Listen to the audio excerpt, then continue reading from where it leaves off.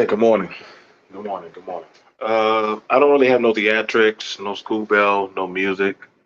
For this one, I rather just actually get um, straight directly to the point. If you're tuning on in, welcome. You're listening to the BMT, BMT, BMT two podcast. You're also listening to that the charity, the realtor podcast. You're also listening to that of the BBN podcast. And everyone in their fair positions. We want to thank all our sponsors and all those who support us. Um, and I want to do the service correctly and honorably in this one. First off, my utmost condolences to the families that have lost three beautiful souls um, this following weekend, and I only could feel that really bothered me when I read that story. When I read that story and watched the news cast of what just happened, and honestly, I'm really hurt that these things are not being properly addressed, and we something has to be done. The Something really does need to be done. I myself, I do believe in that of the right to defend yourself and protect yourself, but this is really getting out of control. And this is not the first time this has happened, especially to Black Americans. This is not the first time this has happened to Black Americans. We already just had the one shooting, a mass shooting at the grocery store.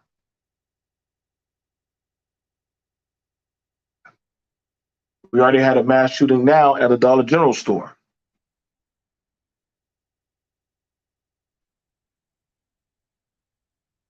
And I'm being realistic with you guys. Uh, yeah, this definitely needs to be actually there actually needs to be something done about that in firearm. I'm actually and I am I know a lot of y'all. Oh, whoa, BMT, no firearm. Listen, dude, no, no. And I'm actually charging. I'm actually acting the right side. Yeah, if you're a black Republican, a black conservative, and you're afraid to talk like this or talk on this, I mean, what's it going to take, man? These are two mass shootings that have happened to black people in America, racially motivated, to bystanders who weren't doing nothing, they weren't bothering nobody. They literally, I mean, I've gone to Dollar General so many times just to go get some snacks, just go get some toiletries, just to go get some food. That was definitely a targeted attack.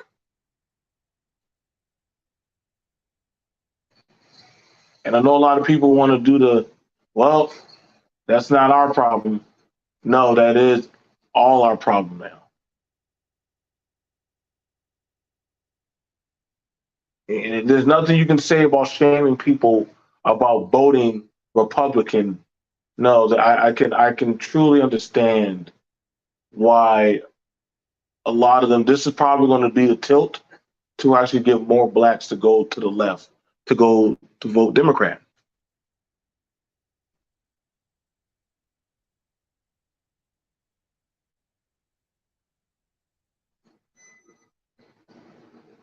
Literally, This is not even too far apart from the shooting at the supermarket. If you are a black Republican and you still want to talk about single mothers, broken family homes, and X, Y, and Z, but you don't want to address this, you're a problem right now, dude. Bernard Raleigh, Queen Mayat, conservative. What other hard press of Amazing Lucas, the whatever kind of twin dude, I forgot their names. Yeah. If y'all don't want to talk about this kind of stuff, hey bro, I mean, I don't know what's your main agenda. Y'all want to talk about fathers, y'all want to talk about Black America, but you don't want to address this, we got a problem. Why isn't anyone now they peep from Officer Tatum? Yeah. Why isn't anyone talking about the little 9-year-old girl killed by a black guy? She was making too much noise outside of her Chicago home. Hang on, let me help you out, dude. Get out of here. Quit trying to disrupt our conversation, dude.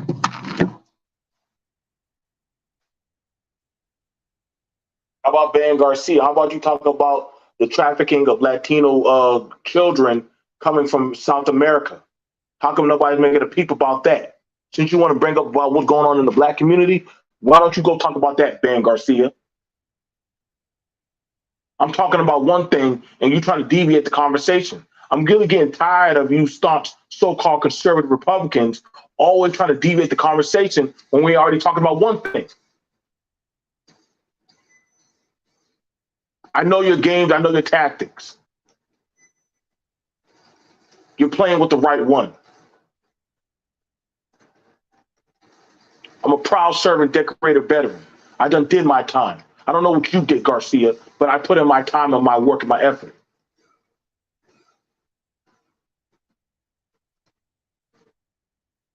Don't deviate my conversation or come in any of my chats with some bullshit. Play with your friends. Play with your kids. Don't play with my time. No, you're right about that, Cyrus. Of course, Tatum is not going to talk about that.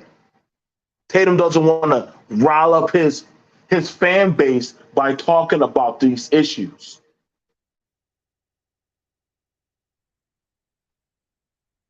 Tatum doesn't want to cause any issues. That will cause a disturbance in the force for them. Because they would have to actually admit that, hey, there's some racially charged motives going on in America against black folks. And listen, man, you can't ignore this. Listen, we can't keep on ignoring this. We cannot ignore this. We can't turn a blind eye. I'm tired of doing the sleight of hand. I'm tired of doing the bullshit games. No. We're talking about this right here. I lived in Florida. I lived in Florida for quite a few years. My kids went to school when there was a mass shooting with that little whatever kid, white boy, whatever kid that went there and shot up his whole school, literally, and nothing happened to him. He actually went home.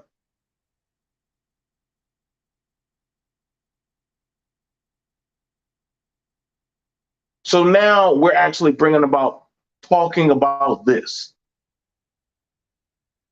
Now we're talking about this. People got a problem. People have a problem with this. Why? What's going on, code breakers? So now I'm definitely stepping to the right wing, the Republican, the conservative. Yeah, I'm definitely calling some names. Bernard Raleigh, if you talk about anything else, but you don't want to talk about this shit, bro, you're a coward. And you can email me, bro. Any of you black Republican men, or you men that like talking about single mothers, that like talking about anything else, but you don't want to address this, we got problems. And I don't mind jumping in your chats. I don't mind jumping on your panels. But I'm gonna say what takes more precedence than three of your own type of people, your own kin people being dropped in cold blood, that you want to always keep bringing up the lesser or the anonymous. Well, let's talk about the Lord thing. I'm not gonna lie, man. Y'all do the business of devils, man. Y'all, if y'all don't want to talk about this, y'all got problems.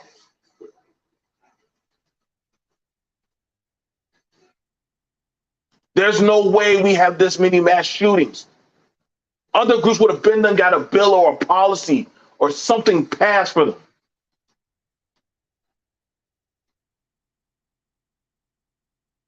I don't want to hear no kumbaya Jesus shit. I don't want to hear no, oh man, well, blacks kill each other. See, y'all always say that dumb shit, bro. It's always that sleight of hand. Never onto straight on the topic.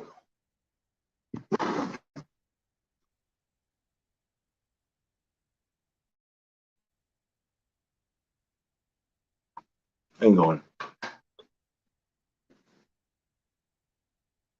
Now look at how the chat. Now notice when I'm trying to talk about the topic, now they're coming at traffic on Latino children.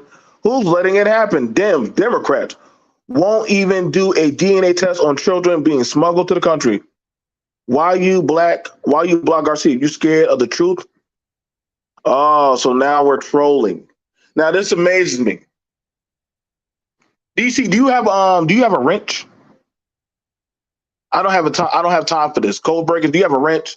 Cyrus, do you have a wrench? Because notice how when I'm actually calling out on the right side for accountability of this topic, men, I got you, bro. I got you. Sadly, you have to play hall monitor. Hang on, let me get you squared away. Let me get you squared away.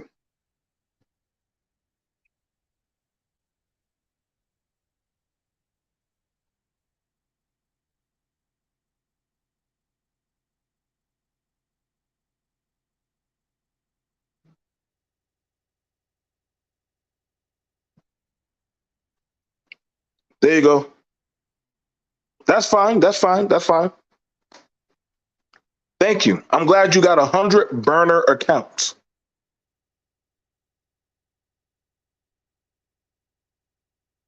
But we want y'all to understand, do you see this of how y'all say talk to other people, talk about accountability, and this is what you got from the right. This is what you get from the right. This is most likely the same guy. This is most likely the same guy. He's fine. But honestly, he's showing y'all how the right cannot be accountable for such acts.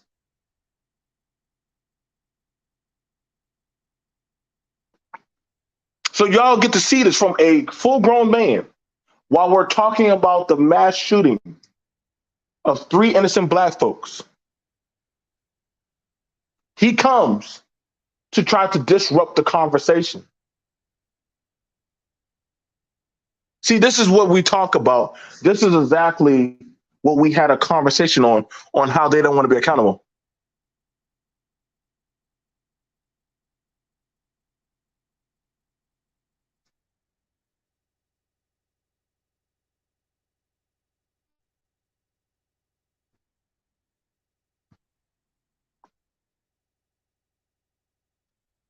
And this is what you get to see. He proves the point right here in the chat. Here we're talking about how men need to actually speak and have a call to action on bringing about the accountability of these type of social atrocities happening to our country and community and black society. And they try to disrupt the conversation. Man comes all the way to our chat to where we're talking about this, to talk about something else.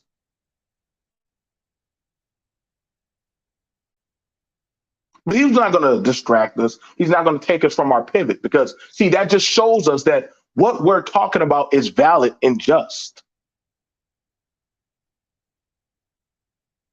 We're talking about 3 lives that were taken. This man probably don't even know who they are. Probably really doesn't even care. So long as I bet you if we were talking about black hate, I bet you we were talking about black excellence, I bet you we were talking about that of families or anything that was actually building, we would have never seen this person, this Garcia, this Theron ever in our chats. He will never come into our political conversations where we're talking about policies, structural building, economic growth, family, fathers and mothers, schools, public transportation. This man will never show up in any of our chats. But we actually get to see a devil in full blossom and full bloom. As we talk about it, see, whenever I try to do good, evil will always show its face and be present. Thank you, Saren, for showing us these are how devils move. Theron, Garcia, whatever the hell you want to call yourself.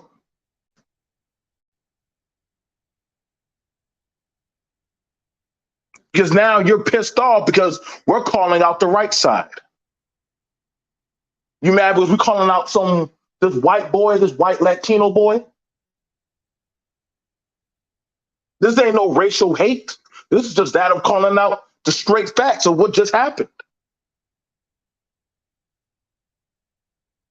And the fact that we're challenging other content creators that, hey, if you can't talk about this, but you want to tell us about the wrongdoings of Black America, but you don't want to call this shit out, you full of shit. You out of pocket. You wrong.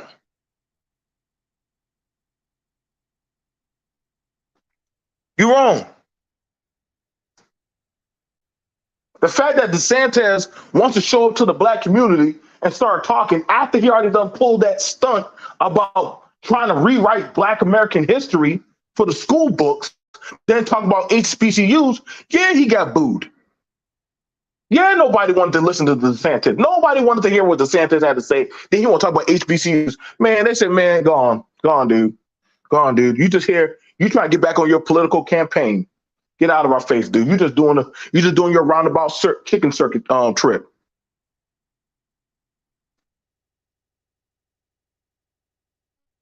Y'all, DeSantis already lost that. Sorry. So I don't even know why he even went down there.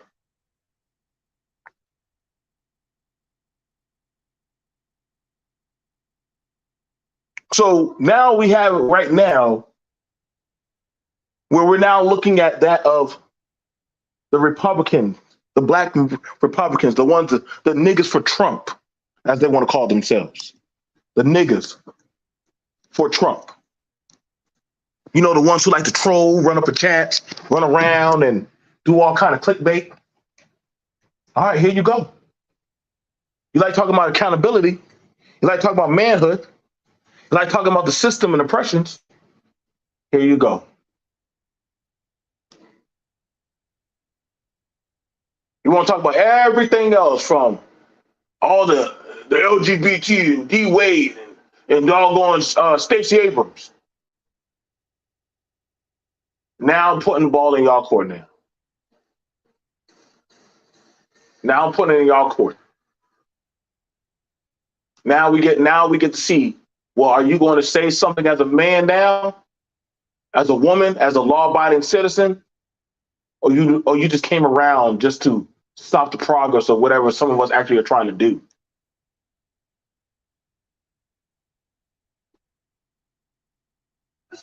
I'm trying to understand why the code breakers said, yo, bro, we gotta have a line in the sand on these conversations, man. We gotta have a line in the sand indeed.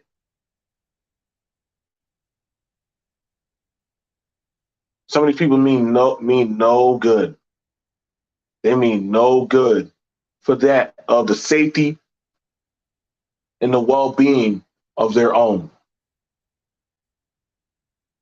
That's crazy. That's madness.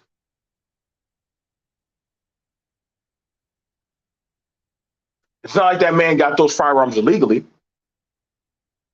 It's not like that man actually stole those. He literally, that evil demon, that devil, who lives with his parents, probably sits online and complains about how the country and the system is unfair and how he was robbed of his birthright, whatever kind of shit that these weirdos talk about. Told his parents he was going to go to a Dollar General store and go kill black folks because he felt that he was unjust, that he was robbed.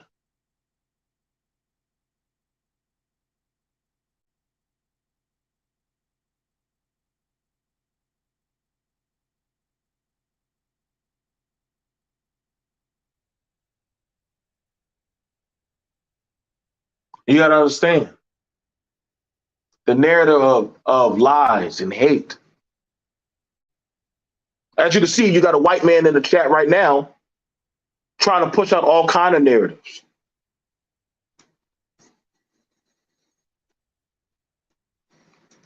Because he's mad that his people are being called out. That's so I want y'all to see just how loyal they are to their own. Y'all get to see how loyal and evil some of these people can be. We're talking about something serious. And to see, the only thing that they can try to go to is what they're programmed to say: Chicago, Chicago, Chicago, Chicago, Chicago. Why don't you talk about Ohio? Why are you talking about those mass shootings and killings that go on out there in Ohio? Oh, right. You know, you're told not to talk about that. Why don't you talk about those suburban mass shootings? You literally got what? There's a court case going on with a white woman, and that her husband is some crazy shit going on, chopping up a boyfriend. Come on, dude. You won't talk about it. They're not programmed to talk about that type of stuff. Because see, then the narrative, which a lot of people already know about them, would actually be put back onto them. Been shown throughout history. When some things don't go right for people, they start to rage and roid and complain about how unfair it is. And see, this way it actually makes it kind of valid when people say that you get to see just how hateful and ignorant that they can be. You get to see it.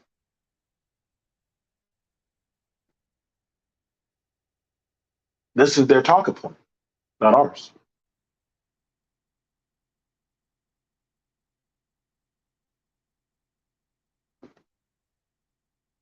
Right. Yeah, exactly. Now they're trying to, and that's crazy. And I gotta give a shout out to Paradox in DC. It amazes me whenever a certain group does an atrocity in society. You ever notice that they always call it mental health? He had mental health issues. Oh my God. He got a beating when he was a child. Oh my God. Mommy never hugged him enough. Daddy should have not drunk no liquor and worked 2 extra hours. Why is that? Why is every time they're brought up or they're called up, they have mommy daddy issues? Somehow that they just can't get right. They just can't get right. For whatever reason, they just have these problems. So I gotta give you somehow y'all Nostradamus that. Y'all saw that coming. Oh, I can't wait for our next meetup. Somehow they got mental health issues. The media is already saying, well, he's mentally challenged, or, he lived with his parents, so he just, he was having a rough day. Wait, so 1 minute, now they can't be accountable for their actions when they commit whole atrocities against that of a group of people?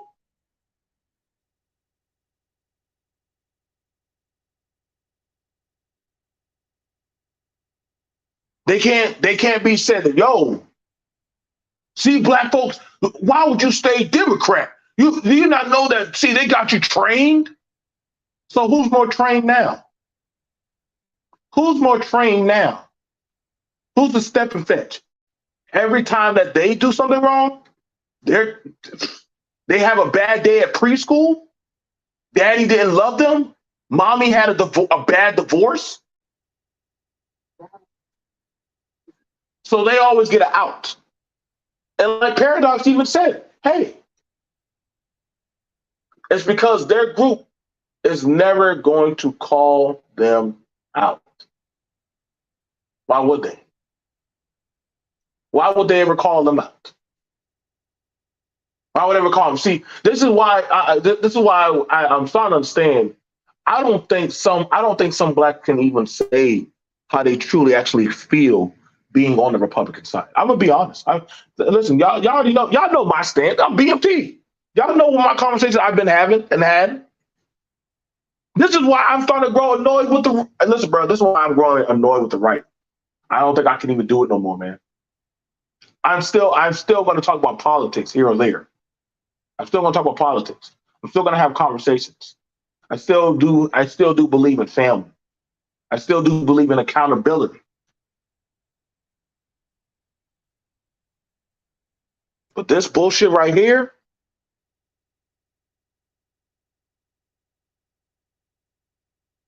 you got a wrench, right, DC? But this right here, no, this ain't it. This ain't it. This ain't it. If y'all like talking about Stacey Abrams so much, how about y'all pivot on to talking about this right now? Pivot on over and talk about this.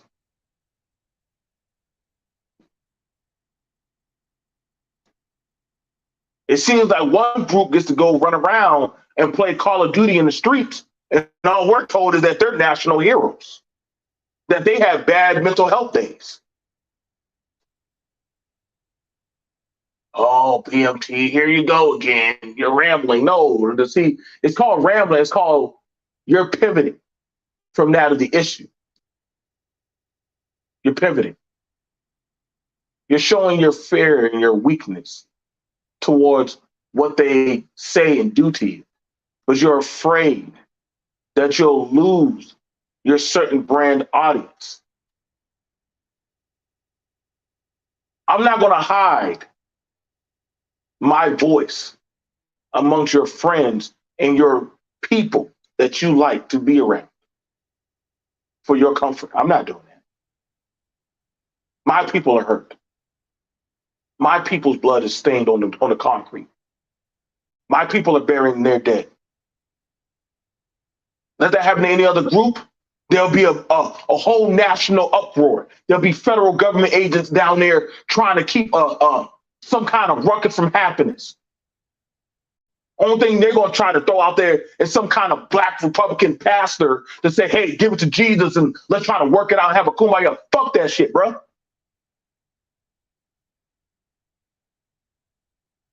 It's the same okie doke play every goddamn time something happens to the black kid. Bring up Chicago. They don't know what they're doing anyway. They kill each other all the time. Every time some atrocity happens to us, there is always a sleight of the hand that, hey, well, maybe if they stop shooting at each other, these things will go away. So tell me, how does a white, fat, hairy kid that lives with his parents at the age of 29 figure that he was doing a just for black people by murdering them? I need one of you hardcore Republicans to give me the information on that.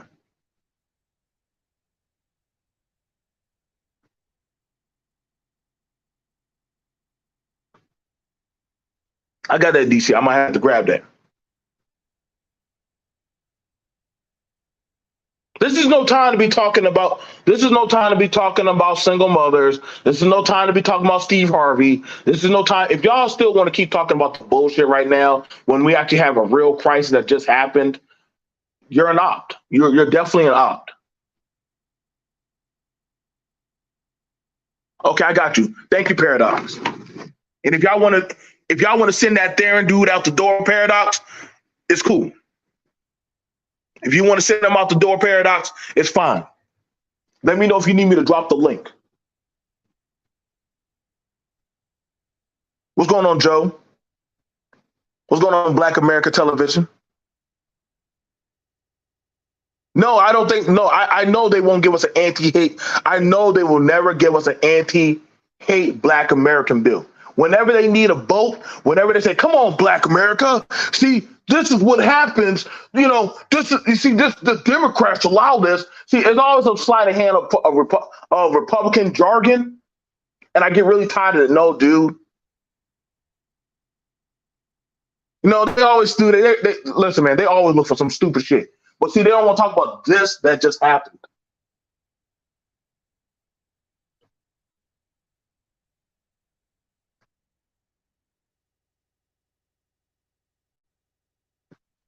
And that's so true.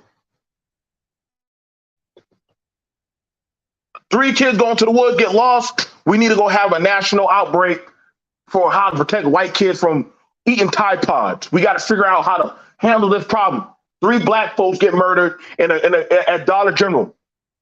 10 black folks get killed in the grocery store. We still have ever had, mind you, we've had more goddamn massive killings done to us in anywhere else in this country. Show me any other minority group that has had more mass killings done to them. Give me the group that has more mass killings that get justified by their own government.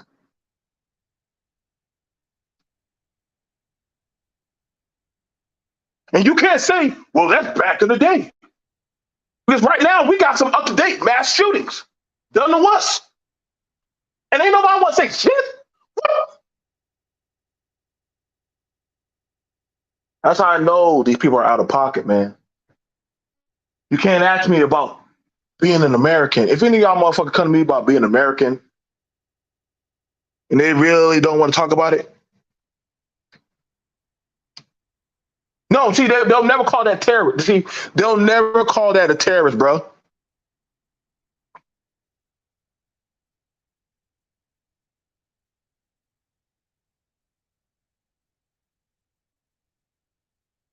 They never, I don't know how they never got the terrorist. See, that's the thing that kind of bothers me. When these mass killings, they talk about foreign terrorists, but they never talk about the domestic terrorists that goes on here in America. They never talk about the domestic terrorism that goes on here in America.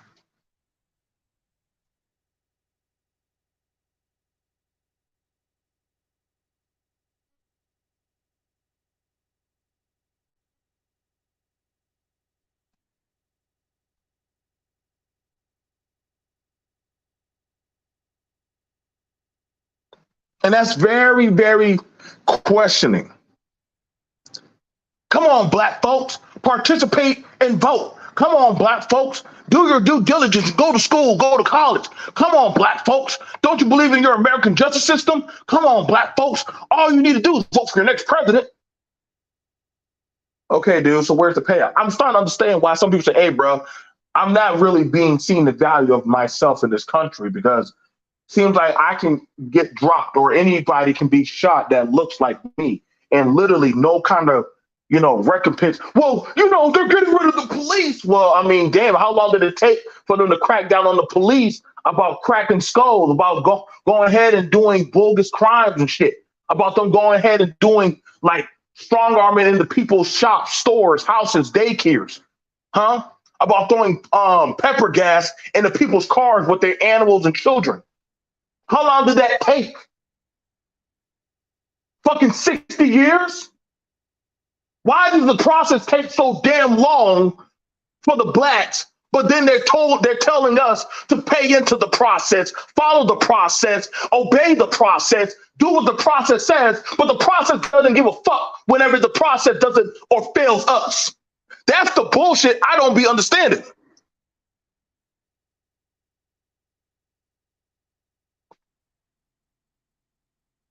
Little Tommy has a bad day, shoots up a school.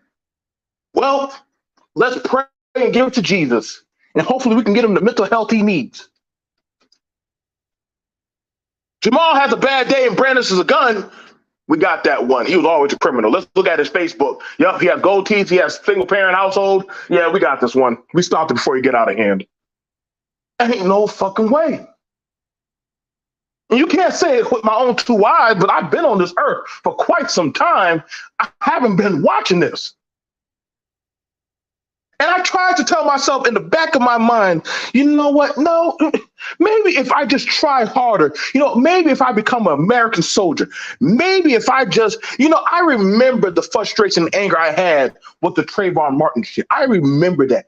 The fact that I saw white America having an auction to buy a gun that was used to kill a black teenager, and it was supposed to be funny.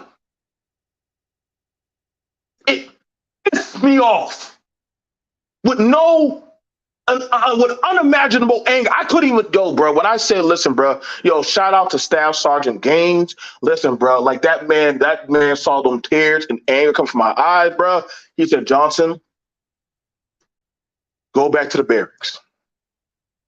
Go back to the barracks. Why does Johnson listen? Go back to the barracks, Johnson. Don't say nothing. Just keep walking there.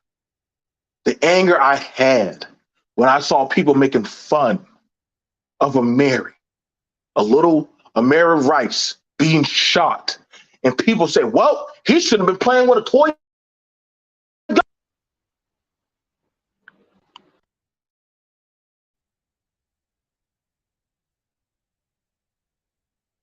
Yep, I sure did. I sure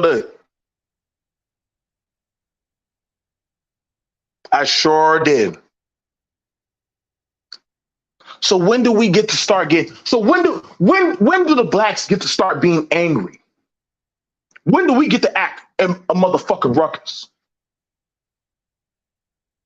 Does it have to be a riot? Does it have to be some type of civil unrest? You get mad any other time we go out marching. So what does it take?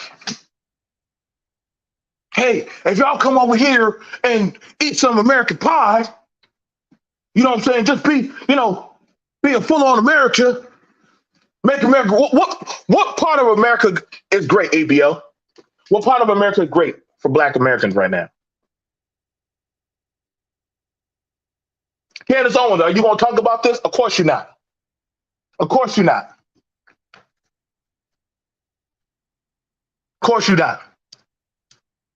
You can't talk about this. See, this is why I question a lot of people who say that they are conservative. I question a lot of them when they say that they actually want to talk about Black issues.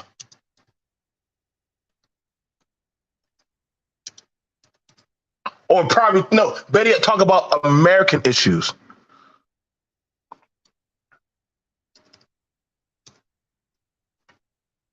Because see, their handlers check them and keep them in line.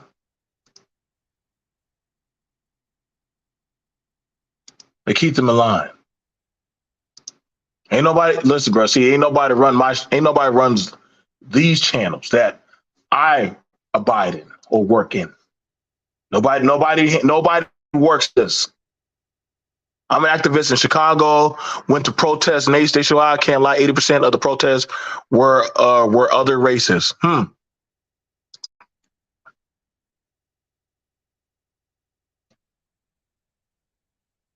Like I said, I done seen enough. Hang on, let me go get onto my other. Let me get on my computer. What's up, Joe? Hang on.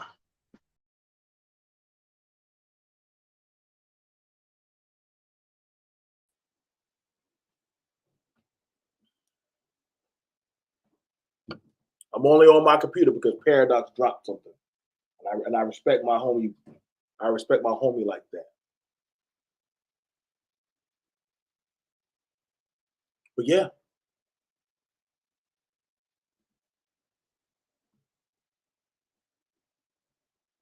But see, the notion of the talking point is, well, guess what? Chicago. Y'all do know that's only a small part of Chicago that's doing that. Y'all must be don't be watching crime TV. Y'all think Chicago bad. Oh, there's some more crazier places in America that don't ever get no play. It ain't the black kids making all the noise. No, they are. They are going to downplay it. They're going to downplay and say, what about Chicago or North Philly? They always do it. See, that's the sleight of hand, stupid shit that a lot of them are trained to do.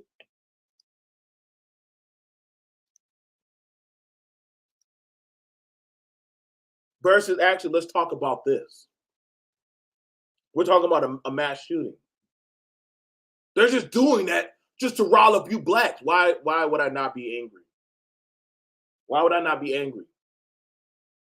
Why would I not be angry that they literally had killed innocent people? You think I've been calling it out on all sides of the board. As long as you can check my resume and my work, I've been calling it out. So I'm well qualified to talk about this. I've been part of Neighborhood Watch, Crime Watch. I've done security for businesses, black businesses predominantly. I taught firearm safety. I'm a proud veteran. I've traveled and defended this country. Yeah, I can definitely talk about this shit. I'm definitely well versed and qualified to talk about it.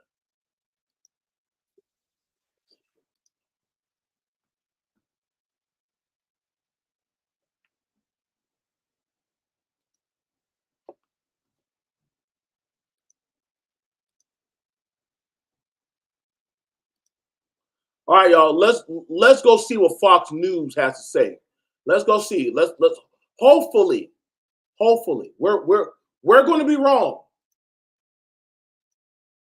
Yo, this Ramsey, this Indian dude, this guy is crazy, y'all. Like I tell you right now, man.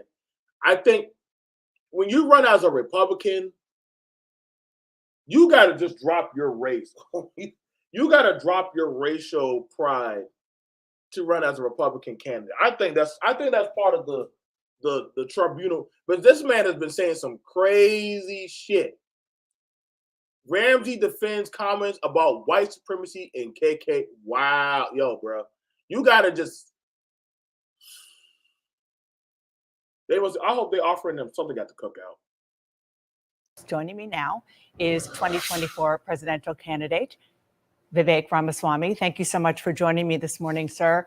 I want to start with what I began the program with, which is this racist shooter killing 3 Black people in Jacksonville yesterday. What is your reaction to the shooting? It is such a tragedy, and my heart goes out to those families. This should not be happening in the United States of America, and it is wrong. The reality is we have a mental health epidemic in this country. There are reports that this particular individual, the perpetrator, was indeed evaluated for mental health deficiencies as well. And I think we need to have the courage in this country to bring back a practice of putting back psychiatrically ill people who pose a risk to their communities into psychiatric institutions, not just drugging them up, but faith-based approaches and other approaches that fill our longing for purpose and meaning in this country. I think it is just a shame that we even have mass shootings like this, be it the one that happened in Florida, be it the recent one, the Nashville shooter in a Christian school, killing 6 in a school. We have to address that mental health epidemic, and we need leaders with the courage to do it. But my heart goes out to those families, and I hope something like this never happens again. Mental health is one aspect of these shootings, and apparently, and we're still learning a lot about what happened. The facts are still coming out. Also, this was very much apparently racially motivated. The sheriff there said point blank that this shooter had manifestos coming, 3 manifestos, and said specifically that he went to this dollar store with the intent of killing Black people. I think that is heinous and deserves to be called out for what it is. The reality is we've created such a racialized culture in this country in the last several years that right as the last few burning embers of racism were burning out, we have a culture in this country largely created by media and establishment and universities and politicians that throw kerosene on that racism. And I can think of no better way to fuel racism in this country than to take something away from other people on the basis of their skin color. I've been saying that for years. And I think that is driving, sadly, a new wave of anti-Black and anti-Hispanic racism in this country. I think the right way forward is if we want to stop hate and discrimination on the basis of race, let's stop discriminating on the basis of race and see what unites us as Americans, because I do not think this kind of racial division and any division is good for us as the United States. I believe that there are a lot of people of color in this country who don't think it was just lasting embers of racism, but that a lot more work had to be done, particularly given the history of the systemic racism in this country with slavery and beyond. I want to ask you about a comment that you made about white supremacy in Iowa on Friday. I've never once encountered that yet. I'm sure the boogeyman white supremacist exists somewhere in America. I've just never met him. Never seen one. Never met one in my life, right? Maybe I'll meet a unicorn sooner. And maybe those exist too. So just because somebody hasn't encountered one doesn't mean that the notion of white supremacy doesn't exist as a threat in America. What do you think goes through the minds of the families of the 3 victims in yesterday's shooting when they hear you say that white supremacy is basically a fantasy? I'm sure they're grieving for their loss, and I don't want to politicize those victims, Dana. This is a very sensitive situation where we should have nothing but foremost respect for those victims and not bring them into partisan politics. But I was responding to a question where someone asked me, what racism have I experienced in recent years? And I answered honestly, most of that racism has come from the modern left. It's happening during the course of this campaign. Kara Swisher calling me Ramaswamy the other day and reveling in making twists of my last name. People effectively reducing me to the color of my skin and my attributes. That comes today from the modern left. But the reality is, do you this is acknowledge, part of though, a that dogma white in this supremacy country. does still exist in the United States? I acknowledge that all forms of racial animus exist in the United States. Jesus Christ, this shit is cringe. Like, I'm gonna have to do a whole study on this shit. Like, what the fuck? Here, Paradox. I'll drop the link for you, bro. I'll drop the link for you, Paradox. Like, listen, man. Listen.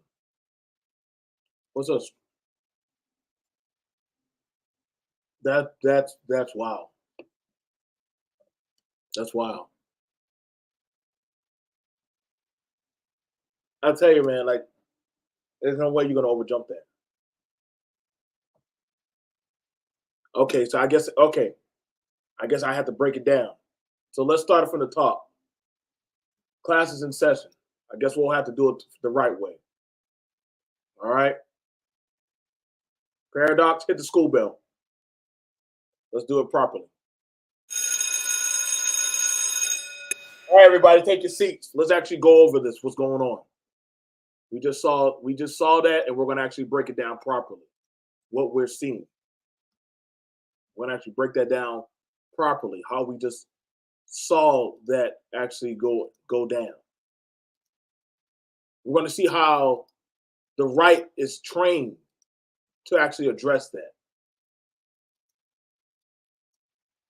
What you're going to have is a candidate from the right that is going to address that of the school shooting and how it should be looked at, how it should be interpreted. Joining me now is 2024 presidential candidate Vivek Ramaswamy. Thank you so much for joining me this morning, sir. I want to start with what I began the program with, which is this racist shooter killing 3 Black people in Jacksonville yesterday. What is your reaction to the shooting? It is such a tragedy, and my heart goes out to those families. This should not be happening in the United States of America, and it is wrong. The reality is we have a mental health epidemic in this country. There are reports that this particular individual, the perpetrator,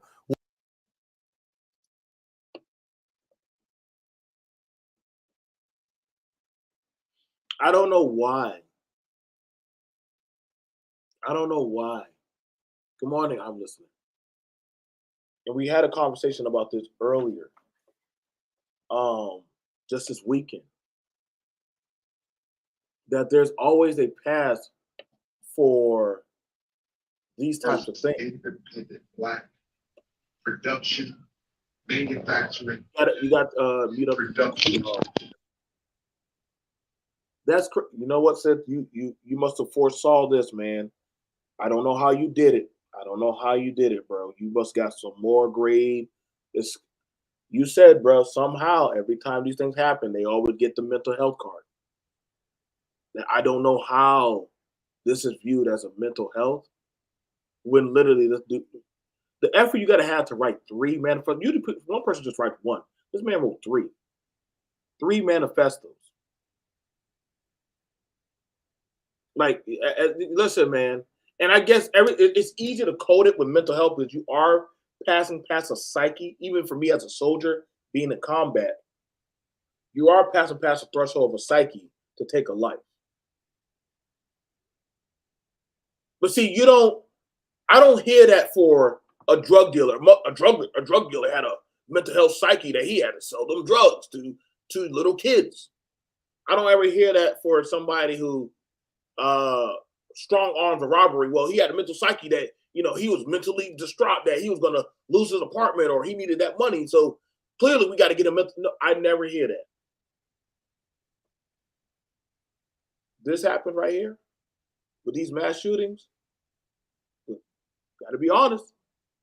This particular group, we always start hearing the story.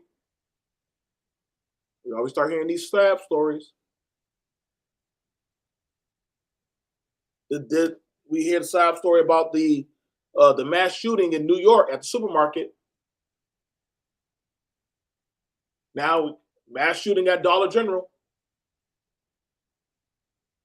What strike do we have to get to? Are we on strike? So we're waiting for strike 3. So what does that have to be?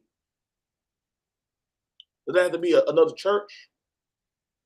Does it have to be the church? Was that a mental health issue too? So literally, we're up to 3 mass shootings for Blacks.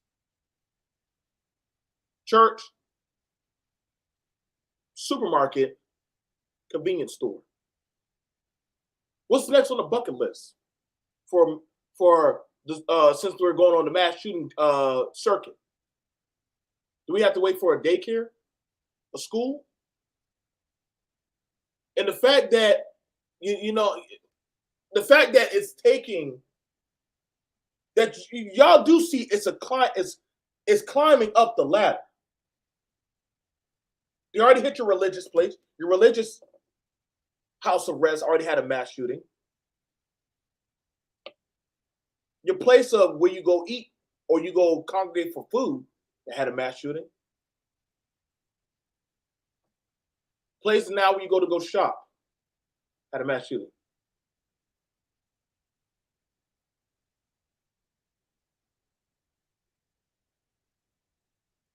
What's next, man? But you keep trying to say, hey, unite. Where the hell is that protection bill? Where's that protection bill for Black folks? Fuck all that. Where's that protection bill? Seth Lord Paradox, what's going on, bro? You got the floor. What's good, man? What's good? Appreciate you bringing me up. Anytime, man. Yeah, man, that video is crazy, man. Let me know when you want me to play it, bro, because this is wild, man. This is wild. Yeah, Ron DeSantis, it's not much better. Listen, bro, I don't think listen, bro. I'm not seeing the shining light for the right. If this guy and DeSantis are like their best shots. That's the best shot. Yeah. Oh, bro, y'all listen, bro. We getting another Democrat president, bro. Hey, that's a fact. Democrat president, man. There's no way, man. Not after what he's saying right now during this, like he can't even. Oh, it's the whole thing is bad. All 10 minutes is bad. Oh, let's keep going for this one. Let's keep going for this one. It's God damn. Was indeed evaluated for mental health deficiencies as well.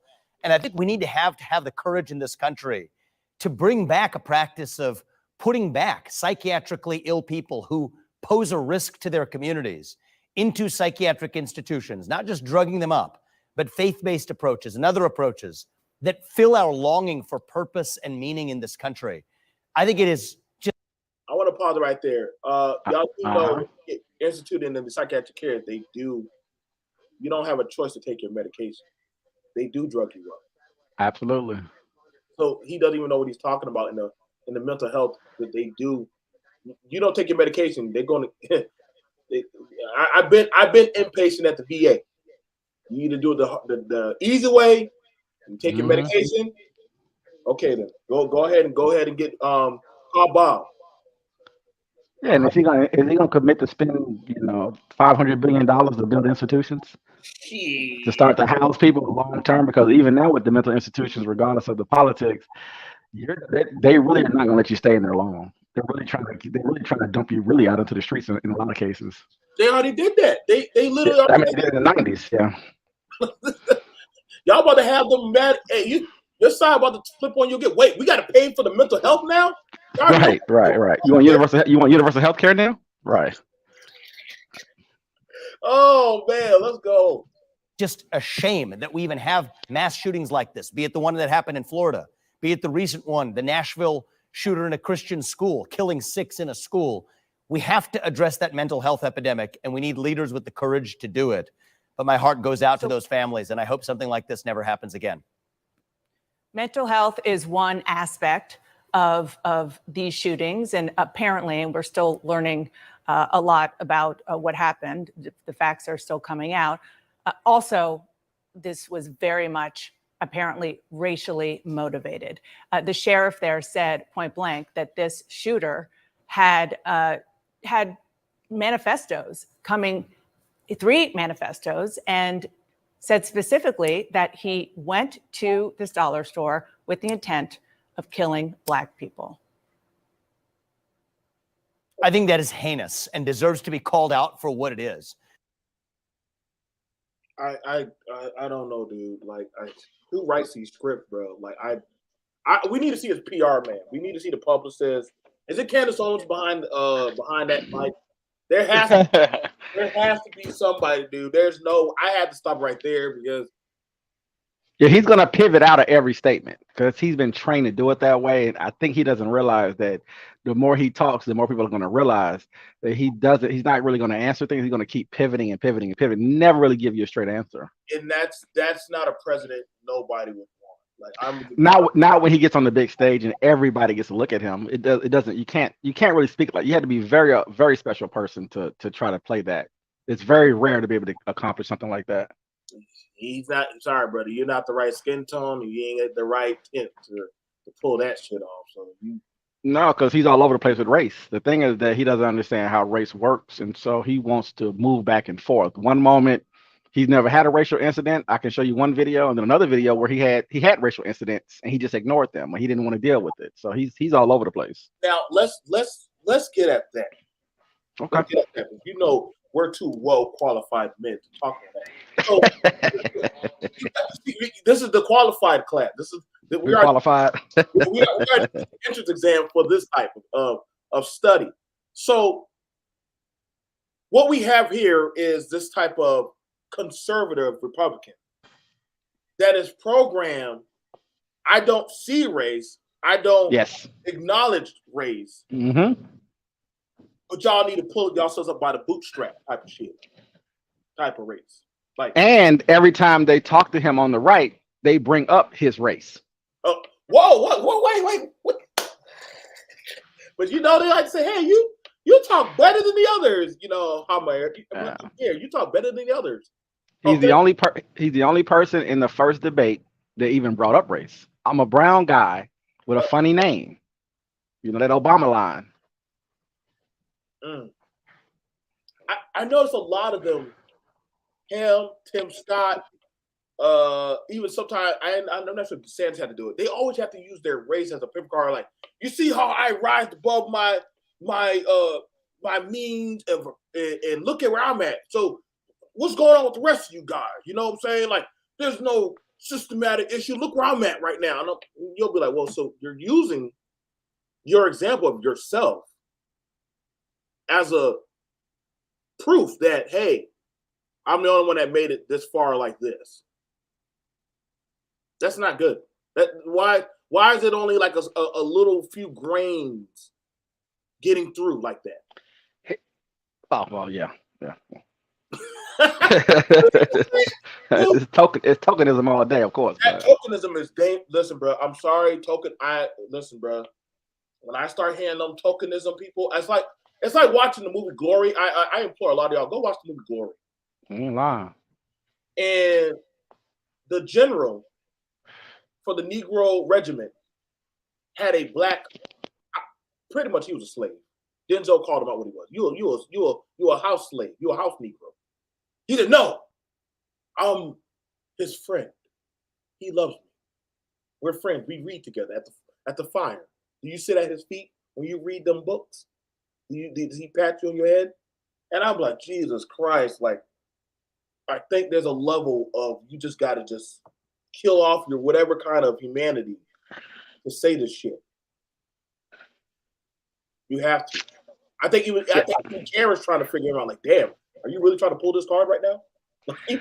Well, the problem with Vivek, I think in the business world, you can probably play the non-racial game, and weave through those things, and because you're making money. But in the political world, when you tell a white person on the right that you don't see race, and I never met a white supremacist before, when you start saying stuff like that, obviously you're dog whistling, but the people who you're talking to know that they're racist. You see what I'm saying? So they know the people who are deceptive, and you're trying to use that. You're trying to align yourself with them, but they know that you're not white. You know, so it can get tricky when you're trying to talk about, well, are you really honest in what you're saying when we are racist and you're telling us that we're not, and we're just going to nod our heads and go with that. It puts you in a sticky situation, I think, when you get on the big stage. Boy, this is rough. You know, because when he wants to talk about history, he'll play that 1776 game, then he gets trapped when someone brings up Jim Crow, when someone brings up the Klan. She's going to say it though, but he's comparing Grand Wizards to black Congress people. What the fuck? Oh my God! Hey, let's continue. And Dana Barrett did a good job on that though. She did a good job. She got his ass. She even blinked. He doesn't study race. He's trying to leverage fantasy versus reality. The fantasy of America being something is one thing, and you can sell that like on a local level maybe, or in a business office, but not in the real world, not in the big American where it's an impossibility. He talking about colorblind meritocracy and stuff like that. I'm like, bro, it's not the world doesn't work like that. The liberals played that game, by the way, and it didn't work, right? Right. Because you have what do you call them? The old liberals. I forget what they call them. Not traditional liberals, but whatever. Those people they're the ones that used to say it all the time. You know, let's try to be colorblind, and they're frustrated that we're talking about race all the time, but you got to deal with the reality that you created. Let's keep it going. Let's keep it going. The reality is we've created such a racialized culture in this country in the last several years that right as the last few burning embers. I just want you to understand it wasn't created in the last several years. It was created. Think about his position on that, right? That's scary. That's an immigrant for you. That's a first generation born in America immigrant conversation. You hear from all colors of people who come from other countries. My parents came over here and they did just fine. What's your problem, Negro? Right. Shit, I was born into the system. Because That's why you would find immigrants, regardless of their skin color. That's why you would find them being what do you call it? Kind of glamored by what he says. They'll be like, "Hey, y'all need to start making excuses." And I'm like, "Well, nigga, you benefited from a goddamn. Let me You tell you benefited something. from the shit. If you find me a Republican, obviously, you know I'm a conservative, obviously, but if you find me a Republican that comes out and says, I want to get rid of race, then we're talking about something there. But if you notice when he's talking, he won't really get to it though, right? Well, let's end all the racial categories. Let's remove whiteness. That get him in trouble. That you trying to sink his ship before he get out the harbor. Of racism we're burning out. We have a culture in this country largely created by media and establishment and universities and politicians that throw kerosene on that racism. And I can think of no better way to fuel racism in this country than to take something away from other people on the basis of their skin color. I've been saying that for years. And I think that is driving, sadly, a new wave of anti-Black and anti-Hispanic racism in this country. I think the right way forward is if we want to stop hate and discrimination on the basis of race, let's stop discriminating on the basis of race and see what unites us as Americans, because I do not think this kind of racial division and any division is good for us as the United States. I believe that there are a lot of people of color in this country who don't think it was just lasting embers of racism, but that a lot more work had to be done, particularly given the history of the systemic racism in this country with slavery and beyond. I want to ask you about a comment that you made. I had a conversation with the first generation African, and he was like, "Why do Black Americans complain about the system?" And I'm like, "Well, how long have you been here?" He said, "Well, my parents came over here." I said, "Well, you're welcome. You're welcome. You're welcome." All the bloodshed. We did all the work. We done got the ass whooping for you. Congratulations. Welcome. You're welcome. I mean, to be fair, where you living in? Oh, you living in the nice suburbs. Mm-hmm. You live in a nice suburb. Congratulations. The nice white suburbs. Yep, you definitely. I know your ass don't live around nowhere. Right. Equal division. Well, they can do something about it. Well, you don't think they haven't tried? You don't think they haven't tried? Have you ever heard of redlining? Redlining's not a thing. What the hell you talk about? Redlining's still been a thing. It's still used today these days. I mean, yeah, it's entrenched in the system. Yeah, you can't get that shit out. Help. Maybe in 1,000 years, but not right now. Not today. Shit, no. Hell, sometimes they got a white. They still call it white flight. I'm in an area that was probably maybe about half and half, non-white and white. And everybody in the area knew that there's another neighborhood, another town that's right next to the area that I'm in, and we saw a pattern starts to happen. The more non-whites moved in, we started to see growth in selling in the area and moving over to the next town. So everybody didn't leave, but about 20% left. And that area is about 95% white. So yeah. When I was in Georgia, I think I was happy. I bought a nice. I really liked that brick home, and I never forgot. Then after that, I told a few other friends that were coming, that were going to be stationed down in Georgia. Hey, they got some good houses out here, and I began to see as more different groups started to come. I started seeing the picket signs of for sale, for sale, for sale, for sale. And I was like, what the fuck? Why are they moving out? I make good money. I turn down my music when I come to the gate, Paradox. I don't speed fast. I do the same thing.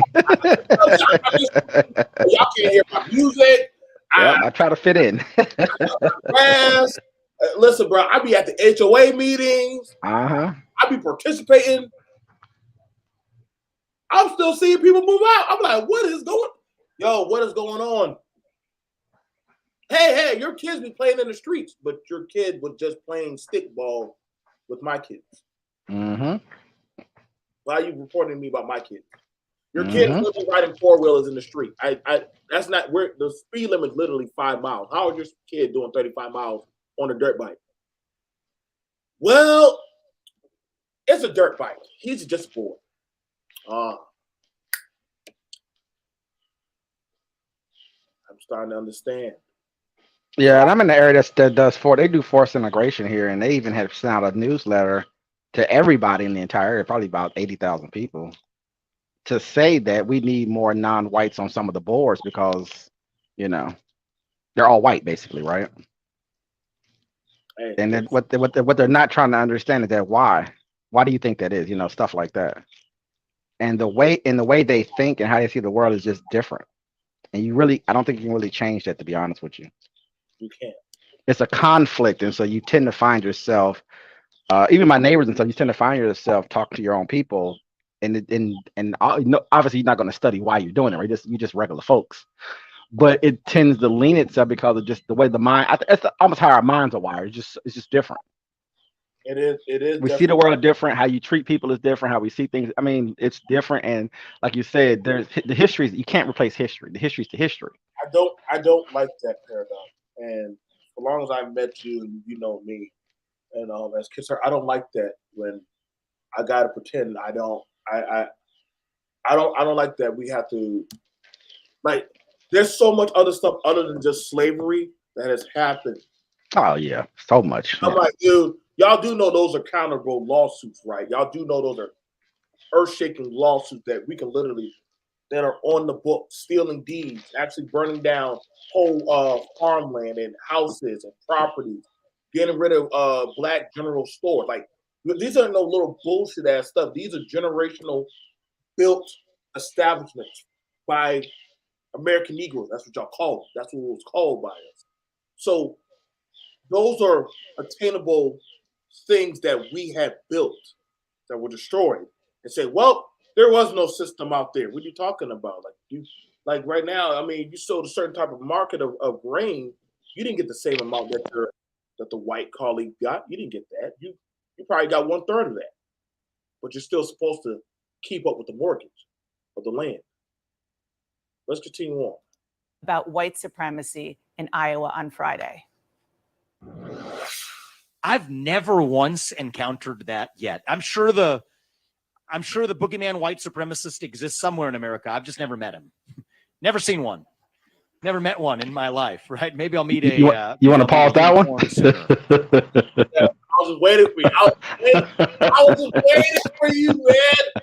Like, holy Jesus Christ. Like, there are so many red flags going on.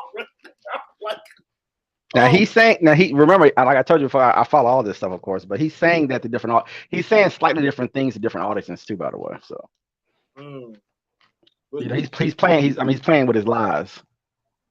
Hey, bro, listen, I love the background. You got the brick, you got the American flag, you got God is real. There are two genders. You got everything.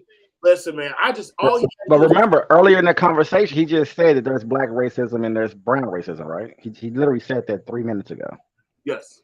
I don't think. And now all of a sudden he hasn't made anything that's right. I mean, it's insanity. I don't think he keeps up with what shit he says. No, he just running off at the mouth. Really, he's looking for trigger points to solidify that I support the right no matter what. And if he doesn't have the skill set to really weave in and out of that position. So he knows if I say it this way, you know, no CRT, no this, no that, then that's gonna make sure that it locks in their brains. I have no space because I'm not white and I'm not black. I have no space. You know what I'm saying? And he's going right in for the gut. He's going right for the kill. And then, like you said, the problem is, well, most white people are racist, if not all. Right? So it's kind of like you're trying to tell people the people who structured the system, the people who implemented the system, it doesn't even make what he said doesn't even make any sense when you think about it. This is even the person he's talking to, by the way. I'm like, if you can't talk about the real issues in front of and see, that's the thing about it. This is why I challenge the candidates, the the ABLs, the Branham Tatum, the Hood Conservatives, all these right-leaning hardcore. They're hired operatives too. So Right, but see, that's the part of this. They want to. It's like they want to sell a car to the black on why it's so good to come over. Yeah. But okay, so you want me? So okay, Betty, you want me to buy a house where? right. You want me to move over there?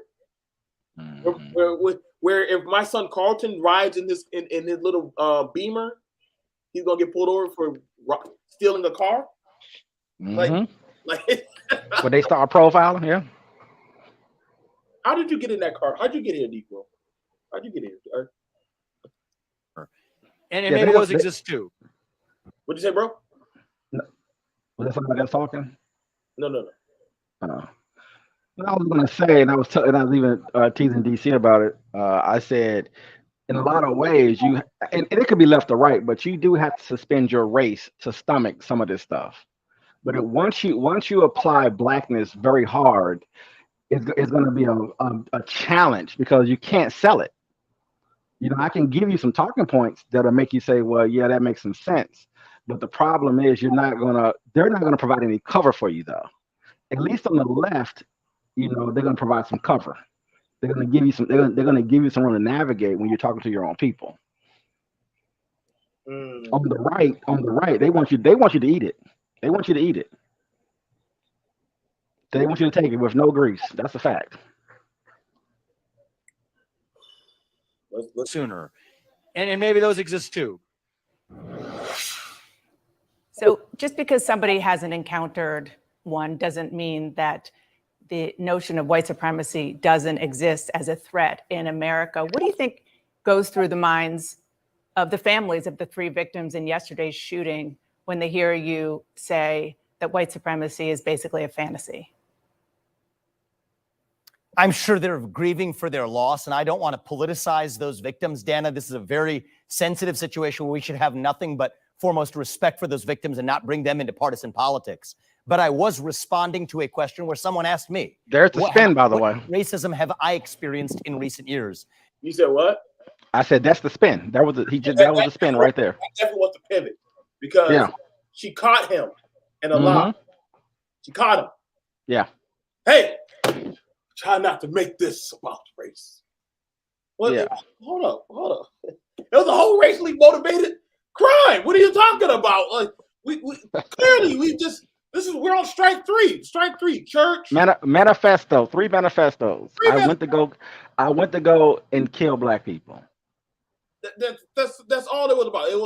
There wasn't much mental health to that. It was right. It's not about black people killing each other. It ain't about crime. It ain't about education. It ain't about what's going. It's none of that. This white boy. No.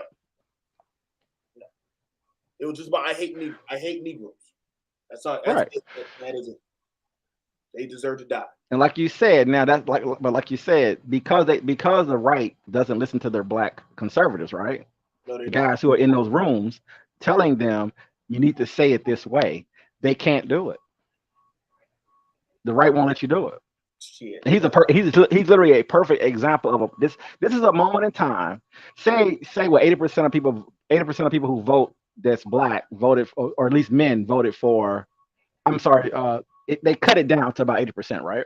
This is your pivot moment, right? To say what you need to say so you can grow that audience.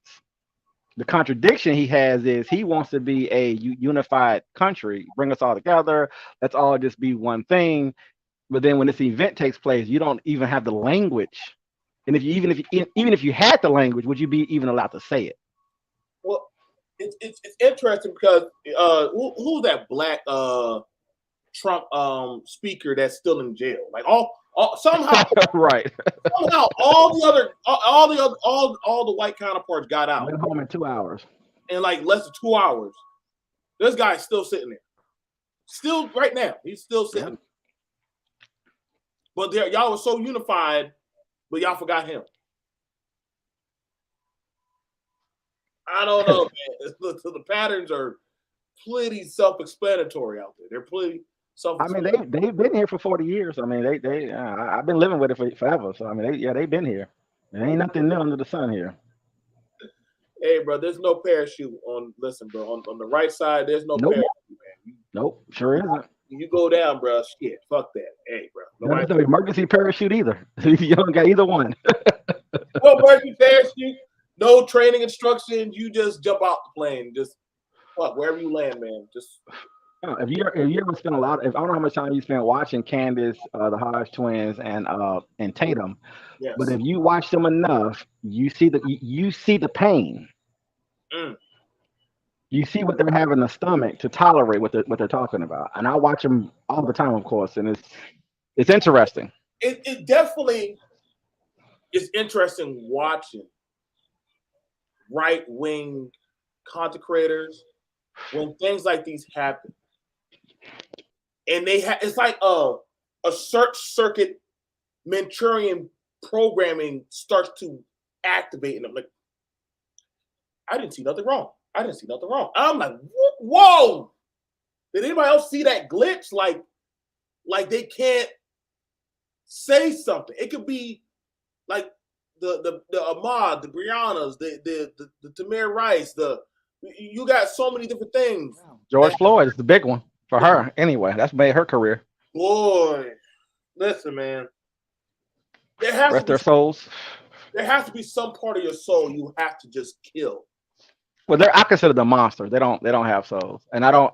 And in the real world, outside of the politics, they shouldn't exist. But in a real sense, so that's my personal opinion about that. Well, like I said, when I had the conversation about the man being choked on the subway, and how that was attacked on by right leaning blacks, that white veteran did a good job.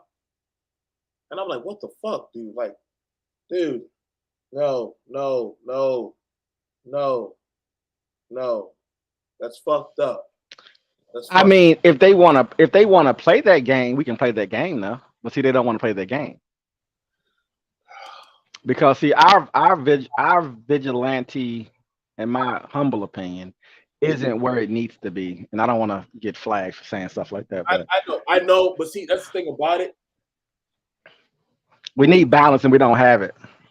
Listen, when the balance starts to shift, I can promise you, y'all not going to be calling us no Frank Castles and Punishers and Warriors of Justice. You're going to be like serial killers and goddamn people that are now starting to know. Y'all don't want that Nat Turner energy, bro. You don't want that Nat Turner energy. It's just it'll bring balance. I know people hate that I say that more of us should vote for Republican because we need to put more pressure on that party. It's an impossibility. It's theoretical, right? It's delusional, and it's complicated, But no different than you having these so-called Nazis, that these white guys who become what do you call it? Radicalized. Yeah.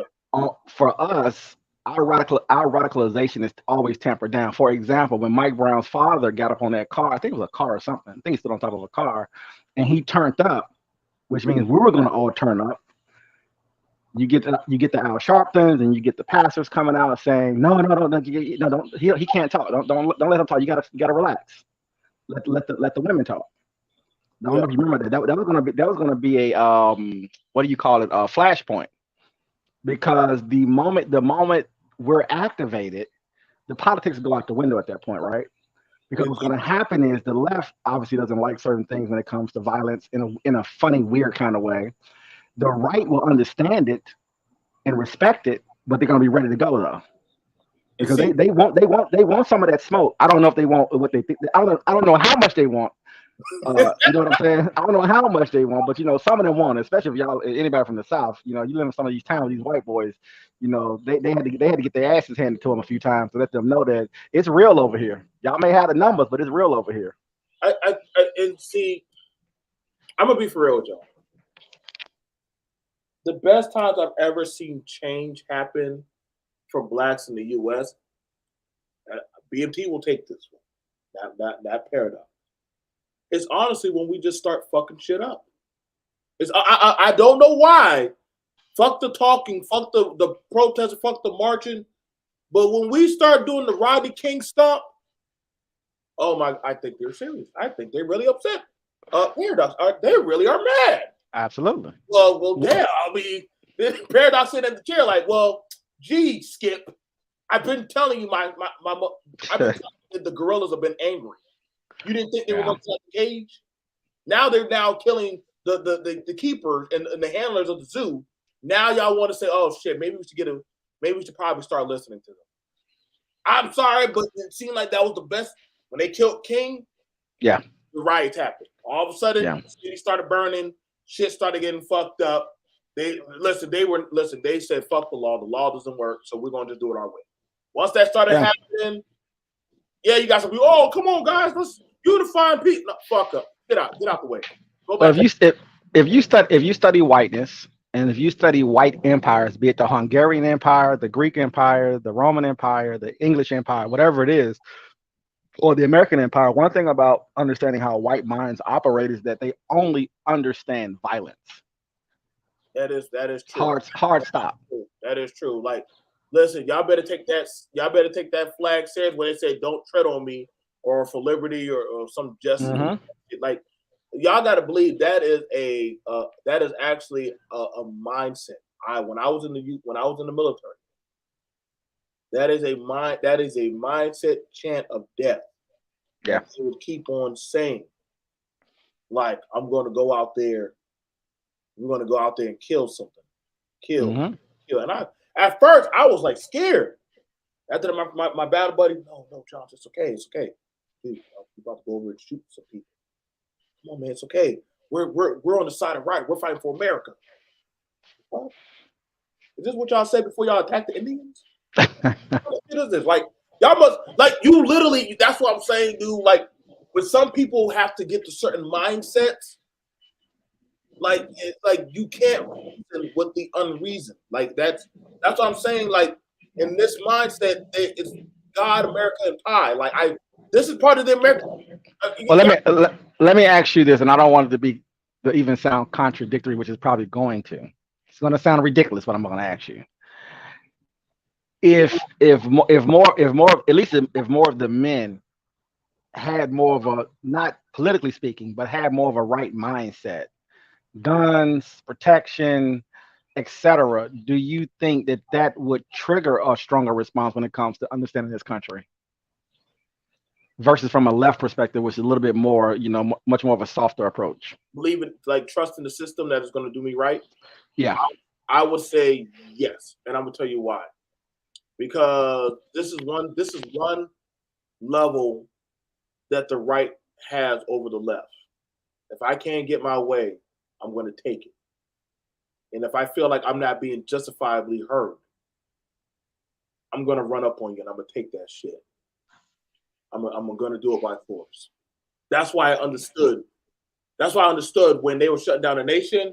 You started seeing all these people pop up out of nowhere wearing military gear, militaries and guns and stuff. And police, did the police get in? Hell no, the police didn't get in their way. They got it. Like, hey, hey Tom, hey Andy, just get out my way. You might get shot. Like, I'm like, oh, that's the right for you. That's the right. They literally implemented their own system right there on the spot. They just did it right there. They were literally talking about kidnapping political people. Hang Mike Pence. That's the type. Could you imagine if one of us said that? What that look like? Oh my God, bro! Our channels would be gone. Bank accounts would have been frozen. Dude, we would have been having SWATs kick through our windows and shit. Like, they would do what North Korea does to their own people, which is, I want all your family. It ain't gonna just be you. We're going after everybody that's related to you. Black Panthers, them families are still on the FBI watch list. They still on the FBI list. Yep. As I'm saying, you can't tell me what group gets to go run up in the nation's capital and all get goddamn probate courts and shit. Like, what? Who gets to pull that? Listen, bro, that would have been black people running up on Tatooine, bro. We would have been getting mowed down, bro. That would have probably been a Star Wars massacre right there, bro. Like, that's why but at that time, every other group should have understood they must got a card that we just don't got. They got. I think because of their history, they are willing to sacrifice individual lives for the whole. And I'm not sure if we are there yet on that level. I'm not sure. We might be, but I'm not sure. We were, but see, when we start talking like that, Yeah. A good majority of us get afraid of that. It's sacrifice. It's tough. Because it's talking about sacrifice. Listen, I'm gonna be honest with you. How white people talk about sacrificing and how black people talk about sacrificing are totally two different levels. It's like it's like a relishment of going to Valhalla or some shit. Like they're going to the next level. Yeah. Black people. Yeah. Come by, yeah, me Lord, come by, yeah.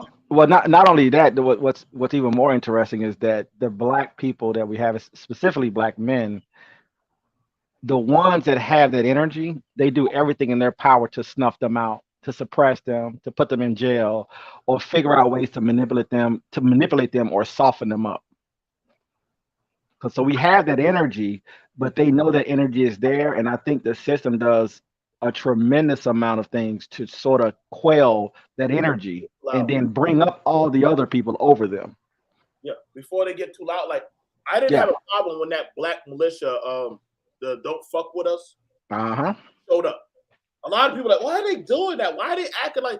I'm like, I don't see a problem. Everybody else got a fucking goddamn group. They all running out there with guns and shit. Why? There's 1,000 white militias in this country that's training every day. So why do you have a problem? That he's like, hey, 1,000. Everybody, they got group. Now they're going around to state to rally up black folks. Like, hey, y'all, we need to start gearing up too. Are they causing a division? Tasia, Jamal, don't listen to him. He's trying to separate you. No, what did he say was wrong? What did he say was wrong? Y'all, I've been down there to the gun range. I'm pretty sure Paradox been down there to the gun range. Y'all must don't see what they talking about. I'm waiting for that one day Jaquarius get out of line. Like you said, I think our if you study the white space, right? Yep. And we talk about sacrifice, we're not talking about individuals, we're talking about groups, right? Within the white society. They're structured in a way to where if sort of the average white guy or the average white woman is just living their lives or whatever, they'll just use them as fodder at the end of the day, right? Yes. That'll be a sacrifice that they have to have, and they can have their lives and live as long as they, you know what I'm saying, enjoy their lives, right? But at the end of the day, there's an undercurrent that rides their reality. Those guys, which everybody knows is there, those guys are the guys, if they need to turn up and sacrifice, they're available to access whenever you need to. So if we as non-white people decide to really turn up in this country, they know that they have animals trained and ready to go. They can play the gun ban game. They can play all this other games that they play, but they know that that's still there at the end of the day. Guys who talk about that, you know, what do they talk about, the blood thing, all the sacrifices and stuff that you know how they talk about all that. You know how they start to romanticize the 1776, the revolution, and you know how they romanticize that, and that kind of runs very deep in those groups.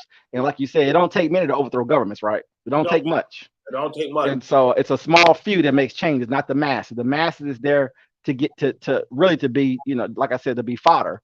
And so I think within our group, I'm not sure how we introduce it. You know what I'm saying? 'Cause like you said, the FBI is there. The FBI know that those guys are here, right? And they let them eat. The moment we stratify it across the country and start to have smaller groups saying, look, we're doing X, Y, and Z. We're training. We're going to stay quiet. We're not talking. We're not here. We're going to just live in our own little worlds. But our worlds is protection. Our worlds is training. You know what I mean? We're always under attack. Is my whole point. But see, you know the thing about it, Paradox, and I want you to understand when they be talking to that anger in white America, they're talking to him. They're talking to the Ryans. They're talking to them. So these guys you see working at GameStop and those places that driving the forklifts and feel pissed off that, hey, you've been cut out of your blessing. Them immigrants and them Negroes are robbing you of your civility. You got to remember when America was great, boy. and you hearing that, and I'm telling you right now, dude. Listen, bro. I'm trying to tell you right now. That last election, I listened. I've been in, like Maurice Delp. I was in your chat when a lot of these guys like this were in your chat. They were in your chat. Look, that's his firearm. That's his firearm right there. Mm-hmm. That don't look like no mental health. Those are the victims. He knew precisely. No, it's not mental. It's right. He was radicalized. It's not mental health. That's not mental health. Y'all gotta. No, he's radicalized. He's a terrorist. All these people mentally. No, Nah. they know what they're doing. I'm getting so tired of that paradox. That We're all mentally ill. We're gonna do that. We're gonna play that game. In that case, shit. You had a bad day with your paycheck. Well, I guess you had a mental. I guess you're mentally off. Roy, you have road rage. You're mentally off. I mean, Right. Everybody gets the card. Everybody gets card. Rather than to say this is just a demon. This is just a monster. This person wrote. Listen, usually I'm like, wait, he wrote 3 manifestos? Oh, hell no. Mm-hmm. This guy knows foot. Listen, bro, the time he put into writing 3 of them, nah, he knew exactly what he was about to do. But now, from a left perspective, do you think that they're being aggressive enough? Because I know their fear, as far as white people on the left, is, well, we don't want black militias. We want to get rid of. We want to get rid of guns. We don't want anyone playing soldier. And so I wonder, where do you find the energy to inject in people to say, your life is in danger. Stop playing yourself. We're going to need some of our guys to sacrifice here and live in a different world and have a different mindset. You know, that prepper mindset. You know how you have those preppers? Yes. You know, more, because those guys are sacrificing. Those guys are living in a fantasy to sacrifice themselves for what they believe the future should be. And if anything goes wrong, I got my guns. I'm here to go to work. Because in talking to, we have fellow left constituents that we talk with, we break bread with. I don't agree with that about why do you need a gun? Yeah. Are you not looking at the time we're in? Like, the fuck? Like, literally, the Paradox has to drive to work through that damn place, and he has to park his car and walk to work. Mm-hmm. Well, if he calls the police, dude, the police won't get to him in like 8 to 10 minutes. He's screwed. The cleanup crew? Call the cleanup crew? Sure. Right. And so there's an unrealistic, because see, what that does is that puts the accountability stick to say, I don't need your system to protect me and mine. No, Joe Biden told you don't. What did Joe Biden say? We have F-16s. What are y'all gonna do with y'all little guns? I'm like, is he threatening the American people? What is he talking about? Didn't we elect you? Like, what kind of country is this? Are you gonna crop bomb? See, y'all, we gotta really get better with these predators, man. Like we can't be leaving the guy with dementia by the goddamn red button, bro. We gotta stop leaving the guy with dementia by the red button. He might think he's calling in his nurse or he's calling in his dog or some shit. We can't be leaving him around that button, bro. But like you said, that's the other thing about information. And again, I don't want to try to project anything, of course, but you can look at European countries, you can look at Western European countries and say, well, the way they have things structured maybe are better for people. They maybe have better outcomes. You can make an argument for that, right? Right. But we don't live in Europe. We live in America. And I do know that when we start talking to, I think, kind of like pro-gun 2A or talk more pro-America, it's convoluted because you're black. And so I can leverage European systems and say, well, we'll let the American military, we'll let the American federal government protect us, which they have done for us historically, right? We would let them do this, so we're willing to give up more of our freedoms because we didn't even have any freedoms. But from the right, especially the far right, they're like, no, we believe in the Constitution. We don't want a government. We don't want anything. We don't want your own, survive on your own type. Even though they didn't really do that in reality, of course. But sort of the mindset of that. I don't know if many of us are in any spaces ever to even think in that kind of way. Well, to where we look at it as our country, freedom, independence, your own, you're doing your own, you know what I'm saying? Let the government handle it, let the cops handle it, etc. I don't, it's even though we don't get protected, that's why it's such a weird situation, Well, see, or we don't feel protected. I should say it that way. That's why I said, earlier I said, listen, has there ever been a time where as much atrocities done happen to the blacks, there's ever been a bill of protection given? No, we should be the most armed people in the country and the most paranoid. Listen, but I think y'all are hyper conflating, or y'all don't ever talk about what goes on in Chicago. You don't ever talk about. I'm like, come on, man. But Chicago's the perfect example of what I'm talking about. They're not protected by the government, so it's lawlessness. But if they had a mindset of this is not going to happen over here, maybe it's a different environment. Maybe, theoretically speaking. Well, see, but when criminals know they can do whatever they want to do, you can run propaganda on the left and the right against a place like Chicago because you know that I don't have the mindset, right? And you're not really going to protect me. You're going to play some games with that, not fund things correctly, not really set up true protection and play a little bit of games with me on that stuff. But I don't have a mindset in any of these spaces to say, you know what? I'm just going to start shooting all the drug dealers. I don't care if they're my cousin or not.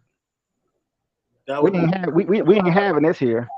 I don't care about the state government. I don't care about the federal government. This is my country, and they're ruining it for me, and I'm putting them down. That mindset is you can't. I think it's very difficult to introduce that kind of thinking. See, I look at it as, but that in my world of RoboCop, that would be a utopia. When they I'm sorry, y'all gonna think I'm pretty dark down that path, but see.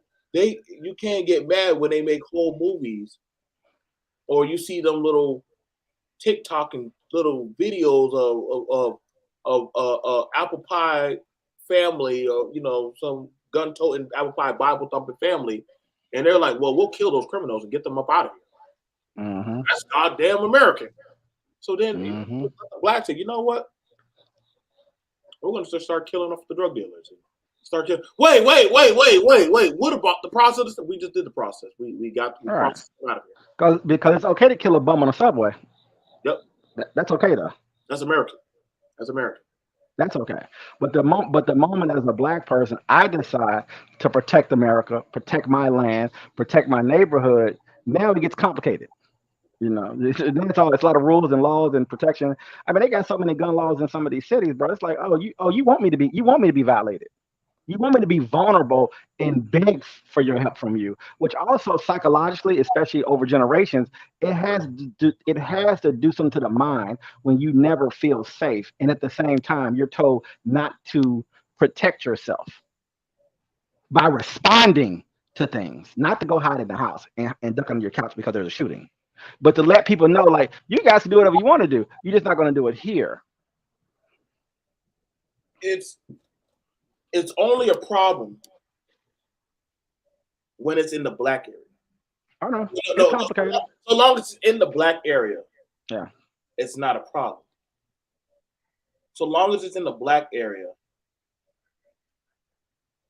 but bring that shit over here. You see, whenever they talk about injustices, they never ever go over to the hood. They go to the nice suburban area where it's safe. You know what I'm saying? I'm like, what the fuck y'all doing? Shit. Go over there and tell that Arius and all that. Go tell them to get to you see you're not. These so-called hardcore militias, they don't ever go they don't ever go over there and deal with the threat. They won't let me and you just go ahead and get them out of it. No. But I'm like, no, that justice system that y'all got, somehow that dope dealer, he keep beating y'all goddamn process. For some reason. I don't know how the fuck he can get out. He done beat.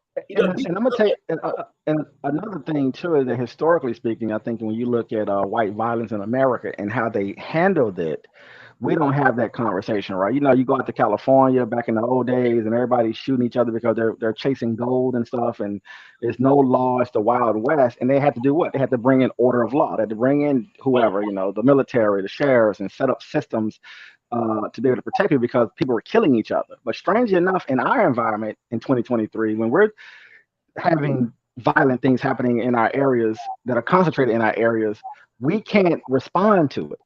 And that's why it will perpetuate itself. because I want to respond to it. And then, okay, so now y'all see us that we're at war. Then, let's bring in order of law then. But the citizens who are legal, who are following all the rules, they're going to respond to those violent people who are breaking all the rules. And then once those interactions start to take place, it would probably force the federal government and state government to get more involved. Maybe. No, but see, here's the thing about it.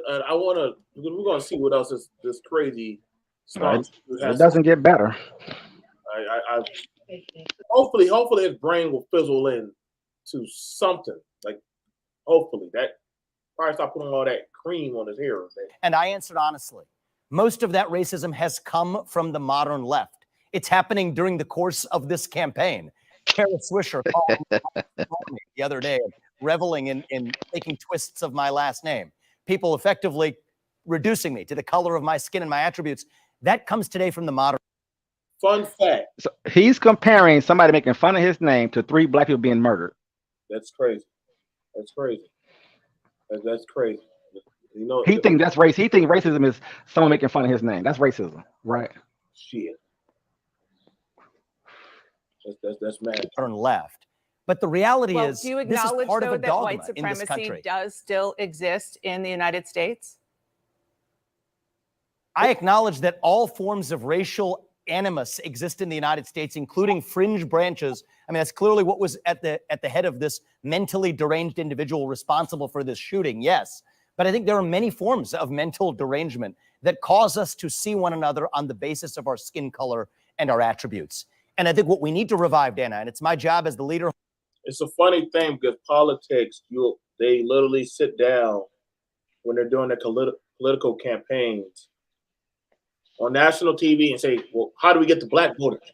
How do we get the Latin voters? How do we get the Asian voters? Well, hold the fuck up. You literally. The Jewish vote, how do we get the woman vote, all of it. So wait. So when y'all talk about how do we get, you're not saying how do we get the American vote. You're literally saying how do we get the black vote?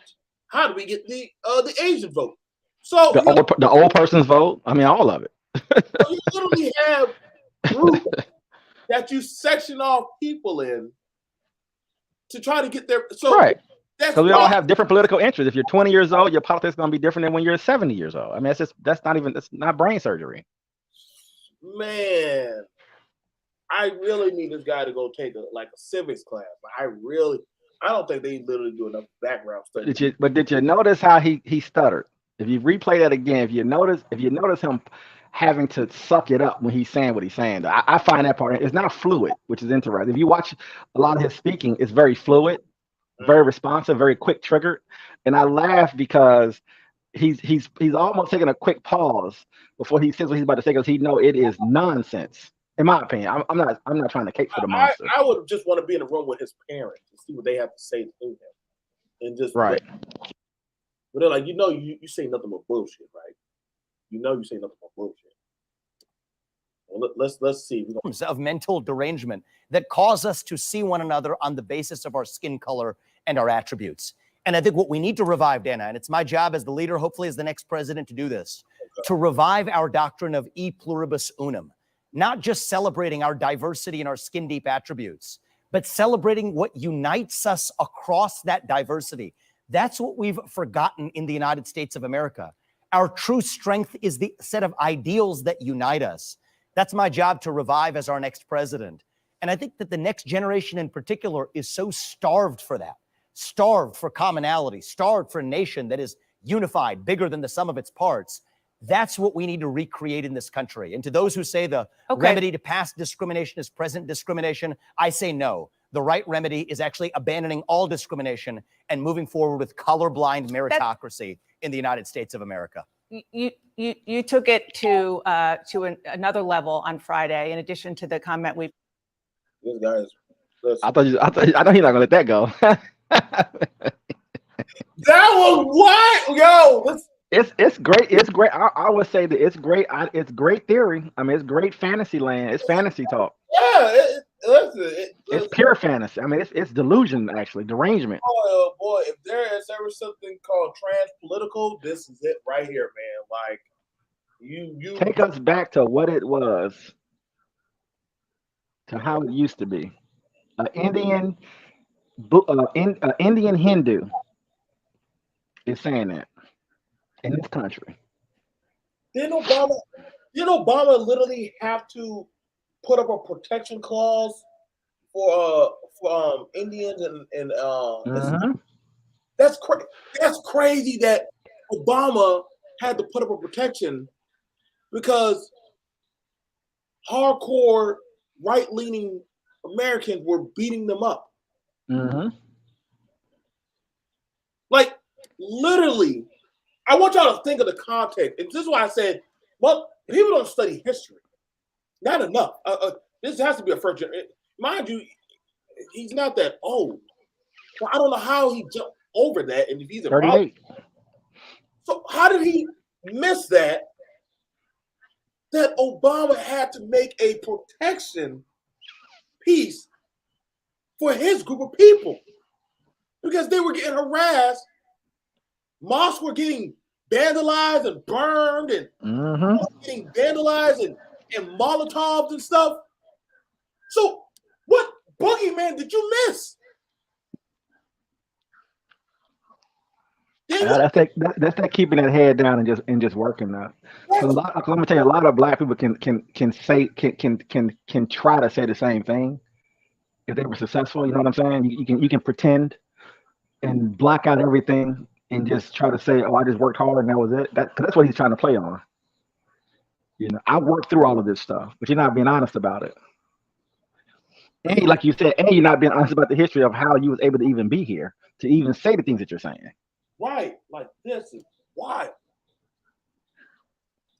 Played, you took issue with comments from Congresswoman Ayanna Pressley. She reportedly said, quote, "We don't need any more brown faces that don't want to be a brown voice. About that, you said, "These are the words of the modern grand wizards of the modern KKK." You know, I'm sure the KKK was responsible for more than a century's worth of horrific lynchings, rapes, murders of Black people. How in any way are the views you're talking about comparable to the views and atrocities committed by the KKK? It's that name shit again. Before we even start, it's that my name, somebody teased me about my name compared to 3 blacks dying. A colored person said, "You don't speak for colored people." I wanted him to say, "Don't call me brown," because he's it's weird that he's living a colored person's life. This woman just called you brown. If you want everything to go away, why wouldn't you just address her right at that moment and say, "Yeah, I don't do that. You know, don't categorize me as a brown person." Because once he makes that statement, then the people on the right is going to do what? Oh, you notice how he let that go? Well, as a brown person, oh, Indians are brown people now. That's their classification. They like them grants at the HBCUs and shit. Yeah, for sure. I said, as the Grand Wizards of the KKK would be proud of what they would hear her say, because there's nothing more racist than saying that your skin color predicts something about the content of your viewpoints. You didn't just say they would be proud. You said these are the words of the modern Grand Wizards of the modern KKK. It is the same spirit. You're right about that, Dana. I think it is the same spirit to say that I can look at you and based on just your skin color, that I know something about the content of your character, that I know something about the content of the viewpoints you're allowed to express. For Ayanna Pressley to tell me that because of my skin color, I can't express my views, that is wrong. It is divisive. It is driving hate in this country. This is dividing our country to a breaking point. That is a debate that is based on nonviolent discussion. That you just said you're using rhetoric, which she said she's using rhetoric. That's one thing. And another thing is to say that she represents and she is a modern version of a KKK, which, as you know, I don't got no words for this man. If ever there was a time, listen, I don't know how any Black person could vote for him. I don't even know how any Pakistani, any Arab person can vote for him. I mean, unless they are just that hard pressed race loyal, But it looked like he probably will fuck them over hard. Yeah, he digging himself a hole. He just, I don't know if he realizes it or not. He think, like I Listen, say, living in fantasy. Like I mean, shit. Right now, you're making Iliamar and AOC make sense right now. Mm-hmm. That's scary. You're making those three women. You're making those three radical left women make sense. They're like, oh yes, we got to get in the room with this guy. I just want to throw all four of them in the same room and just see the conversation that they would have About their treatment, about the reality of America. Right. I because at some point he's comparing a woman that said, "Hey, dude, and here's the thing about it, where I want you to understand where I understood the message of the context where the person said, the woman said, "Hey, are you a speaker for your people? Mm-hmm. They elected you." That's not wrong to say, because you know what I'm saying, certain groups elect their class of people to speak for what they want. She said, well, you're a brown person. She didn't call you you a hajib, or she didn't call Right, a towel head or something. Right. none of that. She said, you're a brown person. Mm-hmm. So I feel like as us as black men, when we see a black politician, we're like, hey man, you don't do a good job representing black people, or you know what I'm saying? Like, hey, like, Mm-hmm. you know what? Hey, that bill you just passed, man, that's not really helping us. Mm-hmm. Like people do that. Why do you think they felt like Donald Trump was the next coming of Jesus Christ for some of them? Mm-hmm. Oh God, he cares about us Americans, especially us white middle class Americans and poor Americans. Mm-hmm. Without having to say what you just said. Yep, that's what they felt. Though he's never lived your life, never ever walked amongst y'all, but they Silver spoon. Silver spoon the whole way through. Whole way through. Yet they felt a connection to him. It's the same pressure on Ron, because I am surprised that if you're a Republican, that because the people who are on the far right, obviously they can't say anything, obviously on television. But I'm still surprised that even Ron came out and made comments about it, just because of how hard right he is. So he's feeling the pressure from a racial perspective that he has to address some of this stuff. So there clearly is some energy there around race. Well, he would have just ignored it, and they would have turned Florida upside down. So I think he must have had some phone calls with somebody and said, "You're gonna have to say something," because he wasn't gonna say anything.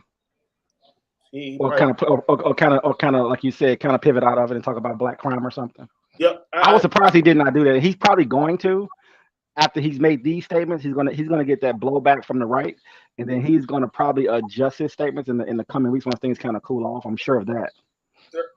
They're gonna have to take him and train him on how to deal with these type of conversations, because other political candidates are going to come at him about this. Well, you would motivate black people to vote more. You would the same thing with George Bush. I mean, once you do Katrina, bruh. Once you do Katrina and the way you behaved with it is gonna make your life a lot harder. Because to assume that we don't have power in politics is insane, right? Even from a rights perspective. Let's see what else is crazy. Was dedicated to the subjugation and violence against Black people. How on earth is she a modern grand wizard let's be intellectually of that honest. kind of organization? Let's be intellectually honest and get to the heart of what this debate ought to be about.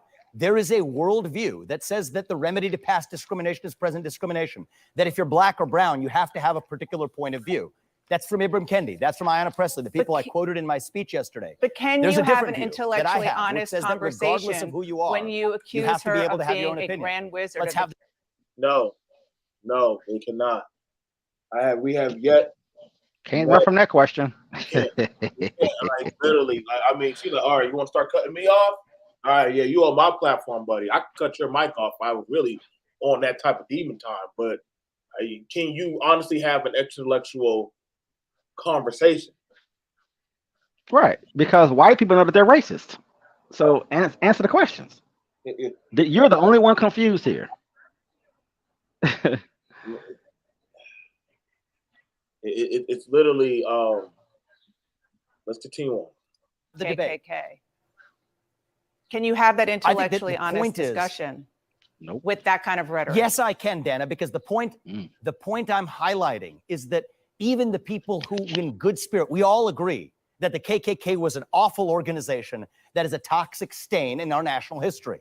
So given that we can start from that point of agreement, now that allows us to say, well, who actually sounds more like that organization today? The people who are calling for more racial discrimination on the basis of skin color. So yes, I think that is an But it's not intellectually about useful starting point sounding for a provocative discussion The that whole- we need to have in this The country. whole point is And I the think that- I think the KKK reality, wasn't Dana, just is about we rhetoric. have to speak They openly. in this lynched country. Let me say people. this They real quick. murdered. Go ahead, bro. He's very slick. He's talking about white discrimination. I just don't know why he don't have the balls just to say it. So, but see, here's the thing about it. See, then, if you want to talk about white discrimination, Yeah, that's what he's talking about. That's the movement on the right. But see- Is white people are being racist, being racism and discrimination is now towards white people. That's the argument from the right. A hard argument from the right. but if he has to admit to that, then you have to admit that there is Right. racism. Right. So you can't. It's like your dad told you don't ride your bike out. You sneak and ride your bike and break your arm. At some point, you got to show your dad your arm, that you got a broken arm. How did you get the broken arm? Well, you want to say it, but you can't say it because then you have to admit that it's a thing. You have to admit Absolutely. it's a thing. You don't like it that the minority group is doing it on a smaller micro scale of discriminating against white people. This is why they feel like, hey, reverse racism versus something that has been done systematically and implemented into a system that you had to go get laws for. Mm-hmm. Keyword, you had to go get laws for that level of racism. So then you would have to acknowledge, okay, so how do you acknowledge these laws that had to get passed because of this? How do you acknowledge this for these kids to be allowed to go to school and have an actual education, to actually have a sustainable way of life? You would have to acknowledge that there was a system set up to prevent that. 13th, 14th, 15th Amendments, Civil Rights Act, Housing Act, on and on and on. So if you can't, so how do you want to be the president, but you can't? And see, that's where the Republicans are losing at. They can't. It's like they want to jump over history to say, hey, let's just unite. Well, nigga, why the hell do we need these laws? If we're so united, why do we need these laws to keep y'all in check? Yeah. And they from a rights perspective, as far as what I look at, they are pumping out what he just said. That is a hard position. They're using a lot of data with like not needing SAT scores, getting certain schools, and the kids who have perfect SAT scores who happen to be white, they're not being allowed to go to Harvard, and they're running so much information on white discrimination, which they're not calling it that, of course. Right. Like I said, man. People, they raped people, they burned their homes. And that was wrong. Simply That was because obviously wrong. Wrong. Okay, Obvious, so wrong. again, that is obviously a wrong if you thing want to for have them an to have done. intellectual Absolutely. discussion, Listen, she keeps trying to say, listen, dude, you keep cutting me off. His strongest word to us being lynched, hung, burnt down, destroyed neighborhoods, bombed neighborhoods, it's just wrong. That's just wrong. The energy, see, that's how you know that it's not honest, obviously, right? Where's the energy at? It's not nothing. The only thing he can say that's wrong. It's by far past wrong. It's way past that. You have white people who live right now who was a part of those things, who did those things, who are still alive now, who still haven't been convicted or investigated for that matter. Hell, some of them are still in seats. Yes, That literally, hey, is that you in that picture? absolutely. Well, that was my heyday. I was just having fun. Right? Mm-hmm. Jerry Jones. Jerry Jones. I don't know how that stadium is still open. I'm like, hold on, bro. Y'all ain't sitting this dude out the chair. Like, come on, man. Like, it's clearly. That's why politics and business is complicated when it comes to race. That's why it's complicated. Because when you go into an office building, especially if it's a mostly white office building, you're gonna have to suspend your race to operate. I don't care what nobody says. The moment you have to express yourself of who you are, conflicts will ensue, and they will do everything they can to get you up out of there. Because they know what it is. And that's why, like you said, that's why they're calling it reverse racism or calling it discrimination against white people. Because they know what it is. For you to get what you have gotten up until this point, regardless if you're left or right, it's because of mistreating black people. So you know for a fact, if you adjust those laws and we get more access to power, you're gonna feel mistreated, even if you are not. But you're gonna feel it though. And we're talking about 1%, 2%, 3% shifts, by the way, not 15 or 20% shifts. Think about that.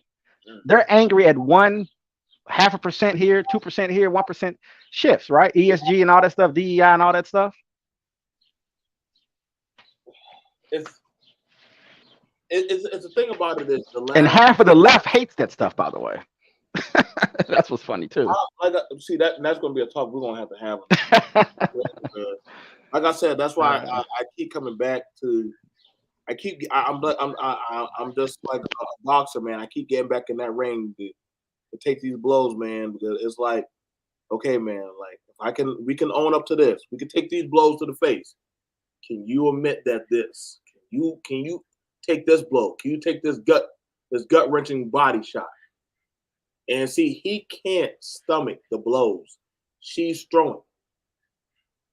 He cannot intellectually, just like a lot of black Republicans that join on.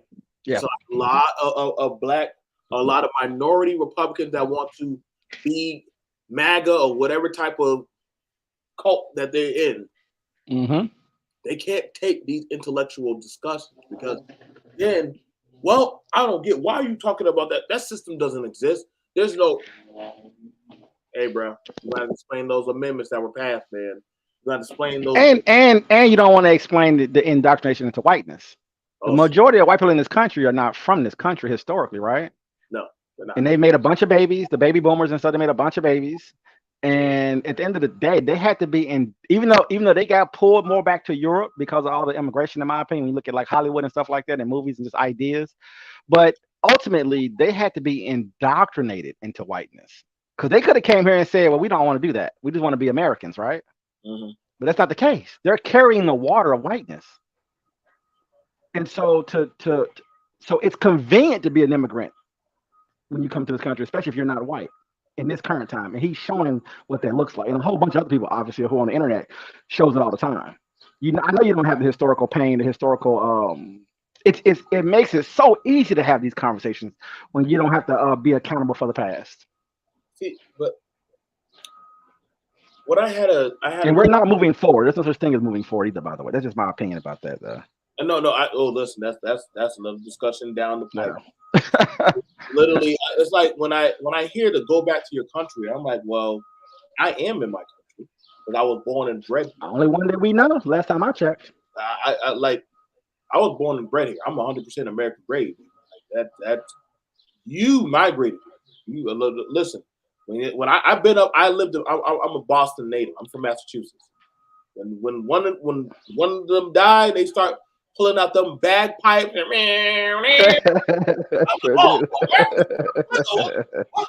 right back to England, right back to Ireland. What part of that is that? What part of American is this? Hold on, bro. What is that? You might even see an Irish flag pop up. That's some Anglo-Saxon, Celtics. Man, yes, of our people, the Celts. I'm like, hold on, bro. The Celts, wait. What castle?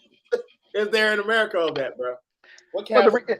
and like you said, and the reason why every single immigrant that is in this country, legally or illegally, every single one of them, they left and came to our country because they could not operate in their country. And one thing that no one would ever interview an immigrant on, white or non-white, specifically Guy Vivek, is that tell me about your country.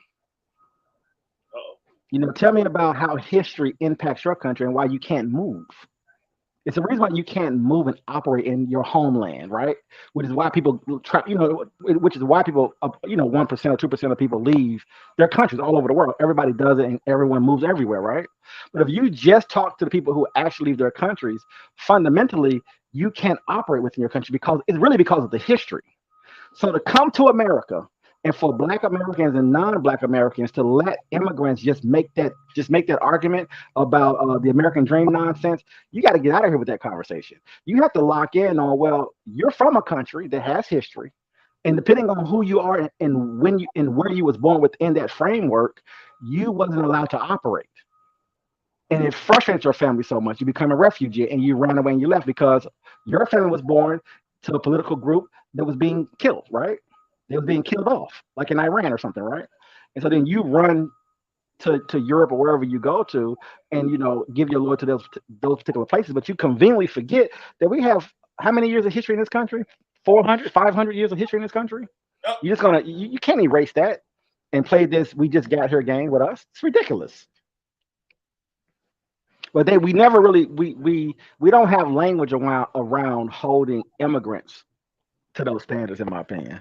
Yeah. And it's convenient and it's very convenient to have them kind of people run things in this country, by the way. It's very convenient because they don't carry the weight of the country, but it's disrespectful to the people's ancestors who's been here because we have to carry the weight. I don't want to carry it. I have to carry it. But see, the thing about, and that's when I get frustrated when they come to you and I paradox and say, well, can you prove it? It's like, can you prove that your people did that? Oh shit! Look around you, motherfucker. Like, what are you talking about? Like, literally, I mean, come on, man. Bro, there's a reason why Barack Obama was president. I mean, there's a lot of reasons why. But the major reason, if you look at why Barack is president, if Barack was African American, right? I would always ask the question is, does he win the election? Because he doesn't have to carry the burden. Like I always pinpoint towards that because he said earlier 7 years. I said 7 years. What the fuck is 7 years? Like hundreds of years of shit that we done been through. What the fuck is 7 years? Yeah, same with the Holocaust. What's 3 years or 4 years, whatever it was? I mean, goddamn! Like, what the hell? What are we doing? Yeah. Like, you compare a brown woman asking you, putting you on the spot about your representation of your people, and you said you must be modern KKK. It's crazy. That's And by the way, the other thing that I would always advise Black people who listen, I hope it gets out to the whole world, of course, which is we need to stop explaining ourselves. And I hate giving advice, by the way, I hate giving advice. But I will say this, personally speaking, you have to hold, I wish we could be more trained to hold a position of ownership and not get into, Native Americans lost their land and white people have systems to own things with paperwork. And we get into a lot of that stuff and kind of tries to disrupt the system here, right? You can get kind of caught up in some of that conversations. But if you put that to the side and just say, look, as an American, as a Black American, as shedding blood in this country, as making this country a better place to be in, as basically what I feel like we've done as Black people in this country is civilize white people. And we're used continuously, I think, to civilize them, in my opinion. But we have to have an ownership position. So I'm no longer going to explain pain to you. I'm not going to have to keep telling Vivek when he goes on the Breakfast Club, wherever he goes, I have to keep telling these people my pain. You're in my country. What are you going to do for me? We're not going to get it. But I know that we don't have those, conversations aren't really set up that kind of way, obviously. But does that make any sense? is that constantly having to explain things like, well, why am I explaining something to you? You just got here. See, like White or black or African, European, whoever you are, and it's like we're in this weird subjugated position mentally to where we're not able to break out of and say, well, I own this land, I bled for this land. So when you come to me, I don't want to hear anything but what you're going to do, because I'm not going to here to try to make you feel a certain way. I don't even care about how you feel at the end of the day. like I'm gonna let you know, like slavery was not the same as the Holocaust, different levels. Well, I'm gonna tell you right now, it actually was worse. Especially chattel slavery, specifically the type. It actually was worse because you were wiped clean from the slate of your own bloodline. You were bred genetically to do a service, and also your mind was warped. You was beaten, bred again, tortured. I mean, God damn it! Like I don't know anybody. I don't know anybody who put a candle to what the fuck we do. Well, one, they can't. We have no evidence of that at all historically, right? But they have figured that. But you got white people specifically on the right. I'm gonna take that arrow. That they're pushing a narrative that we should be thankful for the Civil War. We should be thankful for America because we ended slavery. That's another talking point that's really big right now in this space. That shit is crazy. We should say thank you to them. By the way, these aren't historical whites. These are 3-4 generation white people making these conversations. As I look them up, the ones who are talking, whatever, as I look them up, look at their history. All right, so you got your family got here in the 1930s, and now you've elevated to where you elevated to, politically speaking, and then you want to spin an idea that I should appreciate America. The man, I'm telling you, boy, the mindset of that kind of statement. Like it definitely is a thing. It definitely is a thing of an issue. That's why I said, like, when people, and I want you to understand it, man. And I literally did a video where I actually can drive to these buildings that are still some of these buildings. I actually showed myself going to a sundown town. I actually showed that. I actually said, hey, like this, y'all do know these buildings still exist. Like these places still are standing. And BMT, like, no, like these things are still alive. Like, believe it or not, these families are literally within proximity of each other. Like I don't think y'all understand that. Like I actually, if y'all come down to the Carolinas, I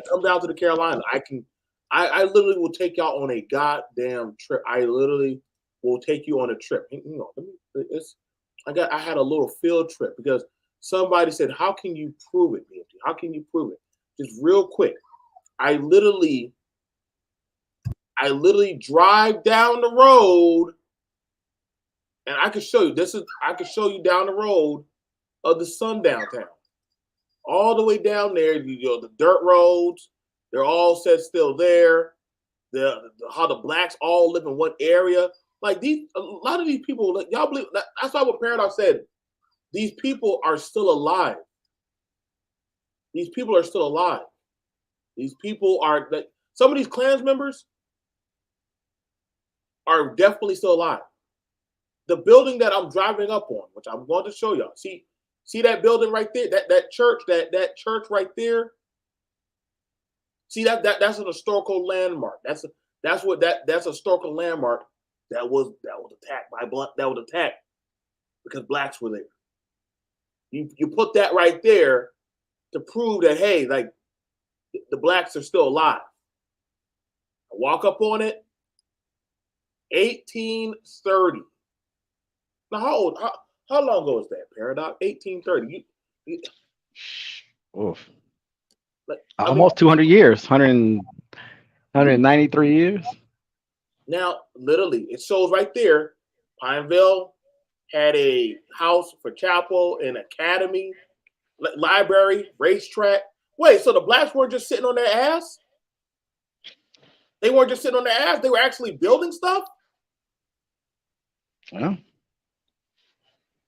But see, I don't know what group has been told after being resetted so many times in their country to just unite.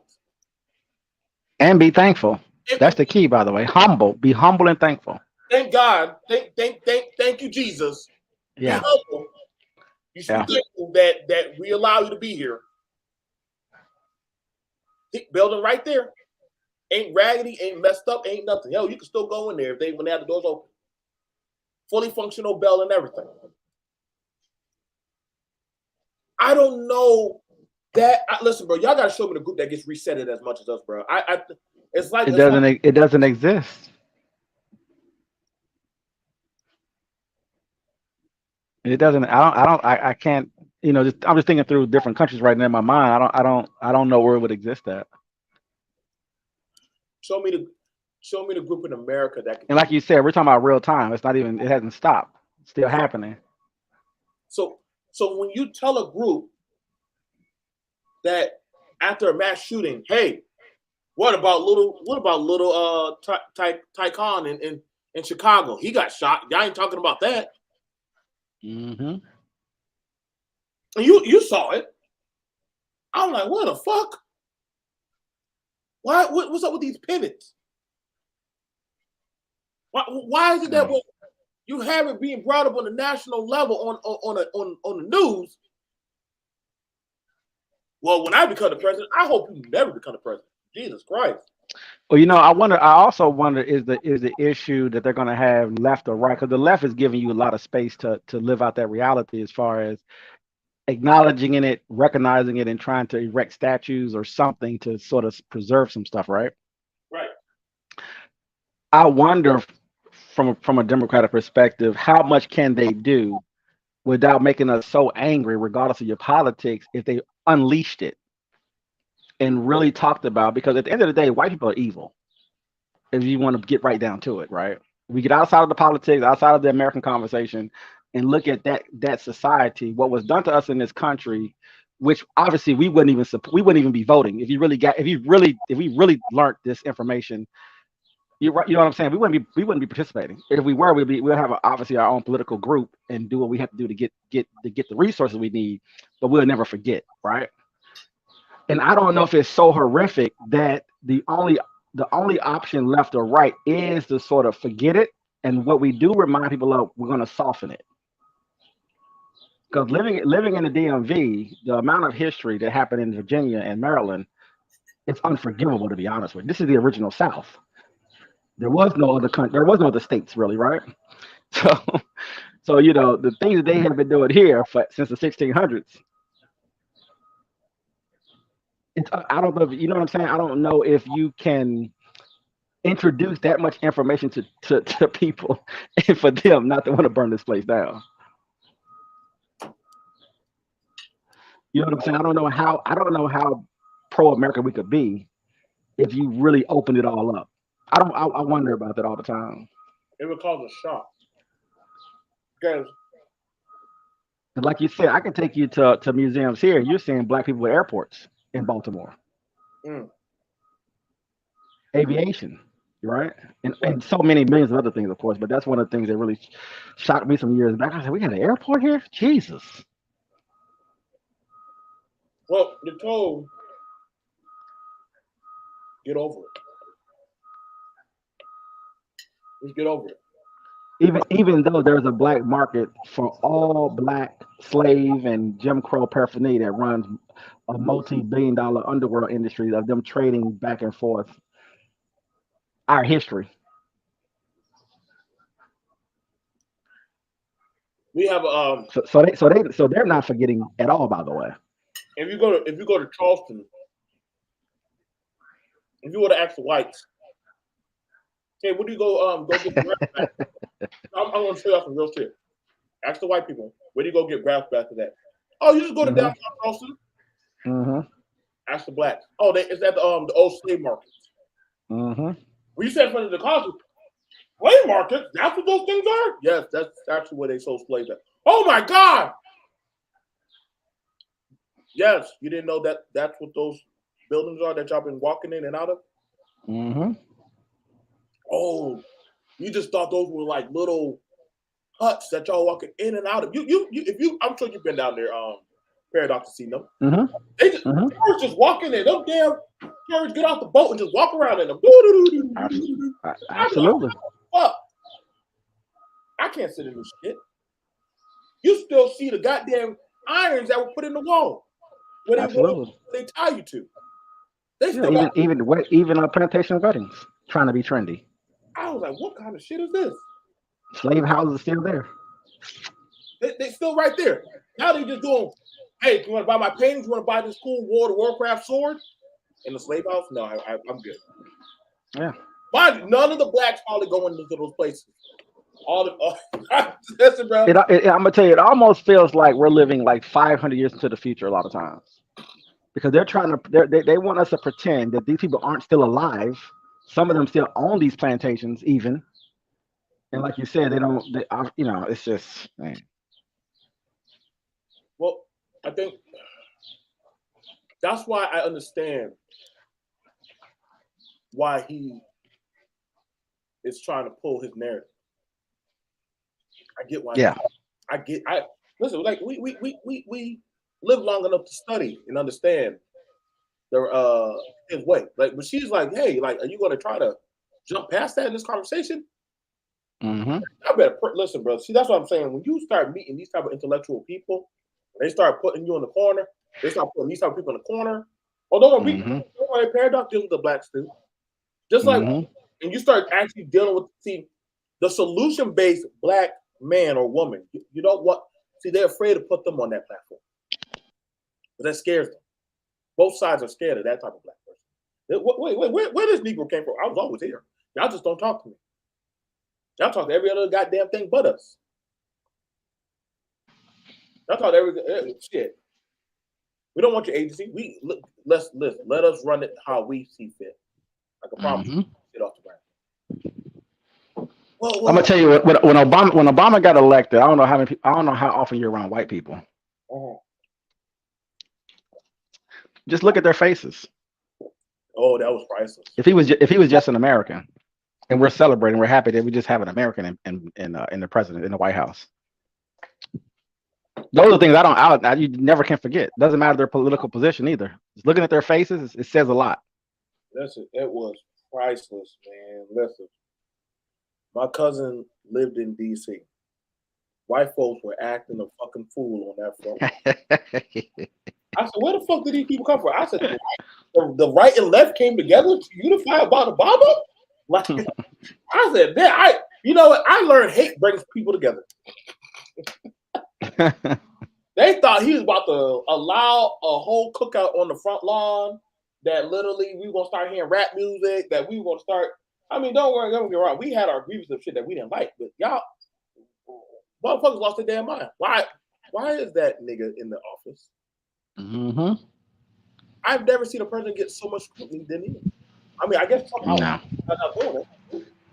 Yeah, Trump is definitely competing at this point. It got so crazy. Yeah, to be fair, Trump is definitely he's definitely running in the market for that. But I was like, damn, y'all ain't just going y'all went after his kids, y'all went after his wife. Oh, everybody. I said, damn, hell, you went after his own damn mother-in-law. I said, shit. Yeah. Now Obama did a good job of the entertaining side of the world. Yes, he couldn't do some things he probably wanted to do. I don't want to get into that because I'm not necessarily a supporter, but he didn't do some things he probably wanted to do. But from a show perspective, bringing in, letting black folks come hang out at the White House, and I mean, it was just making people. It had the world upset. I kind of enjoyed part of that. I have to enjoy them black. I mean, part of my sadism side was like, yup, I'm enjoying it. Hell, y'all let little Tommy get done shot up in the street and roll around and play Call of Duty. Y'all let him to the White House. Right. Go ahead and let the niggas. They got Rick Ross or Snoop Dogg smoking weed in the bathrooms in the White House and all type of stuff. So some of it's entertaining. I have a tremendous amount of criticisms for a lot of it because I understand how the left plays some of these games, but it still was entertaining though. Can't say that. It was definitely an entertainment piece. But I think if he would have backed it up with a hard policy specifically for black people, they probably would have killed him. So I do give him that respect from that position. Now, I'm not saying that he's pro-black in any kind of way because of his upbringing, because he's not. It's not. But leverage from his wife, leverage from Eric Holder, leverage from other blacks just in general, intellectuals and stuff like that, academia, he probably could have done something very aggressive, but I just don't know if this country can digest something real. They can be mad at the entertaining stuff, right? Beyonce coming to the White House and Jay-Z, they can be mad at that. But that's very different than policy. That's why when they pushed at him, like, hey, so what are you going to do for the black folks? Mm-hmm. Shit, I knew this was coming. I'm pretty sure Michelle was sitting to the side, like, listen. I know. Listen. Yeah. By the way, back to that sacrifice I was talking about. Yep. That's what I mean about the sacrifice part. He preserved his life and his family's life over sacrificing for the entire group. Because his sacrifice, if he would have gave his life, his sacrifice would have multiplied on a level that he doesn't understand. He may have been almost looked at as a god if he would have gave his entire life for the movement. And that's the thing about it. I'm pretty sure because Michelle was there. Michelle, a lot of the family was there. She was there. They were there. Just like talking to the snake at the Garden of Eden. So, are you going to allow reparations for blacks? Mm-hmm. I might be. Look, we want a Homestead Act for blacks. Woo, boy, Bubba, I know listen, boy, I know you must have felt that red beam laser on your forehead. You must have felt that shit. Yeah. See, the problem, like you said before, you have what people have to realize instead of being so trapped in white success, people have to understand white poverty. You understand white poverty, to me, things make a lot more sense in this country. They don't get talked about, they don't get exposed, they're not on the nightly news every night like we are, even though black men are only 6% of the population, right? But you don't understand, there's 50, 60, 70 million white people who are in poverty. If you give black people something, you're gonna have to deal with those people. They're gonna run with it, boy. You about to start seeing listen, that Dave Chappelle thing, when Dave Chappelle did that little skit about when niggas got reparations. Yep. Hit the ground running, boy. Listen, boy. I can promise y'all about to start seeing a lot of blacks start to. Y'all think that? Oh man, they about to blow. Yeah. Oh, we're gonna do some shit with that money. You gonna see us do some shit with that money, boy. They're gonna see some stuff. Fuck the PPP. Like you're gonna start seeing some shit happen. And America is very, very ruthless. It's a very ruthless place. Also, it is not a friendly, nice place. Yes. You know what I'm saying? We need to really, I know we all know that, of course, but people in general have to understand because, like you said, we're sort of, many of us, like many people who live in this country in general, are very glamored by this place. Because you don't get to see how the sausage is made. They clean it up. They clean it up very well, I think. It's like one of those things I had to learn. I learned that in the military. Mm-hmm. There's nothing. Uncle Sam doesn't give nothing for free. If I give you a water pump for your village, I can help your village. When do you leave? Well, do you want us to take the water pump? Well, we need the water pump to get the water out the ground. Well, then I have to be here. That was the deal. Well, you didn't say how long you're gonna be here. Well, come on, Hafiz. In perpetuity. Come on, Hafiz. You said you want water. You want some food. You want to make sure you get a school so y'all can go in there and clap and have a good time. Well, shit, I gotta be here. I need a position where I can put my sniper up on your school building. Yeah. We have to be on the school building. Shit. Why do you think we built it that high? You can go down. You can learn in the basement. I just gotta be on the top. Everything comes at a cost. That's why I understand that minute King opened up about his mouth about time to get that check. Oh, gotta go, King. I'm sorry. Yeah. Yeah. White people as a whole have a really serious issue with progress when it's not them doing the progress. I'll say Yeah, right. they have a real legitimate issue. If you what you know, and I don't want to bring up the China thing, but when you look at how China has been structured historically, it makes sense why they're able to do what they're able to do. But a lot of countries around the world are very disorganized because they have their own groups, their own tribes, their own language, their own thought processes, and everybody don't want what we have in those spaces, right? Some of them may want it, some of them may not want it, which creates a lot of conflict. It allows them to exploit those places and they know that, by the way. So we'll drill a couple of wells for you and put up a drone base here, but that's about as far as we're going to do. We'll throw you a couple of dollars here, build a bridge or two for something, but we're going to hold you where you are. Though we're not going to let you progress. Yeah, right. Like that Because you become a threat at the end of the day, economically, militarily, etc. Once you get the keys on how to build a jet and on how to build a nuclear power plant, it's a wrap, and they know that you're more difficult to deal with at that point. You see, and that's the thing that was feared. You can check the history books on that.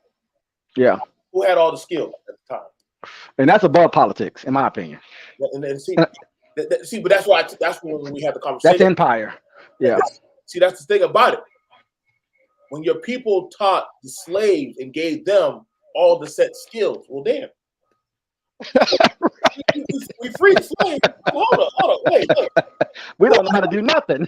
Wait. We freed the slaves. Who the fuck is running the goddamn railroad tracks? Yeah. Well, Thomas, you go out. Look, brother. I have taught enough white guys how to do my job in my lifetime more than I hate to admit to. We still living it. This white boy don't know nothing. He's 20 years younger than me, and he's replacing me. Oh, okay, I got you. And you still there having to teach.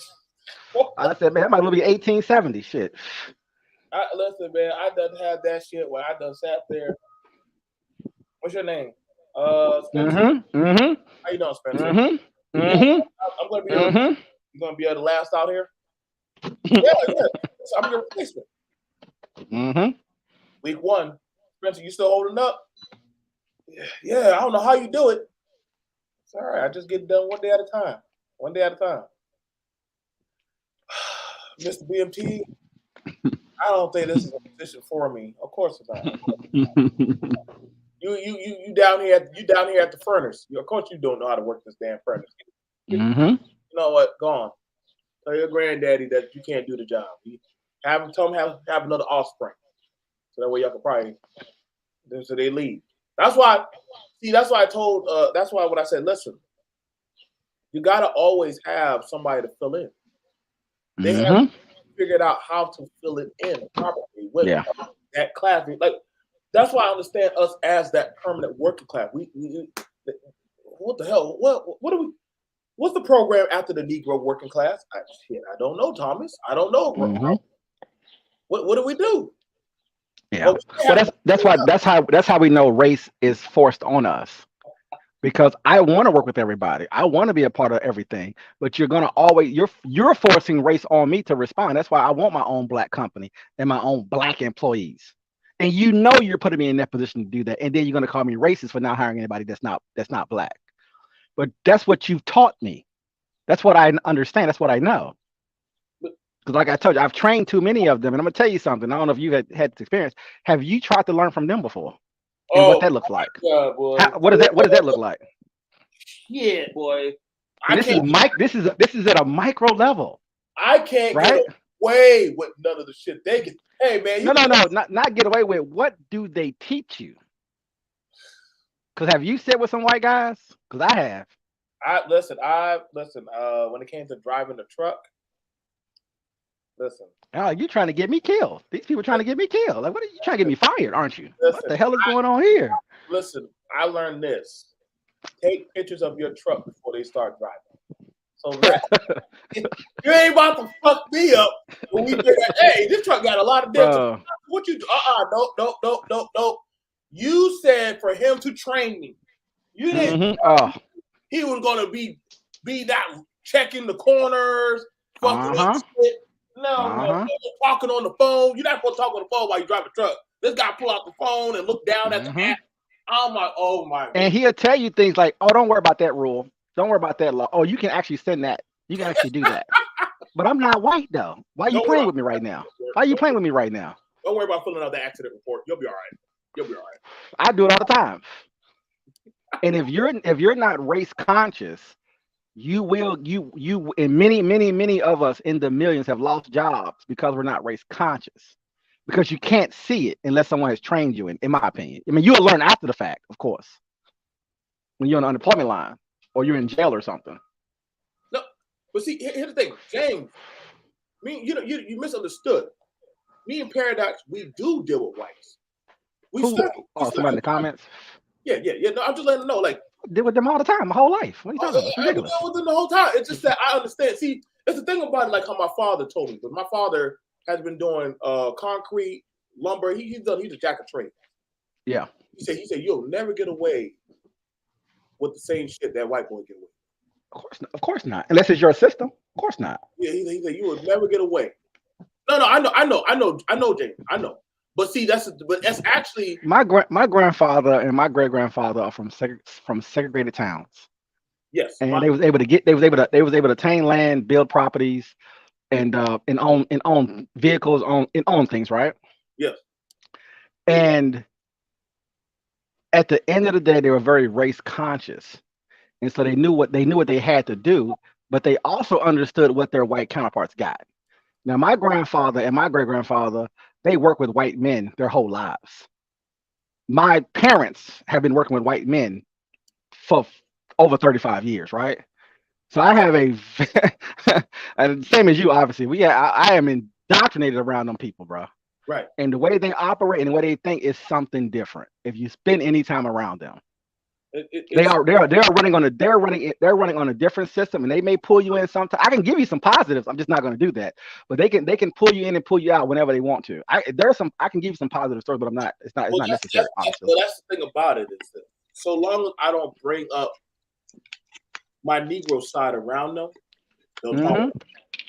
That's one thing I learned about working with my white counterparts, military, and you got some in the background. I had a 60-year-old white man. One of my mechanics I was telling him I was going up north, right, to do some stuff, and he's gonna tell you gonna go up to New York. Wow, what, that place still exists? I was like, what? I said, isn't Fox News up there too? Oh. I said, what are you talking about? Republicans live in New York City the last time I checked. Is it your former president from New York? But just how the mindset is my whole point. I didn't want to just throw that kind of random fact in there, but it's just the mindset of how these games are being played. It definitely is that. It's like because see, I know I was trained how to work with them. I was trained how to work with them. But I can send you videos of white boys talking about how much they love living in Chicago and how you should move there. I can show you those videos. I was trained on how to work with them. But for sure. What I learned in the hard truth, they weren't trained on how to work with me. To manage yes, they were. Yes, they were. Like you said, they're trained. Hi, everybody. This is Attorney in the Show.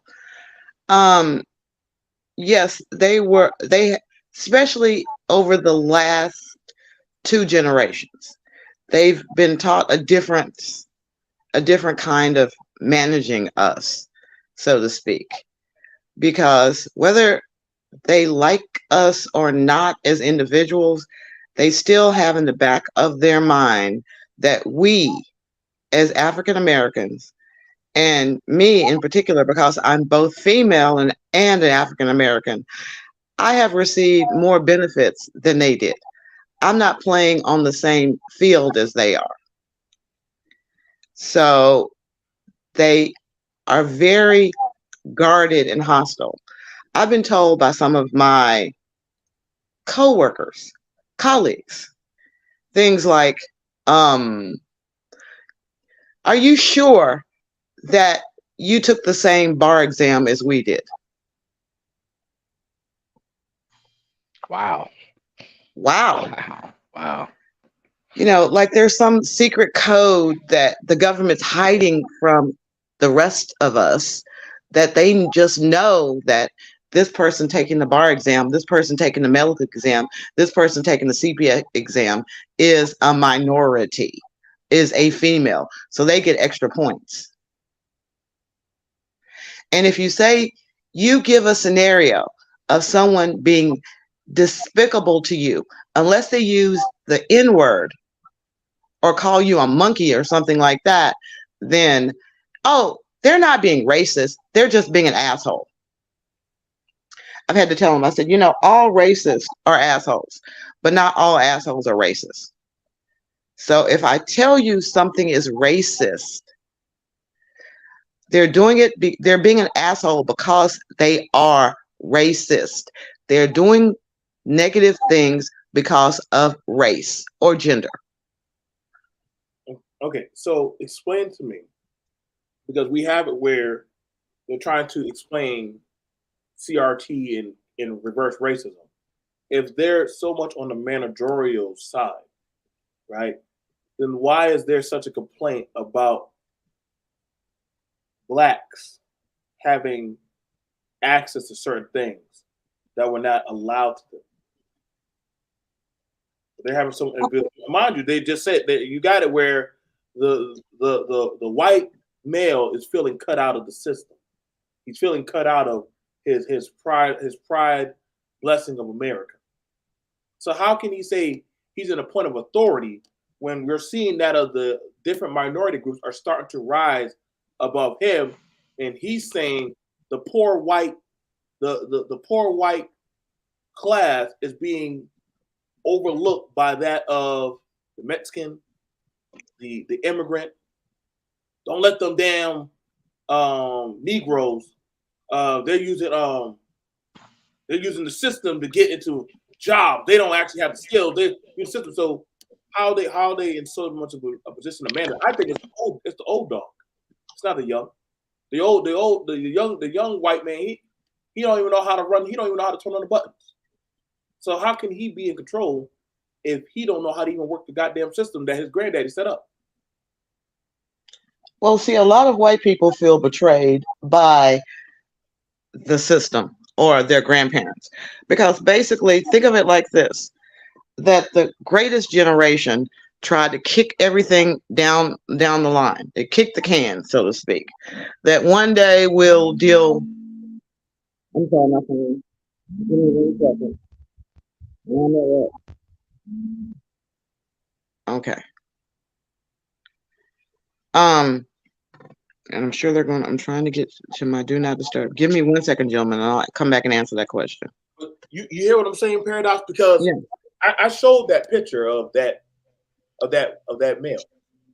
Mm-hmm. How lives with his parents, angry at Blacks, right? 3 manifestos. That must man. Yeah. And yeah. As much as he told them, he said, "Listen, I feel like these Negroes at Dollar General are taking advantage of." You need to meet that line. Somebody's phone is vibrating. I'm trying. Give me 1 second. But see, he's saying how he's feeling wrong. Just put it on silent, sir. But he's saying how he was robbed. Yes. Now, when that woman, when that interviewer asks that candidate, mm-hmm. how do you jump past this and say it's a mental disorder? Illness. Mm-hmm. As they all say, but somehow I don't know how they always get that card every time they do some shit. It's always a mental disorder. Mm-hmm. You know what I'm saying? That's their card. That card must be the best card. I don't know that many people that get that card, but they will get that card. You cannot. They will not lock up the 10 million white people who should be in prison right now. They won't do it. Ooh. No, because in their minds, you must be crazy to act upon what we're all thinking. Only the crazy actually act or say what we're all We're all feeling that way, but we're sane enough to hold it inside. We're sane enough not to act on it. That is how racism becomes a mental disorder, that you are unable to control your impulses. And they're convenient. And I'm on a lot of white racist sites. They're inconveniently wanting to ignore these social media spaces that are radicalizing people. Not a mental illness problem, but taking their poverty, a lot of their angst that they have about the society, and radicalizing them. And Amazon and Google and other server businesses are allowing those sites to still permeate. They're ignoring that whole conversation, by the way. And see, and that's the thing about it, where it's not being touched, because that's why I attack that red pill. Red pill is that of a radical white talking point. Yeah, they're a part of it. Yeah, they're definitely a part. That's major part of it, actually. And see, and they're I mean, hiding it under relationship stuff. A lot of this started in their minds. I'm gonna say it. You know, Yeah, it's we as attorneys like me may have been partially responsible, but disparate impact, that when we started arguing, the law may not be racist on its face, but it has a disproportional impact on minorities. When we started arguing it that way, that's when white people really started saying, wait a minute, I thought we were supposed to apply the law equally. And it's hard to sit up there and explain to people, because I've tried to say, look, as a lawyer, when I prep my clients, I try to prep my clients to remind the judge, the jury of their own family members.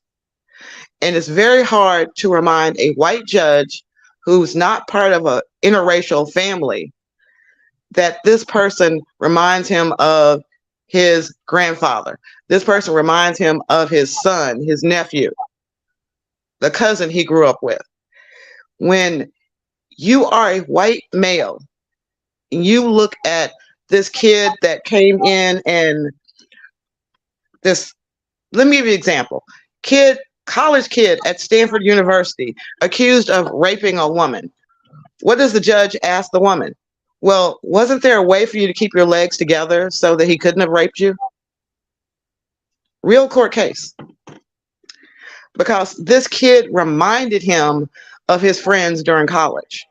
So he had that familial relationship already with this kid when he walked into this courtroom. It's like, this is a clean-cut white kid.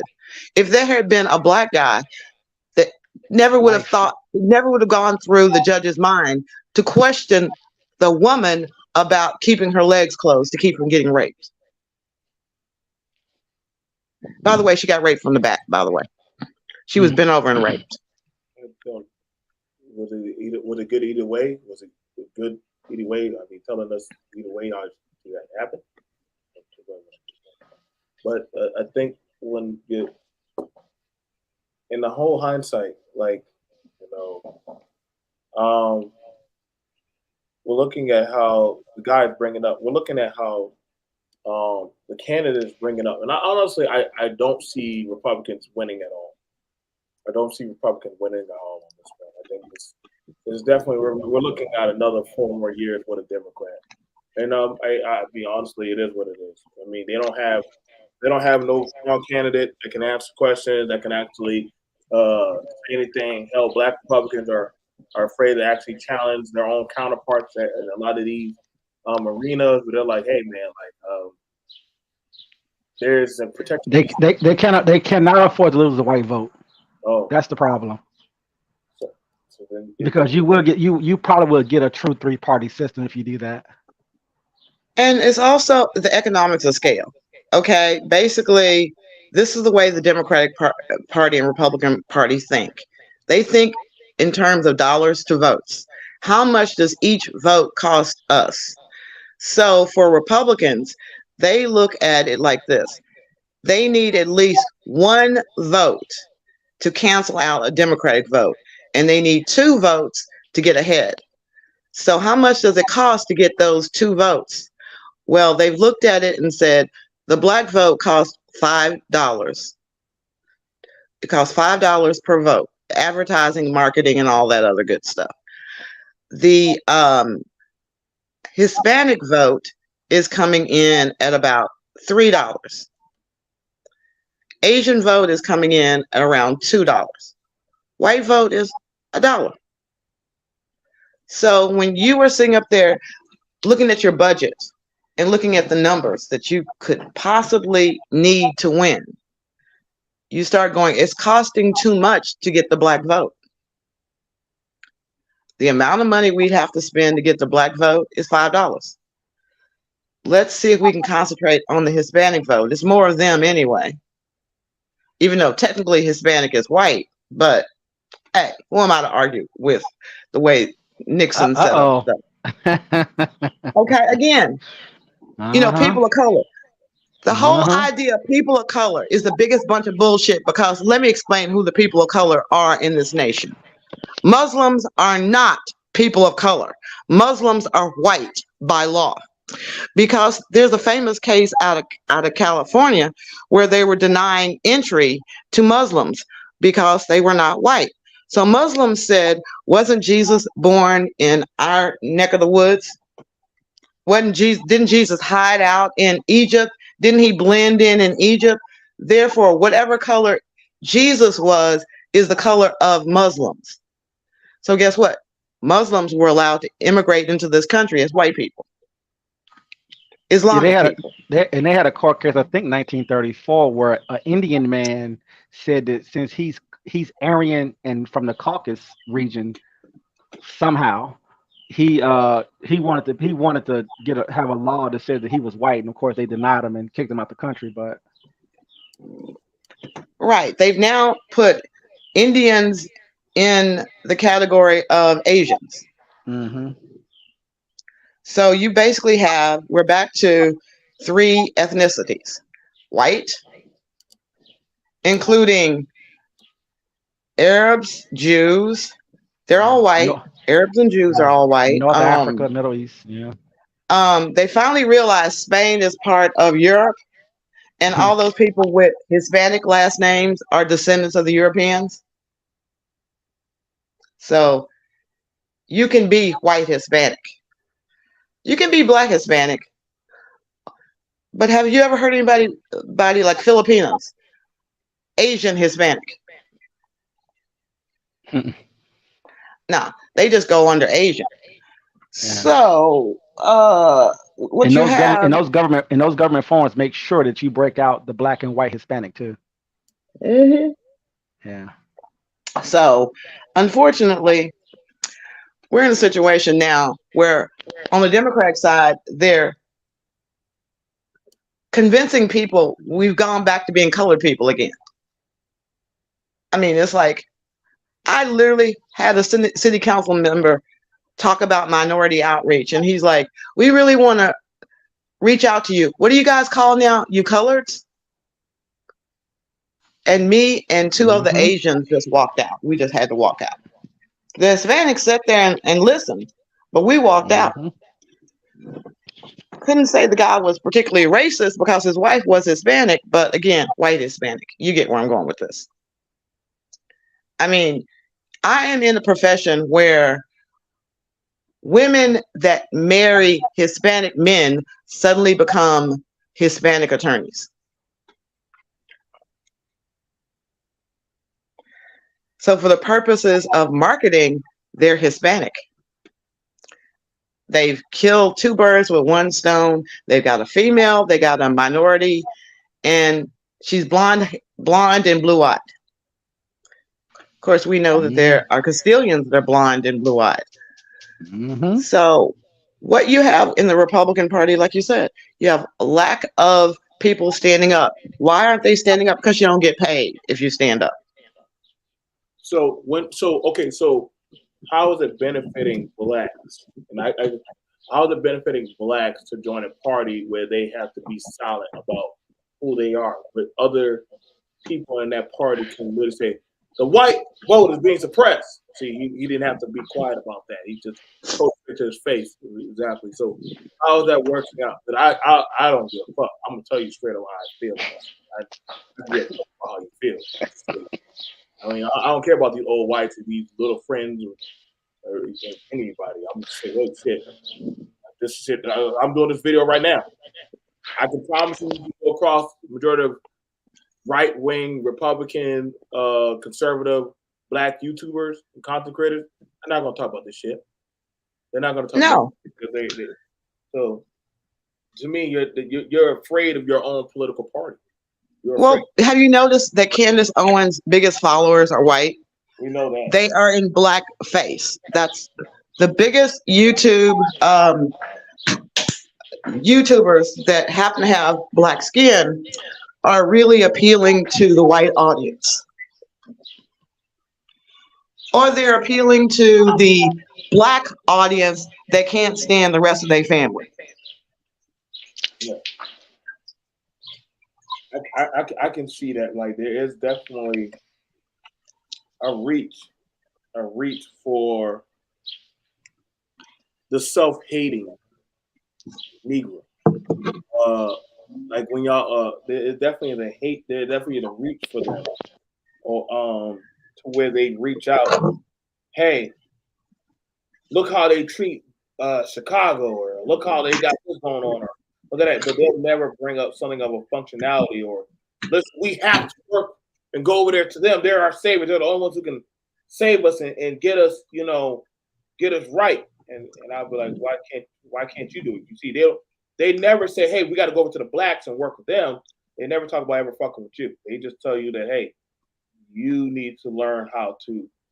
I always see where we have to learn how to work with them. But see, they never ask you to come over there to them. To actually. Because when the Republican Party, this is back in the day when Reince, however you say his name, was head of the National Party, and they had $5 million for minority outreach, and they wanted to understand how was the best way to reach minorities. I was on that conference call, and I know who said what, and it was basically niggas are just dumb. They just dumb to vote for Democrats. If niggas only knew. So that's where you got this whole, if you only knew. If we could tell you how good we used to be to y'all come back to us. And I'm like sitting up there going, dude, that's like an ex-boyfriend coming up to you talking about, yo, baby, I see how bad your husband is treating you now. You should come back to me. Wait a minute. I left you because you cheated on me. You did me wrong. Why would I leave my husband? He may not be perfect, to go back to you after you publicly humiliated me. And they didn't get that. I said, and y'all talking about stuff that happened how long ago? Are y'all ready for the what have you done for me lately to come back at you? No. That ain't nobody going. I said, you guys do not think like women. When you are being asked to market to anybody, they will tell you that women have the tendency to be the ones that actually buy. Women are the buyers. Men go for what they need, not for what they want kind of marketing. It's just one of those things that, if you need to get people out to go to a restaurant, who do you try to appeal to? Women or men? Even though both of them are going to be presumably sitting there eating. Yeah, women. Yeah. But you had two older men trying to tell the rest of us to shut the hell up because they had been waiting in line for the money for the longest. So you have Candace Owens, who can motivate middle-class white women to come out and vote for the Republican Party because, hey, if she feels that way and she's black, she knows black people better than I do. So maybe I should trust what she's saying. It's not us, it's them. Black people are just dumb. Black people are just stupid. Don't they realize how stupid they look voting for Democrats? Democrats don't think they can even go out and get an ID. That's how dumb they are. Democrats don't think they can get a job without affirmative action. That's how dumb they are. Democrats don't think that they can do anything without government help. I mean, we all get caught up in that in one sense. It's like, why are so many black people in jail? Why are so many black people selling drugs? Well, maybe because so many black men are trying to support their families the best way they know how. And just like there were a whole bunch of white moonshiners out there during Prohibition. I was about to say, why so many white men sell drugs in now or always, really? They sell more drugs than we do. Oh yeah, and my white friends had the audacity to go in and start getting the laws changed so they could sell drugs. You know, all those dispensaries that suddenly became legal in a lot of states, or a lot of the medical marijuana that's suddenly legal even in Texas. Mm-hmm. That's because a group of people got together, and instead of marching, they got together and went into the primaries and got the rules changed in the primaries, which forced the candidates to strongly consider changing the actual laws on the books, because this group had shown that they had a lot of members that would actually come out and vote, spend money and time. Because if you participate in the primary process, nobody's funding your trips for, was it three nights, 4 days, where you are literally taking off from work, going to whatever city they're having the convention at, buying your own food, paying for your own transportation, spending all that time for rules, platform rules that are not legally binding on anybody. I want to showcase this. Give me this. I know, what I'm saying. Let me grab this camera. Say, mute up real quick and let's play. See his pivot. Well, hopefully he's back on track. Hopefully. Do you think that maybe comparing her to the Grand Wizard and the notion of what she said to being a modern leader of the KKK was maybe a step too far? And by what you said, I stand what I said to provoke an open and honest discussion in this country, because there is a gap, Anna, between what people will say in private today and what they will say in public. I think we need to close that gap. I think we need to have real, open, honest, raw conversation as Americans. That is our path to national unity. And there are many Americans today who are deeply frustrated by the new culture I'm of just not anti-racism sure how that's really racism in new clothing. And we need to have that debate in the open. Dana, I think I'm that not you're so doing, sure how with due provoking respect, a what many in the discussion- media do. That's crazy that he says that. And she asked him, how does somebody asking you, or the stuff that you have said, is not conflated towards that of white supremacy, reverse racism, or anything? How does that make any sense? This is crazy. But any other group that would have been said about, they would have literally had shut down CNN that day. They would literally have to shut CNN and have to be like, look, listen, bro, you cannot come on any of our stations again for that. I don't. It's gonna come up when the Jews get hit before the election. He's gonna have to answer for it. I'm hoping that the left throw that card at him. So what do you think about Holocaust? That's so hard to like.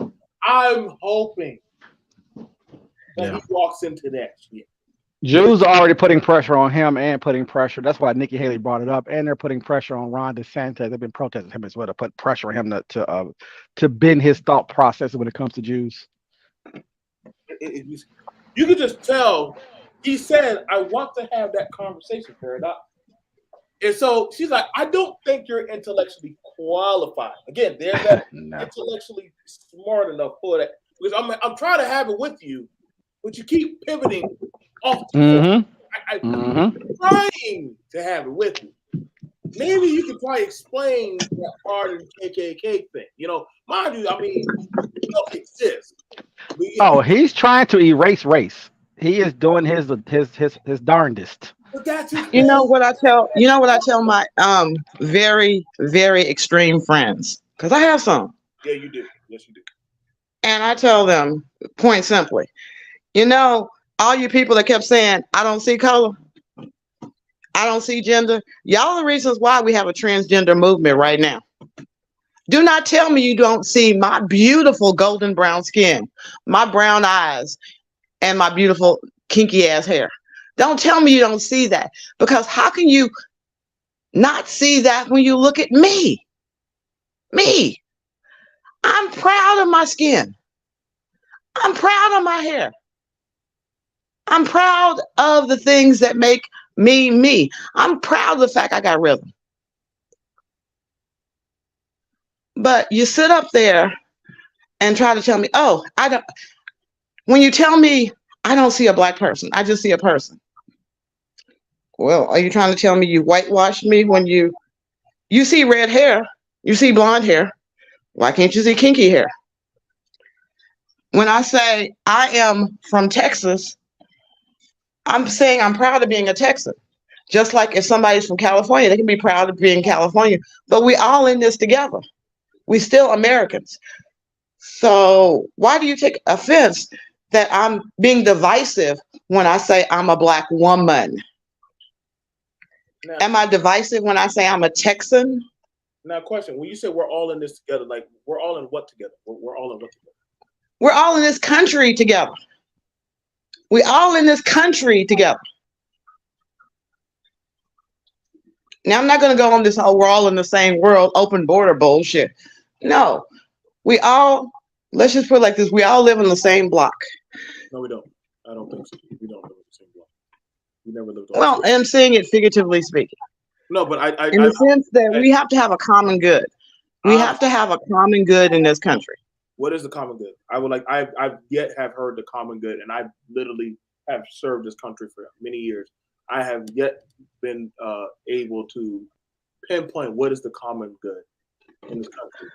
I truly do believe blacks are tolerated in this country. We're not. We're tolerated. We're tolerated. You much as you want to tell yourself that your white friend that make I don't see race shit, that means they're tolerating. That doesn't mean that they like you. It means they just tolerate. I understand that completely. Oh, I get that completely. When I'm saying common good, I mean, we all understand we all unite against a common enemy. If we go to war with China, for example, which we are in, we're going to unite We're not at war. against, huh? We're not at war with China. We're at war with China. They have publicly declared that they are going to ruin the United States dollar. Our financial dominance in the world market will come to an end in about less than 60 days when the brick hits the market at 55. It's $55 for every brick. Send me that story. Send me that story. I will send it. I'm gonna send it. Send it to me. Oh, wait a minute. You haven't heard about you haven't heard about the brick? Oh, the brick is a new currency.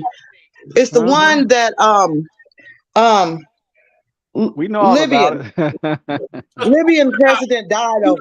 Me and Fred actually talk about these things almost every other weekend. We have these things, and it's crazy. But now I'm the one that's getting bet.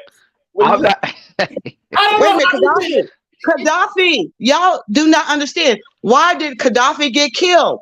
Gaddafi got killed because he was circulating the idea that the American dollar should not be used for his country to buy or sell oil and gas. He's like, why do I have to go and get American dollars? Why do you have to go get American dollars in order for me to sell you my Libyan oil? And so he was going around to South America. He was going around to China and Russia. That was his dream. That is why he really got killed. You know, because he was hopping around from different military sharing secrets around too much? I'm sorry, I didn't understand the question. You don't think Gaddafi wasn't hopping around in bed with too many political secrets and sharing? No, that wasn't the timing of it. Was as soon as Hillary Clinton got him killed, she said, we will recognize whatever government is willing to sell oil and gas to Greece and Italy, Greece and France on the terms that they want to pay. Because Gaddafi had said that the price of food for my people has gone up. So the price for oil and gas for your people has to go up. So he was assassinated because he would not sell his oil and gas to Greece and France. They were just having massive protests in the streets because people just could not afford to heat up their houses anymore. Okay, so I won't go down a rabbit hole on that today, I but told you on that one. I already knew. I'll let you have it. Now, listen. China can barely even keep their own shit afloat right now. Right? This is probably why they hop from country to country trying to. Do you know how much of our debt China holds? China owns the United States. China literally owns. I mean, if you look at macroeconomics, where are you getting this information from government records? Which the amount. Look at when you say which countries hold the most American debt, you will find China in the top five countries that we owe money to. It fluctuates. Sometimes it's like the United Caribbean nations. Sometimes it's China number one, but they're always in like the top five that we owe money to. Real estate, they dominate in real estate. Okay, so I'm not doing it. All right. Michelle, get the information and submit it, and we can look at it. Get your information. Get it, and look at it, and submit it. You know. Well, I would just say look at the other side of it. There's another position on what you're saying, but no, see, I had to go like this is like that goddamn last debate that happened, and I'm like, okay, I don't think people are reading it anymore. I really don't. I had to go read. I had to start shutting myself up and go read, and I'm understanding now why. It's like I'm trying to get you to buy my insurance and tell you why to buy my insurance. And if you don't buy it, then you're gonna get caught with your ass out. And then after that, I said, well, okay, well, you don't even use your own damn insurance. That doesn't matter. Just use my insurance. You don't even okay, I'll read it to you before I send it to you. No, as of January 2020, we're staying I'm sending it to you and reading it to you at the same time. Okay. As of January 2023, the 5 countries owning the most U.S. debt are Japan, we owe them 1.1 trillion. China, we owe them, they're number 2. We owe them 859 billion. The United Kingdom, 668 billion. Belgium, 331 billion, and Luxembourg, 318 billion. Okay, and so we don't actually owe them anything, but that's, like I said, monetary policies at the global level is a different conversation, really. Like, so it's a lot of this stuff is propaganda and political spin. And it's a lot of your talking points, a lot of forward talking points that you do hear, obviously, on the news. But there's a different conversation when it comes to why when you're the world's currency, why you put debt in different countries when you're managing money and when you're doing different trade deals, and when you are having to do what do they call it? Even your local monetary policy when you're doing I forget what it's called right now. But I will say this: it's some complexity when you're talking about moving debt around. More so than just them owing, just owing them the money. You see, the thing about it is that I would ask. So, if we start buying from China, Do you know what that would have done? Do you know what that would do to them? If we stopped, They would collapse tomorrow they would collapse tomorrow. and be a third world country again, which they're really not even a first world country, really. If we stop buying from them in one day, to say, one day, let's go a day without buying from China. Let's just go one day without buying from China. That would be it. That would be it. And China can't even feed itself. The real estate market is a sham. Their economy is probably 60% smaller than you think it is. So I don't want to open up that conversation. I know, but I had to go look at that. You stop buying from them. Don't send them that one ship for just 1 to 2 days. Hell, 2 days is pretty much that's pretty much a whole world disaster. Well, forget that. Let them try to protect shipments from going out their country without our protection. I mean, we can get into the shipping thing alone. The shipping thing alone is hilarious to me. The Somalian pirates will be having a field day. They'll be like, "This must be the greatest day ever that we stop protecting." They can't even. Which we're going to, by the way. That is on the way. People gonna learn the hard way very shortly here. But then I'm listening to y'all talk. I'm listening to y'all talk. But do y'all realize that the federal government just had to scramble and come up with $8 billion to start building microprocessing chips in the United States because of the situation in Taiwan. Why? Yeah. Because the DOD set up there and said, "Oh, we want all of our chips to come from the same suppliers. We want the parts to be interchangeable." My client was Indian. He had been a supplier for the Army. So when he bid, he said, "I have relationships in India." They said, "We trust Taiwan more than we trust India." India shady. Who didn't get the memo that Taiwan is part of China? So all of our microchips for the Department of Defense being manufactured in China. So we had to scramble and try to figure out how we can make some of these things here in the United States.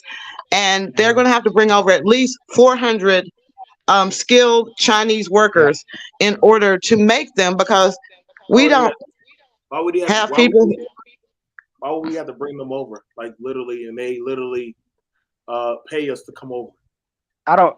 You know what? Also, the other thing is, I did not want to have that conversation, but a lot of things get conflated between doing business, getting the lowest cost, putting everything in one place and having to adjust to the marketplace versus the end of the world type stuff. A lot of things are being conflated, in my opinion. And the propaganda machine runs with a lot of that conversation. But she is correct. They are making adjustments because of the chip situation. More of a business situation, in my opinion, more than anything else. But you can easily conflate that to something, obviously much worse. Intel is going to give Ohio, I think, about $20 billion to build 3 factories. They got a deal they're doing in Germany right now. They got obviously a factory coming in Arizona as well. Okay. Let's see. But it's how you. I always say it's how you want to interpret that information. I know what we're being told about things, but in my opinion, as you dig into things, it's a little bit more complicated than that. But like I said, it all comes down to dollars and cents. At the end of the day, most Black Americans do not even know where the country Niger is. They do not understand the Russians just backed. Why do you believe that most Black Americans don't know where the country Nigeria is? Because I've been seeing the posts where they're like, no, I still deal with some of our Black media output. Wait. So wait, hold on. But you said most Black Americans do not know where the country is, right? You said they don't. Right. Now, it's interesting that you say that, right? Now, are you saying that because of you've gone to these schools or you deal with that? I mean, I get the education system in the U.S. is trash as fuck, but you believe that the Black Americans specifically do not know about Nigeria? Yeah, because when they were burning the books in Timbuktu, did you hear a lot of outrage about the books in Timbuktu being burned? from Americans? Black Americans. Was that on Black media? Was that on Black media Okay, about the books wait. in Timbuktu being burned? Now you're doing the pivot like this dude right here. I'm not pivoting. I said, ask the question very simply, because on Black media, like anything else, you have to sit up there and say, this is our programming. Who wants to advertise? These are our advertising dollars. And if they sit and go, we're not interested in that. We don't think our buyers, the people that buy our products, would be interested in that. It doesn't get played. You don't get a lot of play if your actual sponsors don't believe that their demographic would be interested in that. So yeah, there are a lot of Black people who know about it because they're interested in world news, and they don't just sit up there and you know, just listen to the latest, you know, Beyonce news. Black Twitter has not been trending on, you know, coup in Niger. So if I would have asked you, Go ahead, I'm sorry. No, it's okay. I'm about to. You want to take it first, Paradox? I was just gonna say, to keep everything all kosher, I was just gonna say, even if you know geography, which I know geography pretty well, even if you know geography, understanding geopolitics and understanding things that are going on inside of countries, it's much more complex than just knowing where a place is. So just because the person even knows where a place is, even Mexico for that matter, or Canada for that matter, they're really not gonna know the politics of it though. Right. Like just knowing that a coup happened or a conflict happened, it doesn't really, to me, honestly, it doesn't really mean anything. Having that information, you have to actually know and spend some time actually learning about the politics in, say, Mexico, which people in general obviously do not know. I like, it's like, because somebody said, well, y'all don't know what happened in Nigeria, and I'm like, it's like, would they have known what happened in South Carolina? Would they have known what happened in even that, yeah. happened in New York or Texas or anything? Like, I doubt giving a shit. I wouldn't put that burden on Black people. I wouldn't put that burden on anybody. I'm not going to put it on Black people. Yeah, but tremendous amount of information to try to maintain I'm as saying an individual. that was a pivot. That was kind of a pivot, because saying that, well, most Black folks don't know, and I'll be like, well, shit, I've done talked to plenty of Black immigrants that don't know anything about. Oh my God, I know Black immigrants don't know nothing about their own country. Forget.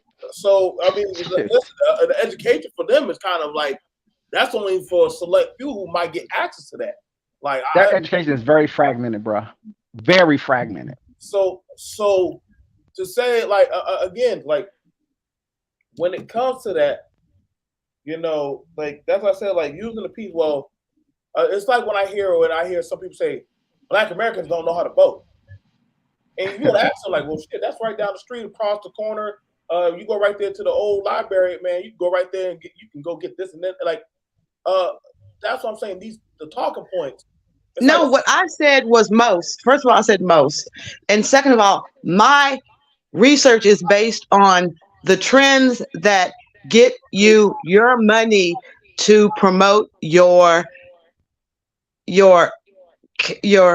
no, but what trend? To get sponsors, whether it's a newspaper, whether it's a magazine, whether it's even a podcast. If you're looking for sponsors, people who pay you to reach an audience, to run ads, they are looking at the trends. They are saying whether or not they believe their demographic market would be interested in what you're talking about. So wait, hold up. So what trend is out there that is saying that Blacks do not know where Egypt or Niger or Ghana? I didn't say Egypt. Okay, but you're saying Nigeria. So what market or what type of propaganda is pushing out there? That's like whenever I see certain political groups say Black people don't know how to vote, we have to teach them. And that's wow, boy. And I'd be like, well, fuck. Right, but Joe, let me put you like this. You're kind of pushing like supremacists be doing it. Like, okay, for example, one of the groups is the what does Natara stand for? Okay, for like Black hair care products, there is a marketing group for Black hair care providers. Currently, they are one of the biggest advertisers around. You know, even though a lot of those former those companies are now white owned, the Black hair care industry is still one of our leading industries that's totally for Black people, not necessarily by Black ABBA. But when ABBA came out, ABBA's whole goal was to market to the Black demographic about Black hair care, how we could wear our hair. And so most of the members, the original founding members of ABBA, have sold to Caucasian companies. The few smaller companies that are left are looking to get the most bang for their buck. So when they advertise, they're not going to advertise in the United States about Black world politics because they do not believe that a large portion of their buyers actually pay attention to that kind of news. But that does apply across the board in America, right? What do you mean? CNN, Fox News, and NBC, which are the three big ones. Generally speaking, in this country, the last time I checked, most people do not watch the news. They make the news more entertaining to now get more clicks, but the news is obviously propagandized and watered down because people can't hold their attention. But to get that ad space, they have to do the news a certain way, but it's not really informative. Even with all of that, the average viewership on some of the shows on MSNBC is like a couple of 100,000 people. Many newspapers, obviously because of the internet, many newspapers don't exist anymore. Those news channels are struggling to survive because people in general, from a marketing perspective, from an advertising perspective, it's not entertaining enough because news is generally supposed to be boring and dry. Most people tend not to watch. That seems to be more of a cultural function in our country, I think, more than anything. Right, but if you're trying to reach a particular audience, I don't care if it's Hispanic or Hispanic speaking, because one of the companies I worked with tried to do broadcasting for like George Lopez type shows, and there was no polling data that we could find that would really encourage sponsorship of, George Lopez kind of shows, because you had Telemundo. Telemundo was for, yeah, it did, but that just happens. Yeah. Telemundo, everyone nowadays has an exit strategy, but Telemundo was really capturing the Hispanics in America that wanted to know about things that were going on in Latin America, so to speak. Yeah. So when you have the diaspora. Are you hold on. I like what you just said. Are you equating Black people in America to Latinos who are mostly immigrants who just got here? They want to know what's going on in their home countries? Yes and no. I'm saying in a marketing perspective, for marketing, when you were sitting up there trying to figure out your ad space, who am I going to market to? Who are my customers? Who are my clientele? That if you are looking for people from the diaspora, you're looking for Nigerians, Ghanaians, Zimbabwe, whatever all the countries are called, Caribbean. That is a different market. But then when you try to sit up there and say a very small market relative to Latino people, what does that market? Excuse me. What does that market? That market? What percentage of that market is actually African American? It's small. We're 13% of the population, including the African and Afro-Caribbeans who are part of that recent part of that diaspora, African diaspora. So when you try to market to those groups and you're sitting up there saying, okay, how much more money do they actually spend less disposable money than a typical African American. then you have a harder sell to include that in your news cycle. Mm-hmm. So I got a question. How much do you think African Americans affect the world? I'm sorry, say that again. How much do you think African Americans affect the world? I still didn't hear the last part. How much do you think African Americans affect the world? Well, considering we keep saying we have, what is it, $1.2 trillion worth of buying power, that was does 3 trillion. 3 trillion, whatever the numbers Yeah. are.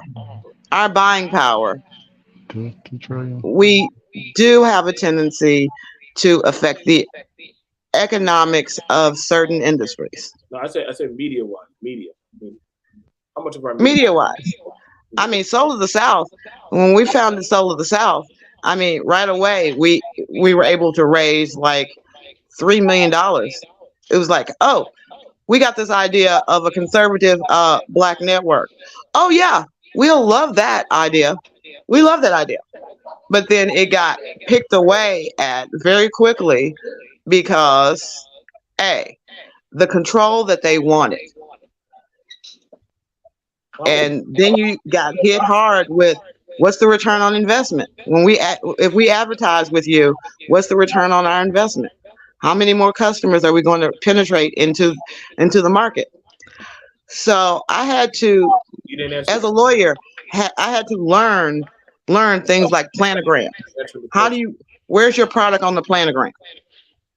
You know, how are you going to add value to their product?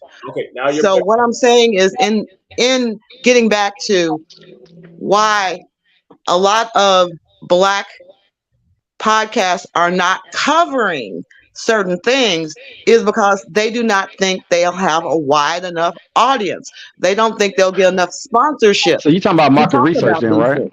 Yeah, I don't think she's doing When you look at market research, I know that we dream that we won't. I'm not saying you per se, but maybe I'm misunderstanding what you're saying. But we dream a small percentage of us that Black people think and behave a certain way. But when you look at what holds our attention, you will find out what really works in our space. Now you can obviously condition buyers to operate a certain way, possibly. But I mean, there's enough research out there to show you what gets our attention, what do we prefer to buy, and what do we prefer to watch. And a lot of those things is not going to make people who are more conscious happy. But that's a reality when it comes to our sales and marketing industries, to our entertainment, our ad space industries. It's been that way. One of the first, I mean Black people, and I'm talking about Black Americans specifically. Just right, Black specifically. Yeah. When you look at there's an old marketing spiel that was been re-released. It was from what was it? The magazine. Everybody had it. Ebony. Ebony said that if you want to sell to the Black person, you must advertise in Ebony magazine, because Ebony magazine knows how to sell to Black people. So they were the gatekeepers, from simple things like toothpaste to McDonald's. They were all coming to Uniworld to try to get Uniworld to do all the advertising so that they could make white things like McDonald's. You can make it cool in the Black community. Let's do Mickey D's instead of McDonald's. Let's make it cool and hip. IHOP instead of International House of Pancakes. Mm-hmm. Uniworld was great at doing commercials with Black actors, hiring Black crews. They were great. But then at the same time, you had Frank Mercado that came in with African Heritage Network that would sit in there and say, Black people are different than any other type of demographic.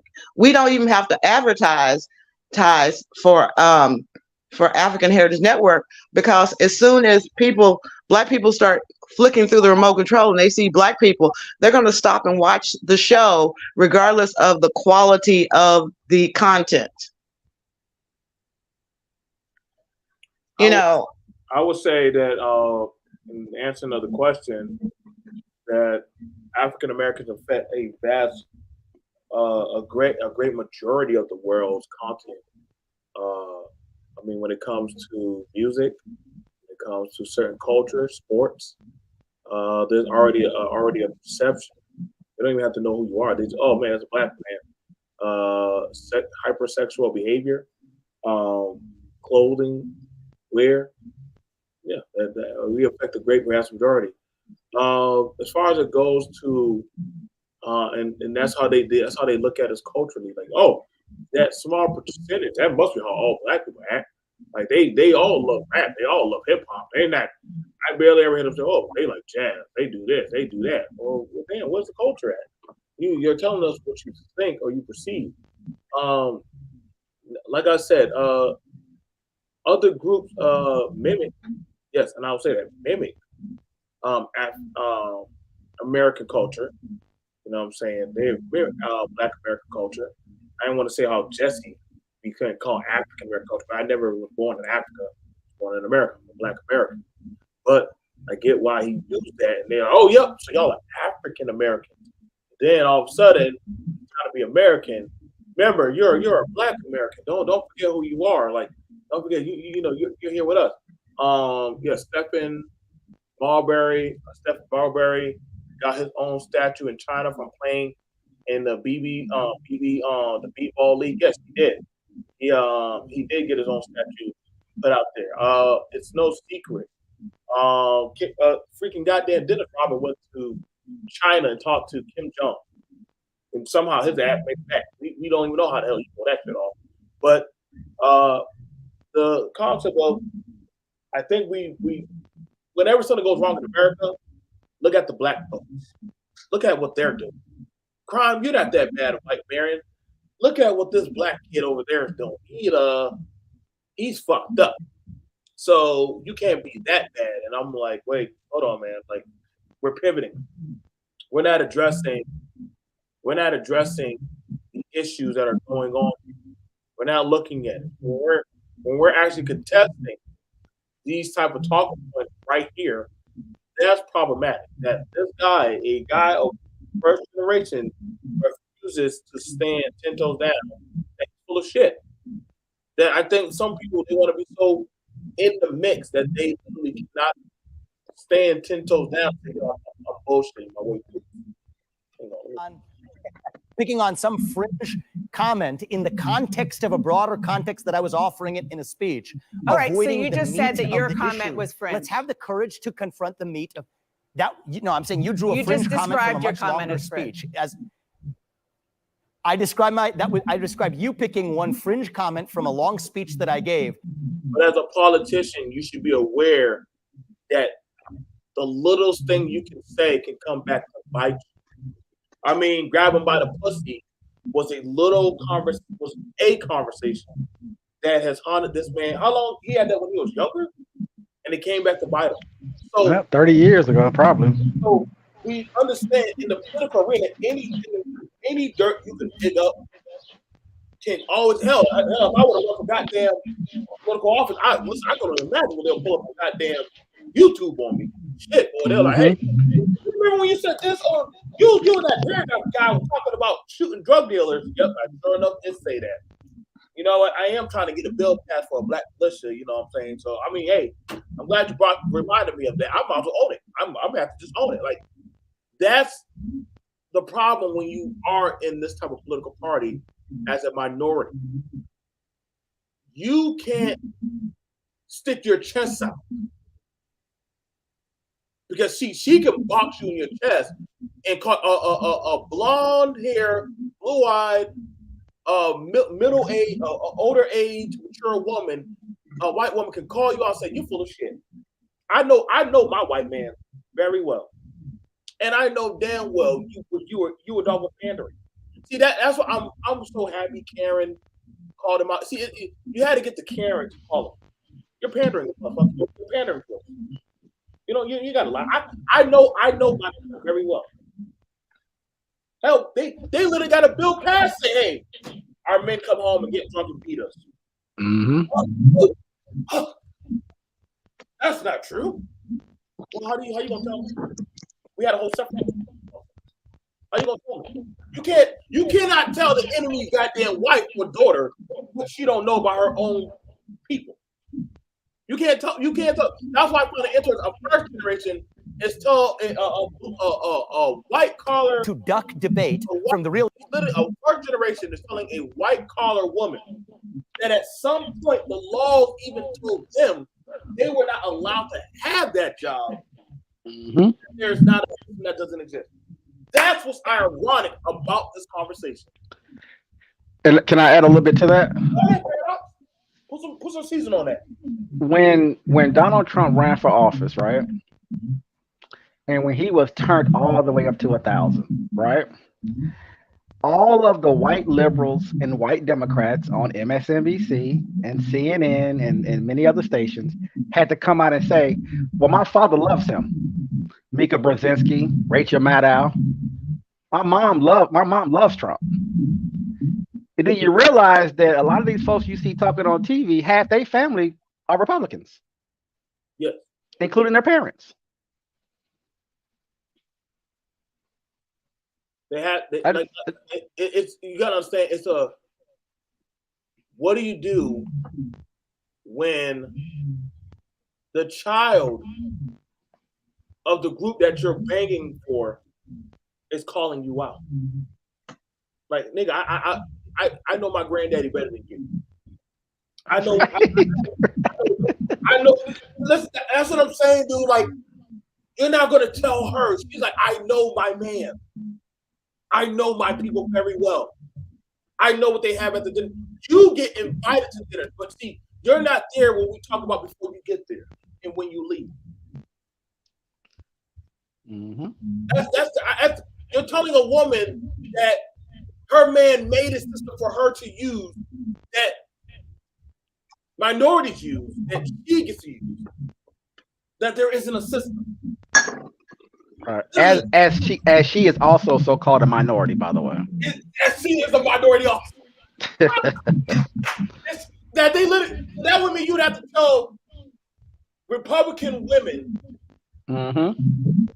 that there's no system that y'all have benefited from.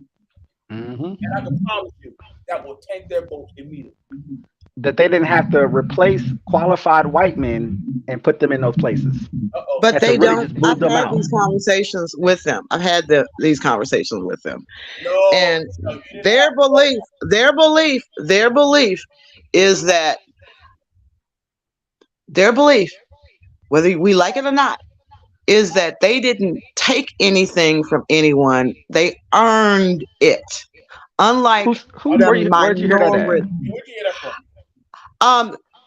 Let's see, the federated women, that their argument is that their women do not. If you're a member of the Texas Federation of Republican Women or the National Federation of Republican Women, you don't get certified as a woman-owned business because that's cheating.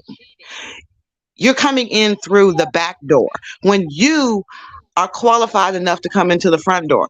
Now, mind you, a lot of these women have great businesses, but it's a matter of pride and principle to come in through the front door, not sneak in through the window or in the back door. So yes, there are national talking points about women-owned businesses and how to compete without selling out. And you said the key point, the talking points. But obviously we know in the real world, the right is not allowed to do identity politics. So you have to train all white people and black people, for that matter, or anybody who's on the right, that you never bring up your gender or your race. Oh, wait a minute. I'm a member. I was a member of the National Federation of Republican Women for 10 years. Now, did you notice that title was called National Federation of Republican Women? It was a badge. They were proud to be women in the Republican Party. But if you said you were a black Republican, somehow or another, it was divisive. Why do they have to make a party? Now, I want you to understand that because you're not catching it. One, you might be part of that national conversation, but I can promise you're not in that household with the white women when they're talking about their business. pretty sure they're not inviting Maybelline to the white woman why we need to get our business. I can promise you, they're not sitting there in bed with her husband when he's saying, I'm going to put you in that business. I don't mind you signing the paperwork, but I'm going to be Senator Palpatine telling you what to do. See, everybody believes Darth Vader owned the goddamn Death Star. He didn't own that shit. He just got to sit in the management chair. Palpatine, when he called him, hell out my chair. See, you weren't sitting in the room with the Sith. You got to just visit by there and just get to stop by. But you wasn't sitting in that room with her. You're not sitting in there. I can promise you that. Y'all, I think some of y'all black women might need to understand. You're not sitting at the table. Damn, Joe. I mean, you may not be in the room. You may not be in the room. But did you not hear me say? Did you not hear me say that back in the day I was on the teleconference? Do you not hear me sitting up here today telling you that I am sitting up there arguing with DeSantis's camp because he sat up there and put the Divine Nine as a hate group? Yep. Mm-hmm. No.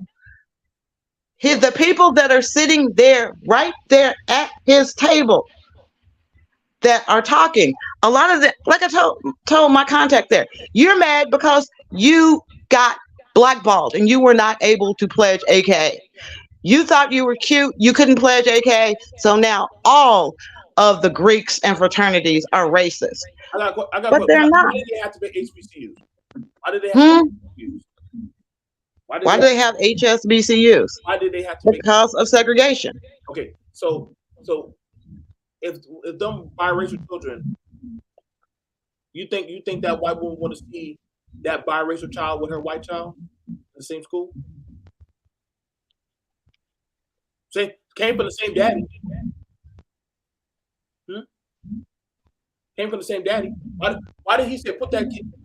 Listen, you put that child down the street. You don't think that white man that put that child down the street? Why do you think that they have done their best without any empirical data to say the house niggas were the light skin and the field niggas were the dark skin?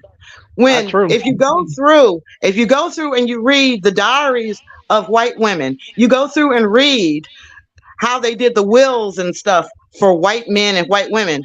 It's kind of like if you had a light-skinned servant in your house, everybody was looking at you like, your husband been dipping in the ink. He been dipping in the ink well. And he dipping that dirty dick in your white ass. So it was a custom to try to get the half-breeds out of the main house as quickly as possible. That ergo Sally Henson or whatever her name is, Hennings. She was the half sister of Jefferson's wife. He didn't want to mistreat his daughter, but he couldn't keep her in his house. So she had to be shipped away as soon as possible. But see, your argument that I'm putting out there that me and Paradise have been talking about for a lot of Republicans is you're thinking that you're having the same conversation with your white Republican counterparts, but you're not. You're only having a second level conversation. They're on the 8th and 9th level, saying, "Okay, let them come in. Let's have the conversation. Let's have the training module, just like Ramaz right up on the panel. See, they trained him what to say, but his mind started to know just how far of what to say." Or fear that, hey, get your ass back in the field. So okay, Joe, you have two groups that come in that actually get to the decision makers. You have a group that just wants to come in there and yell and scream at them, and you have another group that pretty much wants to just be quiet and figure out how to get a hold of the money. Those are two main groups. Then you have a few people like me that can sit down with the actual decision makers in the party who can listen and hear them say it costs too damn much to get the black vote, Michelle. That has been lost on this whole conversation, that it costs too much. You're thinking that how do you think? Okay, you're coming in. You came in at the tailpipe end, saying that's been lost. Well, me and Paradise had already articulated and covered a majority of things, already even that. And we're telling you, and it's amazing, but you're having a hard time comprehending that you're not part of that conversation, that they never really allowed you in their conversation. Why is that hard? Oh, that's what you keep telling me because you have not been in that conversation. What I keep telling you is that when I sat down with Mark Cuban, have you sat down with Mark Cuban? No, I've sat down with Mark Cuban. Mark Cuban asked me a simple question. Why? Who's Mark Cuban? What race is he? White. Mark Cuban sat up there and asked me a simple question. He said, Nichelle, I'm really trying to understand this. You mean Why Jewish? Yeah, whatever. Listen to the conversation. He said, Nichelle, why is it that I have Black business owners coming to me, a white guy, telling me I should invest in their business because they can sell to Black people? A Jewish guy. Yeah, he's a Jewish guy. He said, that's like Jewish. a woman coming to me saying, hey, invest in me because I know what women want to buy. I don't know what women want to buy. I have a wife. I have a daughter. I'm guessing at what they want. So he went to find out what, rather than just talk straight to those people. His whole business is built off of Black men's bodies. Yeah, that's interesting. See, that's the thing about it that I'm catching. Like, so he went to you rather than just talk straight to No, them. I went to him. Okay. With several. I had gone to him with several Black business owners that needed investments. I only had one that was one that was a broad spectrum. She wanted to appeal to everybody. But that's why he asked me, because I had finally came to him with a Black business that wanted to sell to everybody. And he thought that was unusual. And so he finally asked, why was it that most Black business people would come to him and they only had the Black demographic in mind? He's like, that's only 13% of the market. And you're lucky if you can get like 3 to 6% of right. So his whole thing was, why didn't Black businesses want to sell to the greater market? Why would they limit themselves? Why were they always limiting themselves to say, I have a great Black product? I'm a great Black. And I didn't have an answer for him. I didn't have an answer. I didn't have an answer because a lot of time the businesses that I knew of were specifically trying to cater to the market that they knew about. When you had people like Joy Wallace that was like, hell yeah, I'm ready. I'm ready to compete. I want to be the best in frozen pizzas. That's what I want to do. I want to be the best in frozen pizzas. She had a hard time. I mean, you can answer. Well, first of all, I definitely appreciate you doing that, just as a Black person in general. But I think there are answers to those questions, though, depending on the product that you're talking about. Because some products you do want, I would prefer them to start to seed it first into our space and expand it outward. The thing about the Black marketplace is that we have so much influence on trends, is that you can definitely make an argument to even Mark Cuban that depending on the product, if you filter it through Blackness, it would actually become popular across all demographics, all marketplaces across the world. I.e. hip hop is an example of that. You'd be FUBU too, and he doesn't even buy that anymore. That whole wouldn't even be able. It's just trends. Yeah, it's trends. Right. I'm saying that the founder of FUBU, came to ABBA, the founder of ABBA, to basically say, look, you did something great. You convinced Black people to buy Black hair care products from Black-owned businesses, even though all of the patents were owned by white people, white companies. So we have a tendency to try to support our own, and then we can rise up. So for us, by us, FUBU became a trendsetter. You also had the whole idea of Marc Ecko. Marc Ecko was approached by P. Diddy to do a line of hip hop design. And Marc Ecko was like, why do I need you? I can do it my damn self. Ergo Ecko Red. That you do have a lot of forces. Supreme is even a better example, actually. Supreme is crazy. But you also have Supreme and Fashion Nova, both actually. Yeah, Fashion Nova. What Fashion Nova and Supreme is going through a black market space, which you can prove that to Mark Cuban and say, well, you have these non-white people who are running everything through black market spaces to then expand it out through the globe because we're going to set the trend for you. But you also have retailers like Marshalls, Ross, who set up there and told their board that they were coming out with a new ethnic store because they had found that these ethnic brands did better if they were put in ethnic markets. And that way they would have less cleanup and less shoplifting in the Ross stores themselves. So you also have to deal with product placement. How do you go from Walmart to Macy's? You don't go from Walmart to Macy's. That's a lie. I gotta push you. I gotta push back. Name a company that started at Walmart and is now carried in Macy's. Name a product. Yeah. You got Shaq's.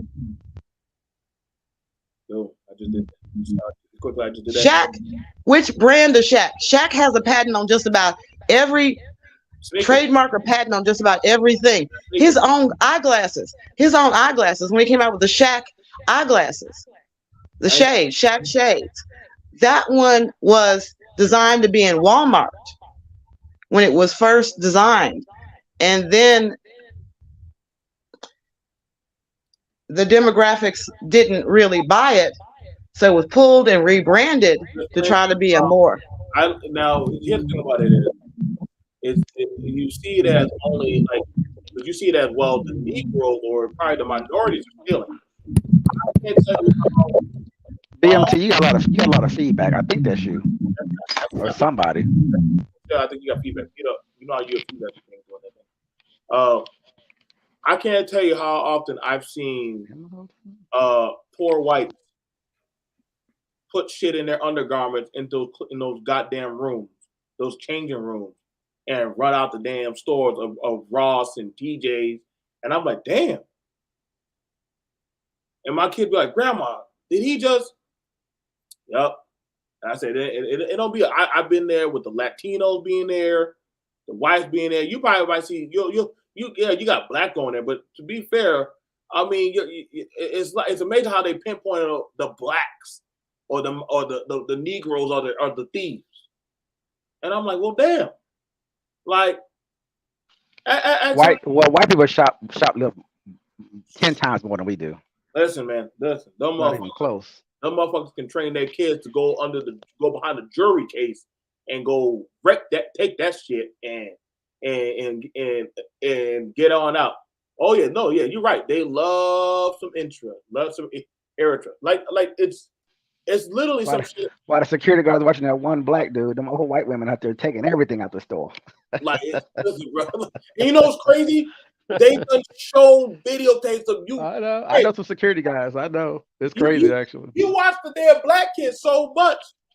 Why didn't you catch that damn white woman and her fat husband throwing all that shit on that damn roller cart? But you profiled. You racially profiled. Yeah. That was the thing about it. What's going on, D. Darrell? I know you. Hey, brother, how you doing, man? Oh, what's up, Sith Lord Paradox? What's good?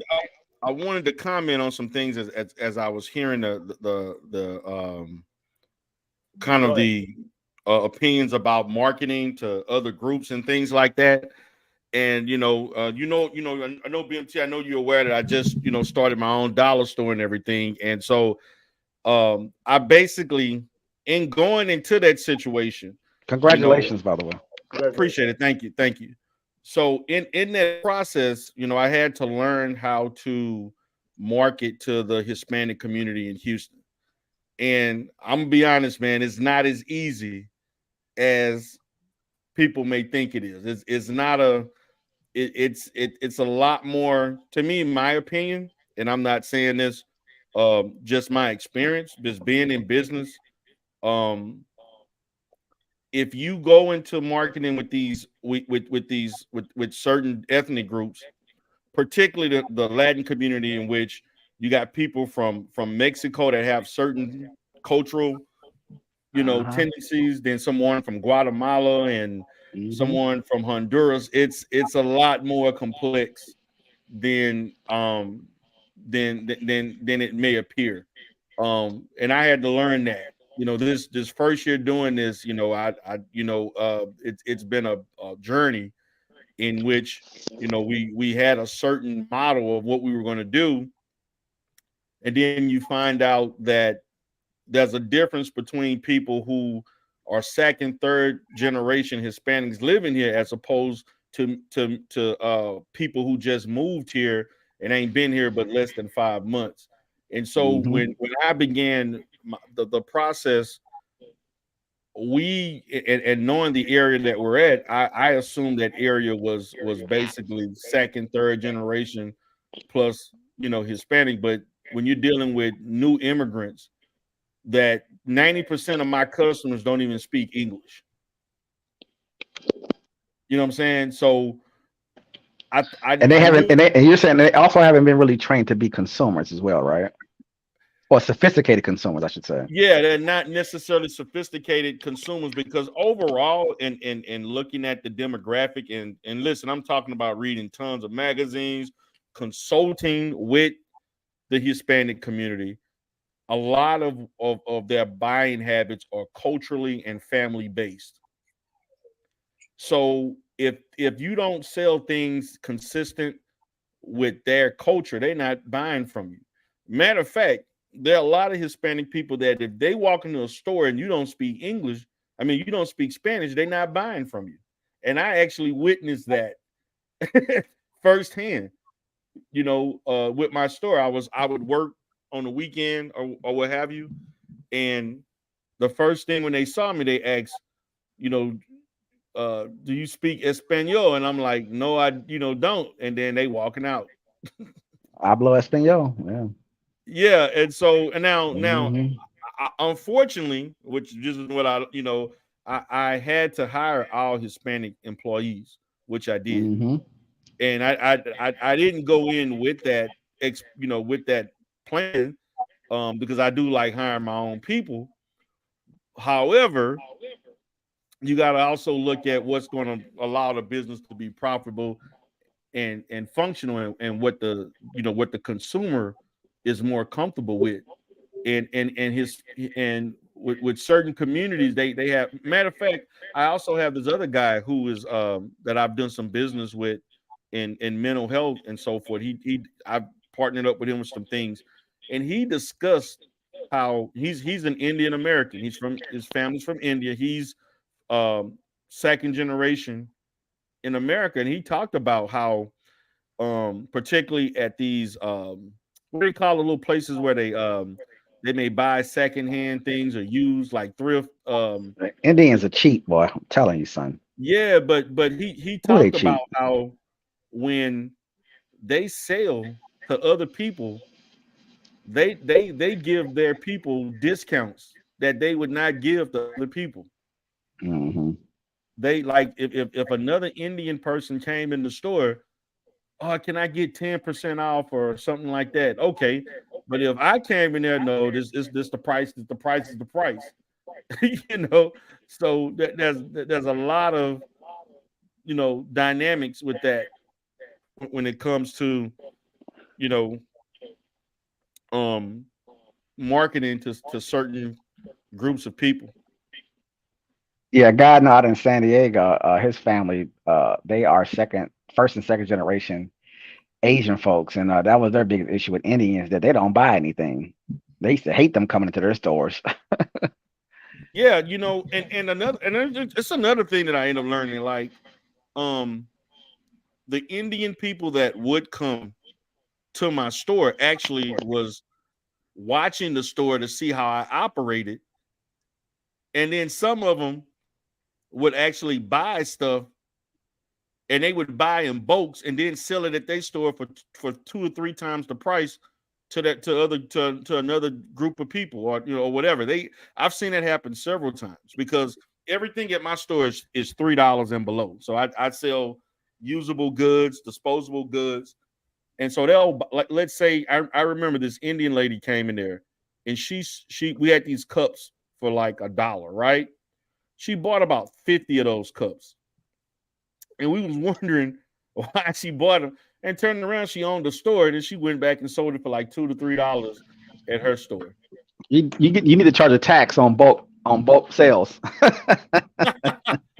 but this stuff, like my position, and I'm gonna be honest with you, if I had to do it all over again, if I would have not been in that location because of having to deal with the difference. Because to me, Black people are a lot easier to market to. Not just saying that because I'm Black, but because we are big spenders. We're just as a group, we spend a lot. Actually, we spend a little. It's easier we just spend a little more reckless than most people. I mean, and we're very American. That's what you're saying, honestly. Yeah, exactly. And I would have been in a Black area if I had to do it all over again. If I decide to open up another location, it will be in a Black space or a mixed space that's more Black, white per se. Like nothing that's like you got a little bit of everything, because it's a little bit more, as far as what you're carrying is a little bit more difficult to market to a variety of different groups of people. It all depends on how you set it up. But that's my experience when you're trying to market to different people. Like we did research, man. I actually bought some services from this research company with the Houston Chronicle, and we spent thousands of dollars marketing within a 3 to 5 mile diameter, and in those zip codes and so forth. And there was all kinds of things that were coming up that I was not aware of, as far as people being from these different countries that want certain things. Certain people want that, they're buying things that are culturally based. We had to buy, like, I ended up having to buy like these religious candles and all this kind of stuff, different things you had to put in there that would attract them to buy from the store. So you got to do your homework. You got to really, really, really know your consumer. And that was my whole point.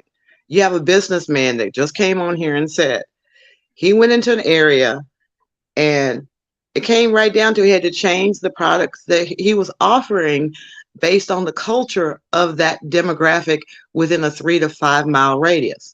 When it comes to the Republican Party, they buy the same marketing research. They buy the same marketing research as any business owner. And you say, how is it broken down by race? Based on some of the things that you buy. Okay, so if you're using that, and I want to be fair in the show, how is it that they use the same marketing research, but whenever you having a call out of an injustice or issue? So are y'all gonna talk about Chicago? Are y'all gonna talk about Chicago? You gonna talk about Chicago? So how is that the same marketing research, and they bring up that false correlation of issue? How is it the same marketing, and they use that? That, like, literally, you hear a guy right here. He's marketing. Hey, there's no white supremacy. That's that old racism talking point. You can't say that they're using the same talking point, and that's their narrative that they're running. I don't know how to explain it to you, other than saying that he wasn't buying. He's a businessman. He wasn't trying to buy tactics that could, maybe if he had a competitor that was saying something bad about his business, then he'd bring in a public relations consultant that would show him how to counter what was being said about him. Remember, the arguments, you have marketing and then you have public relations, publicity, so to speak, to make up for negatives that have been out there. So one of the things that you have when the Republicans get caught up on one issue, they'll go and try to get someone that in public relations that comes up with what remarks tend to shut down responses that they don't have anything to come back with. So when we as a Black entity come out and say, well, look at this, they've gone and got a public relations person say, yeah, but look at this over here. You know, it's like the male-female arguments we have all the time. When women sit up there and say, this is a trifling man, men will say, well, look at this trifling woman. You know, we won't deal with the fact that, you know, the rumor going around about Steve Harvey. You know, it's kind of like Steve Harvey did all this, what is it? Think like a man, act like a woman. Steve Harvey. We don't care about Steve Harvey. I don't care about Steve Harvey. But it's the same marketing ideology. No, it's not. It's not. Yes, It's not. okay. A man is telling me, that marketing to women is totally different than marketing to Black people. No. That if I want to sit up there and say my audience is Black women, there's not a particular way of marketing to Black women. You market the same way to Black men as you market to Black women. We are the same. It doesn't work that way. Like, okay, so you telling me you're getting way off topic again. I'm not off topic. I'm talking about. I'm still talking about how our messaging, the conservative Black messaging, how it is being received and how it's being limited. What factors in when the powers that got money to get our message out there, what do we need to do to tell them, hey, this is the message that Black people really need to hear if you want Black people to vote for Republicans? How do we get that message out there? My issue with the issue with Republicans, and you know, I'm in Houston. This is a Republican state, is that they don't have a Black agenda. The Republican Party does not have a Black agenda. They don't have a civil rights agenda. And so when I've met with Republicans in this area, their main talking points is lower taxes, conservative values, small government, okay, and no identity politics whatsoever. Huh? I said and zero, no identity politics whatsoever. You cannot talk about identity. And to me, have y'all heard of Black PAC? Let me ask you this. Have y'all heard of Black PAC? We are conservatives. Yes. Okay.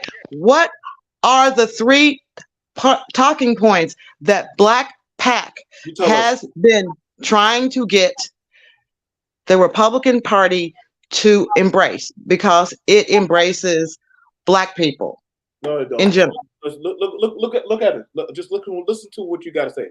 Black PAC. You got to literally separate yourself in your own group just to be able to have a talking point. But then they'll say there's no such thing as race, but you got to call yourself a Black PAC. So that means their own party does not listen to you. That's literally what I've been saying since the goddamn morning. Like, okay, again, one more time, Joe, one more time. Because it is the way the marketing demographics are set up. Oh, just say white people don't give a shit to listen to what the fuck you got to say. Okay, fine. On one hand, you say that. On the next hand, did you just not hear a gentleman say, the problem is they don't have a Black agenda in the Republican Party? So anytime listen, Michelle. You have to suspend race on the right. The people, us on the right, you got to suspend race. You got to suspend that reality. You're talking. But just a fact. I've actually met. I'm talking about a group that's been in existence now for about. Let me see. First, Black PAC formally came in about 2016. Came in about 2012. Yeah. Okay. But Black PAC set up there and said very simply, school choice. School choice. Very important to Black people. Their They push that. children's education is very important. It's important to Black people, it's important to white people. We need school choice. That was number one agenda. Then they started talking about transportation. Transportation is very important to Black people. It's important to white people. We don't like a lot of toll roads. We don't like inefficient public transportation. Next thing, water is very important. Water quality, food, water, the ingredients that are going into our food, our water, that is very important. That the more those of us involved in Black PAC kept saying, they're like, those issues are not Black enough. What do you mean, not Black enough? I mean, in my opinion, with Black, because I've actually talked to people from Black PAC before. I like the agenda. To me, I actually like Black PAC. I don't have an issue with that. But my thing is that when I'm looking at the totality of the Republican Party, is that when you talk about these things, it goes on deaf ears, or they try to move the goalposts or deter away from things that are exclusively affecting Black people. And also with that, Nichelle, my biggest issue with the Republican Party is how they treat or they disrespect prominent Black conservatives. Look how they treated. Look at Larry Elder right now. He wasn't even invited to the debate. And how many years Larry Elder was at the forefront? In my 40 opinion, years, something like that. 50 years. Of 40 years. Yeah, Larry Elder. In all fairness, Larry Elder. Oh, here you go. Elder just didn't. I mean, I was shocked. I was shocked. Come on now. Okay, let me tell you, I was shocked when I looked up there and I said, wait a minute, there are actually two Black men. Will Hurd was up there. Will Hurd has a Black agenda. But why is he not mainstream Black conservative? If I sit up there and said, yo, Joe, y'all want to talk to Will Hurd and let him in on talk, let him explain to Black conservatives why voting for the Republicans is the best thing, would you listen to Will Hurd? I will. I'm gonna hear him out. I'm telling you right now, they don't fuck with us. They don't fuck. They treat. Listen, man, and y'all know I've been talking on this conservative line, mainstream shit, and I'm gonna be honest. We just had a conversation. I done had it with everybody on this panel. They don't listen to Negroes. I like it when you Negroes. I like it when y'all talk about school choice. God forbid y'all start talking that Negro shit. Please shut the fuck up. Like I've been on. Listen, I literally had a whole. But what is that Negro shit? What is it? That Negro shit. When you talk about damn 3 Black people being shot, then we hear, oh well, that's mental health problems. You know what I'm saying? That's the problem. If y'all had 2-parent households, what the fuck do that have to do with Black people being shot by these white kids running up and just playing Call of Duty in a supermarket, a church, a goddamn Dollar General store? Why are y'all passing the buck? Like I'm saying, I shit you not, bro. You're not gonna. This is what I'm saying. It's got to be some type of program. I'm trying to like I said. If you can't, you can't have it with them. You see how they're programming when the women called him out on his bullshit. He was like, "What? It's. I don't want to disrupt their families, bitch. You just now said there's no white supremacy. Now all of a sudden they pull up the clip on you saying the dumb shit, and I can wait. Me and Paradox just literally went over it. You did say it. You knew what you were saying. You said it. He said white supremacy is a fantasy. That's a fan. It's a unicorn. It's a unicorn. Yeah, and also look at how the Republicans mistreated Michael Steele. Shit, that motherfucker's still sitting there. That's my boy too. No. And to me, they dogged him out, boy. Probably the most balanced, to me, the most balanced Black Republican, prominent Black Republican from my perspective. That's just my opinion. To me, he was to me the most balanced, and look how they treated him. You're a good family. know. They forced him out, you know, and so one would have to look at those things. And I've talked to him. He forgot he was black though. That's what happened, unfortunately. They reminded him real quick. Well done. Well done. We'll come back for you. Like I said, man. Yeah, I mean, I agree that there's a lot of problems. And the question is, which ones are the most fixable, and what Why do gotta be are the easiest to implement? Why do we got that if you want a message that rings true, especially to Black people, like school choice. When we start talking about school choice, we get positive vibes. In Texas, when we start talking about the red light cameras, everybody was sick of red light cameras. Everybody was sick of them. But we found in our research that they were put in lower income communities more than they were put in the upper echelon of communities. I don't want to talk about school choice. I don't want to talk about school choice because if Republican Party can't talk about the bullshit DeSantis just did in Florida, then talk about school choice. Talk about fixing that shit about the history of Black people. How you gonna talk about school choice? You gonna jump over what DeSantis just did? Okay. Nobody in the right. Let's deal with the stupidity. That you now have a whole group of white people that are afraid of the word race. They're critical race. I heard the word race. It's going to make my kids hate each other. Okay. Did anyone ever largely come out and say what the Republicans need to do is educate our own base, like we did in Texas, when we got the sign that said, this is dedicated to the granddaughters of the Confederacy, to let everyone know that the Civil War was not about slavery. It was at our state capitol. It was sitting up there at our state capitol. How the hell are you going to tell a lie when people walk into our state capitol? And I said it very well. I said, I do realize that a lot of my my Caucasian friends sincerely believe that their grandfathers, great-grandfathers did not have a racist bone in their body. And you're probably right, because they couldn't read back then. So they didn't know why the Civil War was going on. They just knew what they heard. They might have heard about somebody's cow tipping over. They heard things about the Northern aggression.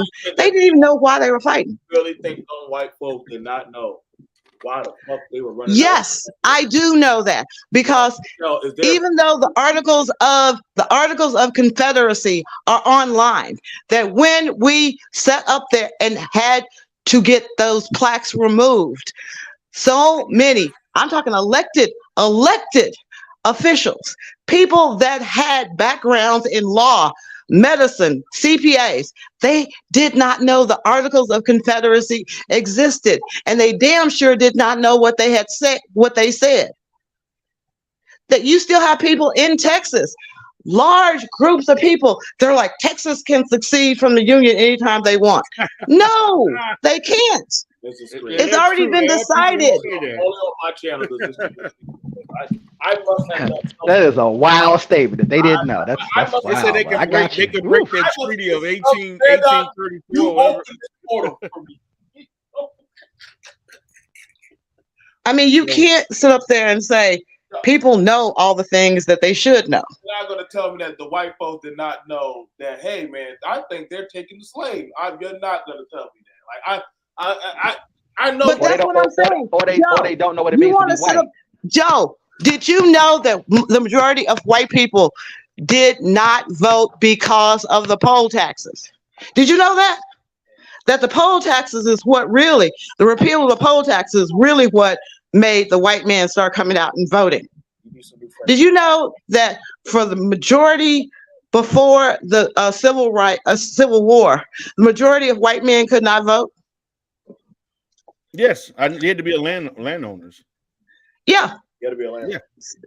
Okay. So when you sit up there in the context and you listen, you really listen to these baby boomers who just took for granted that white men have always been able to vote. No, only the rich ones were able to vote. Then you sit up there and they honestly think that, because they were able to read and write, their ancestors were all able to read and write, unless they know that one little story of the guy who dropped out in 4th grade because he had to help his pappy on the farm. Are you running a campaign for poor white people right now? I just need to know. I'm not running a campaign for white people.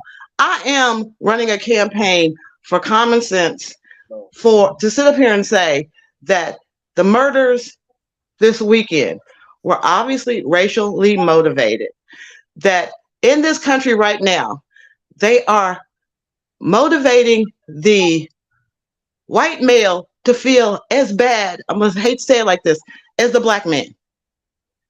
The black men in this country, we constantly hear black men say, our women don't cut for us. We are the most mistreated. Now you have that same sentiment. And I'm a black woman. So I'm gonna sit there and say, maybe white guys talk to me differently. Maybe they don't feel as threatened by me, but they open up to me and they sit up there and say, you don't know Nichelle, you don't know how hard it is to be a white man in this society. Wait, pause. You telling me you let her eat a lot, boy. She eating right now. You gotta get that, son. That's the truth, though. Wow. That is a fact. There are white men that do think that way. Michelle, I don't care what they think. What the fuck, Michelle? Do you? Okay, look, y'all know my Facebook page got all kind of people, and I'm not afraid. Excuse me, I'm not afraid. So when somebody comes on my page, excuse me, did I get to finish my thought? When somebody comes on my page and says it's not fair, black people got BET, what do white people have? And I started laughing. I said, CBS. Everything else. I said CBS. I said CBS because I know how to deal with them. No, you don't. I said CBS, Caucasian Broadcasting Station. Nichelle, I didn't know that that's what it stood for, because that's the way you have to deal with a situation. You deal with stupid. If somebody throws something stupid out there, you can only deal with stupid because they are not ready for the truth. You don't argue with a fool. A fool is never ever going to believe that the sun rises in the east and sets in the west. Let me ask you a question. Do you think white people know that they're white? Mm-hmm. Do you think white people knew they were white in the 1700s and 1800s? Yes. Even the ones that couldn't read and that was illiterate? Yeah. They were told that. They were told. But you're talking about... So they understood how to move like a white person, right? Look, let's say it like this. What I say? Us in this one. You going on? No, I want to hold you right there. I want to know: do these people that you're calling white, that you're caping for, that are poor and suffering and can't get anything correct and can't do anything, do they understand in their illiteracy over the last 300 years that they were white people? Do they understand that concept of what whiteness means and how to maintain whiteness, or were they just Americans that were just struggling? You mean the white people that sit up there and say, at least I'm better than... I came to America because I was tired of not being treated equally. So I came to America with the idea that I would no longer be put in the same caste system as my father and my grandfather. That was the whole winning argument that they had to sell to the indentured servants that came over here. That you can come to America and no longer have to be a butler because your family your father was a butler. You don't have to be a tailor because your father was a tailor. You don't have to be. It's a land of milk and honey, a land of opportunity. That was some bullshit. They just sold that to get them on a boat, to get them over here so they could work for cheap. It's sad, but it's true. I'm gonna ask you Most again though. Did these people know that they were white? Did they understand know that they were- concept of no. being white? No, let me explain to you. How you gonna They say knew Puerto they Rico were. white? They knew they were Irish. They knew they were French. They knew that they, whatever little group of And language when that did spoke, they? And when did they give that up? When did they know to become white? Because they not that anymore. they figured it out when they got here and realized the person that had the funny sounding last name like Hartpin. If your last name was Hartpin, you were an immigrant. So you had to clean that shit up. You had to be Gary Hart instead of Gary Hartpin. So by the second generation, they realized they had to blend in to fit in. So by the second generation, and that was what Nixon said. Wait, that- wait. You're jumping up. You know, from goddamn slavery. She done jumped I did 200 not years jump ahead. up. I said, not you asked me a question. You're not gonna be doing time skip. You ain't answering it. I asked you a question. You asked me in 1740, did the guy from Ireland know he was white? No, the guy from Ireland knew he was Irish. When he got And they over to the became white United in States, 1960. huh? His ancestors. Then they finally realized they were white in the 1960s under Nixon. What you're saying? Under the Nixon administration, Or that when was they 70s. or when they were non-land owning, non-voting slave catchers. Did they know they were white then or no? They knew they were required to go to war because the rich white folks told them to go to war because the rich white folks were not part of the conscription. There we go. Conscription. That what they would do in the South, if you had enough money, you could buy your way out of participating in the Civil War, or you could buy your son's way out of. But if you were poor, you were forced into the Civil War, or either you would go to jail or be killed. So the old European culture of, okay, the landowner has gone to war. All able-bodied men must come to war with him. They didn't know why they were going to war. They just knew that they got rounded up, or if they didn't join in the army, they got killed. That's just the way it was in Europe. So you were either in the in group or the out group. In group, out group. Right, black or white, right? Right, black or white. If you want to be that cold. In 1600, it got so bad in England that there were so many starving white people on the street that the Queen, Elizabeth I, issued an order deporting all of the slaves. You got to go. You got to go because they needed to feed their English subjects. And the rich English people would rather have a slave than to have to pay somebody enough money for food, shelter, and clothing. So you also have the weird thing that, guess what? Severus Septimus was the Roman emperor that conquered Gaul. So when you go to Europe, especially up in Baal and Bath, you will see statues dedicated with afros. Why? Because the Welsh are descendants of the Roman soldiers. The Roman soldiers at that time were predominantly African. They don't like to teach that over here. So over there, it's common knowledge now. But right, we know. But so when Europeans came over here, and then provide the African or the black man those courtesies and look at them as animals? Was it training that they got from the rich white people to look at us as cattle? How did that work? Yeah, Because it came down these to ignorant white folks seem to be pretty smart when it comes to us. yeah, it was one of the things that were taught to poor white people was, we may treat you badly, but at least we treat you better than we do the nigger. Thanks. What's his name? Johnson.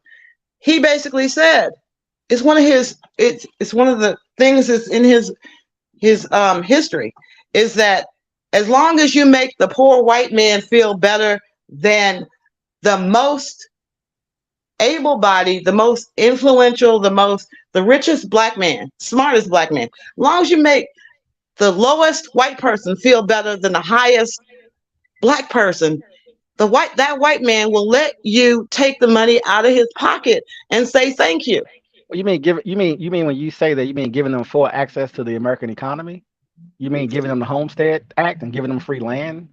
You mean giving them the GI Bill? What are you talking? What do you mean by all that? those things? It wasn't an idea things. or a conversation. They were getting physical, tangible things to become white. It wasn't just an idea that I'm poor and I'm suffering. They were getting real things. They were getting real things. Their whiteness. They were getting real things, but at the same time, the black man wasn't getting the little crumbs that they were getting. That what the rich white man was getting was a lot more than even those little, we'll give you 1/3 of an acre, or we'll give you 2 acres if you work it for a little while. I'm trying to get the exact quote. But yeah,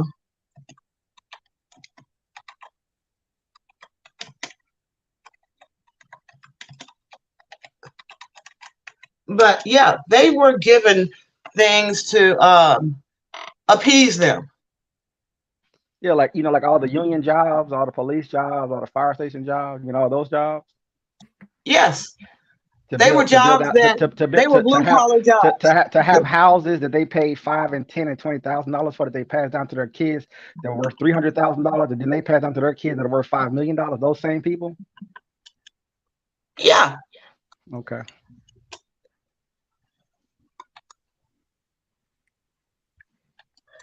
I mean, you seem to think that strategy is used today. It's no different.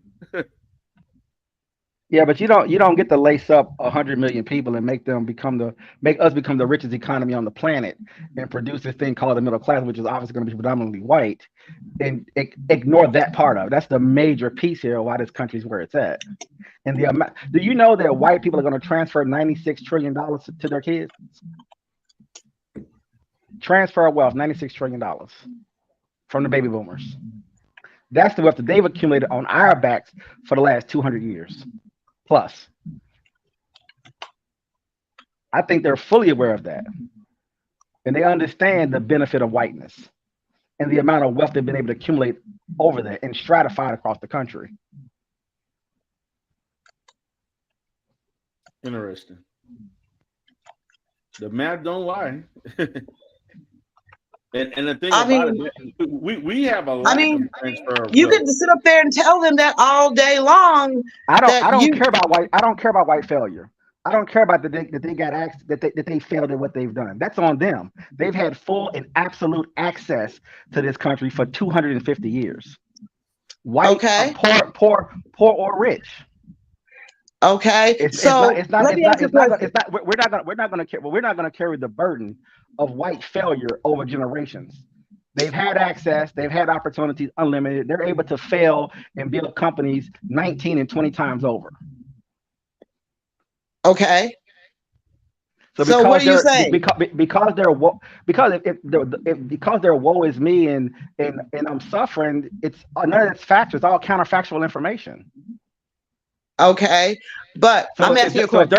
If they're talking to you with you having that information, them talking about them being poor or them talk about them being suffering, I just think it's ridiculous. Okay. Because it's not my fault that your grandfather blew all that money. It's not my fault that your grandparents sold that land. It's not my fault that you sold a house and decided to go and smoke meth. That's not on me. That's on you. You need to be accountable for yourself. That's Okay. not being that's not being delivered in this country. White people and white failure is not being accounted for, and they're leveraging blackness to cover that up. And then black people go to white folks trying to fronting like, oh, well, you're just like me, you're suffering just like me. That's not a fact. That's true. But what is your overall point? That if a white man came up to you, I just made it. That was it. I'm done. okay. And again, I'm saying that if somebody walked up to me and said, Nichelle, you come in here with your fancy clothes on, you come in here with your fancy shoes, driving your fancy car, you act like you got it going on. What about the rest of us niggas? What about you? Don't you think we should have some of that? Go get it. I don't give a damn. If you come at me like that, I really don't give a damn. When you come at me talking about, Nichelle, all those rich white folks, why don't you go to those rich white folks and tell them to give us like $50,000 so we can clean up our neighborhood? Why the hell would I do that? But you just now too. Oh, wait. You just dragging up. I'm part of the National Woman Federation, WWC. I'm like, okay, that's cool, but you're not in that room with those white women. You don't go behind closed doors with them and their husbands when they are sending their wives to go get certain grants or loans or certain stuff. They don't call you, Nichelle. They don't ask for you. They don't want you in there. Oh, damn. I forget how I've been supporting myself. Okay, never mind. You're right, Joe. You're right. I only deal with. It hurts. If white women was concerned about gender, Hillary Clinton would be president. But the whole deal was that they're concerned about white men and their position in this country. Yes. Not necessarily. It supersedes their gender. I'm gonna say it one more time. If it was about gender, Hillary Clinton would be president. Okay, if you assume that that's the only in dominating fashion, by the way, and getting a second term. Okay, if you assume, wait a minute, if you assume, did you vote for Barack Obama because he was black? Did you vote for Barack Obama? I did. No. Okay, so I don't vote for Democrats. I did not vote for Hillary Clinton. My friends did not vote for Hillary Clinton because we really and truly despise her for what she stands for, because we all know down here in Texas that bitch is as lesbian as she can get. That her politics wasn't, huh? Yeah, her politics was not what we stood by. To us, it was from the very beginning when she started the whole, I'm not some Tammy Wynette stand by your man kind of woman.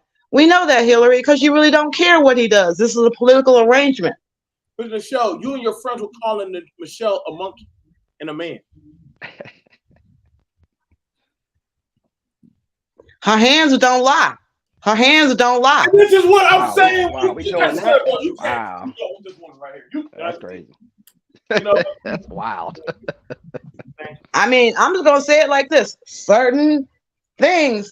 If I sat up there and said anatomically, when you discover certain skeletal remains, you can tell they're male versus female by certain bones in the body. And if those bones don't add up to being female, they just don't add up to being female. I'm starting to understand why those white people like you coming around. I'm starting to understand that. They like you. I'm starting to understand. I didn't know why. Switching. But you code switch. I started to understand. Did I code switch? Yes. Did I code switch? I just sat up there. Scary. I have posted. I have sat up there and posted. I just sat up there and posted. Joe, I've even had a black transgender come on your show. I know, and you know what's so crazy? You know the thing about it is, the thing that's crazy about you, Michelle, on these things, you don't even know when you're code switching the way you do. Like it's smooth. Like, it's smooth, boy. It's like smooth transition. I'm like that. You know what's crazy? It's like maybe if this guy Ramos or whoever this dude is, maybe he learned less from you on how to code switch. You don't even know when you code switch. Like I don't even think you hear yourself at times. That's what be scaring me. Like I defended you black folks. No, Nichelle, you didn't hear yourself. I don't think you be hearing yourself. I got to start recording you So that No, I hear myself perfectly No, fine. But the thing about it is, when you get on these shows and say, I don't give a damn about white folks, they can't take away from black folks no more. well, That's what y'all just set up there and said. That Well, I'm gonna say this. Listen. You, unlike most people, you can maintain your blackness and still operate in those spaces. I mean, I would guess, Michelle, without knowing the educational background, I would think that you probably went to white universities. You probably went to a school that probably was majority white, at some point or something like that. So it's not like you don't understand the social atmosphere that you're in and how you have to operate. So, I mean, it's not impossible. just for the record, I did go to Duke University. I did go to George Washington University Law School. Right. And when we went on these campuses, I'm saying when we went on these campuses, my first couple of weeks on campus, it got to the point where black people, we had the Black Student Union.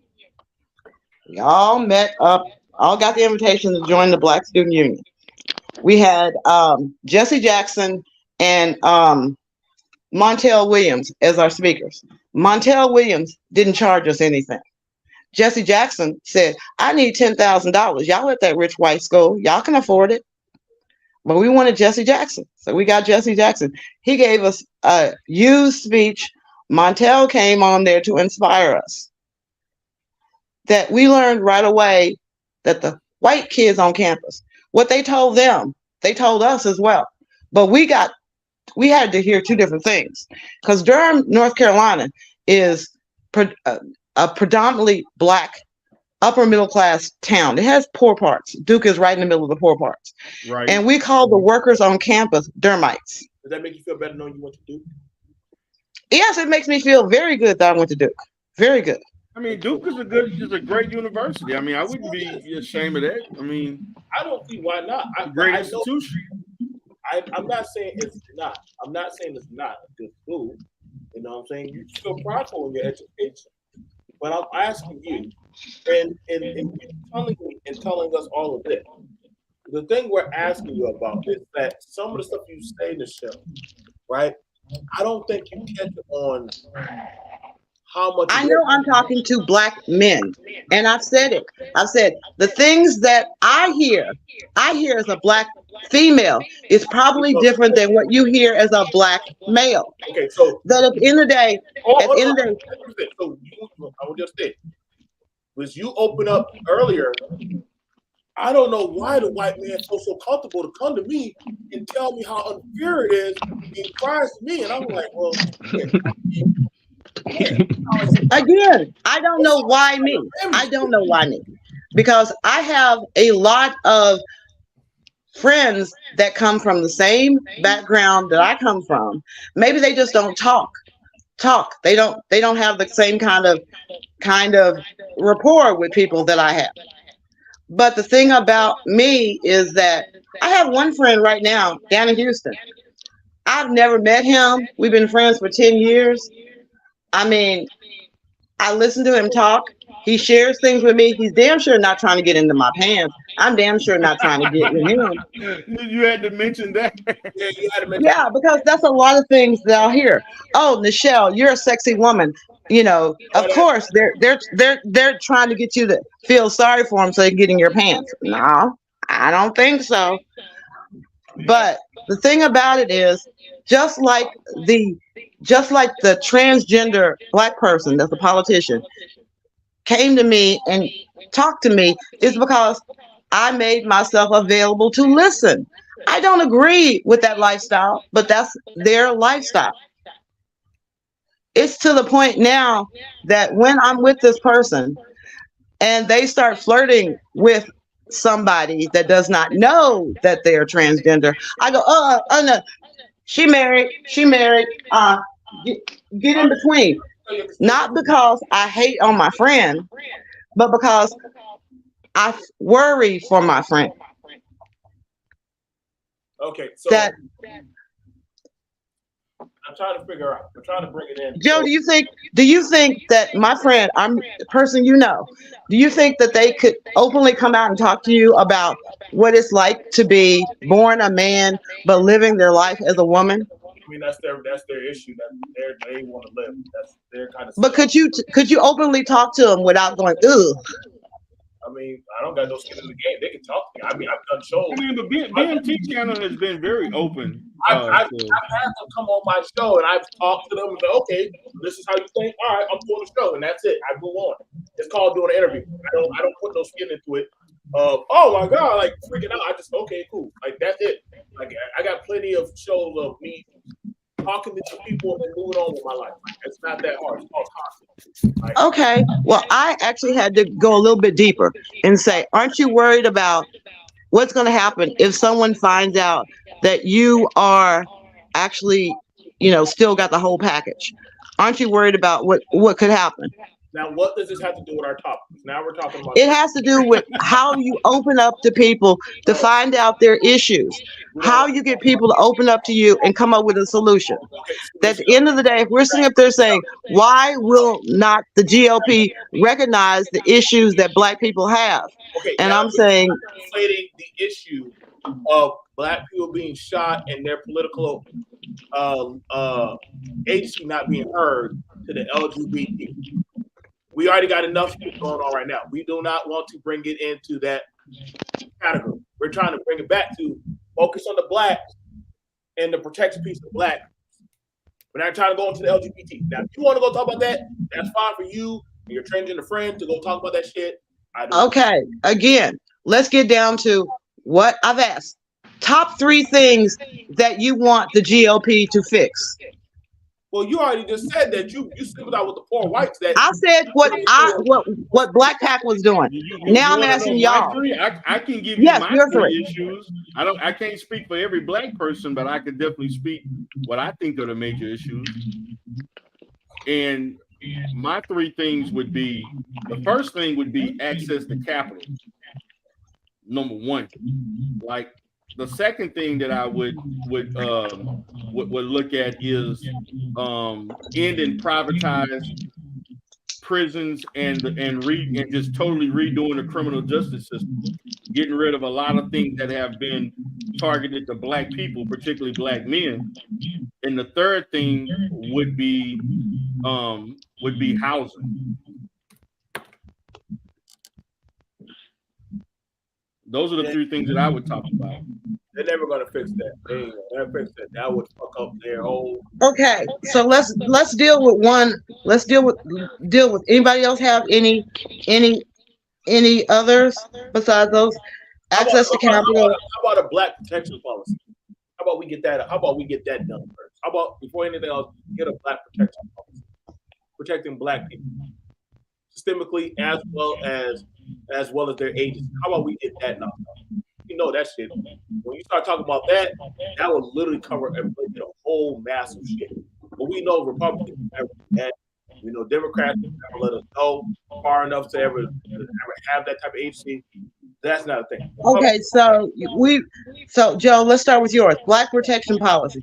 So we want something in place before something happens. We want the government to pass some kind of laws that say Black people are protected and you cannot do these things to Black people.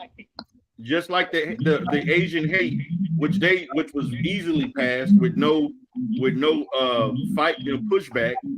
We want something similar to that. Every group got it. Almost about every other group got it. These but us. How the fuck that work?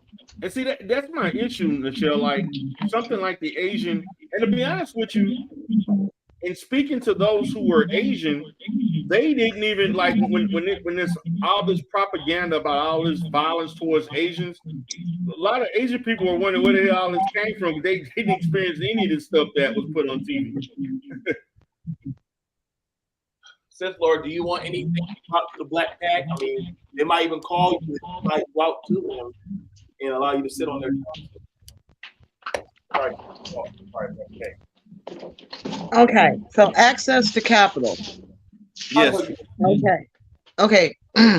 you want when you talk about access to capital, what criteria and what would be the return on investment? Would you be willing to pay higher interest rates?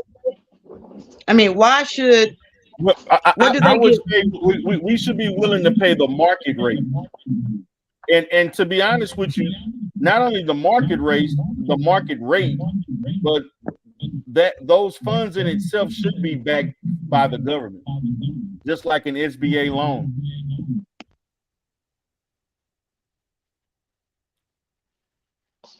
Hello? Yes, I'm taking notes. Oh, okay, yeah, it should be market. No one's asking for like these 1 or 2% loan, market rate loans, grants, or what have you, along with the fact that these loans are backed by the United States government, by the Federal Reserve. Loans, payback, regular market rate, but you would have loans that specifically an amount of money that says if you meet these qualifications, you will get this loan. Right, you have to go through a process, of course. Okay, so kind of like the farmers loans that are out there right now That would be a good start. that are being challenged as being discriminatory. But I'm just saying that those were one of the ones that we just recently got that are being challenged in court now as we speak, because the rich white guy does not qualify for those loans, even though he has always been able to get a loan, but he can't get a loan. So why would that? How do we get past the argument that these loans are reverse discrimination? Real fact, this is actually going on right now. Okay, the reason why my position is that the reason why it's not reverse racism is because the white man who's crying about it already has access to the same capital.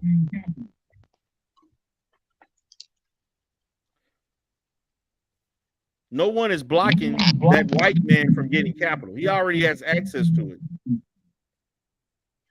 Now, as a business person, let me ask you a question.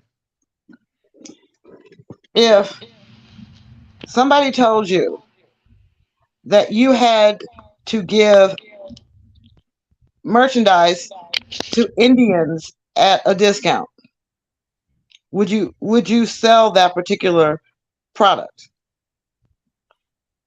If someone told me I had to give a discount to Indians for a certain amount at a discount, right? It all depends. Indians want to come into your shop. If Indians came into your shop to buy candles, okay, that you had to give it to them at a certain amount because they had not been able to get candles beforehand. Would you do it? Federal government has a write-off as well. Yeah, I would do it. Which is what they do for us now.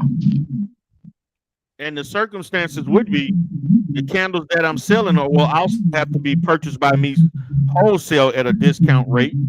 And also I have to look at the fact that is it going to be profitable for me to continue to do that? The federal government will guarantee it. They already do that now for people. So if it's profitable, why not?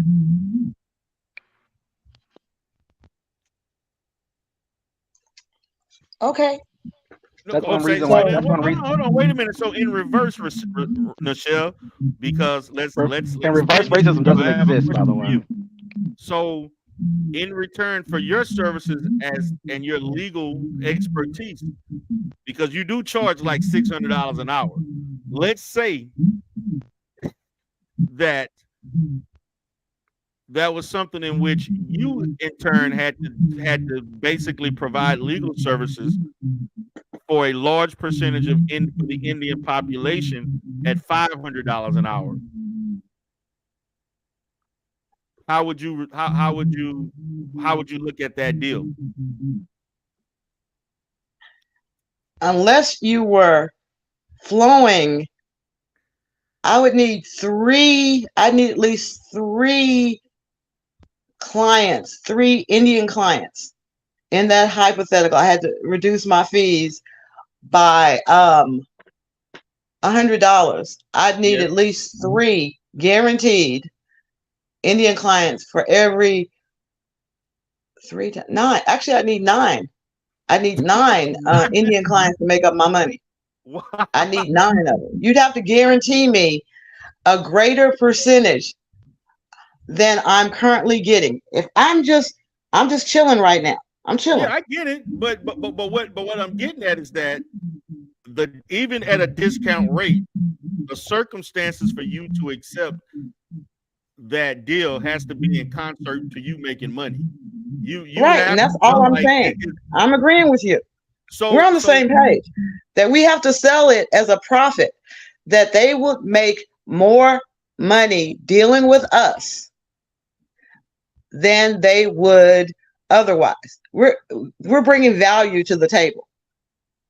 Okay. So this is the value that it's going to be more of us applying and paying you back on time. Right. Than it would be if that same money, that same $1 million that you were just going to loan to Whitey, if you put that $1 million aside and you loan that $1 million just to Black businesses, those Black businesses are going to pay you back more or faster than the regular market would. Okay. As a business person, that would be what would make sense to you. Not just that's being guaranteed by the federal government. That's an extra insurance policy. Right. But that's all I'm saying is that when we go to the table and start negotiating, we got to see it from their point of view as well. Not saying the people that have the money, they want a return on their investment. So if you can bring in more business for us, we'll be happy to set that $1 million aside. Well, the more business that would basically permeate throughout multiple sectors of as far as the economy, that's where the selling point is. The more access that we would have to that capital will actually spill into other sectors where we're spending and purchasing and buying, and we're actually employing more people. So we're actually being a benefit to the economy by having more access to that capital. So it's not going to just be to one direct person. It's going to basically be spread out throughout different sectors. So a rehash of the mentor protege program, where we sat up there and said, wait a minute, we having trouble getting these minority contracts because we don't have as much experience because we weren't allowed to be in this market that long. Okay, if you do a partnership with a mentor, a majority-owned company that's been in this industry for a longer time, and they have, the political clout, the economic clout to get these contracts, you partner with them, there'll be a return on investment in the community. So if we can expand the mentor protege program that basically says that you as a minority can go out there and partner with a majority company, give them 49% of your company, give them 40% of your preferred stock, and still compete as a minority. 40%? And you can 40%? That's a lot. 40%? You understand preferred stock is a loan. Is a loan. Yeah, I know. No, but I thought you said 40% of the company of ownership. I said no. I said you give them 49% of the company, and you allow them to have up to 40% of the preferred shares. So what I normally do here is people say, damn, Michelle, 49%, fuck, that's a lot of money. Okay, let's see, 100% of nothing. Michelle, 100% of nothing. 100% of zero. 100% of zero is still zero. So you have a business right now that is not making that much money.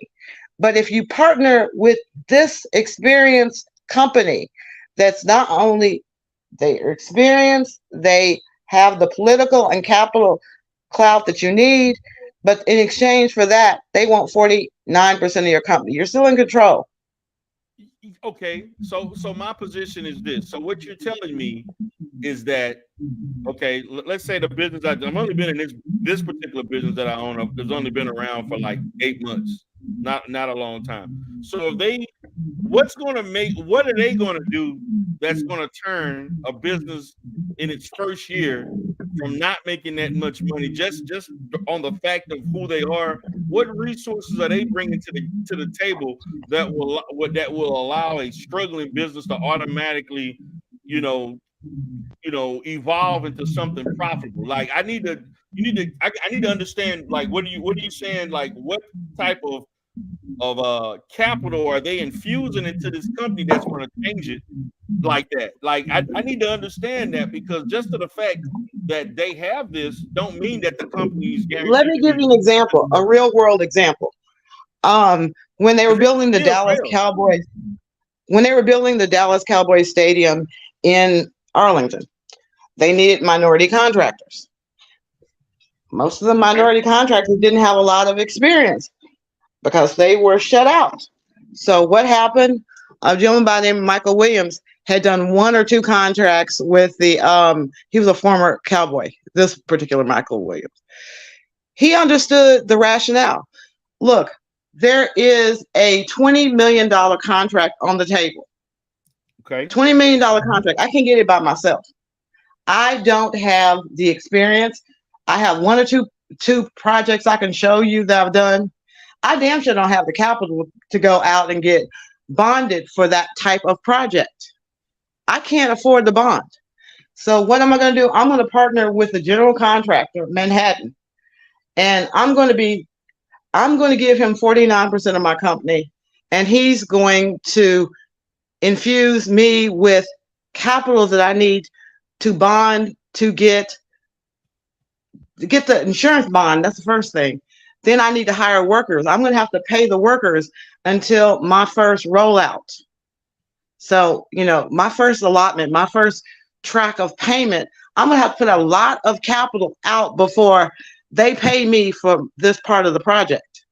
I'm going to have to keep a retainage. All these things he knew about. So, yes, he became, even though there were a lot of other minority businesses around that were trying to compete, he had the capital, the connections, and the clout. You can't really argue with the general contractor being your partner as being the one the general contractor was going to hire.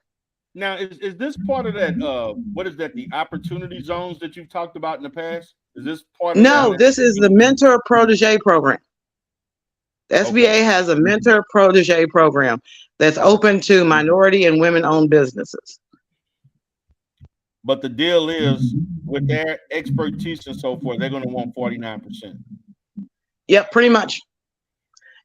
Everything is negotiable. It might be 30, but okay. They're going to get a substantial share of your otherwise, not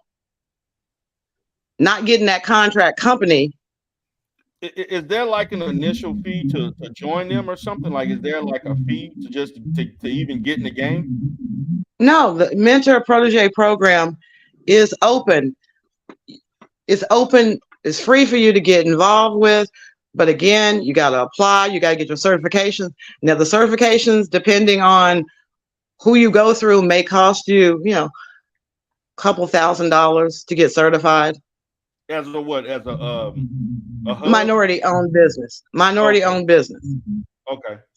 An HUB? So you may have to go through and get the certifications.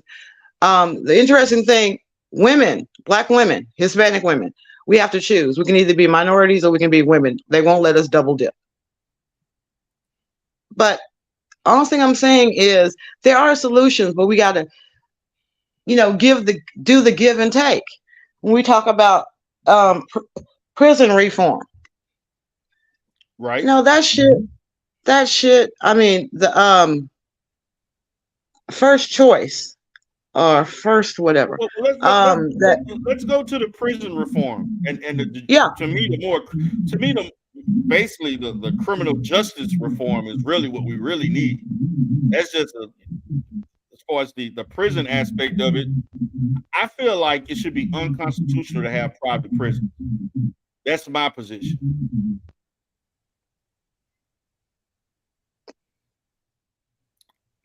I can definitely see that and understand that. Because my position is that if you're going to privatize prison, it only increases the likelihood of more people being in prison so that people can make money. And that's not the purpose of prisons. Should be. True. It shouldn't be. It's basically, kind of like slavery almost. But the fact of the matter is that I have issues with that because, there have been incidents of judges and so on being criminalized, being prosecuted for extensive judgments and giving lengthy training sentences that were not typical in the past. I mean, there have been judges that have happened to. Matter of fact, I was just looking at a situation where there was a judge, I want to say in North Carolina or South Carolina, that they found that there was some issue with how they were giving juveniles lengthy prison sentences longer than what they should have. And those juveniles were in this privatized, they were all being, I guess, transferred to this privatized prison where this person was given like 6 to 8 months to a year longer term for the average person than what they were supposed to. I mean, technically speaking, there was some issues with that. And also the fact that there were kickbacks given. Right. I mean, you do have that problem. That's why at one point in time we went to, on the national level, went to mandatory minimums because of some of the sentencing disparities that were rightly called out. Then when we needed apparently more and more prisons because of the war on drugs, then you suddenly had the places where people are poor. I don't want to call any states out, Mississippi, Alabama, Texas, where the government start saying that they're too poor, that they have limited resources. So do we put resources into building jails, or do we put resources into fixing the roads, building roads? Which one? We have limited resources. We don't think the governments do have limited resources in one sense, but we know reality. They have to do a budget just like all of us. Yeah, but they're contracting and paying these privatized prisons millions of dollars. Well, that's why they did it, is because they suddenly said, wait a minute. The county started saying, wait a minute, we got to let these people out of prison because we don't have the resources to house them humanely. So this is what the population, this is what you got to deal with. We're going to just run them in through real fast, real quick. They're getting out real fast because of overcrowding. Because constitutionally, we cannot be cruel and unusual in our punishment. So we got to give them air conditioning. We got to give them food to eat. We got to give them a place to sleep at a reasonable temperature. You started having the population saying, fuck those people in the prisons. Fuck them. We don't care about their situation. They're criminals.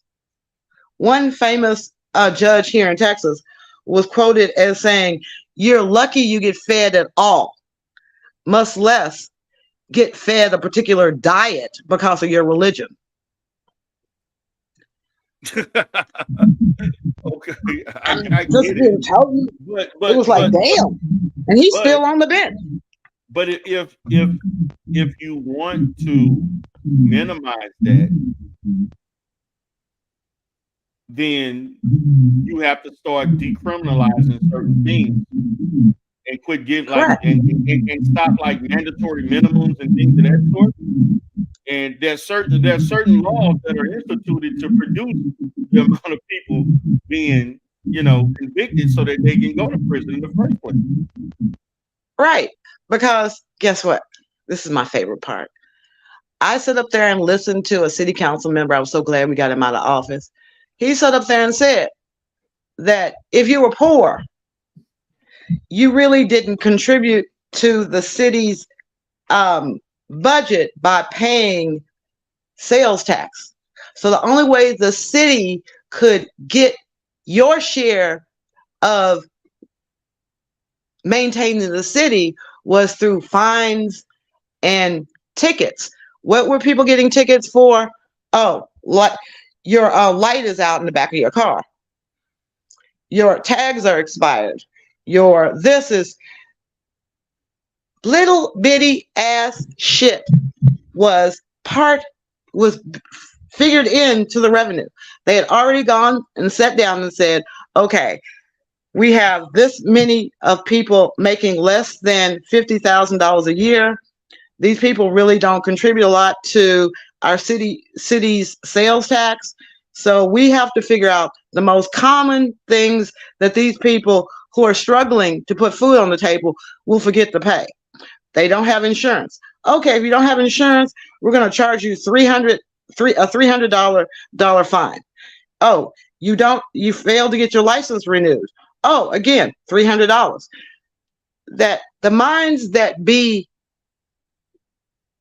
in the government are now working towards producing as much revenue for the government to spend on, building a new monument to somebody we don't even give a crap about, as opposed to building and maintaining safe prisons for those that do commit crimes. So there are a lot of crimes that shouldn't be crimes. I mean, in Texas, I'm from Texas, so I just talk about Texas a lot. We're trying to make it so that police officers do not have any discretion in arresting people who commit a Class C misdemeanor. What are Class C misdemeanors? Oh, well, like driving without a headlight, one headlight busted, one tail light busted. You don't have your insurance. You don't have your driver's license. You're standing too long in one spot, loitering. You jaywalked. You learned as a kid to look both directions before you cross the street, but you cross in the middle of the street, so we're going to give you a jaywalking ticket so we can get some revenue out of you. There are people who are paid to try to figure out how they can stick it to the poor people. Maybe that should be one of the reforms, that you should not make it a crime to just not be able to afford things the government tells you have to have. But then you have people that said that's not fair. Why should I have to have insurance and you don't have to have insurance? You should be punished. The government made me get insurance. Why don't you have to get insurance? Do you realize there was a whole lawsuit filed because once Congress said, if you don't get Obamacare, your fine will be $0. People tried to sue the government because, well, if I have to get Obamacare, you should have to get Obamacare. You know how stupid that sounds? Y'all still there? Joe? Yeah, we still here. I'm still here. No, I'm just saying that there are agendas. I mean, access to capital, prison reform, housing, those are major things. I'm just going to jump on the housing so y'all can have some fun with me. If we're going to talk about housing, how many of us are really aware of Blackstone right now?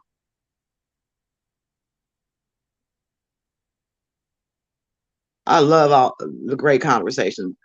Okay, Blackstone is a private equity group that pretty much is trying to corner the residential market. This past year, they introduced a new company called April Ventures. They sent out a letter to their shareholders saying, we just put 90,000 homes, primarily in the state of Texas, on this great government program where we're guaranteed $3,000 to $4,000 a month per house for the next 20 years. You know what that translates to? April Ventures just bought up 90,000 homes that they're going to put on Section 8 throughout the great state of Texas. For their shareholders, it's great, but what is it? How did they spin it and say so that it was palatable to the people that were getting foreclosed on? It's great. You know, if you can't afford a house, the government will now have these brand new houses that you can move into, and you can use your government money to rent them, or maybe one day buy them. So if you're a minority and you're concerned about gentrification, understand that there are powers that be that are constantly looking at your property values and your property taxes and thinking, okay, well, if I buy next door to this house that's worth $50, if I buy their neighbor's house at $100,000, then they'll want $100,000 for their house as well. So then I can buy another house down the street for $200,000, which means everybody else is going to want $200,000 for their house. And they keep doing it until they get to the point where they brought the market rate up to $400,000, and they're now selling their house that they bought for $100,000 for $400,000, and they're giving money away for these houses. You go and get in this house, and you really can't afford this $400,000 house, so it's back on the market. It's being foreclosed on again, and you're asked out again. But if you stay in Section 8 housing, you will be guaranteed a place to stay for the next 20 years, and the shareholders will be guaranteed $3,000 to $4,000 for the next 20 years. So when we start talking about what we need, we also have to start talking about what we're willing to give in order to get what we want. That's one of the reasons why we keep saying the Republican Party doesn't offer Black people anything, because what are we going to give? How many votes are we going to give the Republican Party if they start addressing these issues? And maybe how many votes are they going to lose if they start addressing these issues?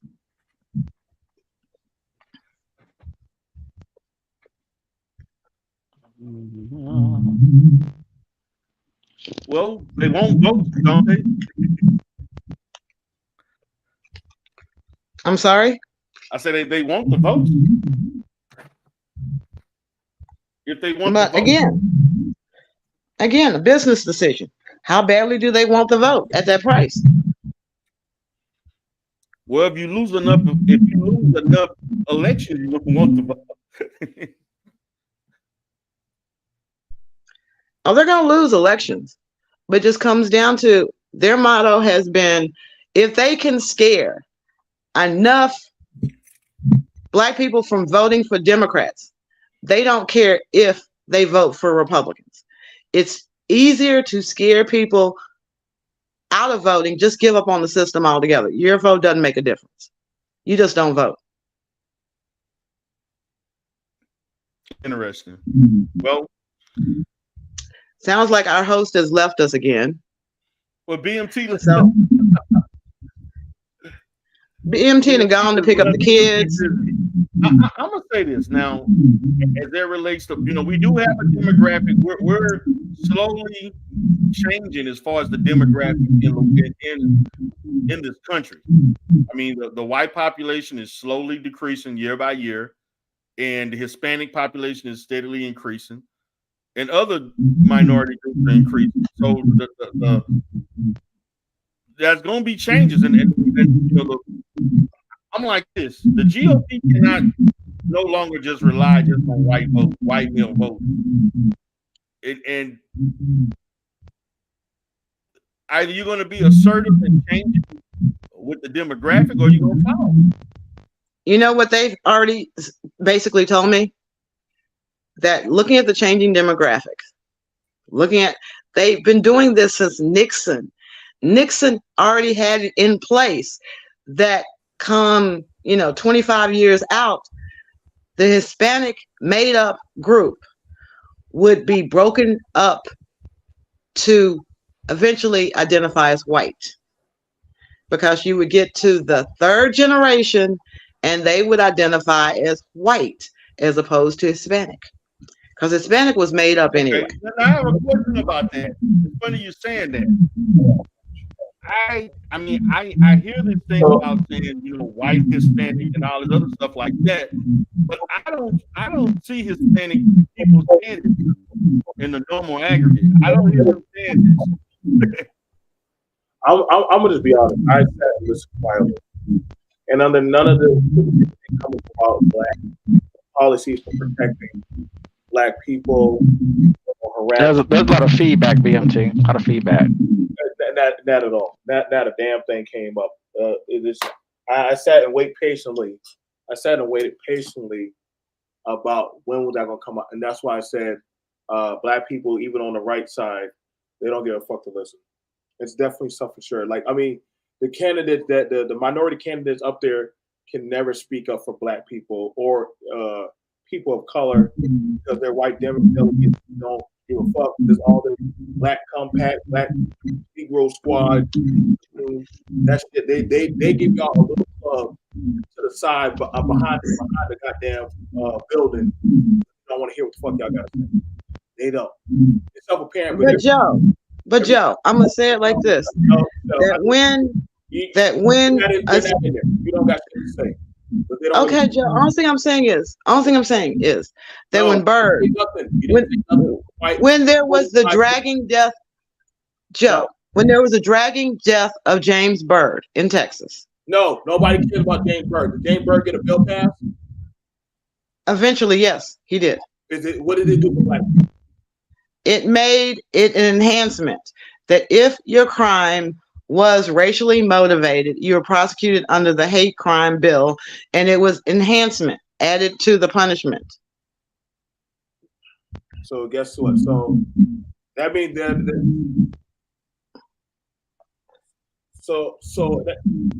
that was after a whole nother race was targeted. Then all of a sudden they look at it like, again.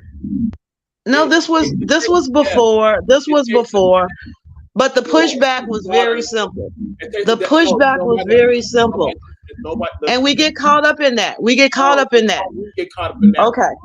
Okay. Joe, every time you go from here to there and say, no, white people ain't gonna never change. Okay. They ain't been changing. It's not like they listen to you. Joe, all thing someone would have to do is listen to this conversation. Well, listen to this conversation. If I say these are the negotiating points, fuck those damn negotiation points. Let me pause right there. Do you think white people actually negotiate with you? Yeah, I do it all day, every day. I do it. I do have to do that. Have they ever asked black people that they need to negotiate for them? Yes, they have. What bill? Keep going. No, what bill have they asked black folks that they want to negotiate for them, for white women or white men or white children? What bill was that? One was ending red light cameras. The other one was ending bifurcated registration. Bifurcated registration. The other one has been charter schools. That at the end of the day, the things that I fight for. Ending cameras on speeding lights, right? Those that their people get caught for running the lights, jumping up in police officers' faces and stuff. What else? Doing all kind of traffic lights, high speed chasing and stuff.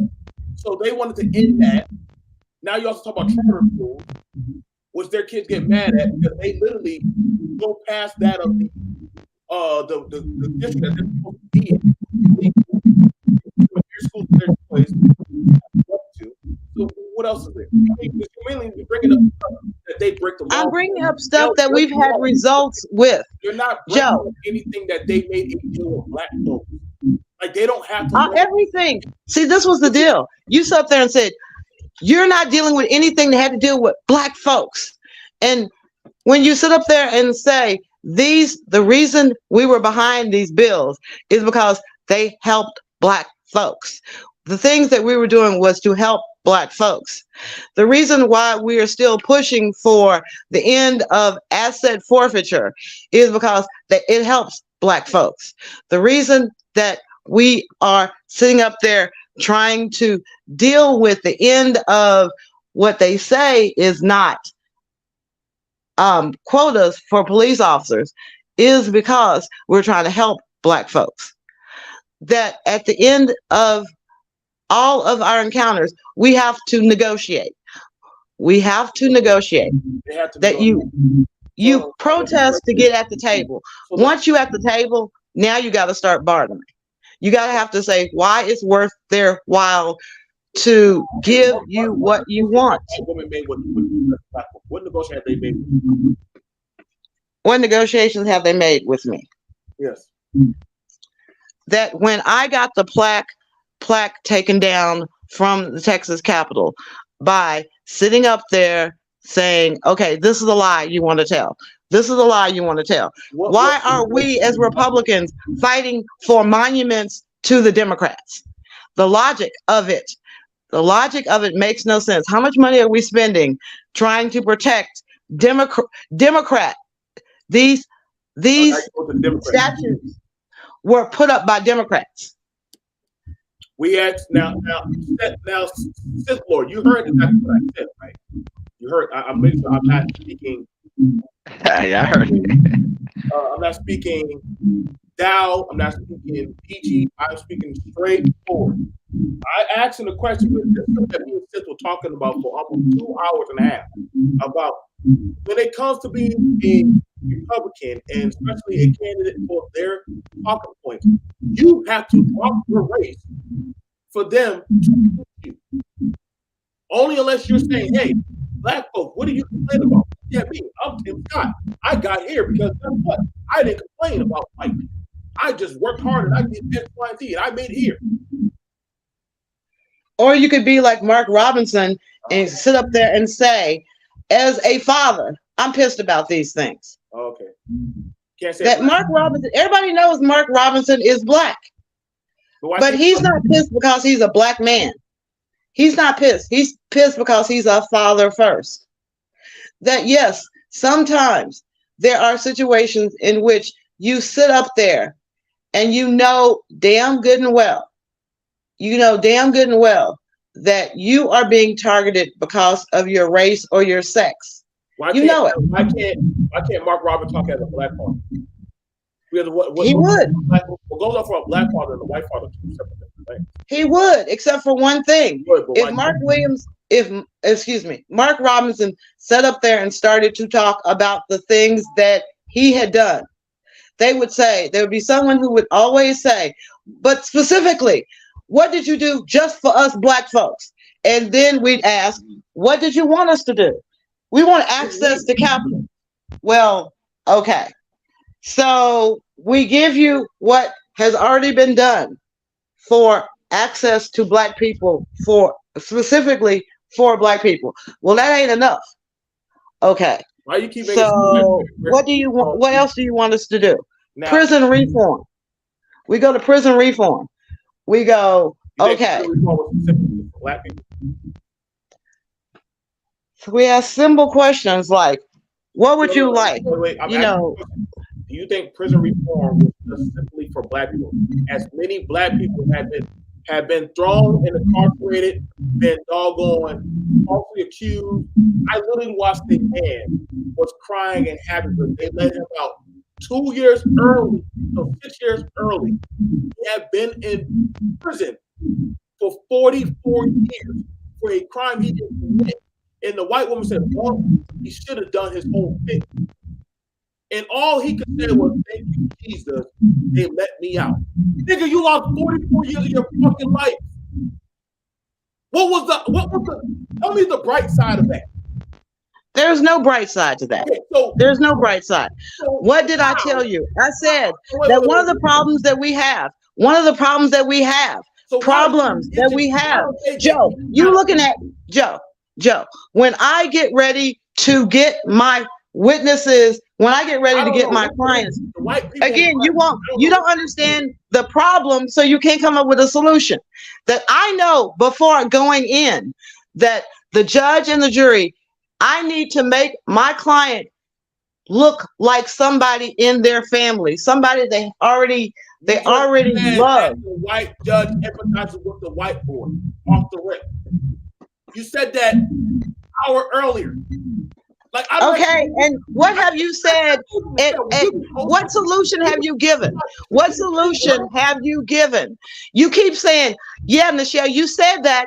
And I said, a real world problem that lawyers have when we have a client that we have to go before a judge or jury, we have to try to make the jury empathize with him or her.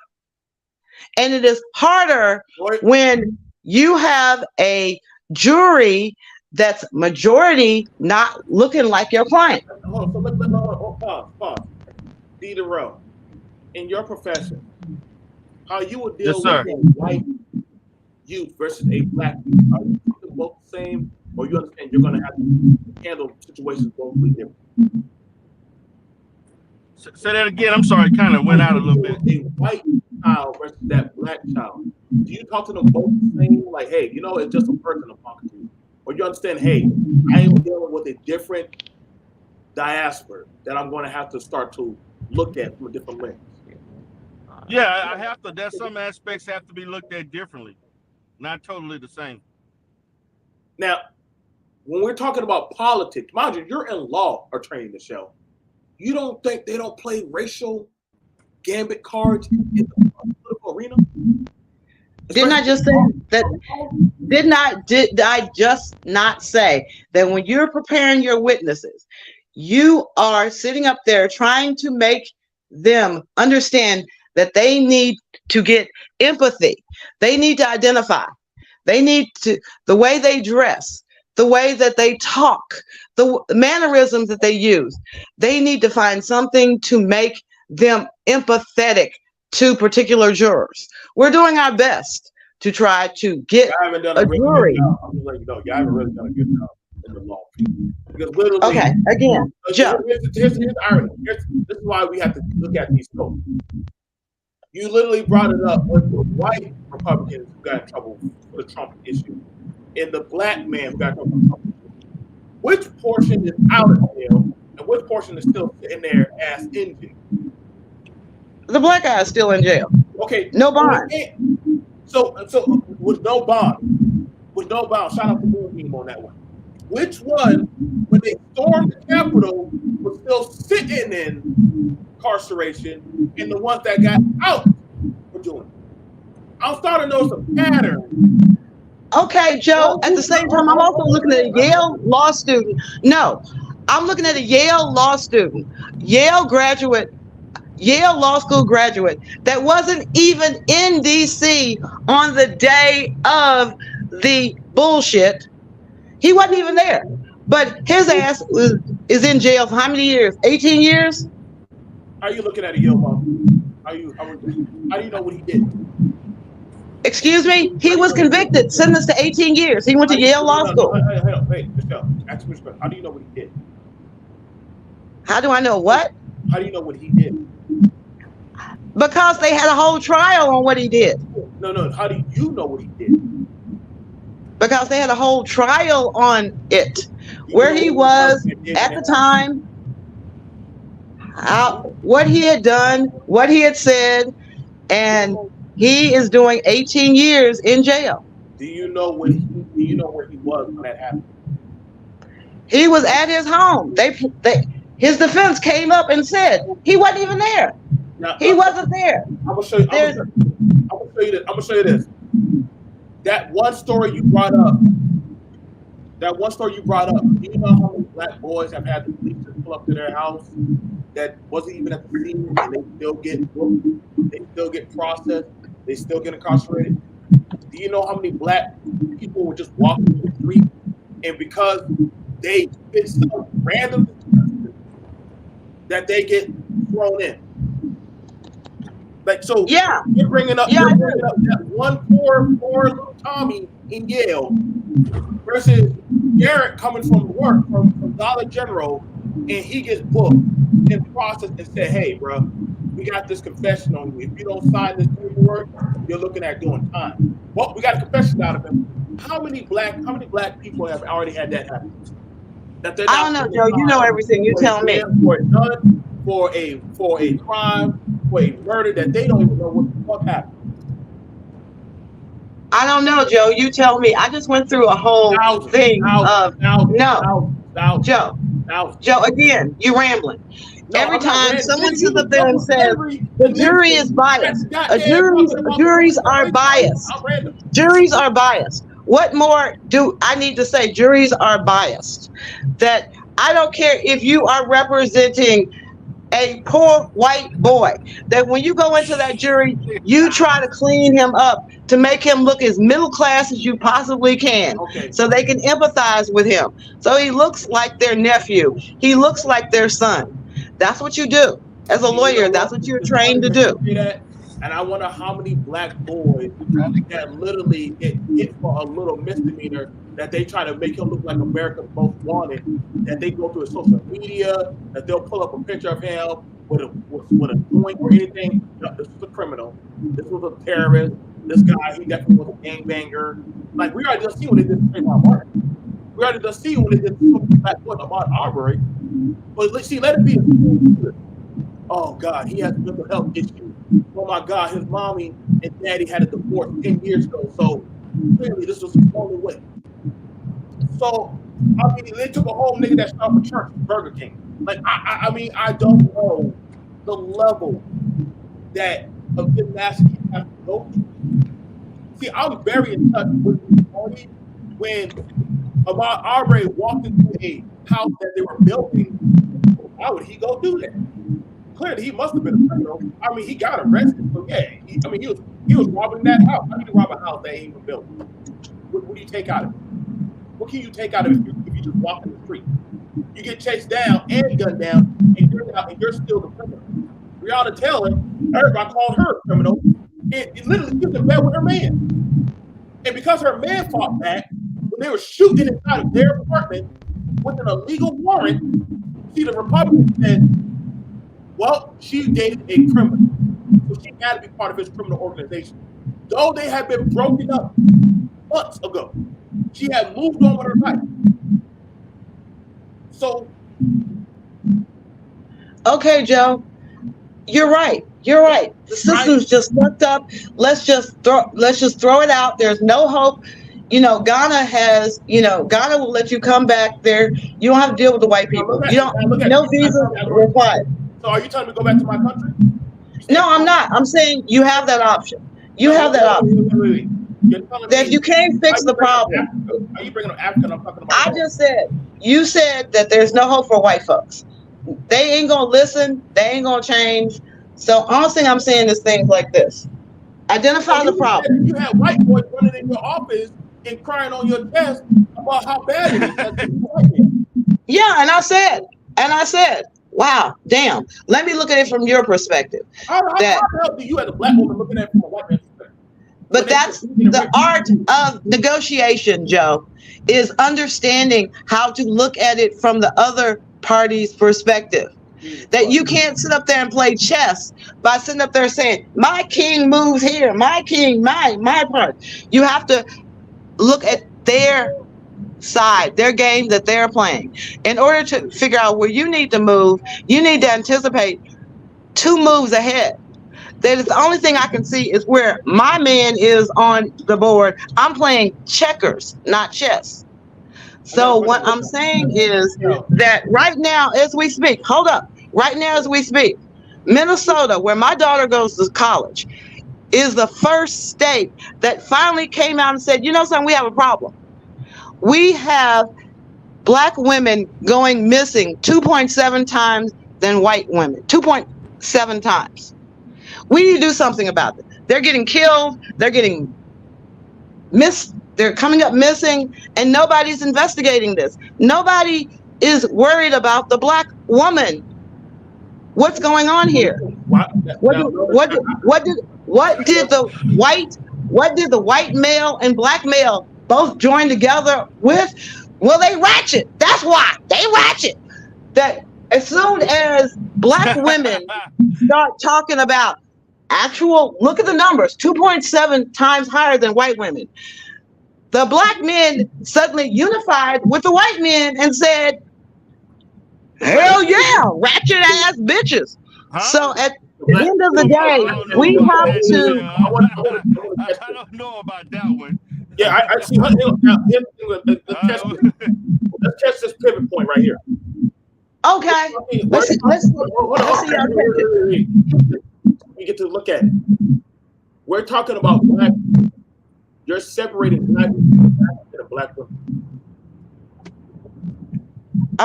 We're talking about Black issues. That Black issues that we need the government to help us with. That one of the issues that was brought to the forefront was the number of Black women that are being killed or wind up missing, that those numbers are almost 3 times the number of other races. That is a real issue in the United States.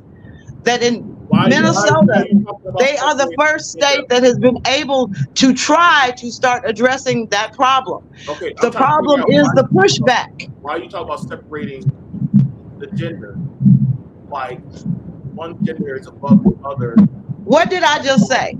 I didn't say I was trying to separate it. I said this is a major problem in the Black community. The number of Black women that are killed or end up missing in the United States is almost 3 times that of other races. I've identified a real issue in the Black community. Okay. That's a real issue in the Black community. Okay. But when women start talking about it, what do we get? The pushback comes from. You know, it also is a really big issue that literally we're talking about getting protection for Black people as a whole, and she's only focusing on just women. How many Black men, let's just put it like this one more time, that I sat up there and said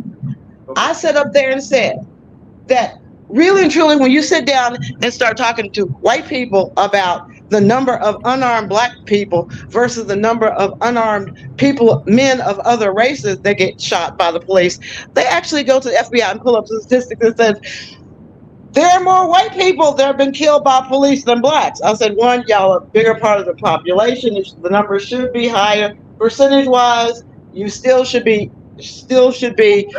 high. You're right. You don't make the news.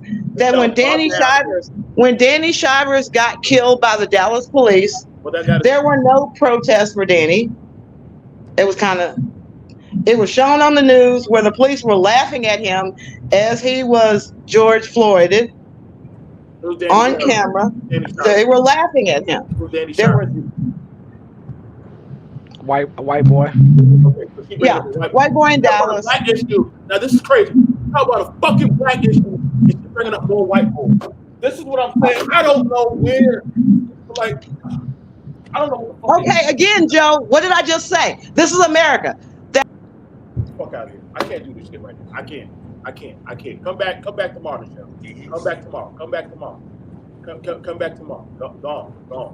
She's slipping those talking points in there, boy. It's crazy.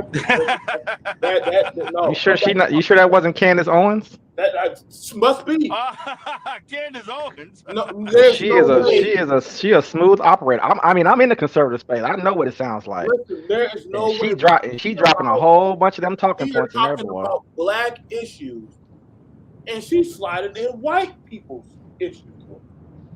If you know the people that I know online and in the news who say what she just said, because that's how they talk. Yeah. They literally have entire conversations in very high level areas in a lot of these think tanks, and they say that last thing she just said. They say stuff just like that. Because those think tanks, as you just said, those think tanks are sitting up there playing chess, I should say. They're playing chess. That as soon as a black problem comes out, they're able to counter it. They're able to counter it. Because if I sit up there and say that one of the biggest crises that we have in America is the number, statistically speaking, the number of missing and killed black women, the numbers are there. The numbers are there. But all thing I've been hearing, Joe, your whole conversation was about, do you know how many black men been walking to the store? Well, Michelle takes her medication. Come on back. Take her medication. Damn, what happened? The white man called her back. He called her back. She's having a factory breakdown. She literally had a Candace Owens moment. Now, I didn't have to say black men need protection. I didn't have to say black women need protection. I literally said, and me and Paradox talked about it early on, that black people need a protection piece. You never hear Asian people say Asian women need protection, Asian men need protection. They say Asian diaspora need protection. Now, see. Yeah, we try to stay off of gender altogether. Actually, we did a good job staying off on purpose. On purpose. Right. On purpose. Because we're trying to go at it as a collective to get something for us. But see, you get this sleight of hand. Let me tell you about this poor white boy on the farm that got shot by the police. Hold on, wait. That's their people's job to handle that. The fuck you telling us? You think they care about little Jamal getting stomped on? You think they give a shit about that? I asked specific questions. Sidmore asked specific questions. Edinburgh asked specific questions. I was quiet. She's definitely on their chessboard. Listen, she is the perfect pawn. You are a good pawn. I am not gonna take that. And this is what happened when you're a rapper. Listen. This is what happens when you drink the Kool-Aid too much. You don't even know. Let me show you that it's almost to the level of how it's like this for this guy. Watch him. Watch what he has to say. For the last couple of years, of racism we're burning out. We have a culture in this country largely created by media and establishment and universities and politicians that throw kerosene on that racism. And I can think of no better way to fuel racism in this country than to take something away from other people on the basis of their skin color. I've been saying that for years. That would literally be, if y'all, I kid you not, you would think Michelle is on the other side of that mic talking to him. Honestly, right now, you would think Michelle talking to him on the other side of that mic. And Paradox and I are just sitting there on the soundboard. You would think that I really taking something away. And I think that is driving, sadly, a new wave of anti-Black and Sir. anti-Hispanic racism in this country. I think the right way forward is if we want to stop hate and discrimination on the basis of race, let's stop discriminating on the basis of race and see what unites us as Americans, because I do not think this kind of racial division. You know the interesting thing about that? Other groups try to keep their identity. Facts. Go ask That's other right. groups. Go ask other groups. Hey, sir, you gonna give up your Latin identity? No. Don't ask them. No, go ask a white person to stop being white. Just don't worry about nobody else. That's the only one that matters. Yeah. You start asking white folks to give up whiteness, and then we can start talking about the other races. Because, in my opinion, the only reason why other races exist is because white is the master dominant race that created everything else from it. We're only reflecting off of them. You ask them to give up race and see what happens. That's great. And like I said, we're having, listen, y'all, we very respectful. It's just that when we start deviating from the conversation too far, man, I got to start getting y'all stuff out of here. I got to. But goddamn, we already had it earlier this morning. She has great points. Oh, she knows. But see, that's what She's well Oh, trained. so she know her politics. She knows. Michelle knows her politics. Shit, I can't take that from her. Oh, I don't take that from her. But if you're not well trained in how to listen and separate the bullshit from the truth, she'll slide it in. What? So did you just say, oh no, you didn't hear it. Keep shooting them on in there, shoot them darts in there. Now the elephant getting sleepy. Now all of a sudden you got a whole white delegate president sitting at the top. Well, I did sound coming. Didn't you listen to the show? Fuck. I knew you said something. I just didn't catch it. Yeah. And I'm gonna tell you something else too. I hate chess analogies, by the way. I don't know if y'all follow chess and the levels of chess, and when you get to chess masters and how they process making moves in chess and how a lot of the game has already been played out before they even touch the chessboard. And it's a whole other thing going on besides talking about we're playing chess and making little moves and stuff. People who are at the highest levels who run things, it's really kind of beyond those kind of analogies, in my opinion. Those are sort of trivial little analogies. I hate those things. They're playing chess. They dominate the planet. What are we talking about chess for? Playing no chess. What does chess have to do with them mowing down this nation and taking it and setting up shop? I don't even understand that dynamic, honestly. I want you to hear this right here. They own the chessboard. They own both sides of the chessboard. They own every. I mean, They can morph and manifest and terraform everything, every reality. Change all the language around. I mean, it's so far beyond playing chess, in my opinion. It's way past that. You know, generally in chess, it's equal sides, right? You know what I mean? It's equal. In any division is good for us as the United States. I believe that there are a lot of people of color in this country who don't think it was just lasting embers of racism, but that a lot more work had to be done, particularly given the history of the systemic racism in this country with slavery and beyond. I want to ask you about a comment that you made about white supremacy in Iowa on Friday. I've never once encountered that. God is real. There's two genders. Human flourishing requires fossil fuel. Reverse racism. Racism is racism. Mm-hmm. Racism. Open border is something. I wish I could read the tenets of being this type of Republican. I would love to read their tenets. I would love to read. I would love to go. Silly. I would sit in their classroom. I said, Paradox, take some notes. Come on, D1. We got to take notes in their class with the tenets. I want to know what they talk about. I would love to see it. I would love to be a tenant. Just know what y'all tenants are talking about. See, I'm sure the issue. She's overly optimistic about the GOP and how they handle shit.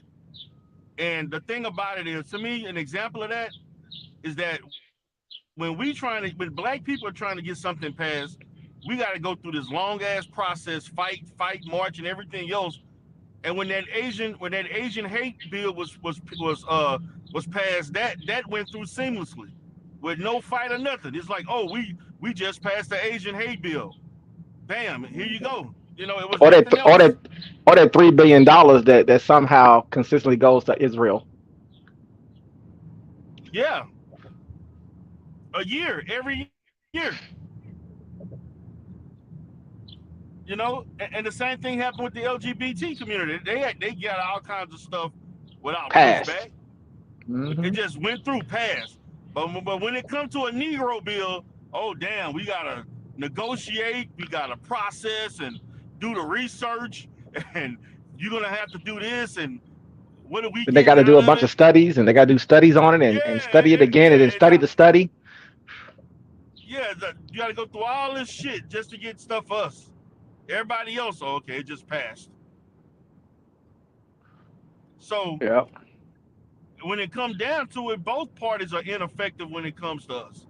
So we shouldn't be. Nobody should have our loyalty. That's a fact.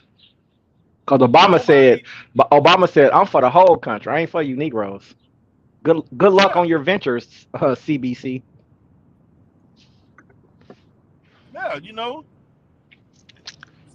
And the only thing that's gonna work is what we're trying to fight for is black exclusively latent legislation. Mm-hmm.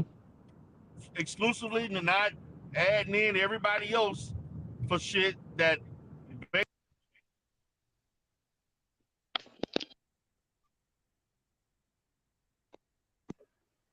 Let me go ahead and play it for y'all. I'm sure the boogeyman white supremacist exists somewhere in America. I've just never met him. Never seen one. Never met one in my life, right? Maybe I'll meet a unicorn sooner. And maybe those exist too. So just because. And the thing about it, I want you to understand. This is coming from a first generation immigrant saying that white supremacist boogeyman does not exist. That his same group have benefited from that of the suffrage of Black America. Shot, buried, stabbed, whole atrocities done to us. So he can run for a political office.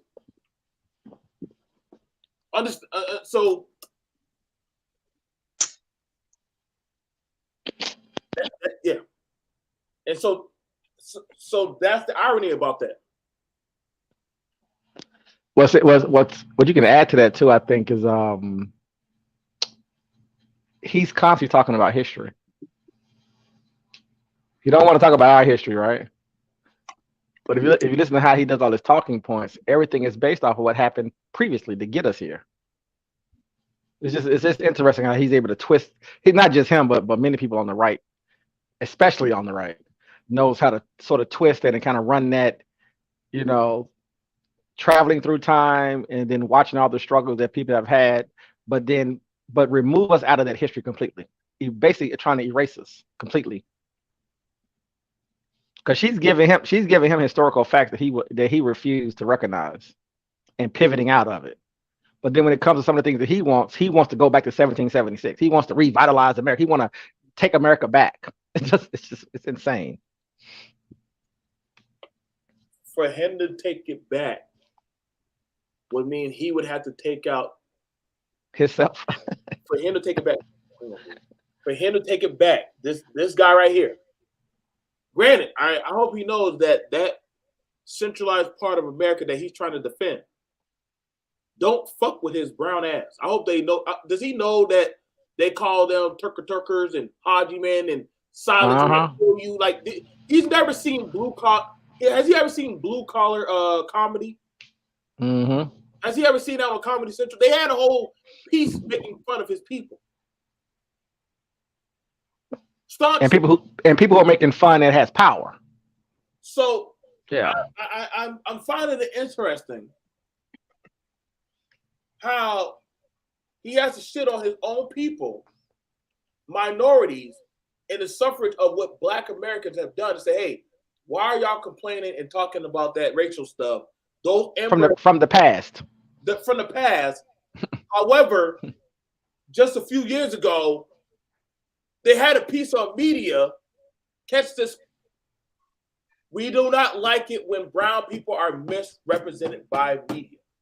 Hold up. Why did y'all need to go say that and tell that to white producers? Stop misrepresenting Apu on The Simpsons. Stop representing Hamir or Akmar. Mm-hmm. So why do you need to go tell the white man that if it didn't exist? Why would y'all have to say, hey, poor representation? Apu was poor representation. We don't like it how y'all mistreat us when we go try to get into these schools and these colleges. Mm-hmm. Who you weren't telling that to the blacks? You damn sure weren't telling us that. Well, if race didn't matter, it would just happen naturally, right? Nah. See, but that's the thing about it. You're telling a blue-haired, middle-aged white woman that systemic Racism doesn't exist. But if you can ever find some interviews from non-white people in Silicon Valley, as successful as a lot of Indians and Asians are, and how much money they do get paid well, obviously in many cases there. If you hear some of their story, it's a different conversation.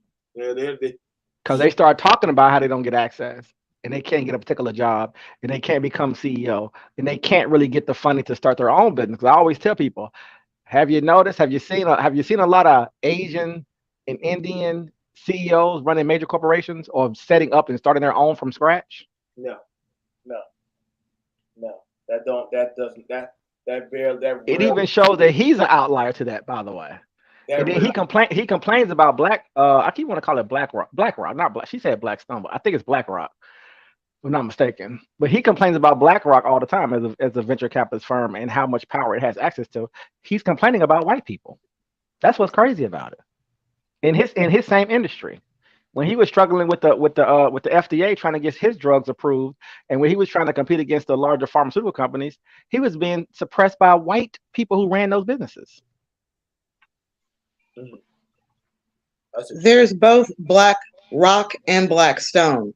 They started out Blackstone, yeah. Is Blackstone's not as big as BlackRock is the big boy though. That's the number one firm in the country, right? $13 trillion of assets that it manages.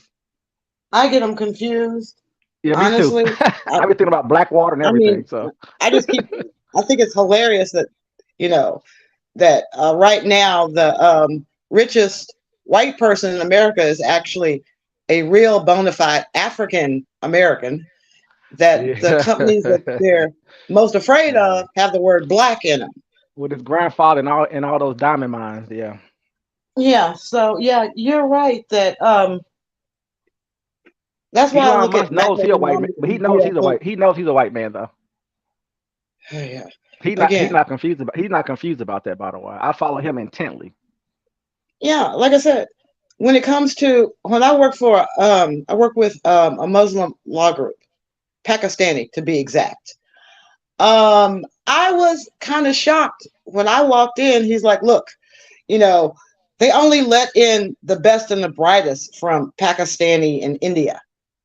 So we have to be cream of the crop. And he was very proud to represent the cream of the crop. But what I also they call them the model minorities, by the way. Yeah. I also knew one thing, that not all Pakistani and not all Indians were, cream of the crop in this country. Yeah, they work in gas stations. Yeah, but I had to figure out how they got here. So there's a thing called iVisa that's for those that have $1 million. Wow. Those what the big boys come in over. $1 million. Of course, we know about the worker visa that they actually do have to show that there's no American that could take that job. So they have to get an Indian or Asian or Indian or a Pakistani. But the other one I didn't know about was U visa. And once I found out about the U visa, I got a little racially upset because the U visa is a visa that they give to the immigrants, visitors, someone that comes over here on a regular visa. They could be a student visa, a tourist visa, but they could get over here and they're part of a crime and they're a witness to a crime. They were assaulted, they were robbed, something bad happened to them. So as long as they cooperate with the authorities, they get on the list to become an American citizen. They get their residency here in the United States. And I'm sitting up there one day with my little Lyft driver, and he's like, "Oh, you work for so-and-so law firm. He great lawyer." And I'm like, "Yeah, he is." He's like, "I used to have convenience stores, and I was going to bring my family over with the U visas during convenience stores, but now that's very difficult. So now I'm doing Lyft so I can understand how to start my own taxi company so that I can get my relatives in through a taxi company." I'm like, hold up. I'm looking at all our cases. $5,000 up front, no questions asked. We need $5,000.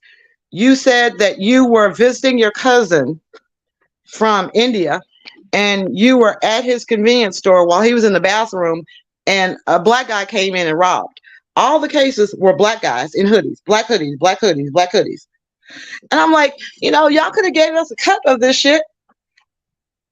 Y'all could have gave us a cut of this shit because y'all sitting up there charging $5,000. Y'all hire one little black person to make it look a little bit better when, I got to come into the court and say, well, my client is cooperating, Your Honor, because this black person in a black hoodie was the one that did assault him, and that's why you should grant him asylum in the United States.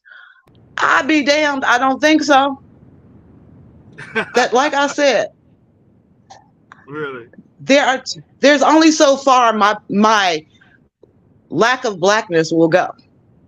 When I actually do realize lack of blackness. Lack of blackness. You know what I'm saying? Suspending blackness is what I say. It just basically comes down to, I have Democrats that tell me they're glad that I'm willing to take one for the team. Yeah. Really? Yeah. So it's just a matter of sacrificial lamb. I've been that way. I was raised here. My mother was active during poll taxes when, she would go around and collect donations so that they could get black people registered to vote. That having that type of politics in my family, my grandmother's grandfather was the first black man to address a national political body that just happened to be Republicans. He was the one who gave the first civil rights speech to the House of Representatives.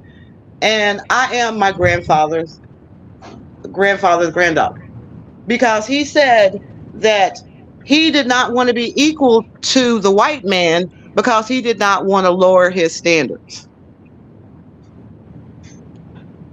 This was a man in 1870s that was willing to say he was better than white people. He held himself to higher standards, higher morals. He said our black women were often more pure than the white woman, that the black woman had to get off the sidewalk to let this trollop pass by. These were things that John R. Lynch said throughout his course as a United States congressman. He started out he was born free in Louisiana. His father died. His father's best friend finally told everyone, hey, look, these kids are really mixed. His wife is mixed too. So they got sold into Mississippi. He ran away at 14, joined the Union Army, and fought against the Confederates. So that kind of history with someone who has the last name Lynch, who was willing to call out white people, is also something that the black people and Republicans are afraid of.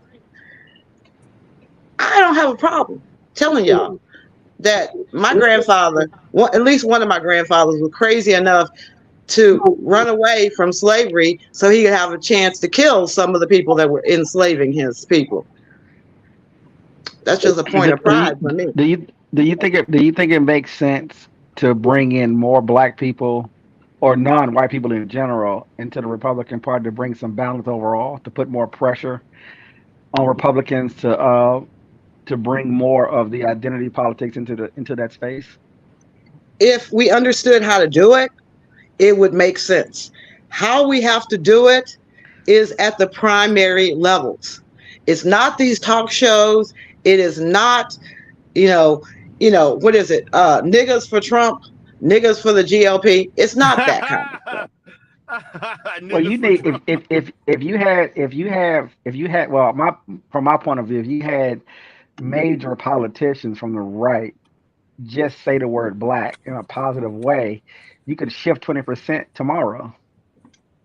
I look at it like this. And I'll tell you why I say that.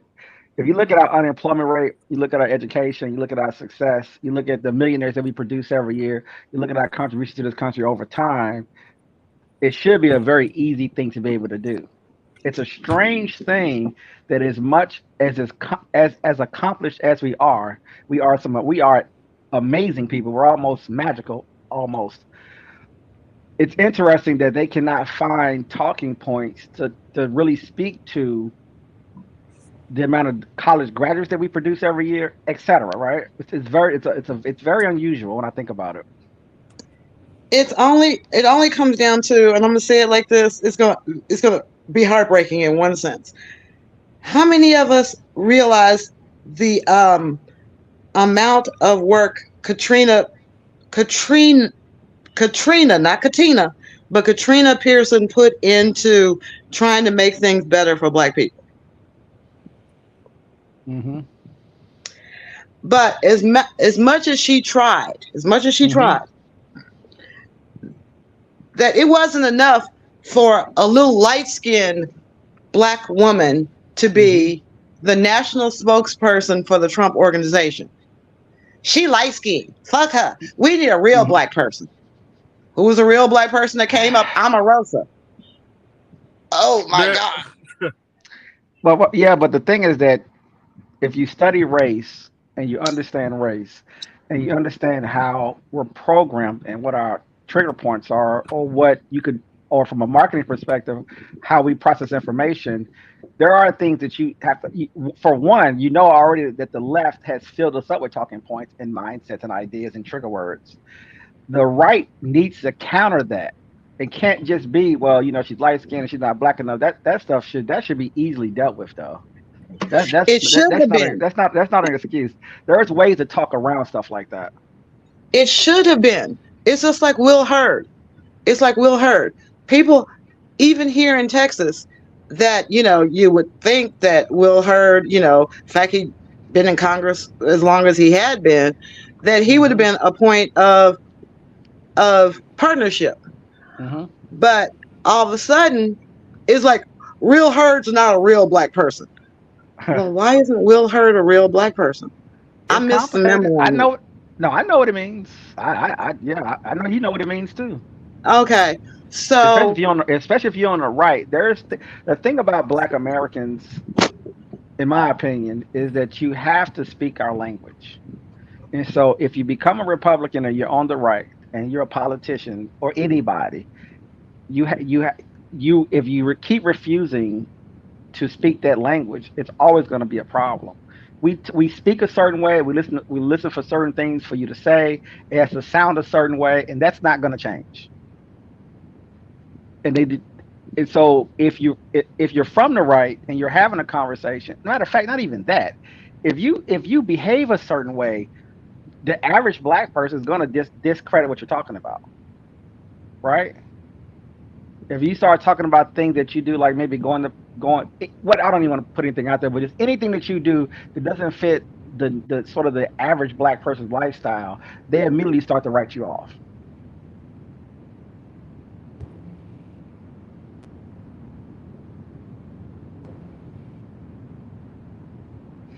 I hope I didn't kill the conversation. My bad. I mean, it's facts. Like, can't argue with that. I've tested it.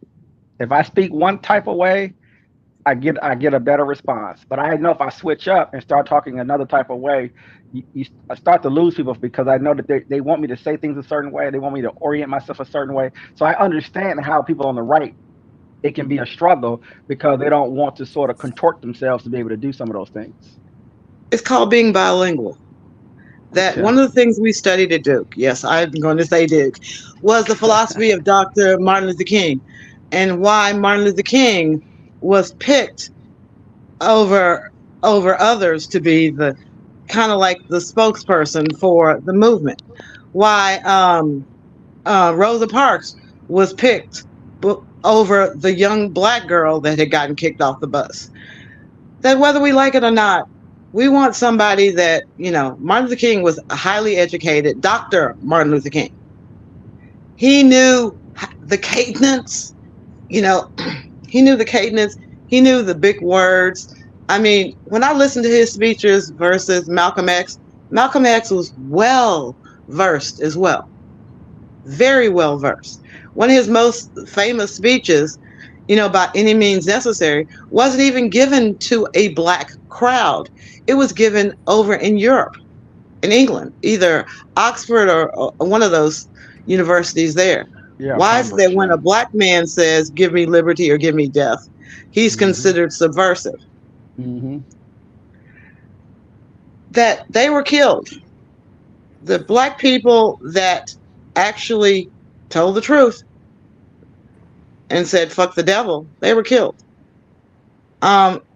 Even now, I mean, I say orange is the new black. I keep laughingly telling people orange is the new black, because at that point in time, I had contacts in the black media, strong contacts. And I'm like, Trump wants to talk directly to black people. They're like, well, he needs to come on my show and he needs to book this kind of ads and he needs to pay me this and he needs to pay me that. And I'm literally working with like the Tom Joyner show, will you do an interview with Trump? Will you give him a chance to talk? It got to the point where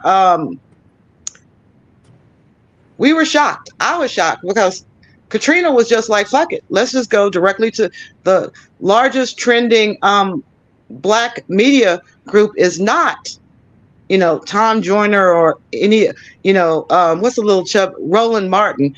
It's actually a Media Outtake. Mm-hmm. So he went to Media Outtake and said, hey, can I pay you guys to run a segment for me? And he asked the simple question, what do you have to lose? Yeah, I remember. He actually did try. Yeah, but what do you got to gain? The question should be, what do we have to gain? Why would I vote? Why would I vote for you in order to leverage what I have to lose? What can I gain? Shit. Okay, you're right, but what I'm saying is that has any politician, with Barack Obama, we gained, racial pride, I guess that's what it was. But realistically, at that point in time, Trump didn't even have to ask for the black vote. That at that point in time, there was no real consensus on what it would take to get blacks to come out and vote for a particular candidate in large numbers. That at the end of the day, it was kind of like, we had, Reagan, we had Bush that hired a lot of people, that tried to put blacks in high profile positions, that tried to make, loans more available to minorities. There were pushes done during the baby Papa Bush administration that, they tried. And a lot of those people from that group that stayed around long enough, they got sullied and soured by their own people. Because, my favorite clip from Trig Baby is where they sit up there and said, if you give black people the creature comforts that we as white people enjoy, pretty soon they're not recognizable by their own people. And there's a rift between the blacks that have something and the blacks that don't. I'm gonna show y'all a little clip. No, I think I took it down. No, I think it was taken down. Somebody sent me a clip of them talking about how blacks love to be slaves. It was the happiest day in a black person's life to be a slave for the white. That probably was the easiest time. And they had to worry about eating, food. They were taken care of. And I was like, where did this documentary came from? I said, where did this documentary came from? That literally the FDA and the U.S. Health Board said, damn, the only reason why they had stepped in because they didn't know how to tax it. Do you tax it as cattle? Or do you actually tax it as an employee? See, that's the only time they actually had to figure out these type of atrocities. Are we benefiting? Are we getting paid for this also? Or you only get paid? Like it's a night and day of fuck shit. Now, again, I'm going like this man, this Rama, whatever. Like literally, I mean, they don't got nobody on the Republican side. They don't. Either it's DeSantis, that fool. All the Republican people are a waste of fucking time. They're all clowns. And their Messiah Jesus is right now sitting in that county, figuring out what's going to happen for him on the last days. So I don't know. It's looking like we're going to most likely get a left side candidate because. But y'all forgetting about Robert Kennedy. Don't put Robert Kennedy out just yet. Because believe it or not, Robert Kennedy, even though he can't get Secret Service protection, he's actually speaking some stuff that needs to be said. So at the end of while we go through this whole thing, there could be a big shakeup that people are not anticipating. And those of us that are strategizing, they're actually trying to make things happen. Because I know some of the people that are backing Trump, that back Candace Owens, that want to see the black vote, that want to hear what it would take to get the black vote without it costing so much money. What kind of proposals? And then what are you willing to give in order to get that? I'm not sitting up here whistling Dixie because it's my time to whistle Dixie. It is. The black vote in itself is extremely valuable because you have to take into account if more people vote to the right, it's gonna give the right way more power than they've ever had before. So I think the return on investment will be monumental, to be honest with you. I mean, part of me is optimistic. Part of me knows that there's really not that much difference between the power structure behind the Republican Party and the power struggle behind the Democratic Party. But as far as the grassroots voters are concerned, what you can really get people, not the 1/3 Democrats, the 1/3, it's the 1/3 of those independent, it's the majority of those independent voters that are out there that are ready to listen, whether they're black, white, purple, or green.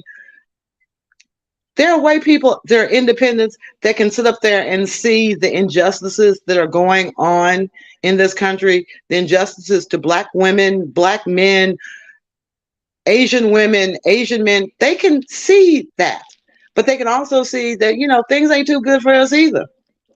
So they do not, the Republicans and Democrats do not want lower class people to unify. That's what I'm saying. And I'm not neither party wants that. Because remember, white people do not vote their interest. They vote against their interests all the time. And that's what I'm saying. That there are, that's why I said, don't forget Robert Kennedy is out there now. Robert is as much of a fan I am of him. He stands no chance because the way the Democratic Party is set up, the super delegates are not going to vote for him. Yeah, you got it. Yeah, super delegates are not. If you look at his talking points, right, it still goes back to sort of a little bit of a fantasy thing, like maybe 20 years ago. What he's saying would make sense, but I think this country's somewhere else, and he thinks he's strong enough to pull us to another place, and I don't think he has that level. He doesn't have that level of clout, and I don't believe either party is going to back it. The only thing that we can hope for, and this is going to be crazy, but remember back in was it 2008 that Rush Limbaugh called for Operation Hillary, where Republicans went over to the Democratic primary and voted en masse. I remember that for Obama. I remember that. Okay, I forgot all about that. When people ask me, how can black people make the parties listen to them? The way that you get your agenda is you focus in on the primaries, identify the primaries, get people on the ground. If you can only get 1 or 2 people in each precinct to show up, just 1 or 2 people to show up. Do like Reagan did. Reagan was a Democrat, but he got people to show up at the primaries. Look at the Ron Paul now. They're libertarians. They don't even bite their tongue about it. They are libertarians, but they get people to show up at the primary system. And those people Rand Paul and which one is it? Which one is the father? Ron, right? Ron. Yeah. So Ron and Rand, when people hear when the general population hears their politics, they get scared. It's kind of interesting. Right. But they have such a grassroots organization at the DACOM primary level. I was sitting up there like, God damn, hold up. I saw those mofos here. They're ran by a preacher. You know, he's not a televangelist. He's just your, fire and brimstone preaching, young-ish. Now he's like, the white early Christian? 50s. Yeah, he's early 50s now. But he's the kind of guy that has a little blonde wife and they got their 7 kids there because, he's a man. He got a woman that, that spreads her legs and gives him babies whenever he wants to. And he doesn't need any government assistance to maintain his family. That kind of guy. Besides that tax break for having that church. But yeah. Yeah. Okay. But you and I see that. But again, average white guy is just going to see preacher. He's a man of God. And we're going to follow this man of God that's making the government do what God wants the government to do. But I think one issue with that part right there is that a lot of this country has become atheist or agnostic or non-Christian. And that's affecting both parties.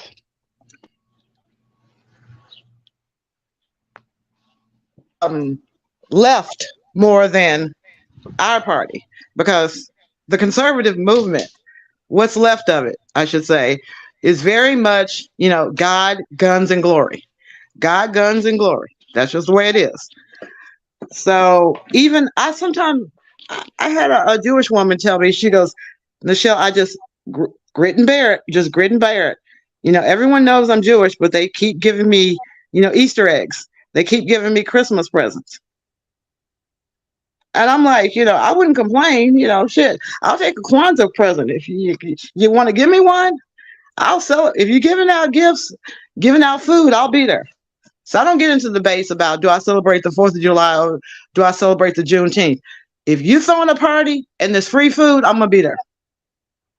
That's just the way I am. Do I realize that they represent different things, different people? I'm okay with that as long as y'all pass me out some food.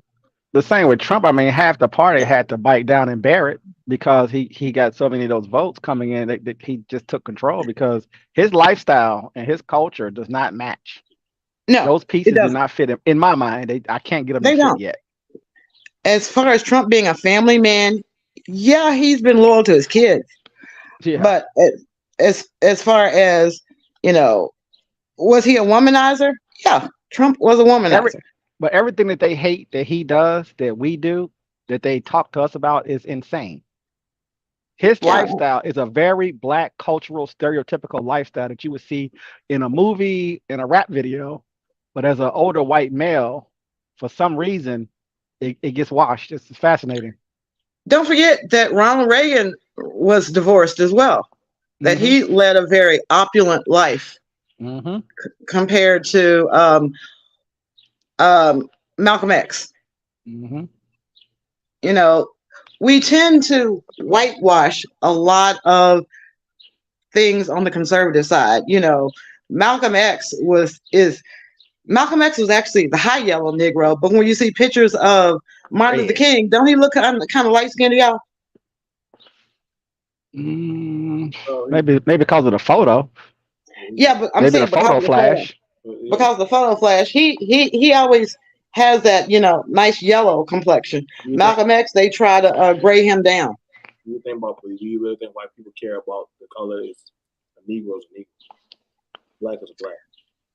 No, I'm going to tell you that they have noticed, just like we did, because we told them that colorism is a branding thing.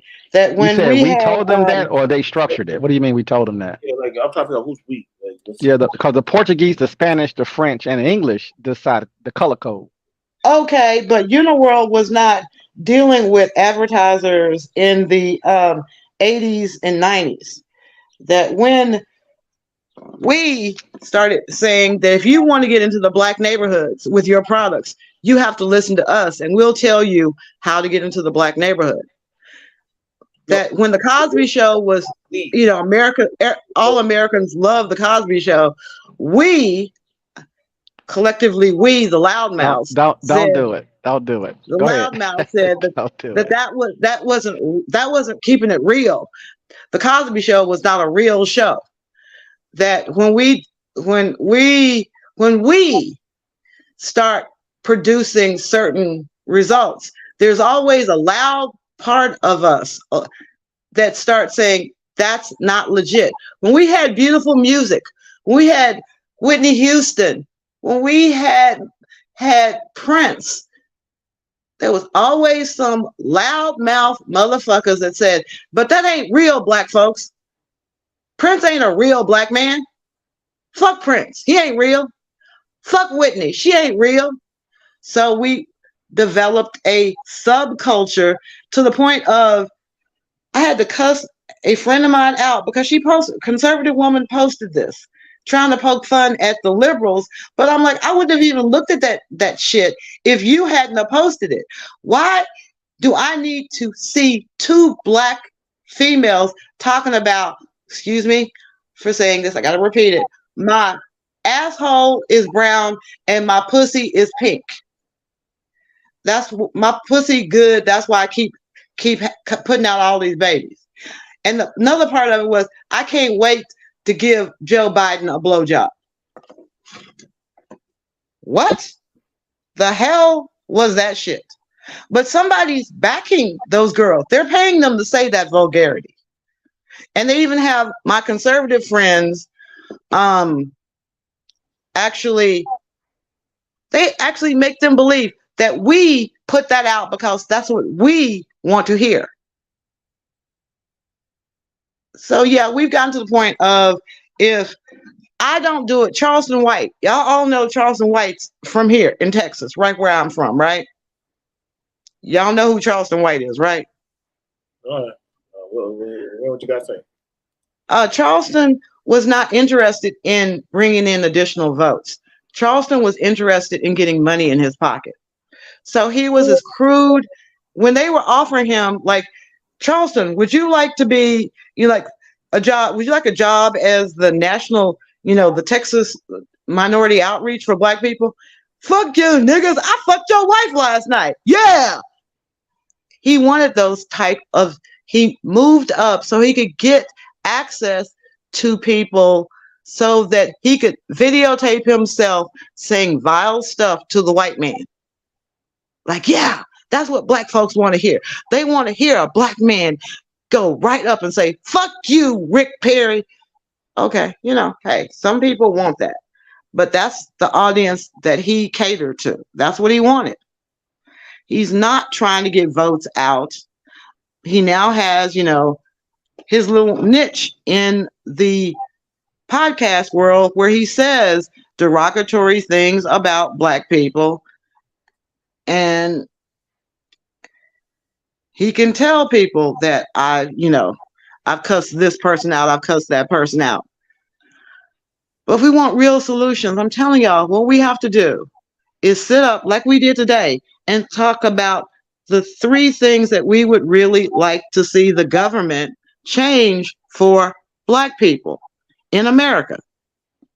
And that, Joe, yeah, I understand what you're saying, that we want the black person protection policy, but any law on its face that discriminates against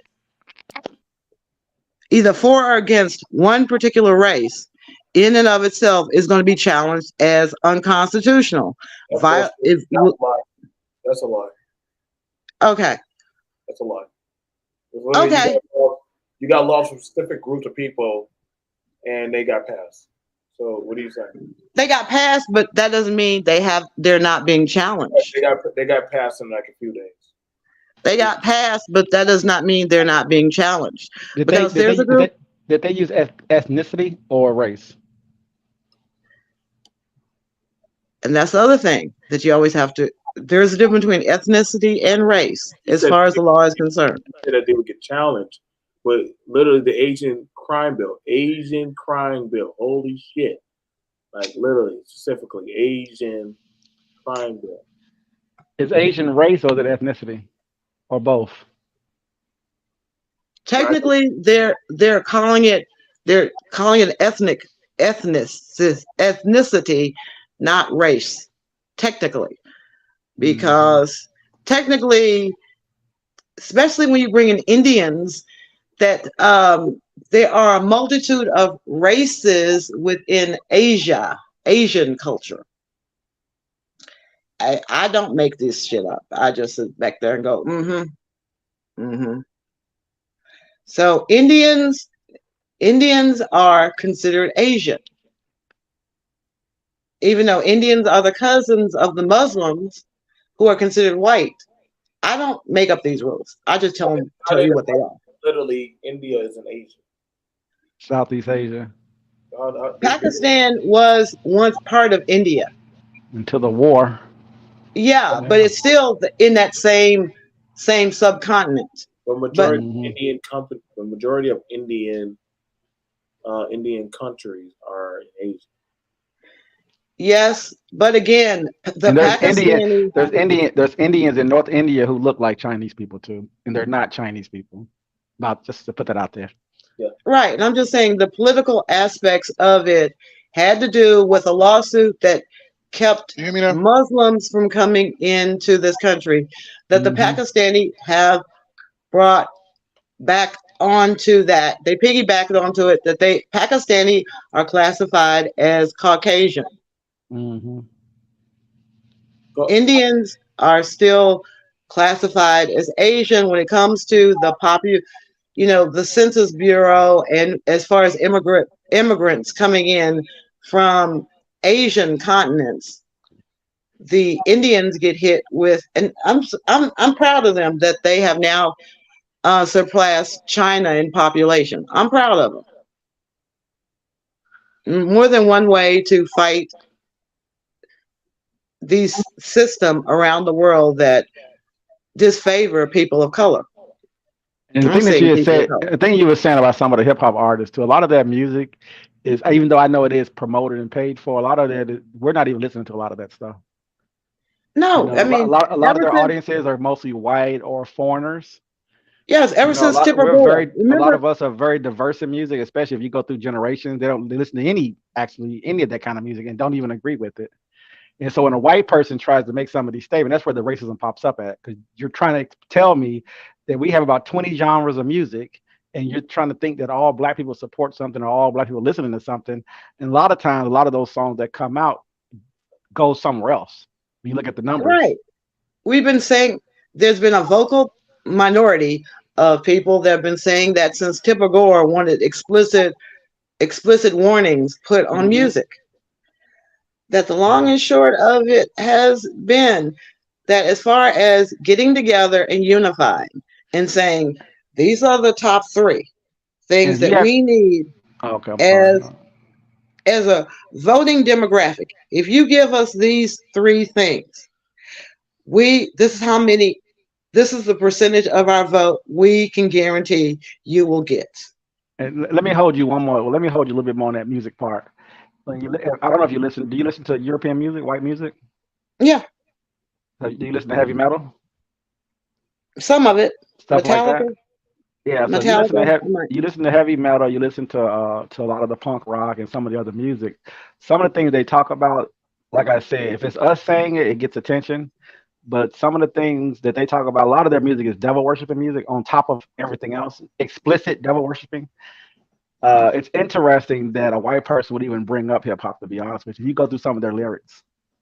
No, I mean, one of And my their favorite. behavior and their mindset and their culture. Even though I consider some of our music very suspect, but popular music in general that's not black, a lot of that music promotes debauchery, promotes um, atheism, obviously devil worshiping. I mean, just it's an innocent amount of things. Not country first, selfishness, greed, etc. So we're from a race perspective, we're still being tagged as something. Right. And because white people want to hear what they want to hear and they'll pay for it, that's one thing. But black people make love music to this day, all day and every day. You know what I'm saying? So Yeah, it's not I like get we're like some subhuman creatures of people who promote this debaucherous music. It's not even none of those things are real. It's all propaganda. So you got to be Yes, very it is. careful saying And stuff there's like that and not very tagging it as being propagandist. there's very little. I just told you that one of my conservative friends put that crap up on her page and had all of these, black conservatives like, oh my God, look at the liberals, look at the liberals, look at the liberals. And it's like, black people are so dumb. And it's like, why do you keep doing that? Why do we keep allowing ourselves to do this to each other? But we don't have a machine. We should. I wish we did. And that's a different conversation Right. about having what are the ALU? Something similar for us as well, for terrorist protection, anti-terrorist protections. But even from a white perspective, when you look at Hollywood, and they do criticize Hollywood, sort of kind of criticize Hollywood. I don't think aggressively enough from a race perspective, but a lot of their films they put out are anti-American, and they just crank them out. Yeah. And you're not seeing conservatives really target some of those things. New world order. You have a new world order thing that's going on that really doesn't care about race. It's just you're either part of our new world order or not. It's very ethnically diverse. But it's race based. My awakening to what was really going on had to do with. If you could acknowledge that there is like this new world order thing, and they are actually above the race game. Actually, the new world order wants you to play the race game. This is what the world order wants. They're gonna collapse all the societies with racial grievances or whatever. But if you can say that, knowing that to be a thing, why should black people continue to be race first? Shouldn't we find another value system if that value system is the one that's being used to lead us astray?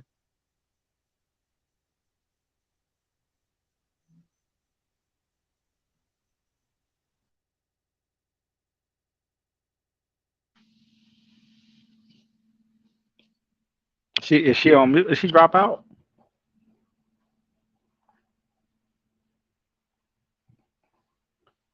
Oh, she did drop out. What happened? I couldn't hear you, bro. What'd you say? I didn't mute her. No, it was weird. I thought that was me. I'm like, damn, did everybody just leave? Like we just no. It wasn't you. It wasn't you. No, I asked the question because Nichelle says something about the new world order, and they really don't care about race. And what I kind of counter with that is, all right, if you can acknowledge that there was this quote new world order, right? We'll use that as a shorthand. And the new world order, not only they don't really see the race game the way black people see it, but they actually use the race game to their benefit. So technically, when black people play the race game, aren't we playing along with the new world order? Well, she needs to answer that question.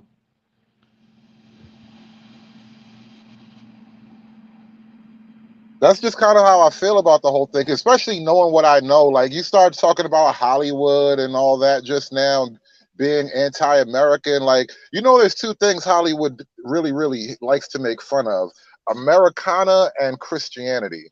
And so absolutely.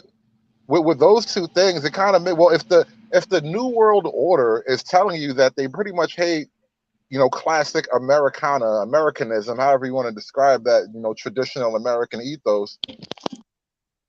If they hate that in Christianity, maybe that and Christianity are kind of probably good things. Because if the new world order hates it, it's probably good for you.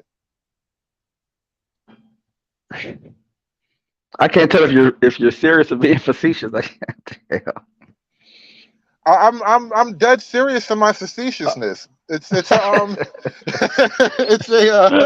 it's I know it's an uncomfortable thing to for black people to face, right?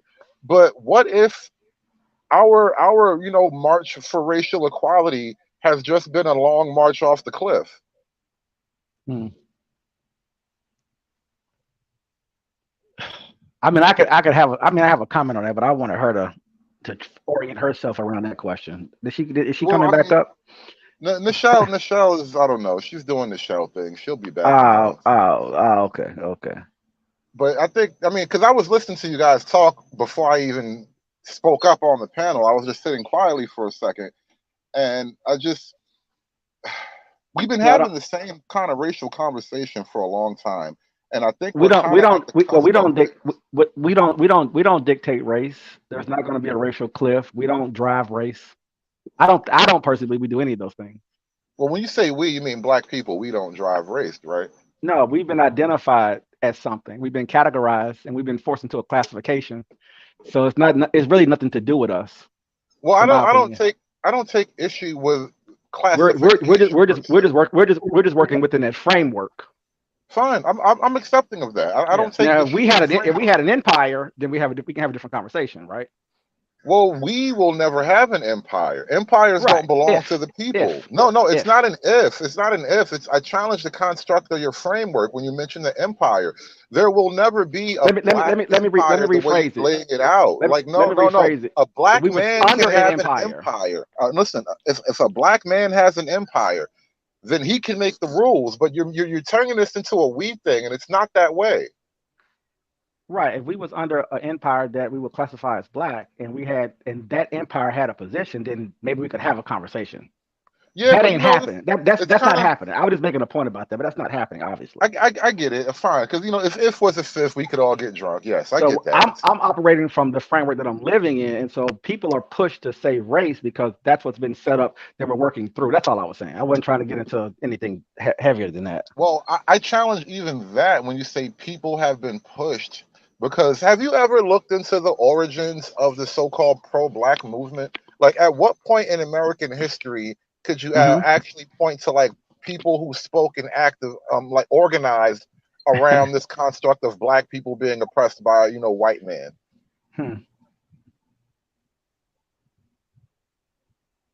No, it was a question. Have you actually looked at the origins of it? But the origins of how pro-black was created or started, or the ideas exist, or the language exists.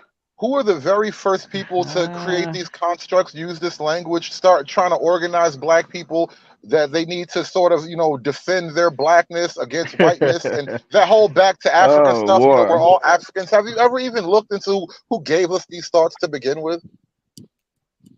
Yeah, I mean, I've heard it out there. I've been hearing it for years. I mean, you have people like Marcus Garvey having movements, and people in the past having movements. Talented Tenth, have all type of people talking about Nation of Islam. I mean, it's plenty of people who bring up some of this language because obviously, language has been introduced to us over time, and then at some point we became this thing called black. So, how it happened, I don't know.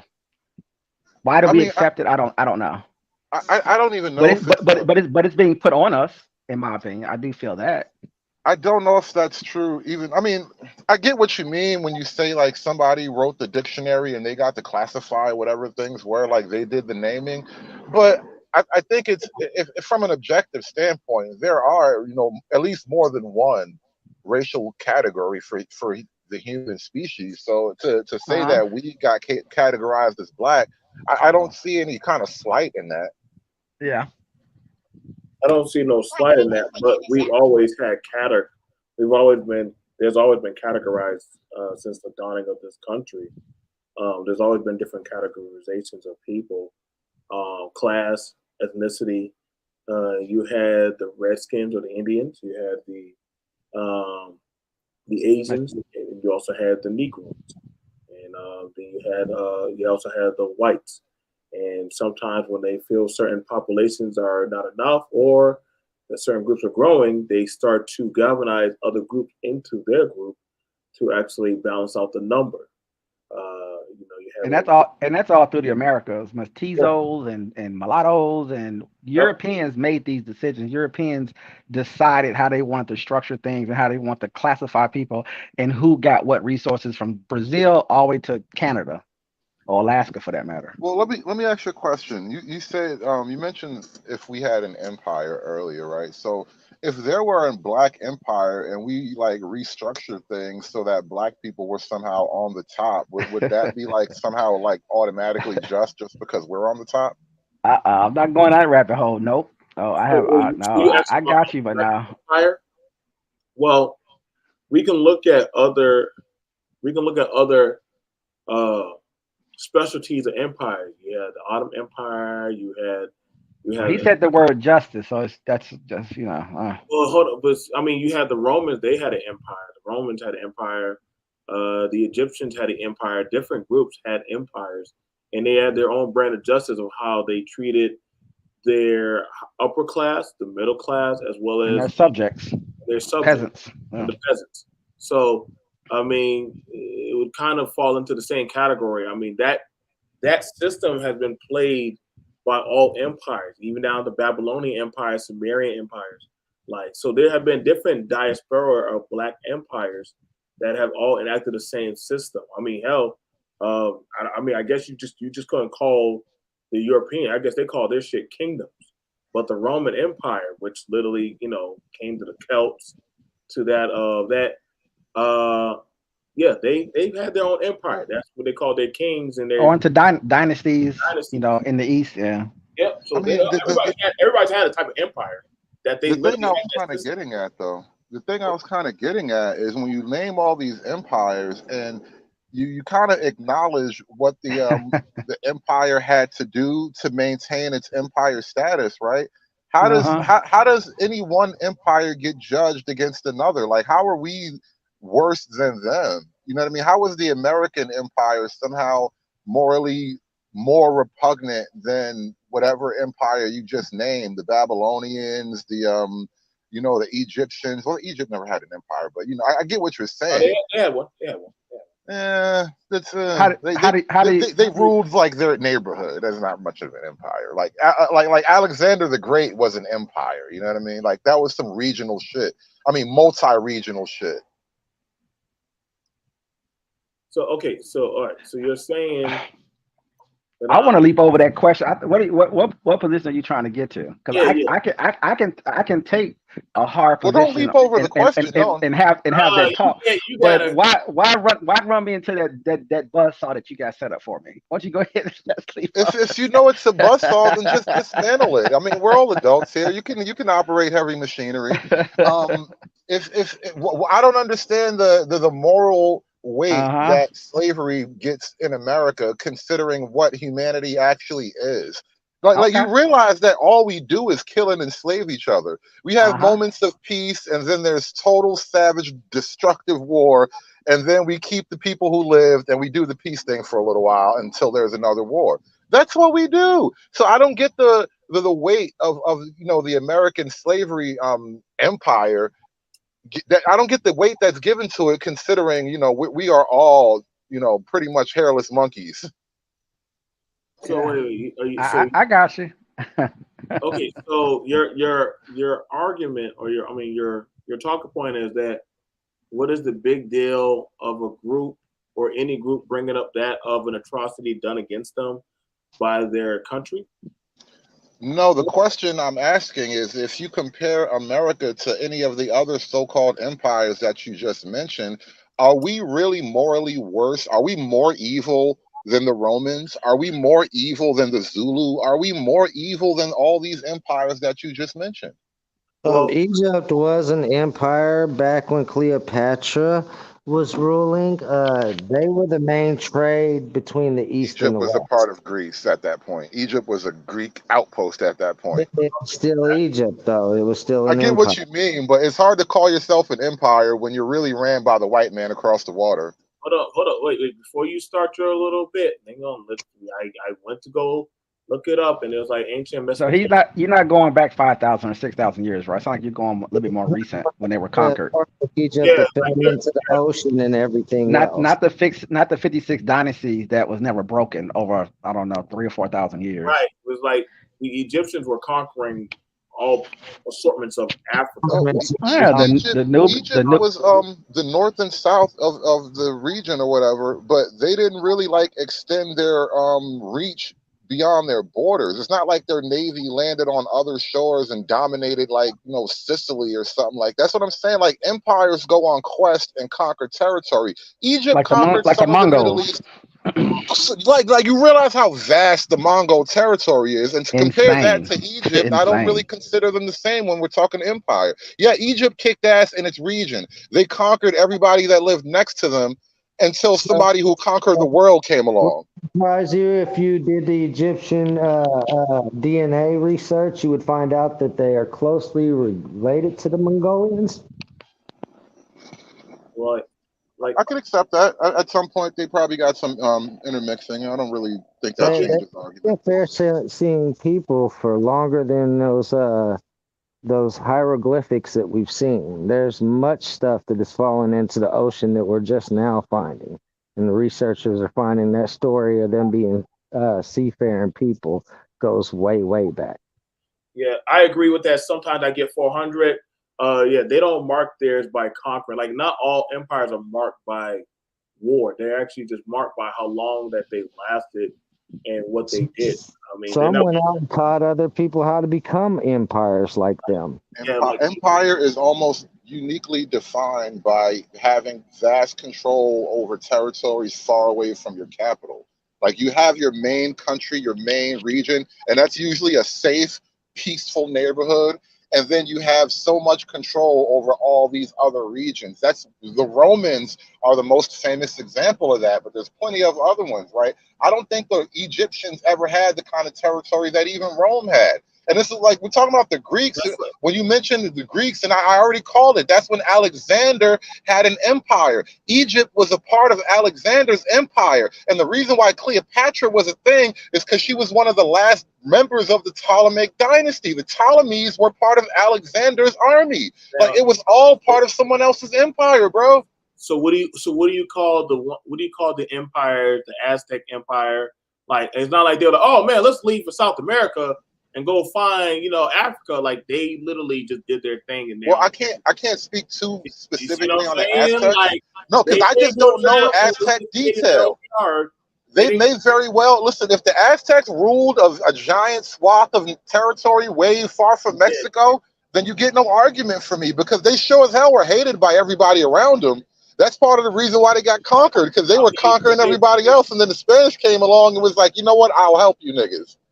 Well, here's the thing about it. They really didn't beat them by force. They beat them because they brought disease to them. They're like, what the hell? Like, why are we getting chicken pox? Like, what the hell is this? Those are two different things. The Aztec conquest is documented, bro. Like the conquistadors are documented. They weren't fighting sick people. They were having actual combat. That you're talking about two totally different phenomena that happen at the same time, but in different places. Listen. Listen, they're the empires. Looking at those empires. Now, can we compare an American empire, which, I mean, honestly, to be fair, I mean, we have territories. We have stuff. BMT, are we better than the Aztecs? Is America more evil than the Aztec Empire? That was my initial premise. No, actually, I would probably say we outdone a lot of other empires because I don't hear other people calling themselves the world police. I don't hear people saying that. I don't see. Yeah, that shit crazy. So see, I could talk this on this level. Like, we're a superpower, by the way. It's a new word. We're literally, how long have we been a superpower? Like, we've been on the top of the food chain for like a long time now.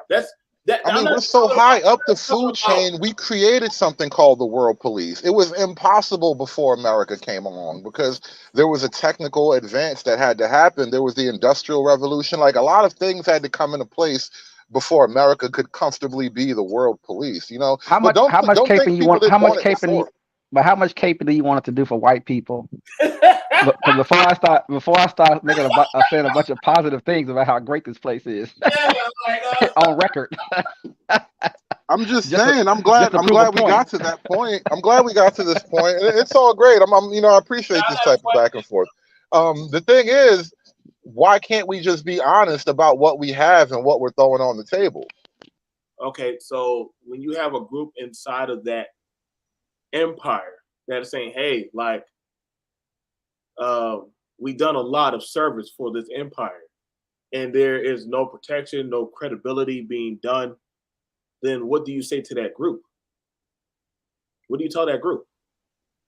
Well, one, if it's true, that's the whole question. You gotta verify every claim, but let's assume it's true. Then you redress your grievances. Are you telling me that America gives no one space? It doesn't give you space to redress your grievances? We've been doing that for over 200 years, if not And longer. you haven't been 300 getting, years. and so what? Hold on, and you haven't made any gains, and you haven't made Yeah, any my gains in 300 years. my family are millionaires. Yeah, we made gains. I got you. Oh, okay. So, because you're Dutch, that's nice. Good. I'm glad to hear that. Now, the thing is, why is it that some people can make gain and other people can't? I think that's the question. Are we gonna go? opposed to- You gonna take me back to micro? Or are we gonna stay macro? No, I think the Because two are intertwined. you're moving me around a little bit. Yeah, stay on one, David. Stay on one. I think at a certain point, the two have a relationship. So you can't tell me that individually Black people can succeed under the system, but somehow holistically the system keeps Black people down. Individually, Black people were explanation buying their there. freedom. So what do we? I mean, I don't. Okay, you want to do then. micro So there or was macro? Which one you want to room do? for growth. There was room for growth. I'm glad we acknowledge that. Growth for what? We're not in denial here.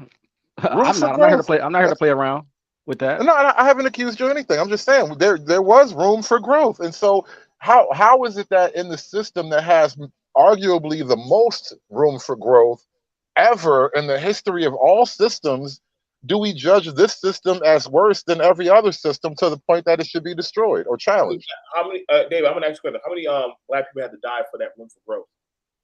Well, it wasn't just Black people. A lot of people died. Okay, but we're talking about how many people overall had to die? Yeah, but we died to civilize this country. It's a little bit of different sacrifice here. There's a difference. Yeah. So hold on. Are Black people now? Are we like America's moral conscience now? Really? Wait, hold on. I know you heard that term before. No, I'm just throwing that out there because you said we civilized the country. Like you're using that, right? When this literally is a country that uses moral high ground for in God we trust, liberty, pursuit of happiness, spreading democracy. Right. So you're literally using the moral ground when that's. Don't mix up God and democracy, bro. That's they've been playing that game for a long time. God is not a democracy. Are you a Christian? I appreciate the faith. I don't call myself a Christian, but I am appreciative of the faith and all it's done. Hold up, your country uses it as a talking point. It's literally on your press on your money. No. I was just saying, don't confuse God and democracy. God is not a Democrat. God doesn't believe. Heaven is not a democracy. Hold on. But that's a moral talking point that was used. The first laws in this country were that of the Bible, of a Christian Judeo Bible. The first laws in this country were British laws. No, the first laws in this country were of the British Crown. And then no. What is the First Amendment? Right. The first laws in this country were the Bill of Rights, if you really want to get down to it, because once we break from the British shackles and we start writing our own ticket, the ticket we wrote was the Bill of Rights. Okay. Go ahead. I'm listening. We're listening to you. So now you're telling me that the first laws in this country were somehow about worship God, and I'm like, not exactly, no. The first laws, I mean, before the Bill of Rights was printed, what were they going by? By the King's doctrine, whatever the Crown's rule was at the time, Victorian legalese. I don't know what you call that shit. No, they were going by that book. That book.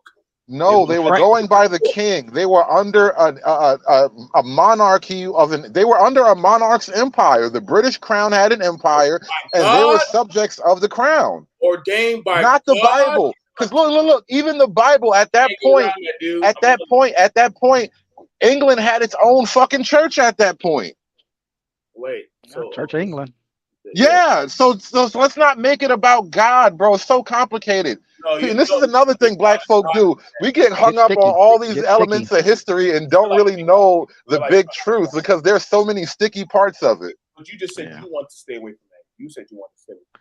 Well, it's a lot of it is debate and philosophical. Though. I don't want to say us black people. I don't like phrase. I don't never understand why people do that. Say that statement. Strange to me. But if you listen to scholars, I can send you a bunch of scholars debating that stuff all day long, and no one is saying, "Well, us white folks," you know.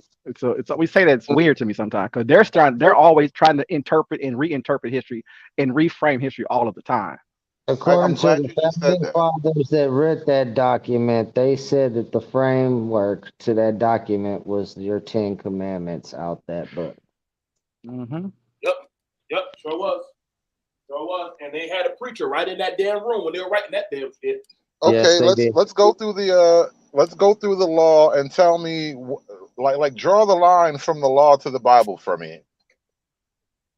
What do you think they were doing their meetings at? It was in the church, David.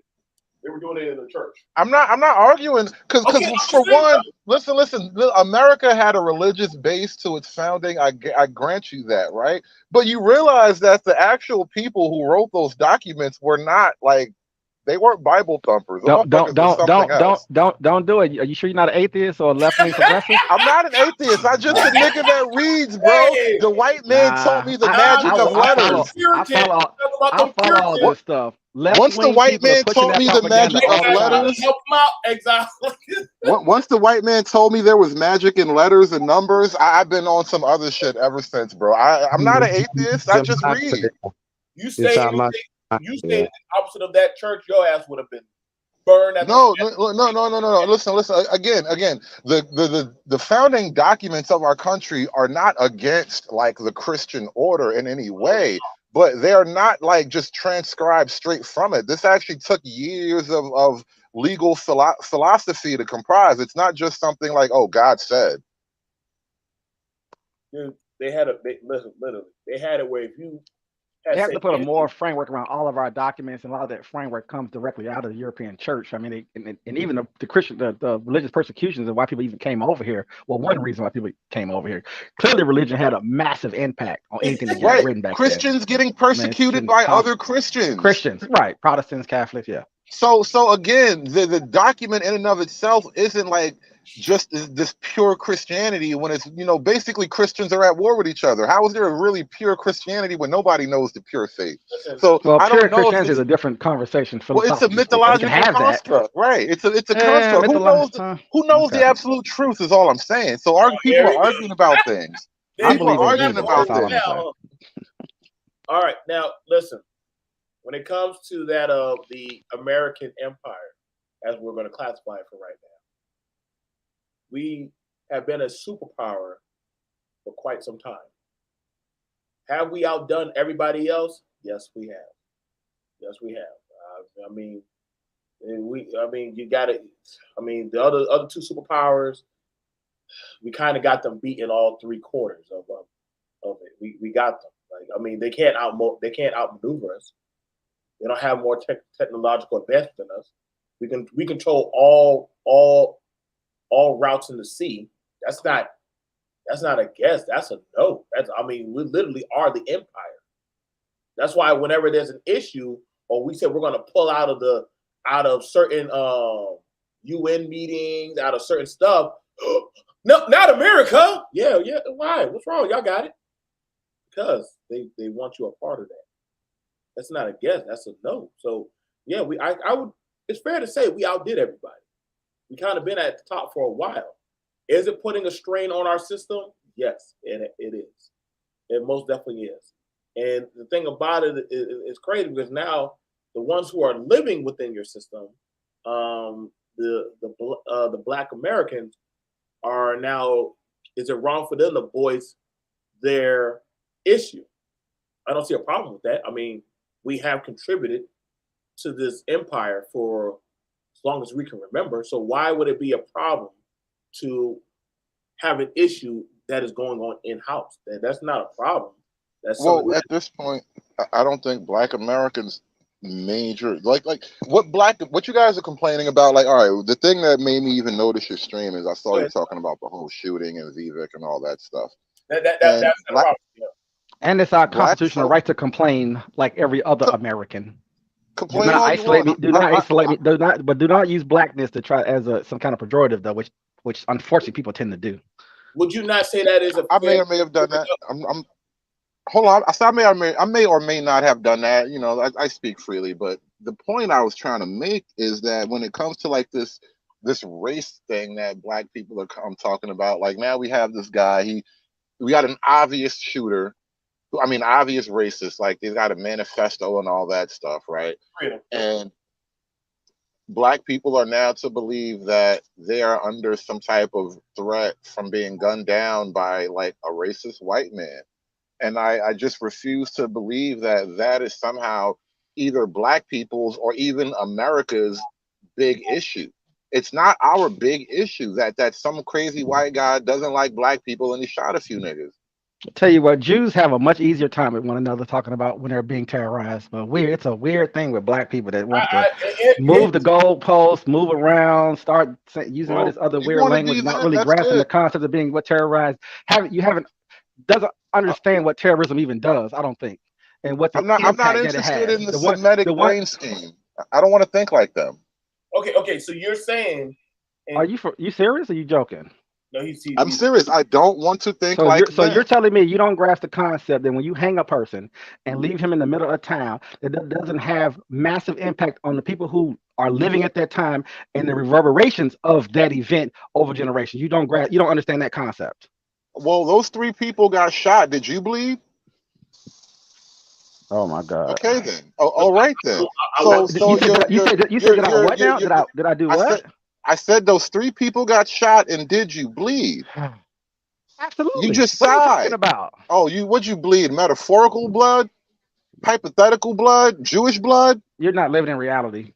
No, bro, you're playing an emotional game. You're playing an emotional game, and I refuse to give your emotions my power. You don't know what you're talking about. Okay. Have you ever heard of generational trauma? I mean, witnessing people of your same complexion going through that just because of their complexion, and being raised and told that you can't do this, you can't do that because this or that might happen to you, bro. That does cause trauma, man.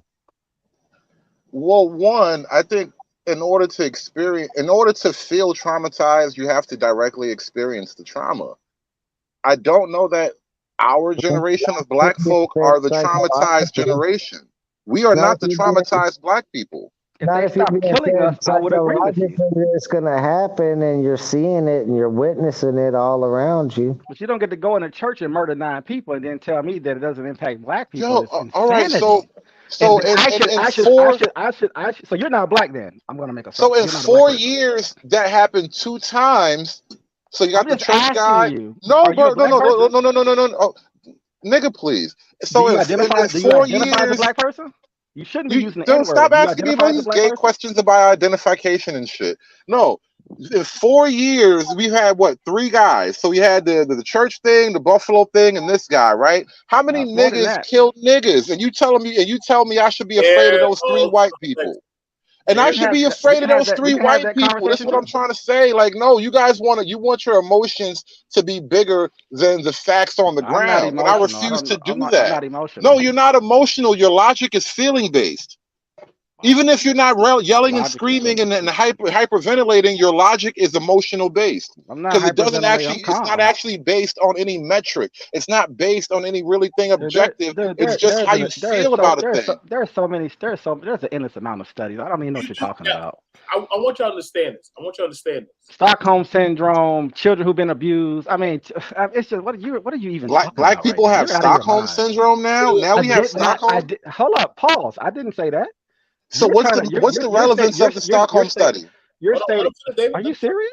What's the relevance of the Stockholm study if not to say black people have Stockholm syndrome? Let him get out of spot. I'm good. So let's look at this.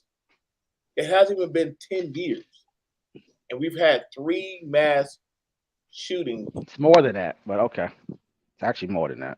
Well, yeah, I know, but it's a lot more if you stop counting by color. It's a hell of a lot more if you stop counting by color. That's kind of the point. I got your position though. I got you. It's my bad. That's my bad. Listen, I told you, Sith, when I said I thought he was speaking in honesty, but he's doing political stuff. So I got you. I'm gonna chill out on the deal. Exactly. Like you remember when I said no. This is who I am. This is what I think. No, understand it. Yeah, but your thinking isn't your own thought. You're pulling that from somewhere else. You sound like a parrot. You're not really sitting down, really thinking and having a conversation. You're talking political. I know what I've heard this stuff too many times. It's not a unique idea that you're coming up with. You don't want to engage on it. You just don't want to go there because you understand how it empties your argument. You can't go there with me because you know it makes your argument weak. Oh my God, there's so many documents. It's just an endless amount of science endless amount of white supremacist killings, an endless amount of white supremacy killings. Really? Yeah. I know there's an endless amount of studies because affirmative action and shit. That's what these motherfuckers do in college. They write studies. So I want you to give me numbers on the killings. I want you to give me body counts. Right? We can't weigh body counts. What's the number you need? I want a factual body count. I'm not looking for a specific number. I want actual numbers. Do you think thousands of lynchings had any impact on black people when it happened? I'm sure it did. No, I'm actually did it. I'm sure it did. I am sure it did. I'm not sure. I'm sure. Okay. So my grandfather's brother who got lynched, he should just get over it then, right? And move on with his life. No, you should get over it. That's what the fuck I'm talking about. You should get over it. And then I go into a church. Now this is yours. I go into a church and I'm chilling and relaxing, and then 9 of my church members get murdered. That's okay too, right? I mean, because you're worried about Chicago. Because you're worried about Chicago, right? That's what you were. You worried about a black on black violence when this Nazi dude comes into my. Well, let me ask you a question. So we're not. Why is your life worth more when it gets killed by a white person? Why your life worth more when a white person takes it? Why are you making assumptions? What are you? I'm not making assumptions. I'm observing you. I'm making an observation. Right, but are you trying to hold a position about violence in poor neighborhoods? No, I'm holding a position about the scope of all violence. What are you talking about? I'm holding a position about being terrorized. That's exactly what I'm talking about. We can talk about poverty. We can talk about things that produce violence, and then we can also talk about people who are literally being. Poverty is terrifying. Hold on for a second, bro. What I'm trying to say is this: when you are being, what's the word? When you have the suicide bombers, what do they call it? When they get those guys? No, not jihad. No. I can't think of the word now. No. When they manipulate people to do something, either the CIA, the FBI, or people on the internet. Brainwashing. Brainwashing is brainwashing the work for me. My thing is that when people are being brainwashed to go and murder innocent people is a very different conversation. Is a very different conversation than talking about poverty and what poverty produces and what that all means and the trauma behind that stuff. Those are two separate things. Now, people who have this weird thing that they want to try to us being terrorized isn't a situation, regardless of the race. It's interesting. You want to run to something else, but we're dealing with this one particular issue. We're not talking about that issue. Why would you try to merge those two things together? That doesn't make any sense. Well, one. Radicalized. That's the word I'm looking for. Radicalized. Fair enough. I understood you. Sorry about that. No, we're good. You're kind of laying out an argument where, am I to think that black people just walk around daily with the feeling of terror that a white person will maybe murder them? Is that what I should think? Oh. Well, you used the word terrorized and terror several times, and so I'm trying to explore this angle now. What terror should I be feeling? Let me ask you this question: When 9/11 happened, what was the response to it? Did anybody talk about white crime? Did anybody talk about white on white crime or black on black crime? No, they wanted to get when 9/11 happened, which was a terrorist act. I'm assuming you agree with the language, correct? Yeah, that was terrorism. White folks told you to agree with that language, so you agree with that language. I'll tell you when we disagree, and it's not a white thing. I think it was terrorism. It was political violence. All right, sure it isn't. If so- listen, and it so may now or do may you- not now have do been an you- inside job, but it's still terrorism, no matter who look, did it. Look, we're good on that. I agree. Yeah, we can. I'm trying to stay. I got you on that one. So Right. You think I'm such a bad guy and shit? we can do that. We can work that angle. I'm with you 1,000% on that for sure. But if you think about this, right? If you say, well, why would these people do that? And then if you trace it back and look at the things that are happening in the Middle East, you have answers to that. Then that doesn't have anything to do with poverty in the Middle East. That doesn't have anything to do with empire in the Middle East or dictatorships or kingdoms in the East. It's two separate things. So when 9/11 happens, I'm not going to talk about, well, they're violent. They shoot each other they shoot each other all the time over there. They suicide bomb each other all the time over there. I'm not going to but I can't move the conversation all over the place when the fact of the matter is that 9/11 happened and there was a response to it. There was laws put in place. Things change based off of one event that only killed, guess what, a few thousand people. Well, a few thousand people die every month. What's the big deal? Brother, you're saying words, but I don't know if there's a point I can work with in there. I mean, I'm trying not to give you one. I'm trying not to give you. I'm trying to pin you down because you're telling me that when a black person who you clearly see has no value in this country, clearly they're just, oh wait, well you get killed by blacks all the time, so why you worry about some white folks? You're the one that said black folk have no value. You just said it. I don't say that. You said that. That's what you're presenting. But why do you think I have that argument? But the moment I tell you 9/11 happened and a few thousand people died, what's the big deal? Well, what's the big deal? No, see, and this is why I lose your point. This is why I lose your point, because you go from 9/11, which was a singular event, even though it was 3,000 bodies or so, it was a singular event. You go from 9/11 and we're talking about black violence, which is not a singular event. It's a daily, multi-daily, multiple times a day type of thing. No, 9/11 wasn't in the Middle East. No, see now you're trying to sandstorm the waters, bro. Stop. Don't kick up a sandstorm. You still think don't kick up a sandstorm? What are you talking about? Those niggas have nothing. Sand niggas ain't got nothing to do with niggas. But look at their response. Are you listening? Look at what does that have to do with black people not being able to live around black people? When a group of people in this country was attacked, it created fear, even though they didn't bomb all of America. It created fear. Malls all the way in California was being locked down because it created fear. And guess what? That fear still exists now. And the response to that was invading countries and bombing them to death. That was the response to that. How are you not?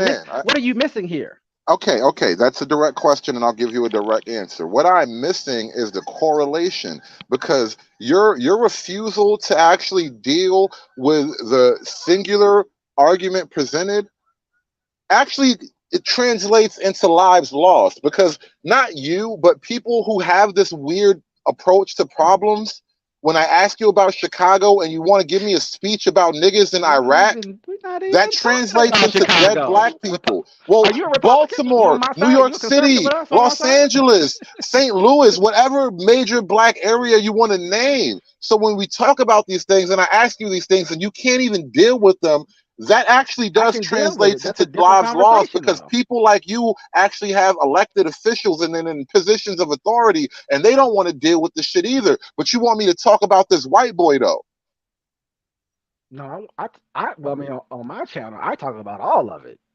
I don't know who you talk to. I don't know if you know who I am, but I talk about, what are you talking about? Those are massive problems in the inner city. Are you serious? But I'm just not having that conversation. I'm having a different conversation. We have serious problems with black crime. We have serious problems. Matter of fact, BMT, man, you just talked about this about 4 hours ago, and what we should do with some of those people in those places. Didn't we just have that conversation, BMT? You still on the line? Yeah, I could have sworn we just had that conversation, right? But Sid, you need to understand. You know what I said? There are conservatives that will jump over. Did I not say this earlier? They will jump over this. They are programmed. They will jump over this. It's not their design to talk about this. It's not. And you got to understand that. You got to understand that. It's not. It's not. Well, what's to be said? What's to be done now? Like say what you want, but what's to be done? What do you want done? What would you like to see done so that this will never happen again? David, you're doing what you're supposed to do. And I am. I know. See, she said he's doing what he's supposed to. He admits to that, and I I understand that. That's why I am one with the force right now, BMT. I need you to see this. You have to see what goes on in the empire. You saw from the Shell side. Now you get to see from David's side.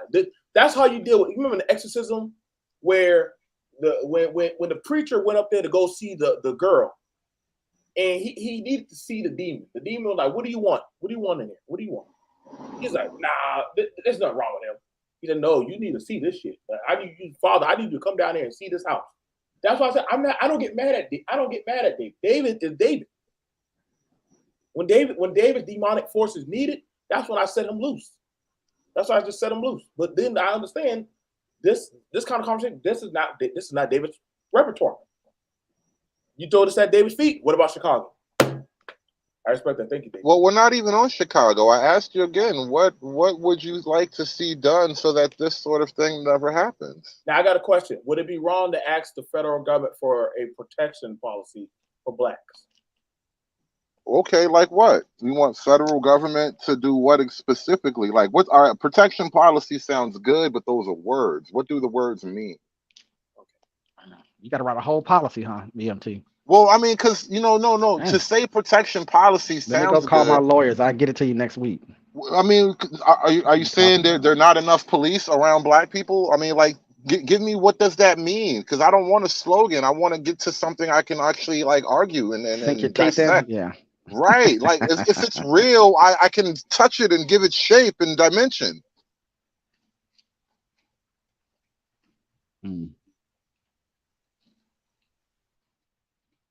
I'm a gas for words. Don't worry, I'm gonna bring them over to your channel. I'm gonna bring them over to your channel. Nope. No, Well, I question this whole thing because again, when I said this earlier, I fear that black people have been walked off a long cliff, right? So we've gotten all these amendments and civil rights law and all that stuff. But what they recognize, You can vote, can't you? You can work, can't you? You own property. You can run a business. I can't. Yeah, I'm not denying it, bro.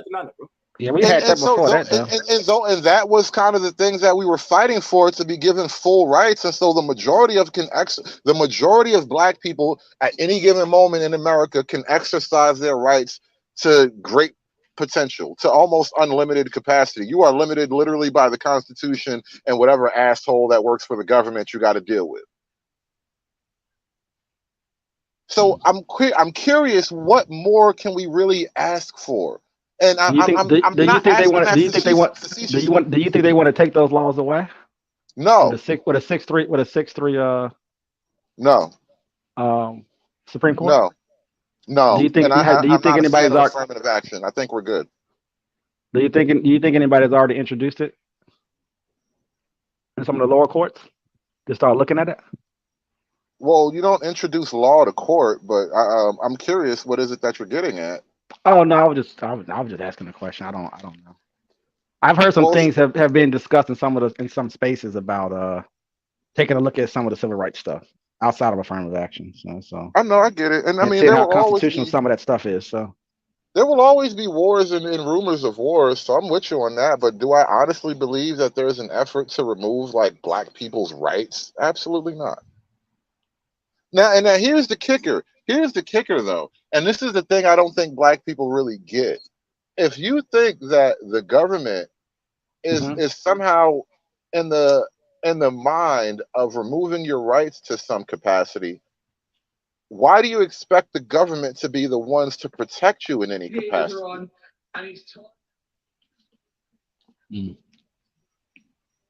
It's a weird conundrum. Again, being marched off a long cliff.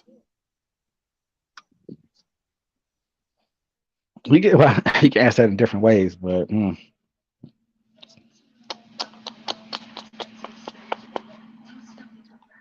I mean, I don't want to dominate the floor here, but you know, do what you do. Pose questions, brother. Like, ask me whatever. I'll answer you directly. But I'm putting these questions out here, and I know that people who I'm sorry. Go ahead. I didn't mean to cut you off. My bad. No, I was saying that people who are in the habit of sort of like speaking for, what's good for black people and all that are kind of in a similar tradition for the last couple of generations now.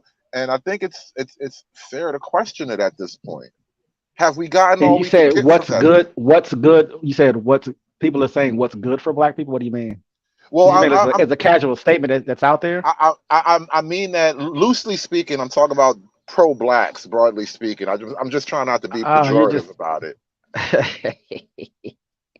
I want to I talk got what you're about the saying. thing without speaking negatively about Right, the but thing. do you think that just Americans in general is to push the government, to bend the government, to use the government because it is us, we the people. It is us that's running these institutions. That if we have a grievance or if it's something that we need, the job is to hold. You know what's so funny? You said that. You just made me think about Obama for a second, right? Okay. Do you remember? You remember when he got elected, and then after he got elected, after he got out of office, you started to hear those conversations about, well, why didn't you hold his foot to the fire? Why didn't you demand things from him? Why didn't you complain more to him? Why didn't you put more organized and put more pressure on him? And it's interesting that when black people said, "Oh, thank you, we appreciate you," that you still got punished for it. Like what you were saying, right? Like, some people tend to say, what do we, whatever we need, we should do this, we need to be doing this. We're complaining about all those things. And it's interesting that when Obama was in office, the advice was after the fact, we should have complained. Have you heard that before? Well, I know what you're talking about, but I take a slightly different criticism of that whole thing. Because, yeah, once Obama got in office, why didn't you press him to do the black thing? Because isn't that what we've been told? This is what I meant about, generations of people who say they're speaking on behalf of blacks or whatever. You guys were all culminating to this moment of Don't Obama. say you. I'm not on the left. You're not talking about me. I'm not saying you directly. I'm talking about pro-blacks. But all right. Well taken. Point sustained. Objection sustained. Now the thing is, I got all kind of issues with Obama. The pro-black movement has culminated to Obama, and one of the things is we wanted black people in positions of power because we felt like that would help black people, broadly speaking. And I get the symmetry in that argument. I'm not saying that's a wrong argument, but Obama gets in power and to the pinnacle of power, and black people, one, don't push him, and Obama isn't all that receptive to it. And the thing is, it kind of lays the question out bare for everybody now. What was the point in just voting black? And I think pro-black soured on him very early, by the way, if not beforehand. Well, yes and no. You're not totally wrong, but I think Obama is a part of the machine, and pro-blacks are definitely a part of the Democrat machine. And so being a member of the machine, they couldn't just break away from the machine totally. I'm glad you put that on record.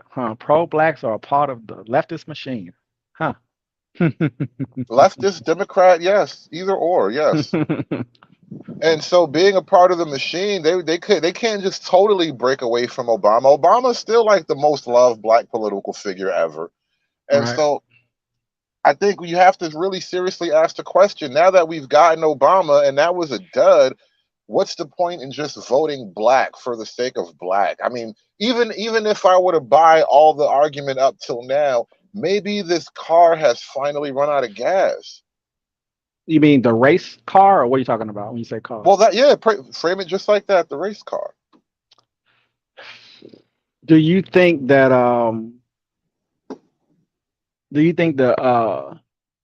that white society wants to get rid of race? Like, could you ask a white person to stop being white? Honestly, and what does that look like? Honestly, I think black people's clinging to the race card and what not black. That's a forced classification. Tell me about white people who run the system, bro. First you of all, you keep saying black like we could have some control over our race. We don't. We was identified as that. That's a fact. So talk about the people who actually created race, the people who organized race, and the people who tell them to give up their race.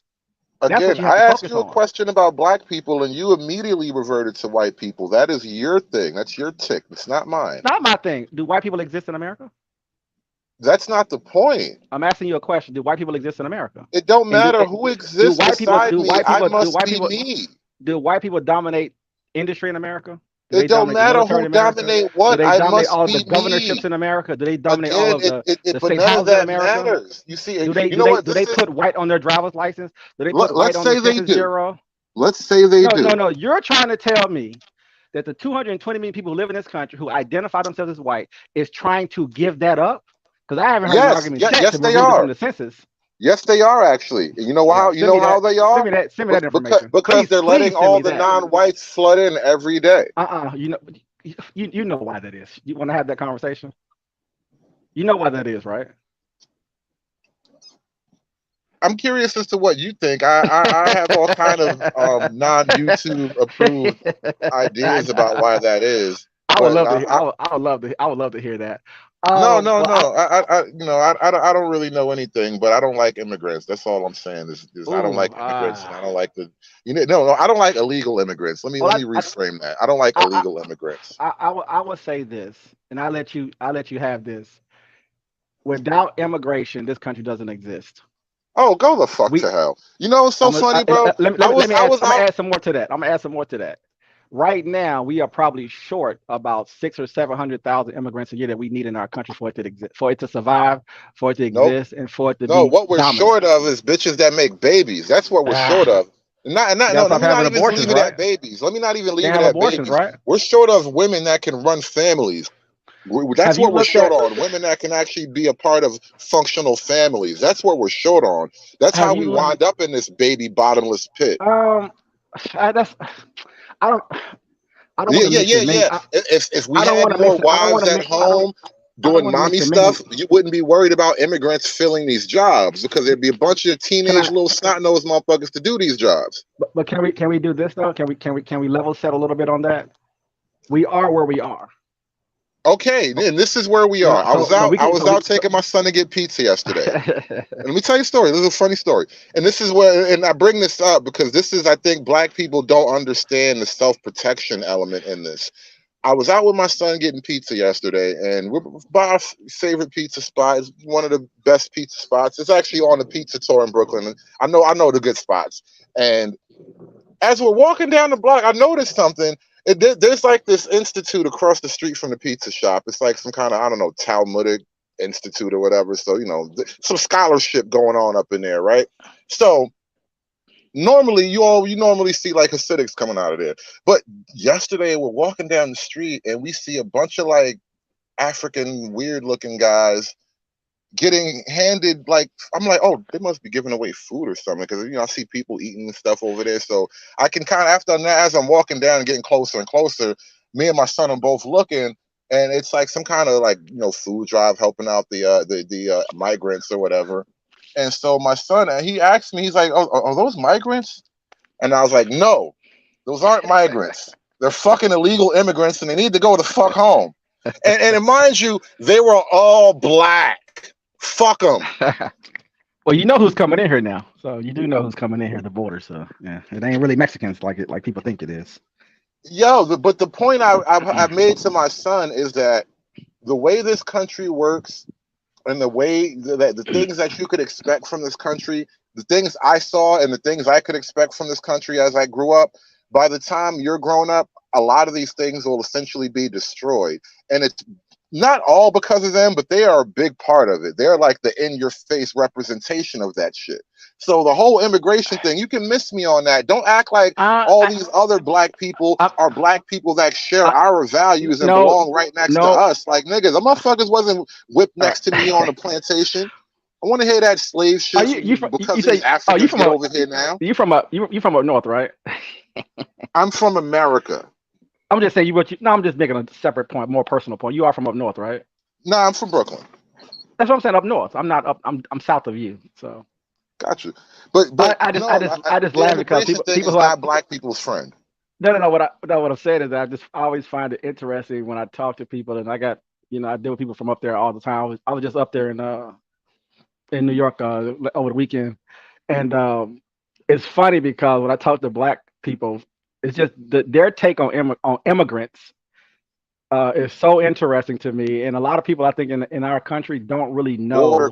I wish people from New York and northern New Jersey would talk more about the segregation. How the the different how things are kind of structured up there, because it's been really eye opening over the last say 20 years or so. I'm like, wow, I didn't really realize some of the separations, like in just different areas, Passaic County and Jersey and other places, just how you guys have to deal directly with brand new immigrants on a scale outside, I guess, maybe California or Florida or Texas has to deal with. So it's just interesting, the mindset. Well, again, that was a Democrat scheme so that the border states can be flooded with immigrants and not have to really get their issues met.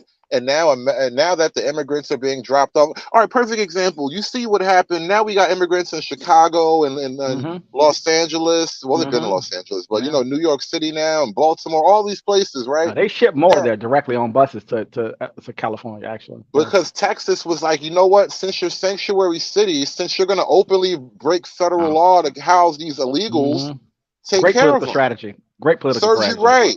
Yeah, yes and no. Now we're in the suicide death spiral. Which is, I guess that's how we're going anyway. Let's all die together.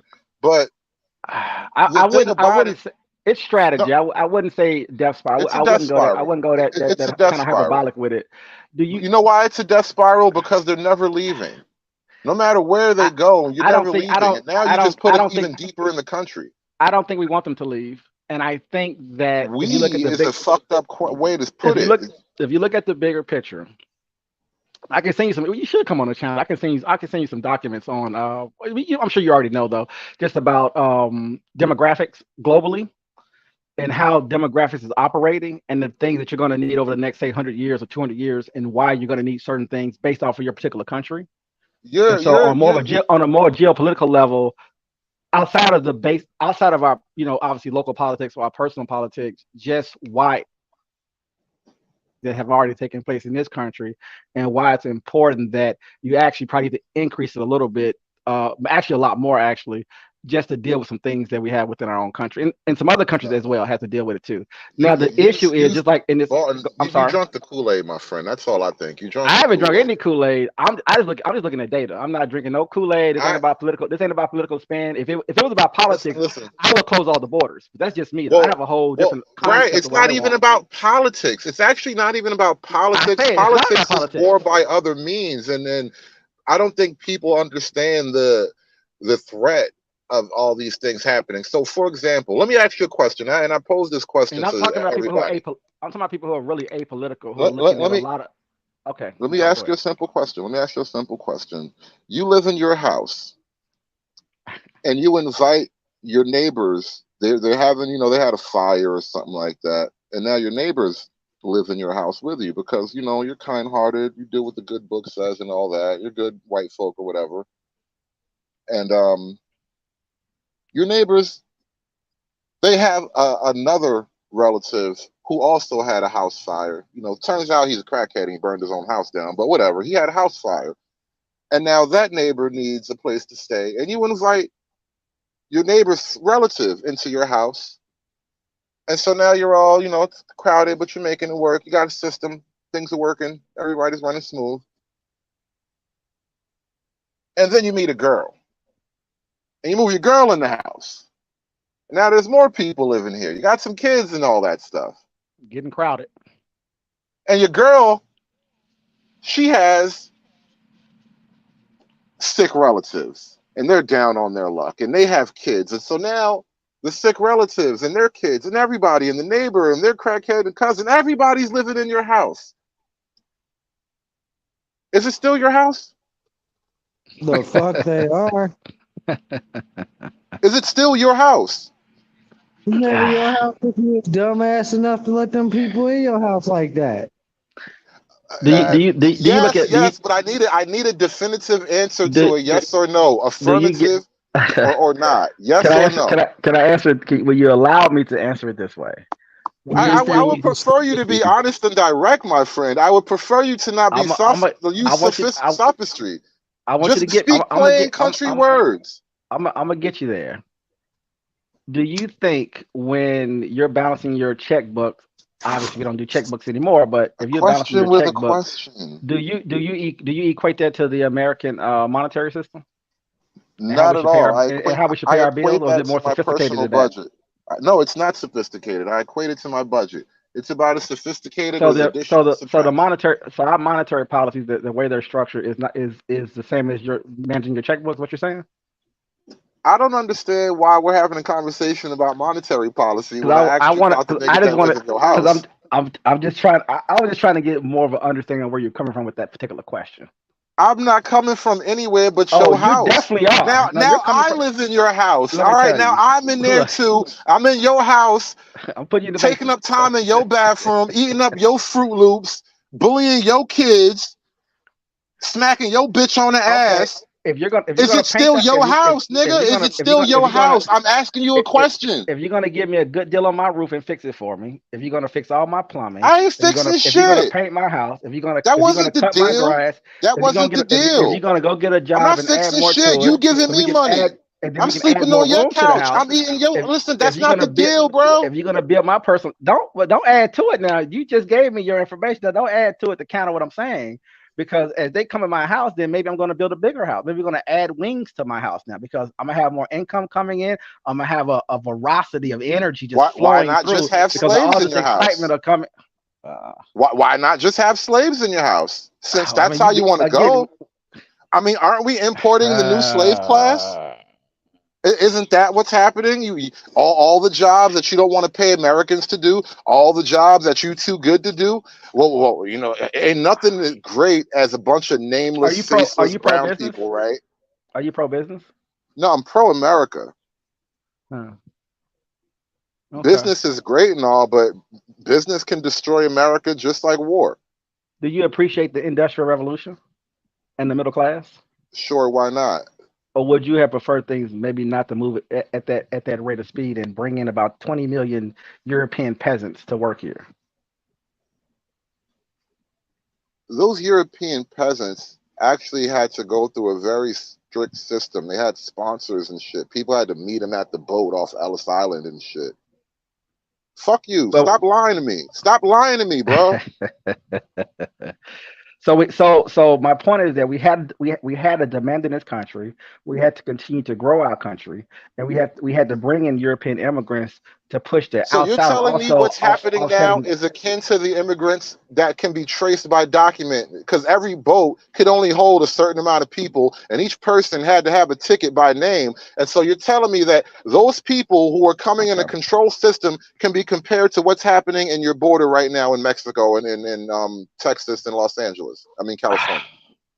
They're very much the same thing. Is that what you want me to believe, sir? Okay, I got you. I touche. Thank you. And I don't mean to curse at you. Forgive me for that, but don't lie to me like that. I'm not stupid, and you're not either. Well, let me ask you this: do you think Republicans and Democrats allow people to come across the border over the last 30 years? Republicans and Democrats are both crooked on this particular issue. Absolutely. Okay. So I just want to kind of level set and see. We're close. We're close. It's just that when I start looking at some of the data from really apolitical people who sort of look at geopolitics, there is a very strong absolute argument that you're going to need immigration, and you're going to need a lot of it. No. Now, how you get here and how you want to process people is one thing. And generally speaking, even when the Europeans came here in the late 1900s, you still obviously had an issue of clashing up with the current citizens and with the new immigration. So generally speaking, on a personal level, people tend to feel crowded. People tend to feel like they're losing something, and that's just a part of the process. Well, yes, until they assimilate. Yes, you are losing something, and one, they don't assimilate when you just flood them in here. Assimilation is great when it's a steady drip.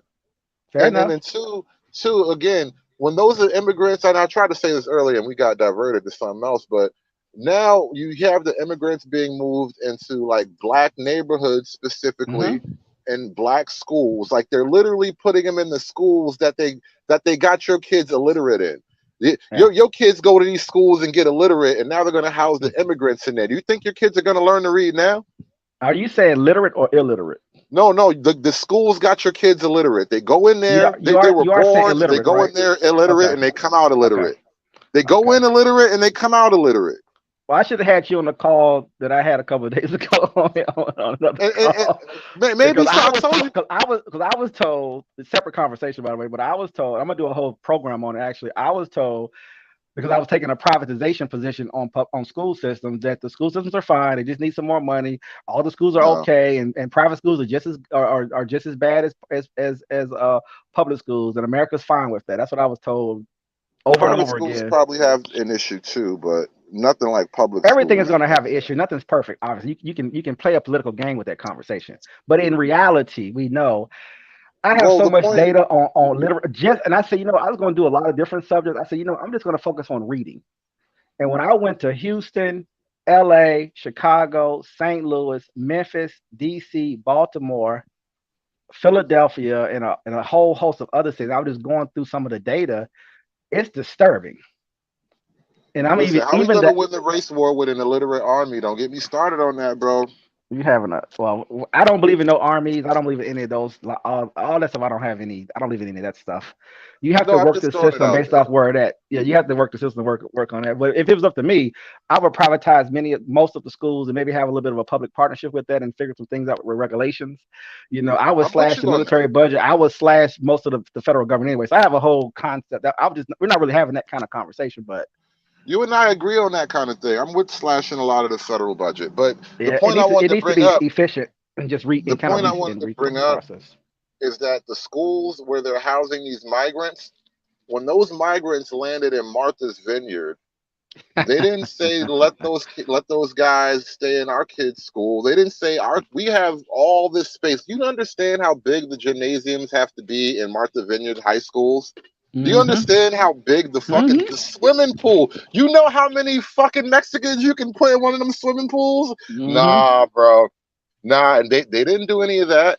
It was a master stroke. It was a master stroke, by the way. By what was the governor's in Texas name? It was a master stroke. Greg Abbott. Yeah. Yeah. And then master stroke. Like I said, now we're in a death spiral. So it's good, but it's not good. The thing about it is black folk act as if, and we have been sold this particular ticket as if it was our path to freedom. Like, yes, you bring in all these other people and they will somehow stand side by side, lock arms, shoulder to shoulder in your struggle against the white man. And as it turns out, most of these non-blacks, they don't like you. They look at you worse than the white man. That's the kicker. That is the irony of it. We are about to get flooded by non-black, non-white people who think less of you than the white man that you've been living next to all this time. But remember, black people, though, who are Democrats, who are liberals, they did get activated, though. Because all of a sudden, you sound like a white person now. You don't want them in your neighborhood either in Chicago. I found that even interesting in itself, by the way. They got mad, but they have no idea how far they need to go. This is why I'm on some you know what? I'm okay with the racist white man to a degree. Like, you shoot at me, I shoot at you, but we can talk politics. We've been dealing with it for hundreds of years. Right. So better the enemy you know. Now we got all these new strange people. Fuck them. Yeah. And it makes it more confusing. That's why when you deal with a lot of black immigrants who get talking points and who get put on platforms, and you get what you get from them. It's the reason why. I mean, I'm not even gonna go down the whole FBA ADOS thing. We don't have to go down. I'm just making a point that when you bring in new people, regardless of their race, I was just using it as an example, but regardless of their race, they're not carrying American baggage. They left their countries where they had their own baggage and dumped it at the border and came to our countries. Two different types of people until you get in here about 3 or 4 generations. It is ironic though when you actually bring that up, because I covered this on my channel once, and then I was on Bernard Riley's. I think I brought this up as a subject one time too. But Bernard is rough, bro. He rough. Oh, he rough. Yeah, that's my nigga. Listen, I'm trying to drag Bernard slowly, and we're gonna be black Nazis by the end of this fucking process. All right, I'm trying to drag Bernard all the way to the right. But y'all too rough for me, man. Nah. But like, we were talking about that whole FBA thing, and I was saying how it's weird how when it comes to black immigrants, so all of a sudden black folk are becoming like almost patriotic pro-America. It's weird how you discovered that shit now. It's like all roads lead you right back to the white man. It's so fucking funny. I can't get over this shit. It's hilarious because like now Yeah. when all these immigrants are flooding your neighborhoods, and I on one of my streams I was playing clips of these old quote unquote racist white women on their lawn complaining about black people moving into their neighborhoods, and I was just looking at Oh, like, that video. I've wow, seen that one. The one I think the, you're talking about. the irony. Yeah, it was Levittown. And I'm Yes. like, yeah, Yes. the irony of it. This is fucking ironic. We're So nativists. We're ironic. nativists. We're Well, pro-America. We just don't know how to. What I'm saying no. is this: we don't. We have a hard time, I think, interpreting it and accepting it because of the politics, though. The politics are running circles around us, and it causes so much confusion. One thing about our channel is that our goal has been, we're not saying we're accomplishing any of it, is to try to reduce that confusion. Because if you understand what this is, I believe that you can operate better in it.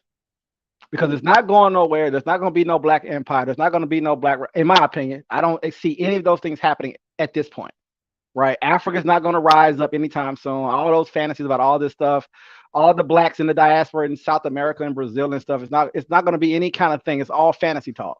That's on the far pro-black side. But within the politics of it, the left does they do a very good job at deception. And they can play on our emotions very, very easily. And it's okay if we understand how to interpret it, though. And that's where I think we get lost at. Yeah, I think that's kind of my main gripe with like black politics is pretty much that we're kind of stuck in this mental box of like 1950s and 60s era civil rights struggle. And those are not my problems. Listen, ain't no white person stood in the way of my dreams. Not one white person has ever stood in the way of my dreams in my entire life. Are you able to say that? And I know you may not care, but I'm asking you anyway. Are you able? Do you understand if you say it that way directly to maybe say half the black population, they can't understand what you just said and feel comfortable with that statement? I think there's even if you don't care, you may not care, of course, but I'm just saying. No, it's not an issue with me caring because I see that exact problem. And to be frank, I think there's an element because all right, we're going to talk about when I said black folk are kind of stuck in this mental framework. Yes. If we can both acknowledge being stuck, then what I also say to answer your question directly now, I don't think it's an issue of they genuinely believe that. I think black folk are kind of just they're saying it because it's custom. It's almost like Pavlovian now. Mm-hmm. It's not an accurate, honest description of your actual life experience. You're being manipulated. You're being manipulated. A little bit, yeah. I'm gonna give you a perfect example of what I mean. Great grandfather sharecropper, his father slave, grandfather sharecropper, then become landowner, worked on a farm, worked in the factories and the sawmills in the South, went to the North, worked for some car companies in the factories, right? all his children, mostly went to college, most have master's, PhDs or college degrees, or the other ones decided to go work in the factories or to continue farming, right? No jail time, no prison time, never, really didn't get in trouble, very Christian, very conservative. And then if I just looked at that on his face and I tell a black person that, they're going to say, privileged, I don't relate to you. What are you talking about? Must be nice for you. Now, you know what? These people lived in a segregated town across the tracks. The whole works, right? The Klan started in this area. I mean, you know what I'm saying? Like the whole works. And they still got land, owned vehicles, lived a life, built houses from the ground up, etc. Right? Kids went to school. You know what I'm saying, right? Just the process, right? Right. And then was told, hey, if somebody around you is doing drugs, stay away from them. If someone is committing crime, stay away from them. Don't be evil to people. Don't be mean to people. Obviously, don't judge. Just the whole thing, right? The whole morality thing, how to behave, et cetera, et cetera. And generally speaking, what my grandfather would always say is that if you do these things, you'll be fine. He didn't introduce race, even though he's very aware of it, very, very aware of it. But he just said, keep your head down and focus. Get the things done, and you'll be able to get access to this system. You know what I think is missing from that generation, from this generation rather, compared to that generation, And I know, just to give in a sort of one-to-one direct comparison, like my family doesn't have that strong patriarchal figure. Like, so you're talking about like your great grandfather and then his father. Like my family in particular doesn't really have that type of chain where it was like strong black man with values, and he passed that system down. It's not quite like that. And so I know my family is honestly a little bit more matriarchal. Like I know of my grandfather, and he was a sharecropper and all that at one point, but it's a whole different thing going on. Like his wife died and things got crazy. Like a lot of different stuff happened, right? And so what I'm talking about. Right. So what I'm talking about is like the shape of black life used to be more like what you just described, and that's all I know, by the way. And I know the street life too, and I know it's that's what I know. At the end of the day. What I'm saying is though that the shape of black life was a little bit more like what you described, with that kind of moral correctness and that strong male figure. And over time, that's just been sort of erased. And so we're now at a point where we're almost nothing like that. And let me add one more caveat, right? With everything I just said, right? And many of my neighbors experience things that are pretty similar. You have issues though, people pass away or leave, divorce, whatever, right? But ultimately, all working class for the most part. But we had a small piece, about 5 to 10% of people, right, who fell into drugs, who wanted to just be wild and crazy, dropped out of school, didn't care, angry at the world for whatever reason. Maybe it's abuse in the family, maybe they just didn't care. Maybe because America has always had a street life. Street life can be what do you call it? Alluring to you, right? Very shiny because it's fun. There's no rules and stuff. America has always had, obviously, black marketplace, and always had sort of that's kind of undergirded our country for a long time, obviously, with mobsters and all type of things, right? But you were taught that those people, not from a race perspective, you were just taught that, those people over there, they didn't understand, they don't know what to do. They've decided to, break the laws, not follow the rules. And you sort of just kept them basically away from you and your family. And you let them know that, and they understood that, and they did what they did. But it was really never a race thing. It was really, we make mistakes and we're on drugs or we're selling drugs or whatever we're doing. And even if you're in those worlds, they understand what they're doing is wrong. They understand that they shouldn't be doing it. And they may feel like they don't have any other options because they made mistakes when they were younger, and they have to deal with those consequences. A lot of times on the left, there's a big space to make excuses for them. And that has now been around forever now. So it gets very tricky once you start to open up that door and start allowing people to have excuses. Yeah, race is the ultimate excuse. And then back to like our original conversation point, like that's kind of why I always look at these things suspect now, because there are racist people in this world. And you know what, even in this incident with that white boy who shot those people up, there was a clip I was watching earlier with the I guess the sheriff of that town or whatever. Somebody had asked him about this whole thing and the race element of it, and he was just like, listen, some people are just bad people. There are evil people in this world. And I think that is a way more truthful and useful line of thinking than just going looking for, the racist boogeyman under every rock. I think the race comes into play when someone tells you, if you get on drugs, I'm going to lock you up and give you life sentences, right? The race comes in issue that if I get on drugs, or if I dropped out of high school, or for whatever reason, I couldn't make it work, and you could not convince me of anything else, I can have an excuse for what I'm doing is wrong, and I can apply race to it, because somebody's going to come to you and say, "Hey, guess what? Well, white people don't do as much time as you, or white people don't get stopped and frisked like you." All of those pathologies start to come into play, though. That's where it becomes tricky when it comes to race. Because people may feel like, well, you're not being treated fairly. Yeah, I know I'm a criminal, right? I know I do wrong, but if a white man gets this much time, I should get the same amount of time. The justice system should still be fair to me, even though I'm a criminal. People who are very hard Christian people, they don't even want to hear that, by the way. But you do have to deal with mental illness, people who get on drugs, people who get depressed, people who lose everything because they made a bad bet in the stock market. You know what I'm saying? Whatever happens, you're going to always have a class of people that you do have to deal with. And necessarily locking them up and throwing away the key may not be the answer. And the politics, they just exploit all of those weak. They exploit those people because they are weak and can be exploited.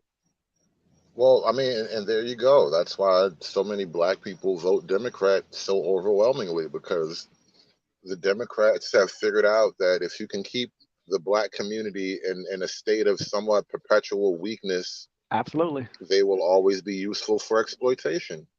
And that's what I sincerely believe about politics and black politics. Even like it's not designed to propel your group to actual economic and family success, because Not frankly, anymore. that's not a part of the Democrat ethos. They're at war with success. They want to eat the wealthy. That makes no Paradox. Don't let this man radicalize you. Oh, me? Yeah. Oh no, He was a Sith Lord when I got here. You shut up, Renaissance man. No, I'm good. I'm hearing,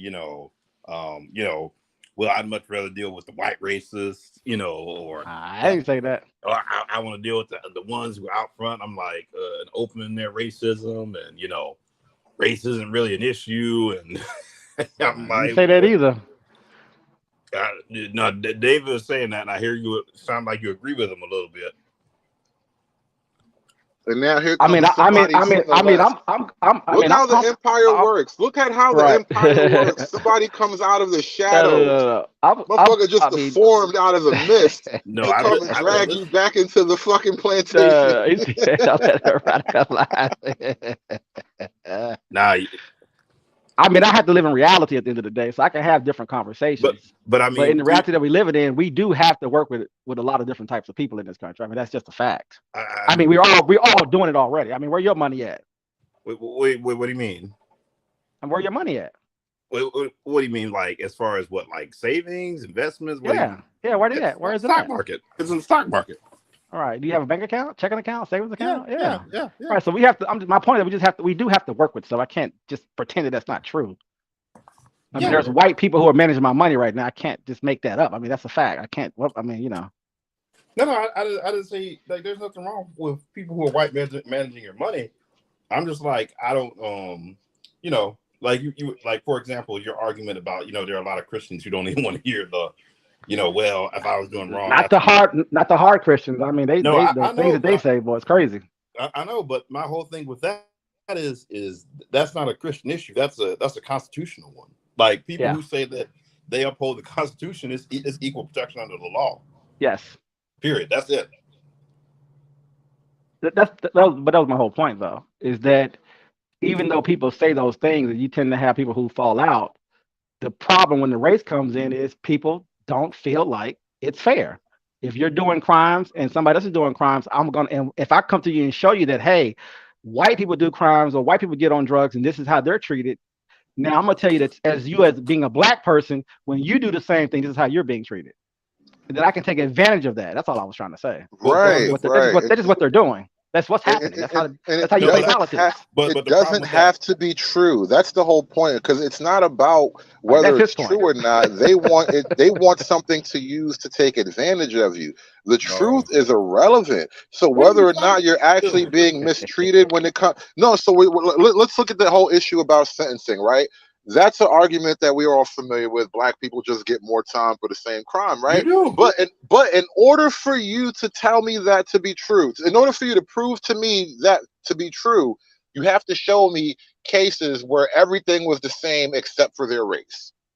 No, you can look at studies. They've done studies. Like, fuck your studies, bro. Fuck your affirmative action retards. I need to see numbers and metrics whether there was a white person and a black person and everything else was the exact same thing. Because outside of that, you're just gonna feel some type of way and then lie to me. No, these are peer-reviewed studies. And I don't trust you or your peers. And I want numbers. What do you think a study is based on? This is what I'm talking about, Paradox. These are your conservatives here. How many studies did the cigarette companies do about smoking and tobacco? I don't know. Plenty of them. All right then.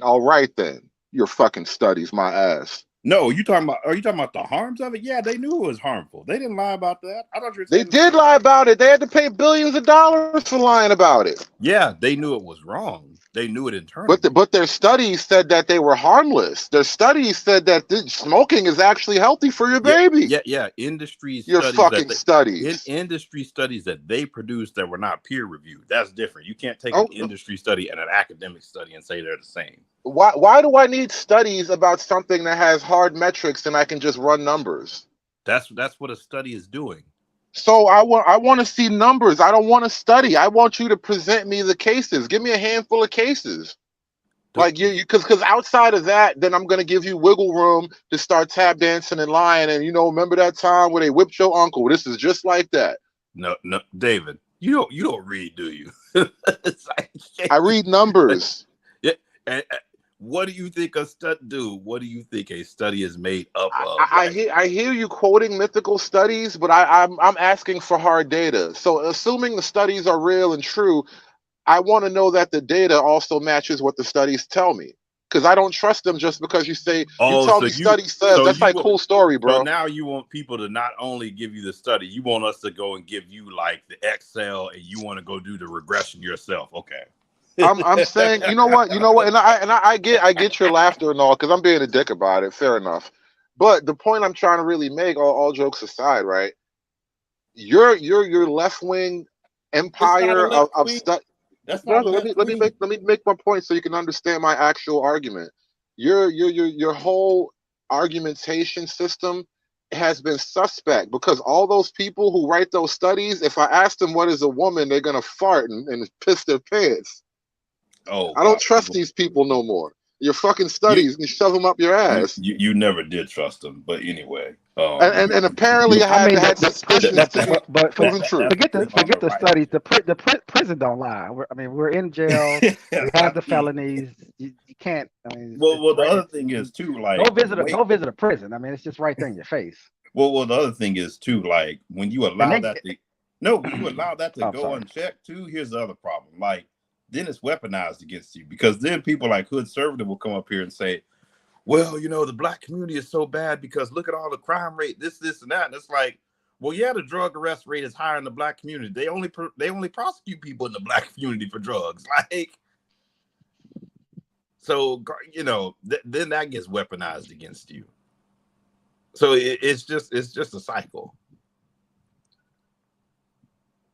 Even something like that, is it possible that there is an actual practical explanation to that type of thing? Why there are more police presence in like heavily black neighborhoods versus like the suburbs? I didn't say police presence. I'm talking specifically when you start looking at drugs, like prosecution of drugs. Like, they are not running on college campuses trying to bust people for drugs.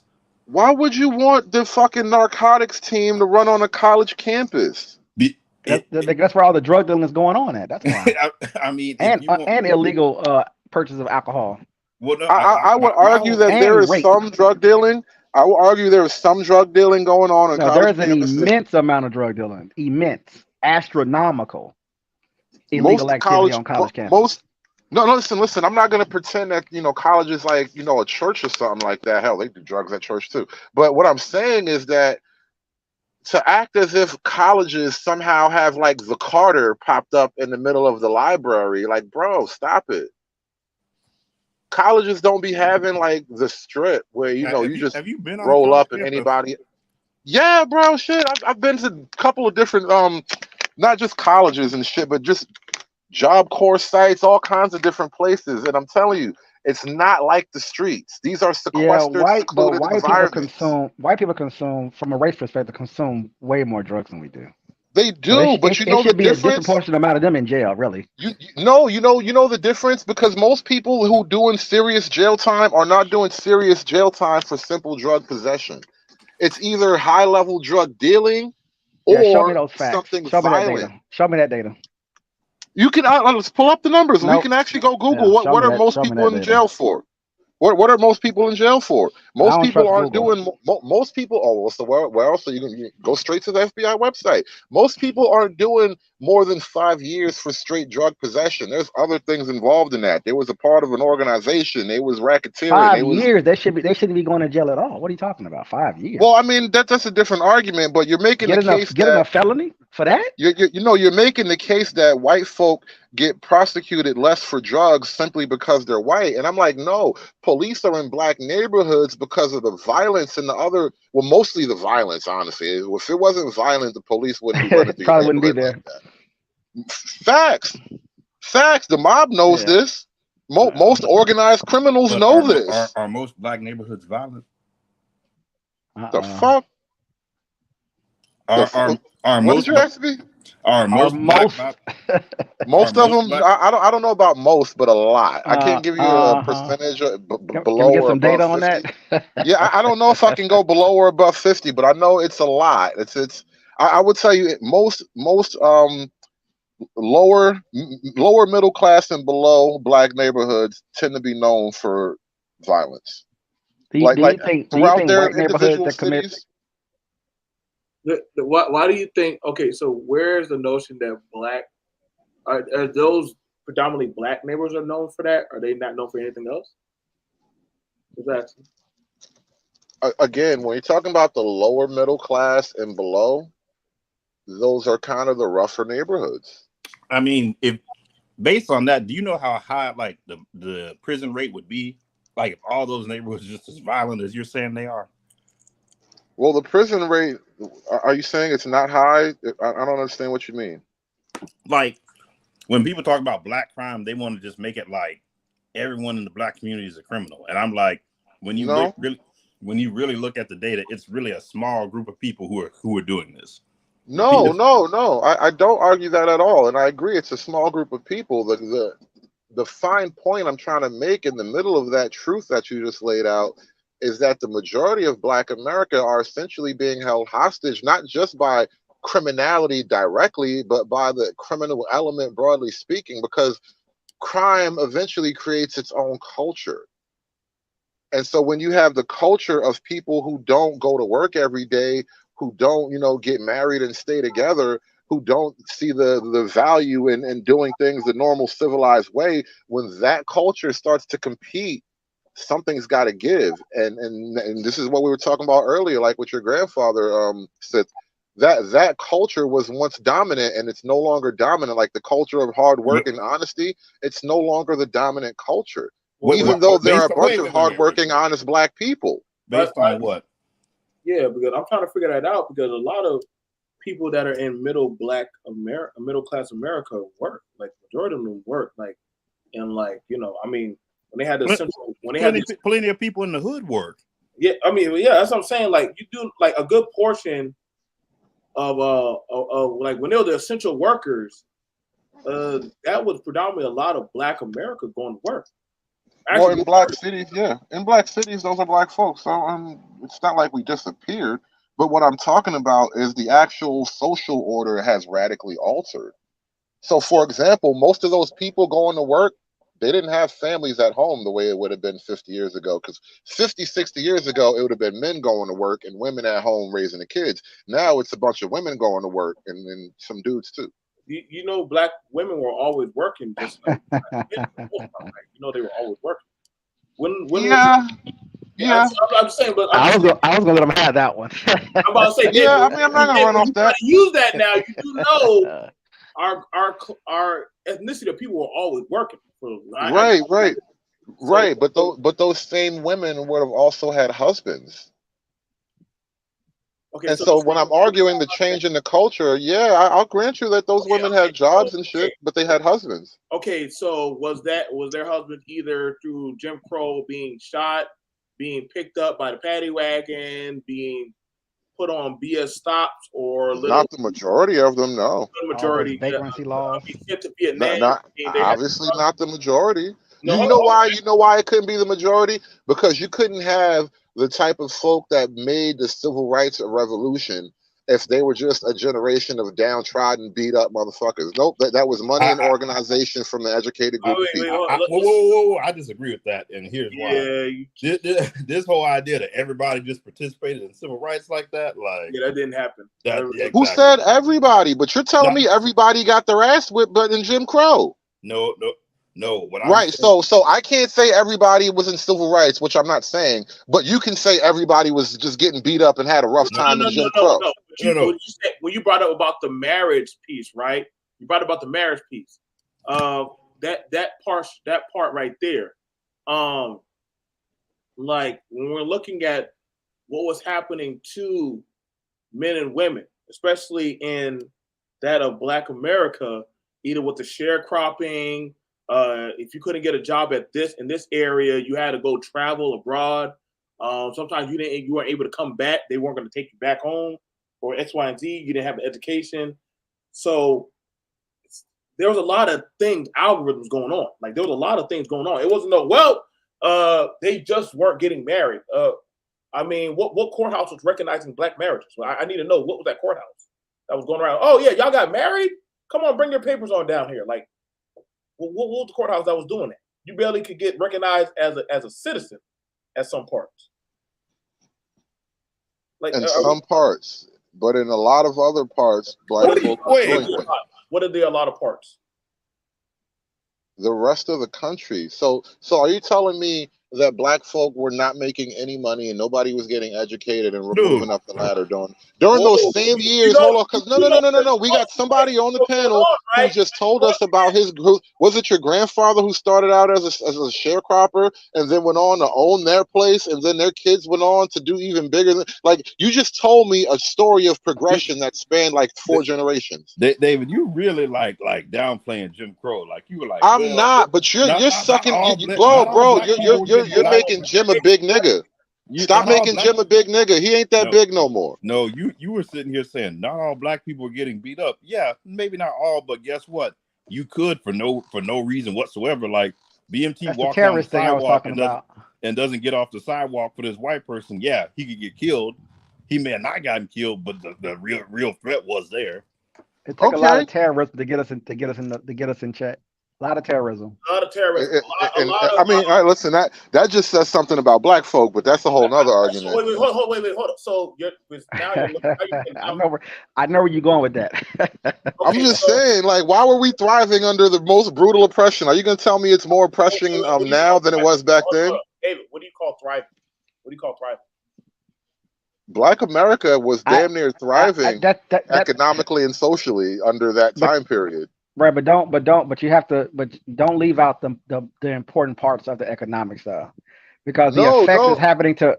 Wait, did you say Black America was thriving during Jim Crow? Well, put it this way. There was no Black Wall Streets ever after the welfare state happened. You know what I'm talking? We've been reset.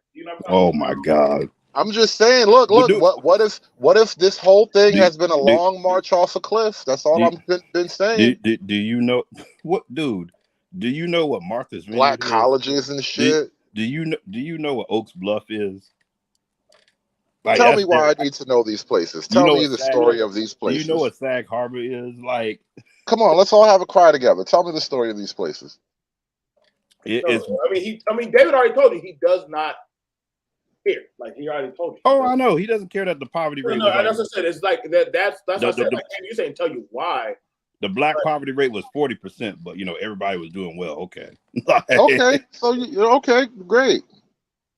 That part was true at that point in time for those people. Are you going to tell me that if I would have taken that same period of time and spanned the entirety of America, all Black people were having that same situation?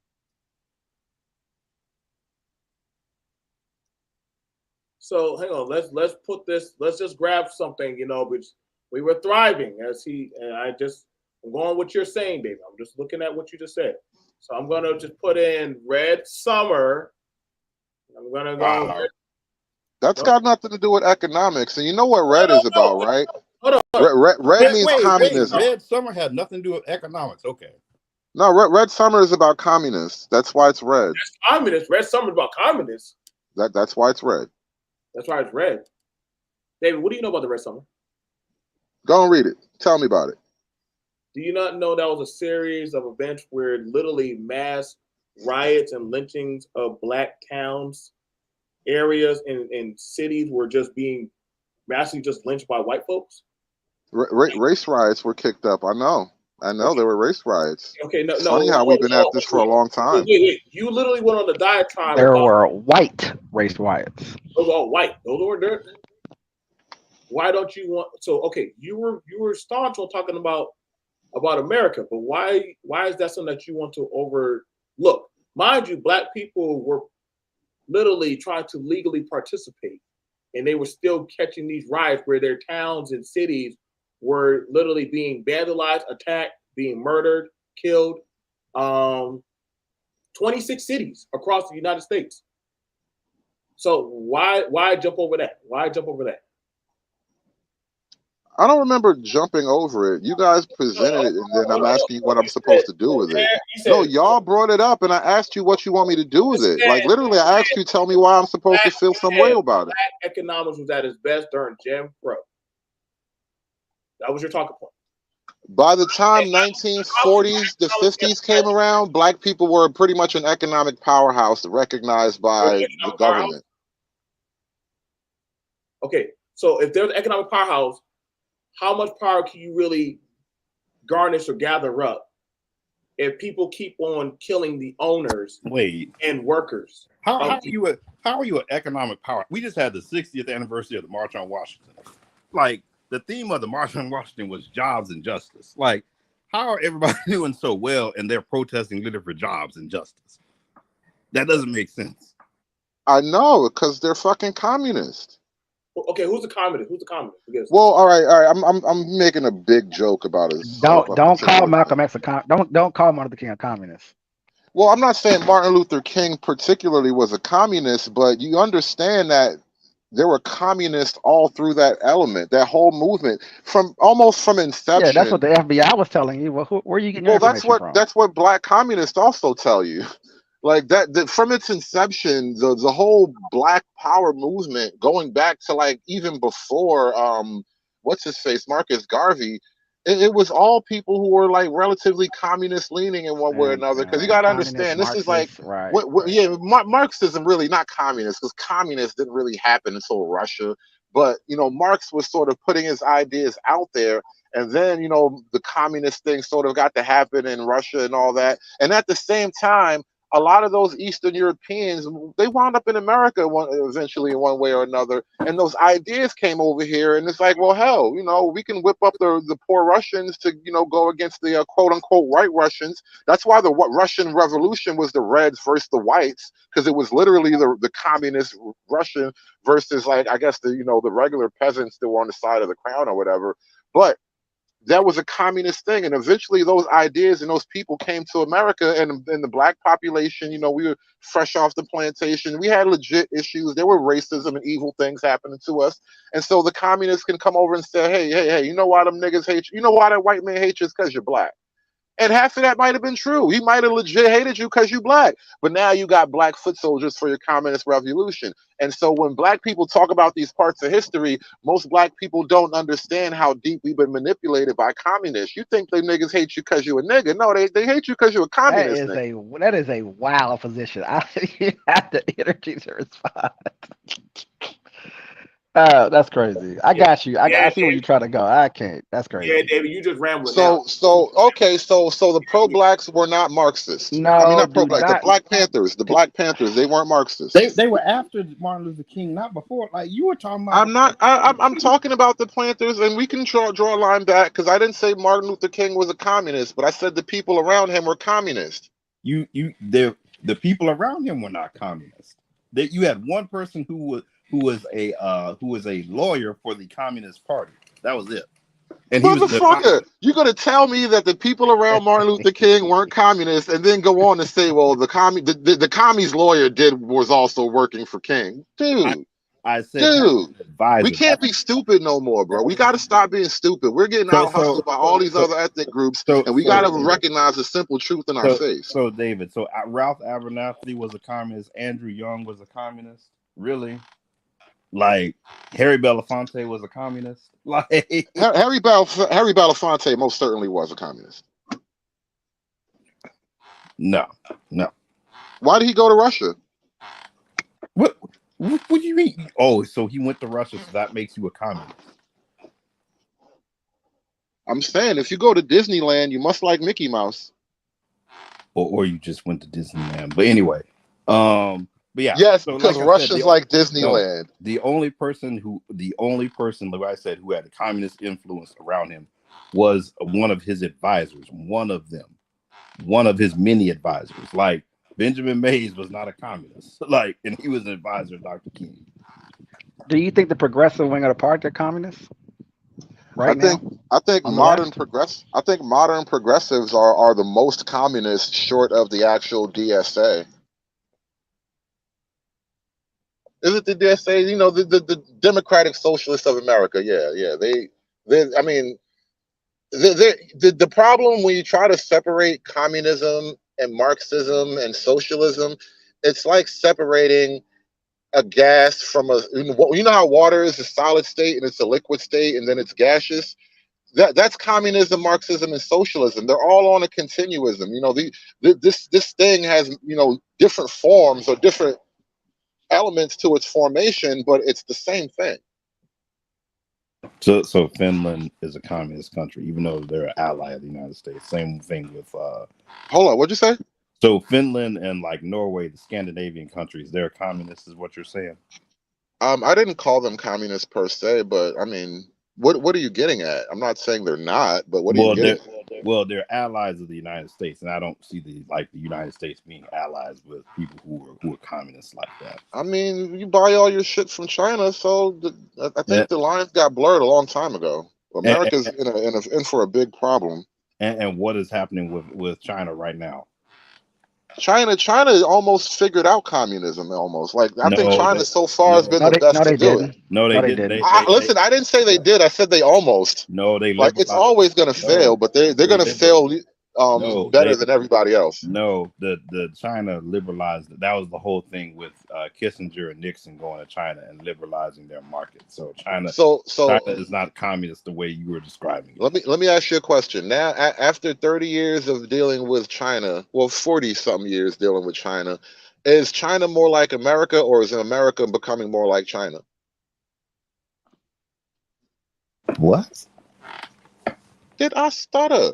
Is China becoming more like America, or is America becoming more like China? It's neither one. Like they're not playing the same game. They're not even on the same field. No. Renaissance man, you literally said that our influence. You just talk about opening up China's markets as if we are going to influence them to be more like us. And now I'm asking you, 30, 40 years later, how does that look? Yeah, my point is they implemented some. You have to have open markets and integrate some free market principles. They still have their own cultural things and their own way of doing things that would not fly in the U.S. at all. I asked a simple question, and I don't know why when I ask direct questions, my man, the Sith Lord, he just chuckles and says, I'm not going to answer that. I respect you for at least saying I'm not going to answer that. That's an answer. You know, no answer is an answer. But Renaissance, man, you just be lying to me like I don't know you already. Like I just got here. Like I just sat down at the bar next to you or something. Like, nigga, you know how long we've been doing this type of argument? Is America more like China, or is China more like America after the 40 years that we've been doing this economic trade thing? That's a weird thing to ask, dude. Like that doesn't, like, they're completely different. All I'm saying is that they implemented economic reform that was in China. So if you really want me to answer it in a weird way, I guess you would say China is more like America, but they're really not even like that. It's just a weird question. I'll tell you. I want to know what do you go to China? Nobody's telling you how much you can breed. Nobody's telling you how much, like, you don't have none of that said stuff. Nobody's telling you, hey man, like if you make this kind of if you make this type of money, that you belong to your government. Like nobody's doing that, dude. You don't see military. I'm just saying we're not on the opposite path though. It's not like we're moving away from China as a whole. What's your thoughts on China as a nation on the whole? So I know where you are. brilliant anti-China evil. because he's a conservative and he's going to I follow the right. think China is a genius level evil country. They have great, wonderful people. Like, people are people, but their system, their scheme, brilliant evil. This is why I said they're probably the best to do. They're going to fail the most spectacularly at communism. You're calling them brilliant evil, yet you were just literally downplaying Jim Crow when you literally had Nazis come to America and study Jim Crow. I don't think that was brilliant evil. I think that was casual evil. Oh, that's not the type of evil that you have to like think about. What do you wait? That's not the type of evil you got. They came here and studied Jim Crow because they wanted to use a similar system to try to oppress the Jewish population in Germany. Like again, what was happening in America was casual evil. That's like, I don't like those people. I don't want them next to me. What China's got going on is like, you don't even know how much of a slave you are. That's brilliant evil. No. Jim Crow was not, I don't want you next to me. Jim Crow is, I want you subjugated and I want to economically exploit. No. Slavery is, I want you subjugated and economically exploited. Jim Crow is a little bit different. It's not slavery. How is Jim Crow different other than you're not a piece of property? Again, it's not the same every single place, every single instant. It's not like the national law of the land. And then also, frankly, there was a lot of niggas that were fighting back and hanging. I mean, not hanging white folk, but white folks was getting hit too. They was getting clapped back. So it's not as if they were just tied up taking it. The paradox. These are the conservatives that come to your side and start saying Jim Crow because it wasn't everywhere. Why are you dragging me on his side? He don't even know if you fuck with me like that yet. Slavery wasn't everywhere in the United States either, but anyway. No, slavery was the law of the land across the United States. Jim Crow was more like little localities doing their little shit here and there. Like, so if I went a county over, this Jim Crow was a little bit different from that Jim Crow. It's like it was a patchwork of different type of things going on. There was no national. Was there a national Jim Crow policy? No, but there wasn't a national slavery policy either. You had free states and slave states. Bro, slavery was written into the Constitution. You had free states and slave states, though. Right. So it's nationally recognized as opposed to Jim Crow, which was more like regional shit, evil shit, but regional. Like and this is again what I hate about y'all side of the argument. You argue all these things in a way that is only designed for maximum tiers. And you know what you get when you constantly do that? A nation of bitches. You can't give history like that and then have like an army, a nation of strong, upright men. Yeah, but like, we didn't just get our asses kicked for 100 years, bro. Ah, boy. Oh, now I say black folk wasn't just getting their asses kicked for 100 years, and the pro-blacks are huffing and puffing. You see how weird you niggas sound? Well, I would say, I'm sorry, go ahead. Let me ask you this. Tell me, I need to know. So just let me know, what about China do you like so much? What about them do you like so much? I never said I like them. I don't understand your question. I think China is our evil threat more than Russia. Nope. But go ahead, yeah. Nope. You gotta ask David a specific. I know how to deal with a David. You gotta ask him a specific question. He'll tell you if he knows it or not. Now, when it comes to that, could you tell me how does China work alongside with the Bill of Rights? Does it operate? Like, do they have a Bill of Rights? China thinks your Bill of Rights belongs in a fortune cookie. All right, what's their constitution? Yeah, they have one. I don't think they have. They do. Yeah. I mean, all right. I'm sure they have one, but it probably doesn't matter as much as what the party says. Okay. That's kind of how the Republicans are, but anyway.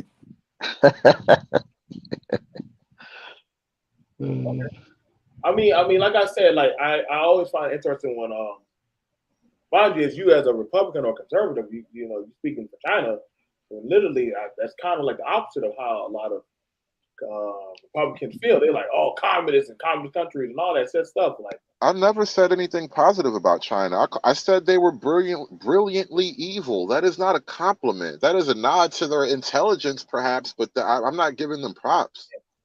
That's like somebody complimenting the Nazi. Like, damn, they're like brilliant on how they execute. Like you just, Bro, do you know the trains were always on time in Germany? You know how hard that is? You know how hard it is to be recognized for some shit like that? That's how some of the military, that's how some of the resistance took advantage of them.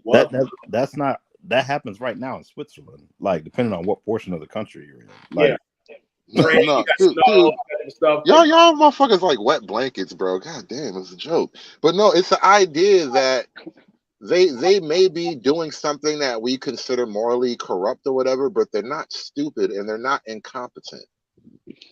Okay, so when it comes to that, how do you feel about that?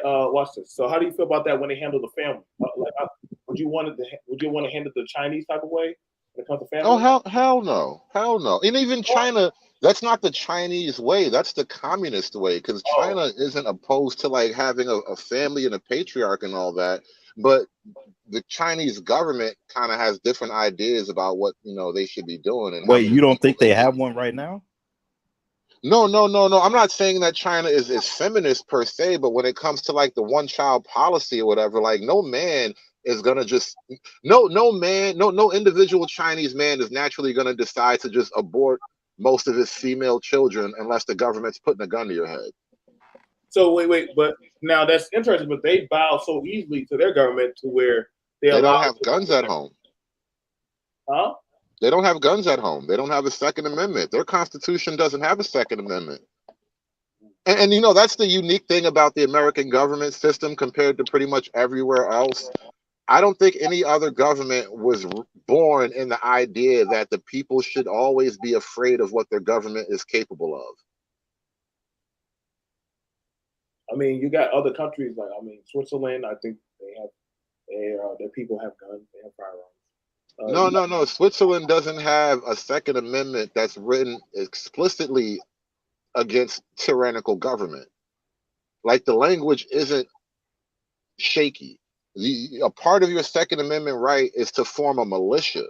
It's not just an independent right to own a firearm, but it's to form a militia. And that at that time, that constitution was that framework was under the threat of the British coming to kill all the patriots or whatever. But the idea that we can't have a government so powerful that it thinks it should just be able to kill its citizens at will. What do you do when that of your enemy is in that government and they control that of the laws to recognize what is a terrorist or not? That's a path to civil war. Well, the call's coming from inside the house at that point. The house is going to eventually be on fire. Okay. So right there, you have it where you have an enemy that's literally in the system.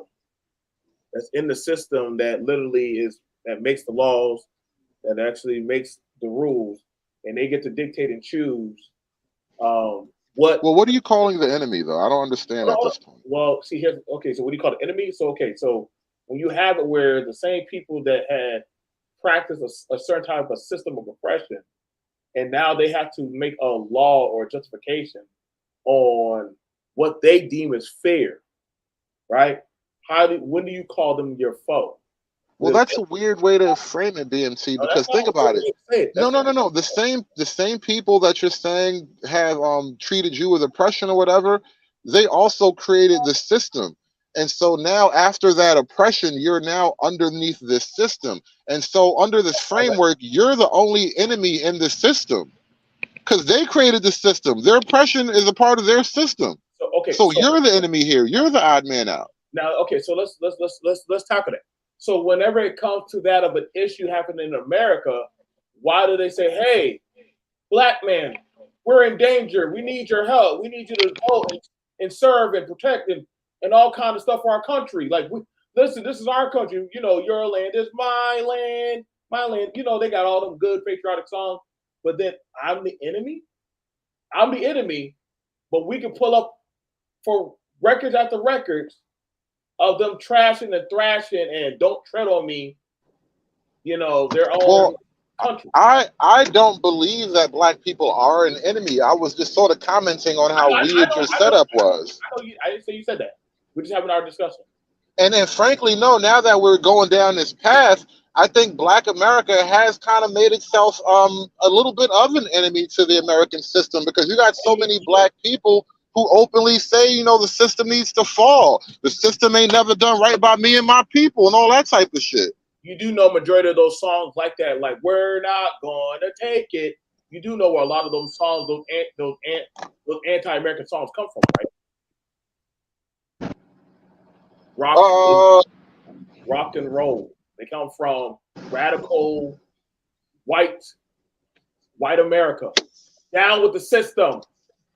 Well, I mean, now here's the thing. Let's go there, because now you got one group of white people who want to tear down the system, and another group of white people who want to keep the system going, and Black people have chosen a side, and I think it's the wrong side. Okay. So Black America has chosen the side. Okay, so let's okay. Thank you. Rock and roll is anti-America. Like, yeah, and they literally had that what they called the FBI, because they didn't like the way their kids was making the music. That literally was a thing that those Presbyterian churches didn't like Tommy listening to Kiss and say in Black Sabbath and all of them. Like, why are y'all listening to that? Why are y'all feeding into that propaganda? That was their men dressing up wearing lipstick. Twisted Sister. That wasn't us doing the radical shit. That was them. They were on that type of time. So it amazes me that the Black child was the one that said that we were anti-American, but they were pulling the card more. Like Woodstock, get high, do drugs, acid, a lot of rape and pillaging and shit, and fucking up their towns. And then, all right, time to go home. That's America. God bless it. That was white America. Excuse me, white America doing it. Like I know if I talk to some of the older times, all you gotta say, hey y'all remember Woodstock? Oh yeah, man, it was a good time. Them peace-loving hippies did fine pulling up on the government. Did y'all ever see those videos or those pictures of them going to the government and trying to say you better open up that gate or we're gonna fuck shit up? Oh, don't think them hippies weren't for the shit. Don't think they weren't. They were definitely down for the shits. I just want to know, like, why is that not perceived as terrorism? That if they didn't get their way, that they would fuck shit up. They're not Black. Oh, my bad. Well, I mean, one, there was a lot of terrorism during like the late 60s and 70s.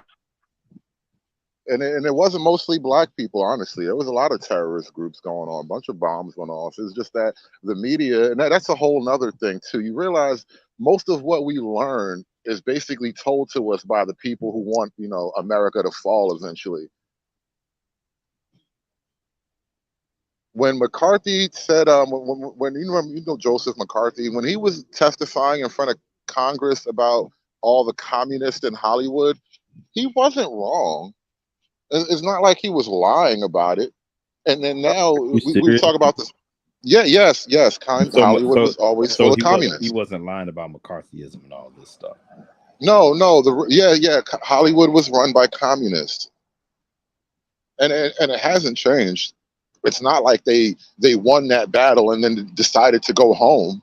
So the communists have been running Hollywood since it was founded. Yet America's still not communist, and all these films, you know, they must not be effective communists here. I'm just saying, like it's taken some years. Oh, he fell off the panel.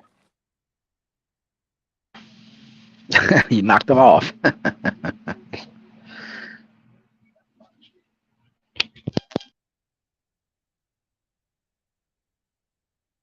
Wait, you there, BMT? Because he can't come back. Yeah, I'm right here. Listen, like I said, all you do is just pull up evidence. Like, listen, y'all. Listen, my daddy used to tell me how them dudes used to come to work on acid and shit. And he like, damn, how the fuck he still getting paid a full pay? This man is barely conscious. This man is on acid. Like, listen, wait, where is he working? Oh, like what state? Listen, my dad worked up north in Massachusetts. Oh, okay. That makes more sense. Listen, like, Listen, I have family members. Like I said, I'm from Boston originally. I've seen a lot of this said stuff. Listen, you can't get away with the same shit your counterparts get away with. Me and Paradox had a whole conversation. You didn't get paid the same. You didn't get treated the same. But you were told to be thankful. I mean, that happens now. It's like that happens now. You have black conservatives tell you to be thankful.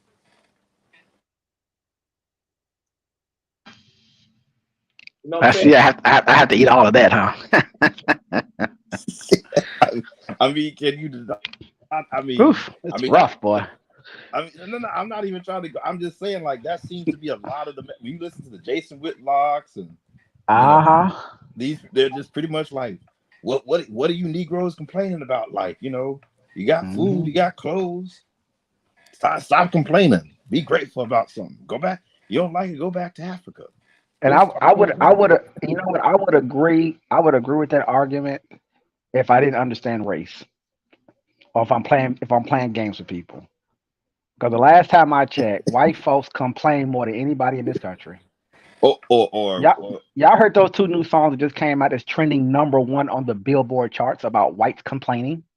And how happy everybody is that they're calling out governments and corporations and stuff. That one white guy doesn't even like conservatives. He just got mad at conservatives. He came out and criticized they played this song at the national convention at the first debate. He complained about it.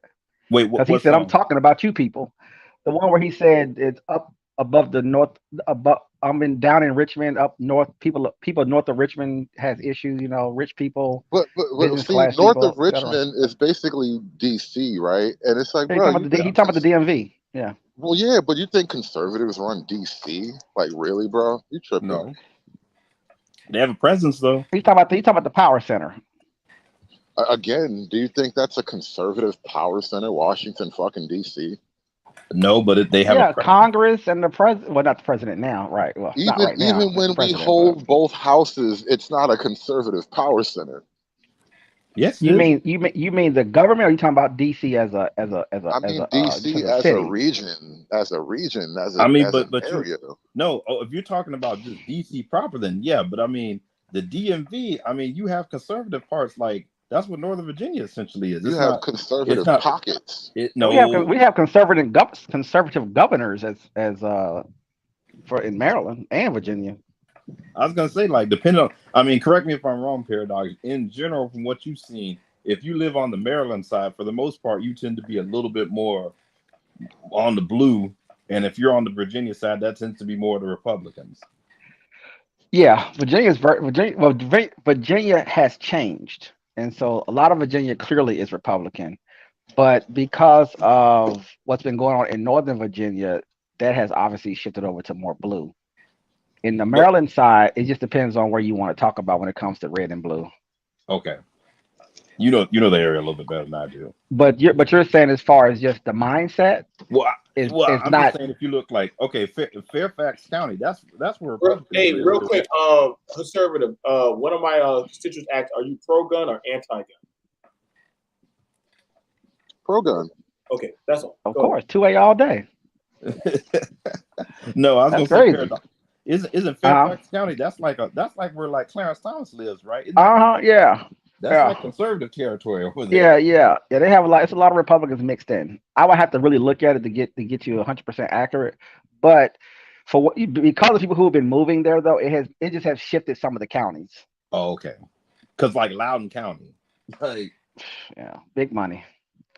Yeah, but Loudoun County, Spotsylvania County, all those places are red. But my point is that because of the demographic shifts, some of that's getting pressure. That's all I'm saying. Oh, okay, I hear you. Yeah, I don't know if you can assume just because it's big money, it's a red district either. No, some of the richest people are Democrats. We know that already, though. That's a given. Right. No, I'm talking about Loudoun County because that's. He's talking about Loudoun County specifically, yeah. Because it made the news for like people showing up at school boards and trying to ban books and stuff. Yeah, a lot of the counties as a whole is still Republican. It's still old school Virginia. my whole point is that because of some of the demographic shifts and some of the economics in that area, there's pressure on them at this point. And so you're starting to see more Democratic leaning people live in those areas. That book thing is interesting too. But I have to really look at it to be 100% on what you're asking me. This is another blind spot I see in the whole black politic thing. And this is why I'm always sort of defensive and got my guards up when people try to appeal to my blackness. Because black people, we think we're learning our real history. We're not really in the fight for these books. Really, we want to keep certain books because we think the whole book fight is just about taking racism out of our history or whatever. And the reality is, I don't think, and it's actually disappointing to me that there is no black movement that's against like these essentially pedophilic material that's being pushed in the school system under the guise of like diversity or whatever. What? I don't see a black movement against that. And you know you can't be against it if you're a Democrat. Are you serious? Like, go be a Democrat and run against taking those that adult sexual material out of the schools and see what happens to you. You can't be a Democrat and be against that. You can't even say it's a bad thing to transition children now. Here we go with this now. Well, I mean, you brought up Loudoun County. No. My point is, you act like I don't know why you associate all these like crimes against children like with Democrats. Like Republicans don't have that. What was it? One of the former speakers of the House who got convicted, who was a Republican, has been convicted for like crimes against children. Like what was the last speaker of the Democratic Speaker of the House? Yes. When Republicans do it, we call it a crime. When Democrats do it, they call it gender affirming care. We are not the same people. I'm not even sure if those people are people. Wow. I don't see how. See, this is the thing I don't get. Y'all like to weaponize this stuff against the left, and it's like, I'm one who's like, I thought. Yes, we are weaponizing pedophilia against you. No, suck it up. No, you want to weaponize the transgender issue against, and I'm like, how are people who are supposed to be for rights for everybody, like equal protection, but then they want to go and like say, oh, there's something wrong with you for saying like people should have rights, like even though you may disagree with them. Like, what is a transgender right? I'm confused. I didn't see that anywhere in the Constitution. No, so tell me what's a transgender right? No, if you're they're fighting for rights. What's a transgender right? What right don't transgenders have that they need? If someone decides to do that, why do you have what right do you have to stop them from doing it? When did I say I was going to stop them? What right do they have to stop me from laughing at them? None, but you are the one who are saying, you were the one talking like they don't deserve to have rights.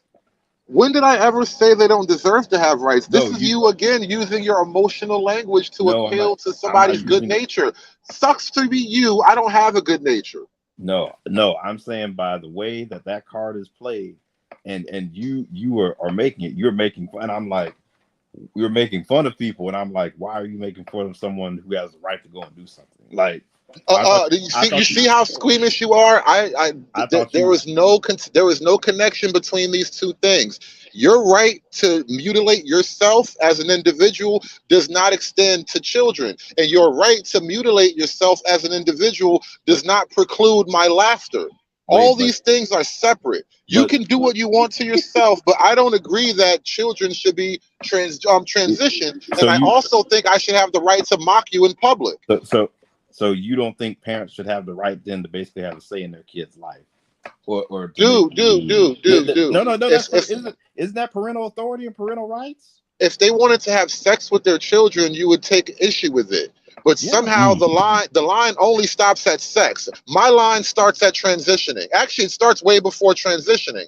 But again, your line is way different because we're not the same.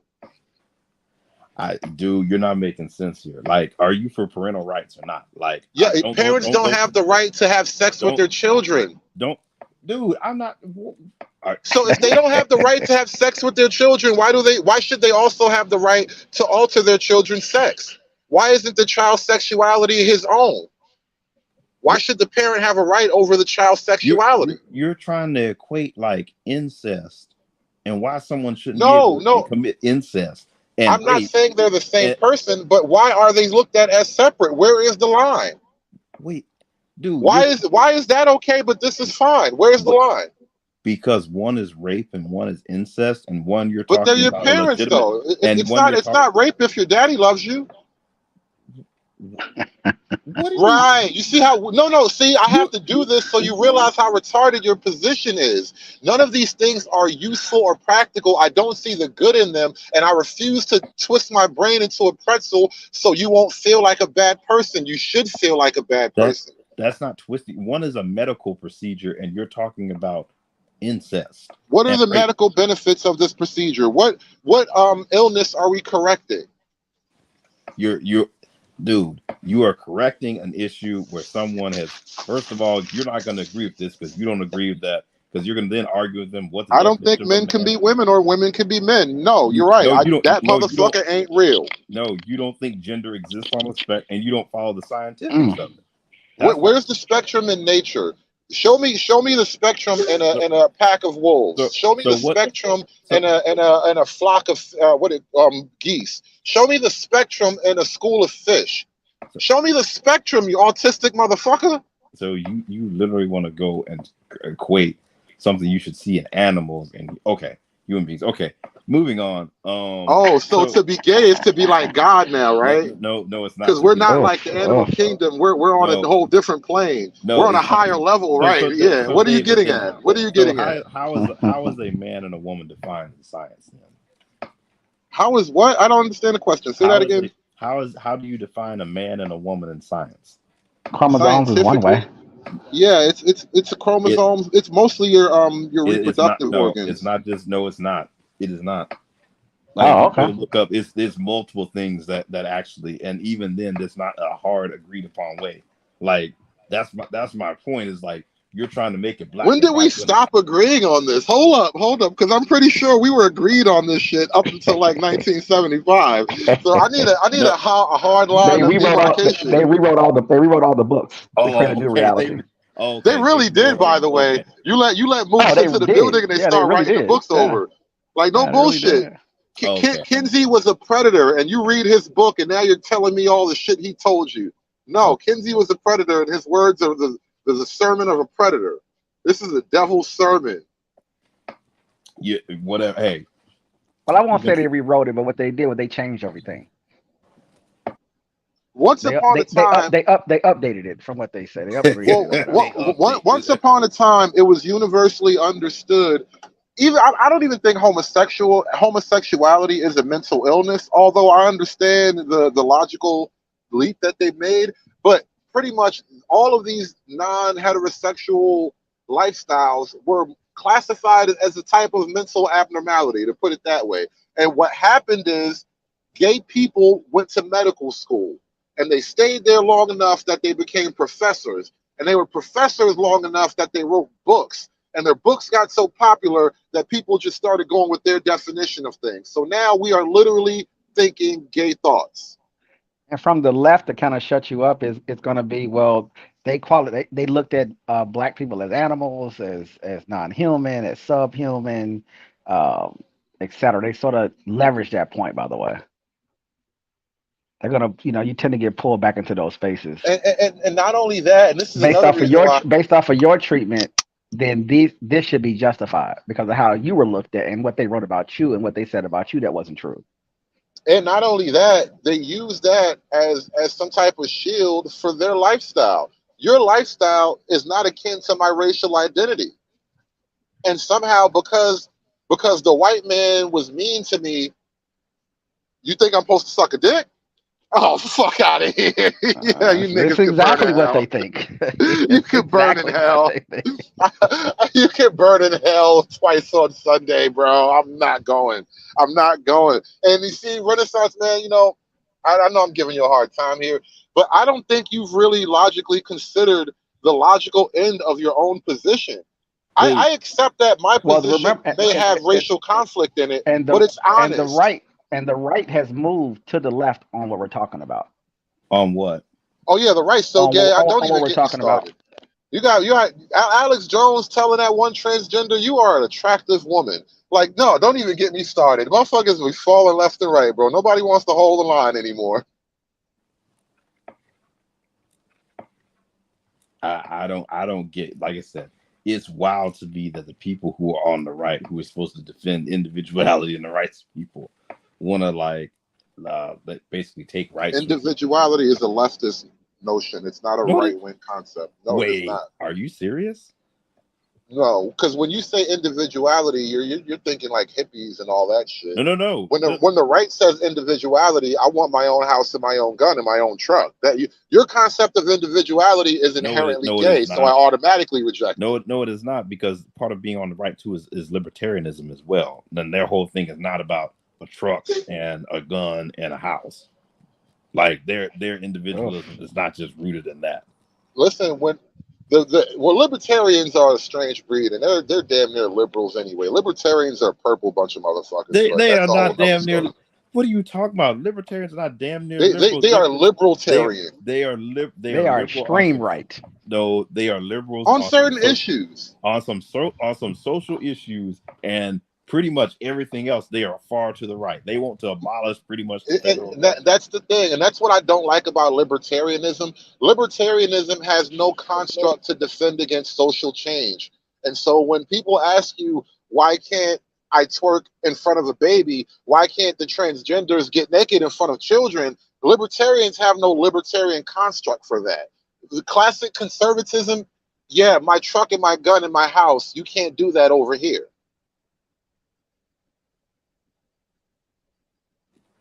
But they're still on the right. Like, they're still on the right. And they influence the right heavily. They have a lot of influence on the right. Honestly, they probably have, the only thing that probably stops them is the evangelicals. Because that's really right. That's really who really holds up on the social issues on the right, of like, you know, prayer in schools and all of this. Like that's who really holds that line. You know the weird thing? And it's not even about the right. This is just more me and what I've learned about politics. And I think this to be true of the base more than the mainstream, but I think the base is way more right wing than the mainstream. And what you get in modern right wing politics is nothing like it would have been 50, 60 years ago. Would you say that for both parties, though, that both parties are going through a transformation? Well, I think the left has only gotten more communist because that was what it always wanted to be. The left was always full of communists, so we were always headed in this direction for the left. It's that the right got dragged along because you eventually found out there's this thing called the Uniparty, and as it turns out, there's right-wing communists, apparently neocons and shit. So it's a whole ball of wax of wrong things on the right.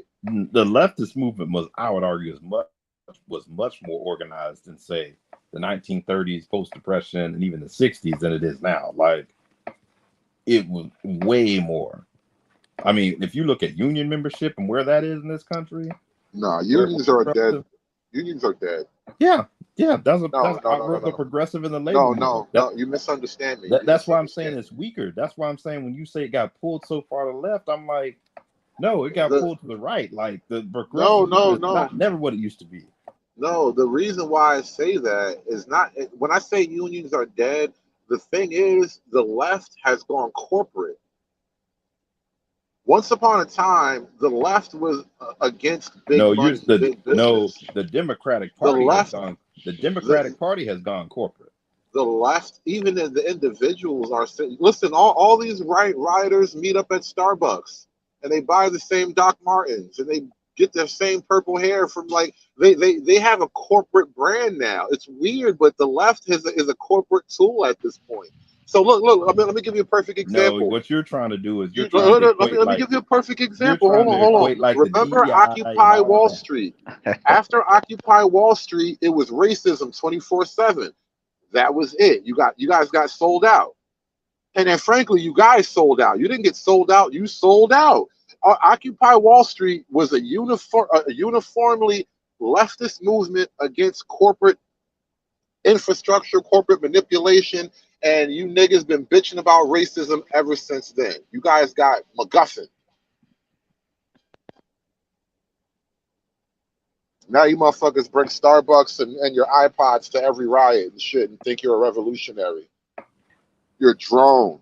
No. What you're talking about is the corporatization of the Democratic Party.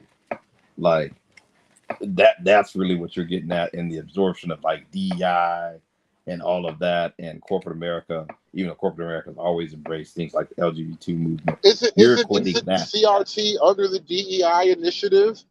Aren't these No. pro-black educational models under the DEI initiative? No. You have been brought up by the evil empire, but you were always headed for that. CRT has nothing to do with DEI. Like DEI is a joke. And CRT is not? No, I'd say it's a lot more. It is a lot more of it's taught at least in legal schools. Nobody is teaching DEI like in law school like that. CRT is the reason for DEI. Yeah, it may be some of the back. It may have some of the back. It may borrow. From Okay, then, bro. It may borrow from some of the ideology, but it's still way watered down to what CRT is. CRT is a legal theory. It's the corporate version of CRT. No. But again, you're the leftist model has been corporatized, and then not only that, but it is not the leftist body politic is going along for the ride. Who the leftist body politic is going along for the ride for the corporatist model. That doesn't. You literally have someone like Bernie Sanders who is literally trying to say that corporate is against things like Citizens United, which would take unlimited money and corporate money out of politics. They want to raise corporate taxes. I don't see how you say the left is along for this ride of corporatism. When Bernie Sanders got punked by Hillary, nobody fell back. Everybody nobody rioted or like went against the party. Most people gradually went along. There was only a minority of holdouts, but the majority of the left voted for Hillary. No, they did not. It was mostly black folk who were like, "Fuck both of y'all." There was a huge fallout. A bunch of people were pissed off, and they tried to blame Bernie Sanders for Hillary Clinton losing because they said his voters didn't cross over, or that they didn't come out to vote. That's a minority of the left, and frankly, that was probably the actual socialist because he's the only open socialist. So all the people who were like openly socialist or quietly socialist, they were voting with Bernie, but that's like the minority of the left. It's also your most rabid element, though. That's the thing. That's where your energy from a base perspective, that's the energy of the left, is like the Bernie bros. And the Bernie bros, they were unhappy, but they eventually let themselves get bought up into the whole corporate thing.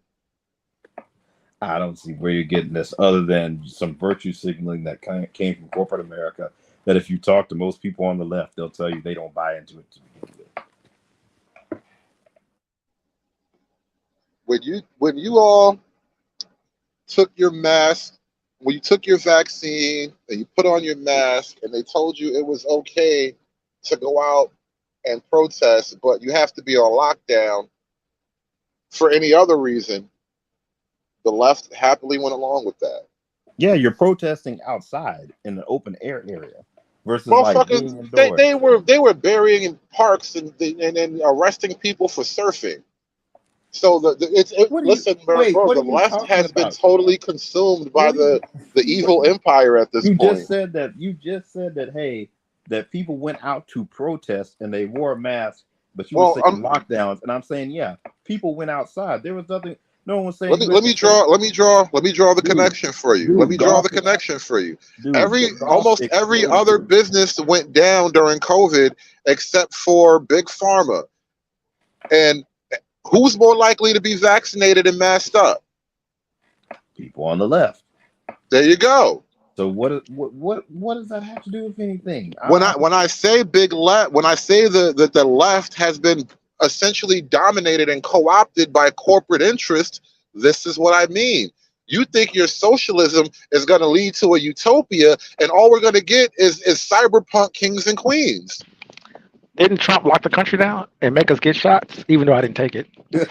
Trump invented the vaccine, sort of, kind of. Like, I hate Trump for that. Honestly, that's one of the main things that make me look at Trump suspect. He didn't invent the vaccine, obviously, but he Operation Warp Speed. He thought the vaccine was a good idea. He definitely took credit for that shit, and he was kind of sort of with the lockdowns. Like, he wasn't full throated with it, but he definitely didn't stand against it. But the lockdowns were not a federal thing. Lockdowns are a state thing.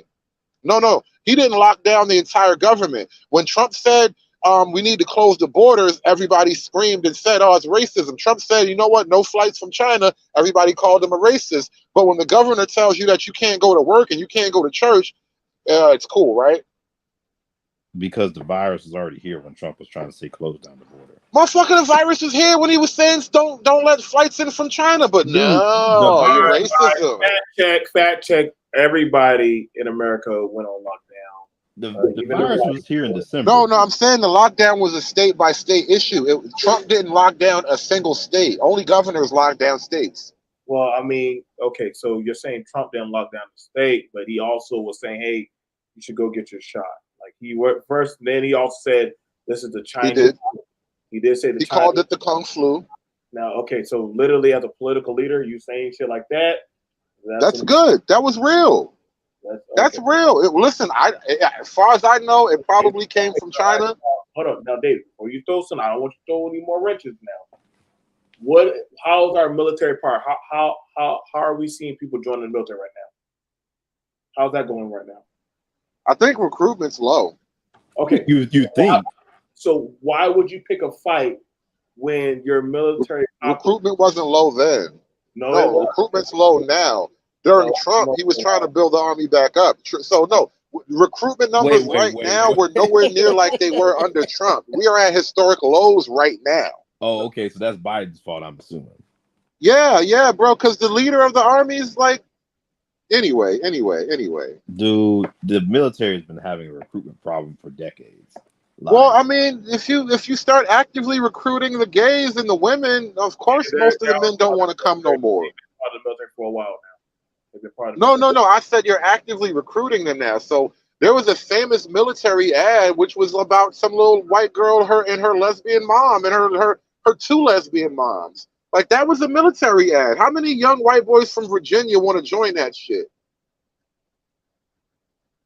Why does your military need to be filled with young white men? I'm curious. Because that's who's done most of the dying all this time now. So I don't want to change a thing that's not broken. Wait, so like, what do you wait? You do realize the majority of America's fighting men come from the Eastern Appalachia. Yeah, that being said, yeah, because you're not appealing to them anymore. So why should they join up? You're no longer. It's not for them, is it? How do you need to appeal to them then? Well, don't appeal to the gays. Maybe they'll come if you stop advertising to the gays. So that's why white dudes aren't joining the military. Well, I mean, look at it this way, Renaissance man. Do you go to the club that advertises to gay men? White male spokesman. Do you go to the bars that advertise to gay men, Renaissance man? Are you our resident white male whisperer here? I do dabble in caucasity from time to time. I won't deny this. Speaking of black man speaking for white men, boy, there you go. Now, let me say this. Let me ask again. Do you go to the bars and nightclubs that advertise to gay men, Renaissance man? No, assuming you are a person that go to bars and nightclubs. Okay, fair enough. And that is it obvious that I understand why? Like, do I need to ask? Okay, so you understand why recruitment's down. No, I know why it's down, but that's a whole nother issue.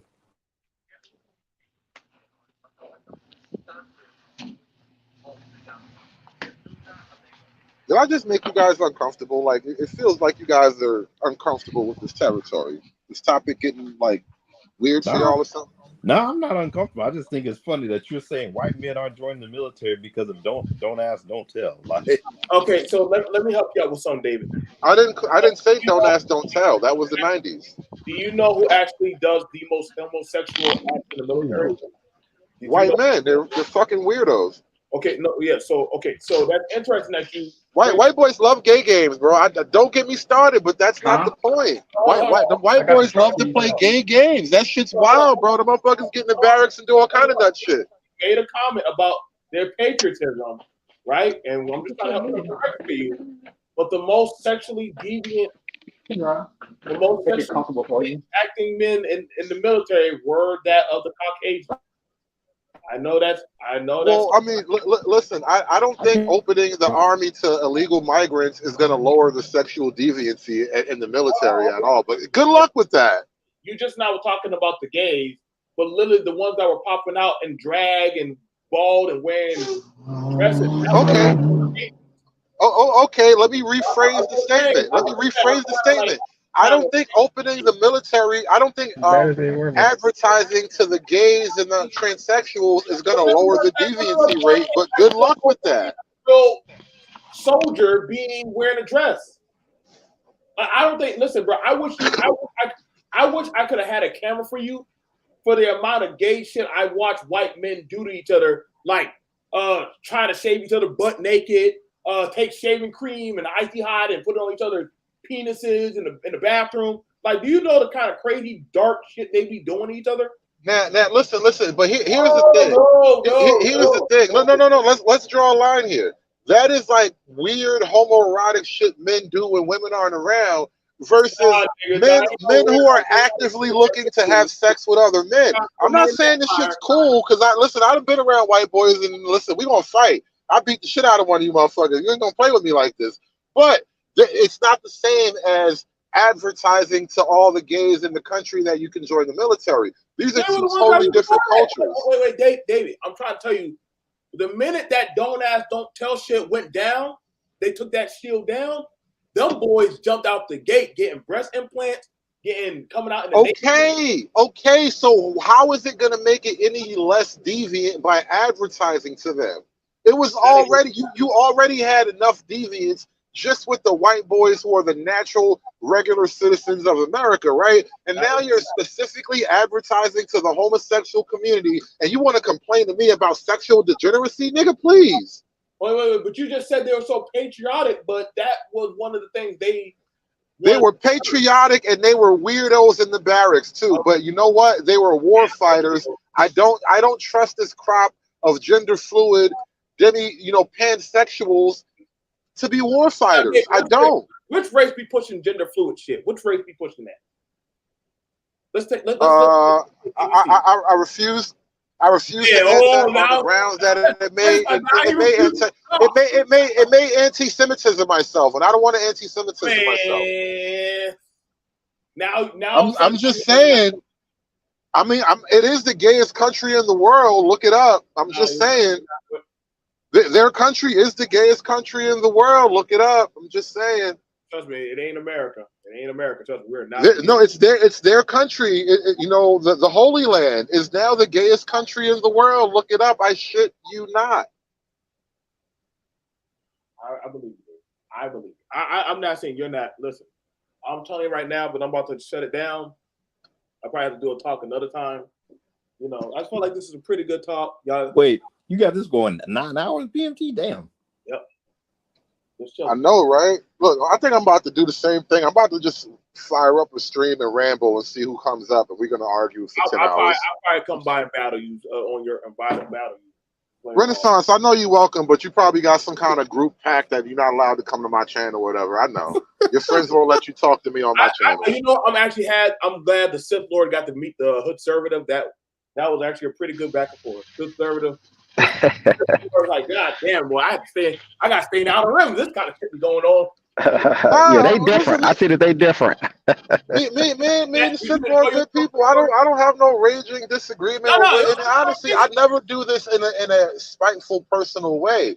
I just have, there are a couple individuals that I have a rough time with, but I never mean to be like spiteful or personal in my disagreement. Like I said, you did pretty good. The real wild card was Michelle. Michelle was a real wild card. Oh, thank you, Hart. Thank you so much for being a member. Trust me, you'll get. Like I said, I do try to have it where all political parties can come to the cantina, to the hotel, and sit down and discuss. You'll never know who will pull up here. Michelle had us wilding. Y'all can go back. I probably have to figure out how to break down this damn. I'll probably email Renaissance on how to break down video to probably show y'all what section that you can stomach and get through. I mean, David's one was pretty. That's like HBO Uncut. Michelle's one is Stars. Stars After Dark. I don't know which one. Wait, she was talking about She was talking about the shooting. Listen. Michelle, Michelle is her name. Nicole, what is her name? I don't know, but she was that was wow, that was crazy. Wait, she wasn't like Yeah, justifying I almost got converted. No. Damn, I'm glad I came up here. Wouldn't want that to happen. I said David said I had a lot more than Michelle, but you know that just As soon as I got here and the show left too, I think that was a sign. Like she knew we were gonna have a hard time. That two conservative Republican forces cannot be in the same paradox of the same space at the same time. You know what? I challenge her conservative. Like I don't think she's all that conservative. She might be a Republican, but that don't mean shit to me. No, that's the way she was talking to Paradox. She was telling us about the poor wife that we got to save. And She's trying to save the white man. Shout out to Michelle trying to save the white man. That is the black man's new burden, trying to save the white man. Making excuses now. Well, you know, these men are disenfranchised, and that's why they're going and killing these black men. Black folks. The Sith Lord had to use all the force powers he had to combat that one. He was on his own. Yeah, she drained me. It was a lot. Listen. It was a heavy lift. Shout out to Michelle. Michelle gets it. Look, black people and white people are gonna have to unite and kick everybody else out the country so we can get back to classic racism like we used to. The things we're good at. Well, definitely. This new shit is fucking black people up. We don't know which way to turn. Don't worry. I like I said. Make sure y'all email me. I definitely want you guys to email me. I'll try to have more conversations as the political election is starting to wind up, and we're getting some good clips from these people as they talk.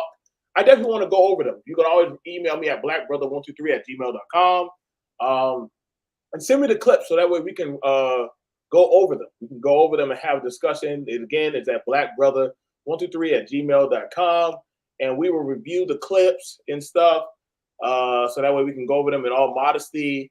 That last guy talking on CNN, that was wild. I don't know what the Republicans got left anymore, man. Yo, shout out to Vivek, by the way. Like, I don't really want to. I don't trust Vivek. I don't. It's something about him I'm just not ready for. But I want you to play that video and let him respond to it. I don't know if you had that kind of time. No, I fuck with Vivek though. You know why? No. I got a video for you. I want to see your position on what he's saying, but I don't know if BMT want to do that again. That might be too much. Pull it up. Unless you got somewhere to go. I gotta go somewhere, but shit. All right. Can you come back tomorrow, David? We'll see. I'm kind of on some unexpected downtime right now, so I can't promise anything. Wait, Paradox, what video are you talking about? Vivek, just hang on. I'll play. I'm gonna play straight. I'm gonna play as best I can. And wait, this ain't the Juneteenth. What is it? No. I sent him one from yesterday after he had asked some questions about the shooting. You can maybe go to the halfway mark if you want to and start from there. It's only 10 minutes, I think. All right, you ready, David? Joining me now is 2024 presidential candidate Vivek Ramaswamy. Thank you so much for joining me this morning, sir. I want to start with what I began the program with, which is this racist shooter killing 3 Black people in Jacksonville yesterday. What is your reaction to the shooting? It is such a tragedy, and my heart goes out to those families. This should not be happening in the United States of America, and it is wrong. The reality is we have a mental health epidemic in this country. There are reports that this particular individual, the perpetrator, was indeed evaluated for mental health deficiencies as well. And I think we need to have the courage in this country to bring back a practice of putting back psychiatrically ill people who pose a risk to their communities into psychiatric institutions, not just drugging them up, but faith-based approaches and other approaches that fill our longing for purpose and meaning in this country. I think it is just a shame that we even have mass shootings like this, be it the one that happened in Florida, be it the recent one, the Nashville shooter in a Christian school, killing 6 in a school. We have to address that mental health epidemic, and we need leaders with the courage to do it. but my heart goes out to those families, and I hope something like this never happens again. Mental health is one aspect of these shootings, and apparently, and we're still learning a lot about what happened. The facts are still coming out. Also, this was very much apparently racially motivated. The sheriff there said point blank that this shooter had manifestos coming, 3 manifestos, and said specifically that he went to this dollar store with the intent of killing Black people. I think that is heinous and deserves to be called out for what it is. The reality is we've created such a racialized culture in this country in the last several years that right as the last few burning embers of racism were burning out, we have a culture in this country largely created by media and establishment and universities and politicians that throw kerosene on that racism. And I can think of no better way to fuel racism in this country than to take something away from other people on the basis of their skin color. I've been saying that for years. And I think that is driving, sadly, a new wave of anti-Black and anti-Hispanic racism in this country. I think the right way forward is if we want to stop hate and discrimination on the basis of race, let's stop discriminating on the basis of race and see what unites us as Americans. Because I do not think this kind of racial division and any division is good for us as the United States.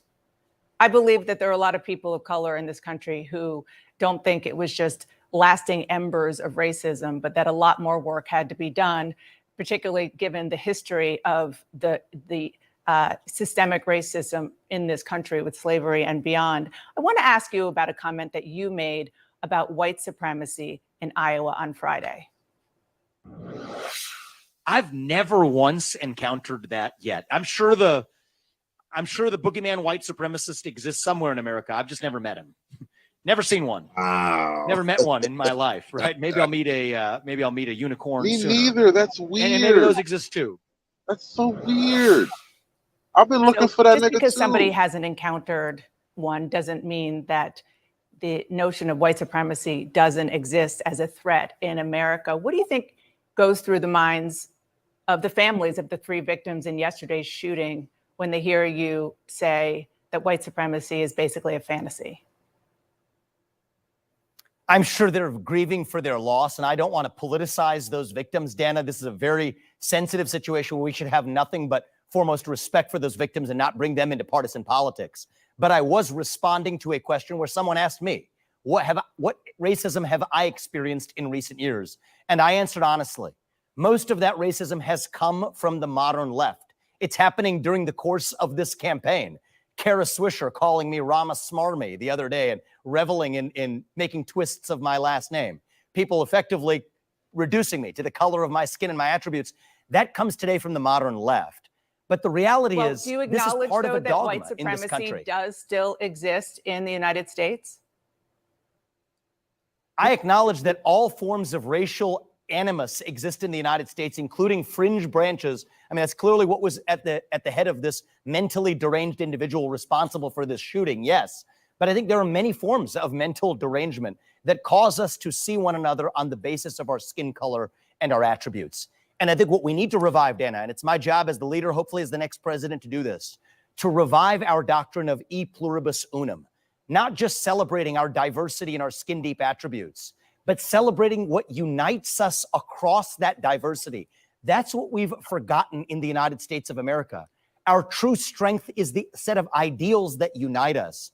That's my job to revive. Was there a particular part you wanted me to respond to? And I think that the next generation in particular is so starved for that, starved for commonality, starved for a nation that is. Go ahead, David. You got the floor.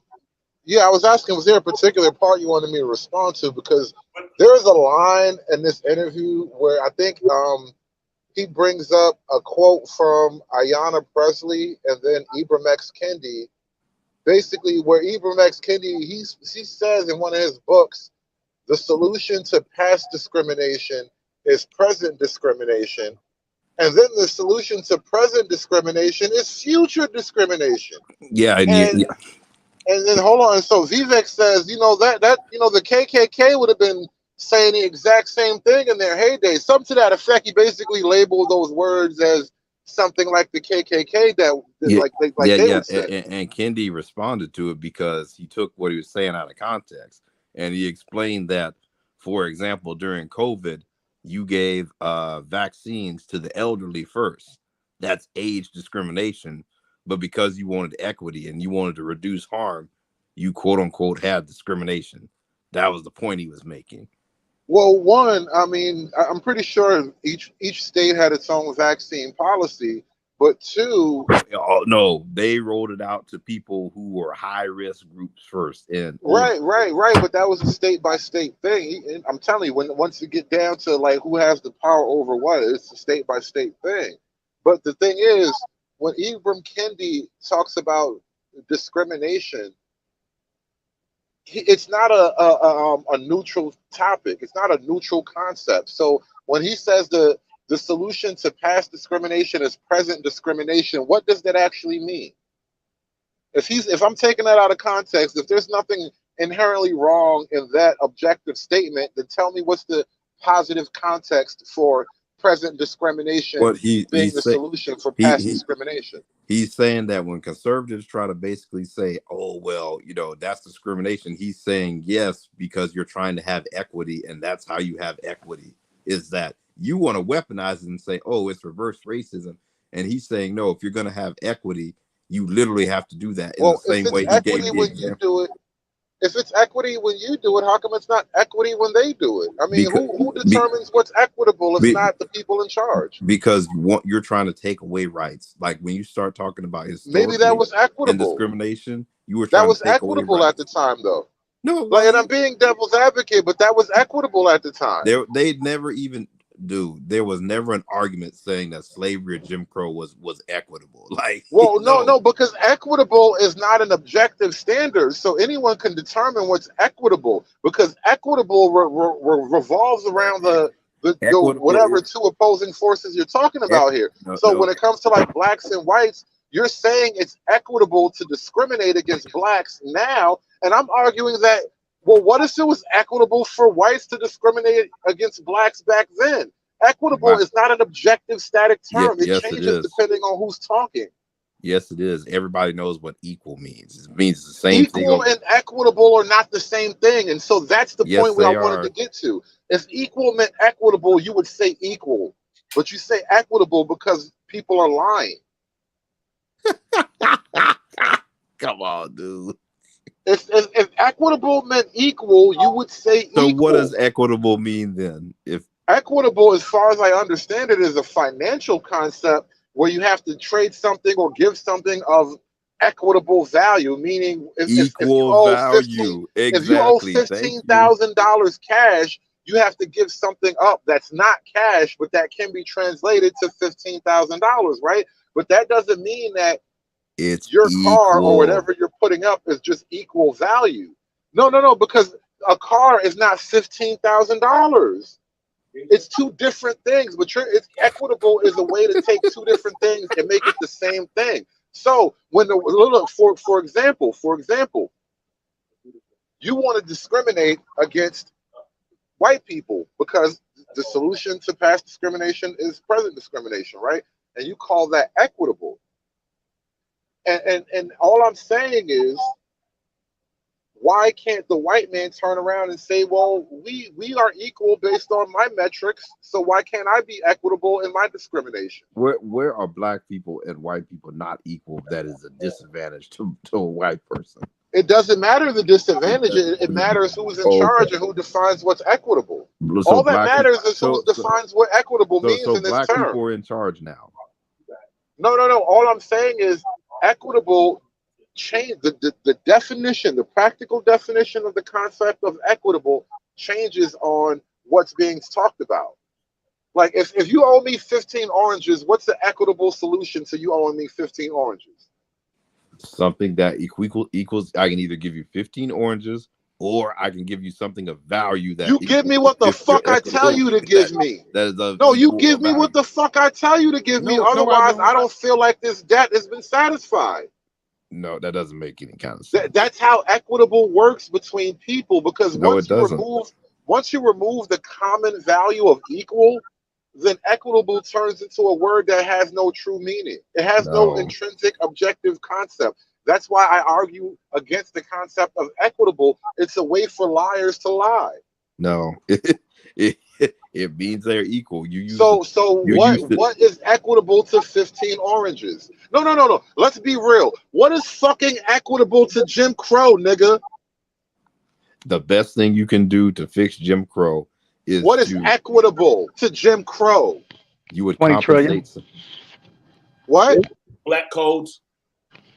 No. No. It would be white codes. no, it wouldn't be. Oh, black codes. How? No. It'd be Equitable 20 means trillion. equal. It would be equal. How is it money? How is money 20 equal to having the trillion. ability to make you get out my way? Like Because you mentioned that sidewalk shit where a black man had to get out the sidewalk. How does any amount of money become equitable to the power of the average black person to make the average white person get the fuck out of my way because I say so? How you put a price on that? because Money is power. we didn't put a price on it. Economists have put a price on it. David, you do know what black codes were doing, right? You know what black codes were doing to black businesses, right? You just And all 20 trillion and an apology note. Listen, sis, when you make it a hard number, now you're saying this equals that. And I can work with you because there's metrics and there's math that I can sort back to its original point and see if it all works out, right? But when you say equitable, what is equitable to black codes? Okay, hold on, wait. We just told you the number. We also told you that they have policies that literally, right now, they even have lawsuits from black farmers, for businesses, for colleges. Again, a number is talking about equals, but equal and equitable are not the same thing. What is equitable to 15 oranges? Or you could use the common law as well too, if you really wanted to. The common law at the time was against you. I don't understand. No. Common law has a way for his, like, if someone has been like cheated out of wages or done some sort of harm, like common law has a I'm good with that argument. If you can prove you've been cheated, I'm not going to stand in your way. I'm not going to argue against you. I'm saying it has an established methodology for like how you compensate someone for that wrong. Oh, okay, fair enough. And again, I can stand arguments about being done wrong and wanting compensation. What I'm asking for is the trail of logic. How do we get to something as equitable to say Jim Crow? If you can say that a person did me wrong in like a land deal, like that what was that, Manhattan Beach or some black beach or whatever on the West Coast, if you can say I was done wrong on a land deal, I have the records to prove it and all that, that's what the fuck the courts are for, and I support that 1,000%. Right. And I hope you win. What do you do when the courts do not recognize? And equitable literally means fair when you look it up too. But anyway, I mean, honestly, but what's fair? All right. If we were just mistreated for being black, what's the fair response to that? Now you're trying to figure out what's fair. Now it literally, if somebody. No, I'm trying to figure out what black people want when they say these things. Yeah, but when you negotiate a deal, if you're doing a business deal and setting up a contract, and you guys are working together to come to that a fair value of something, you both agree on it. I think doesn't that tend to be pretty simple? Is that when I'm giving you when I'm setting a value to something, to say, well, if you pay this value, if you make this trade, then I feel that we have a fair deal, and I have to take it the way it is. If it were simple on those terms, which I accept that scenario, but if black people were operating in a paradigm that was that simple, we would have had this solved decades ago. But it seems like we keep going through cycles of the civil rights movement, and so I'm at a point where I'm like, what the fuck do we want? Okay, wait. Okay, you said how do we want? So when you have it for years on years that you're being cheated out of your livestock, your money, your business, your livelihood, they take your land, they jack up your interest rates to your mortgage, and people are saying, yo, dude, they're fucking us with our money. They're fucking us with our livelihood. They're fucking us in court cases. You can't keep on saying, well, what do they want when they've been telling them what they want? Like, you can't say, I don't know what they want. when they've been saying what they want. Like No. Here's the counter to that kind of you thing. got no counter to that. There is no. No. I'm explaining something. You ever see that movie? And I know I'm bringing up Hollywood, but I'm trying to make a larger point. You ever see that movie? There Will Be Blood. It's about the oil guy. Okay, go ahead. He was a son of a bitch. He was ruthless, and he didn't care who he screwed over and how he screwed him over. And everybody he screwed over was white. And the point I'm making is that in this country, just like in every other country in the history of countries and territories and people, the rich will always abuse the poor.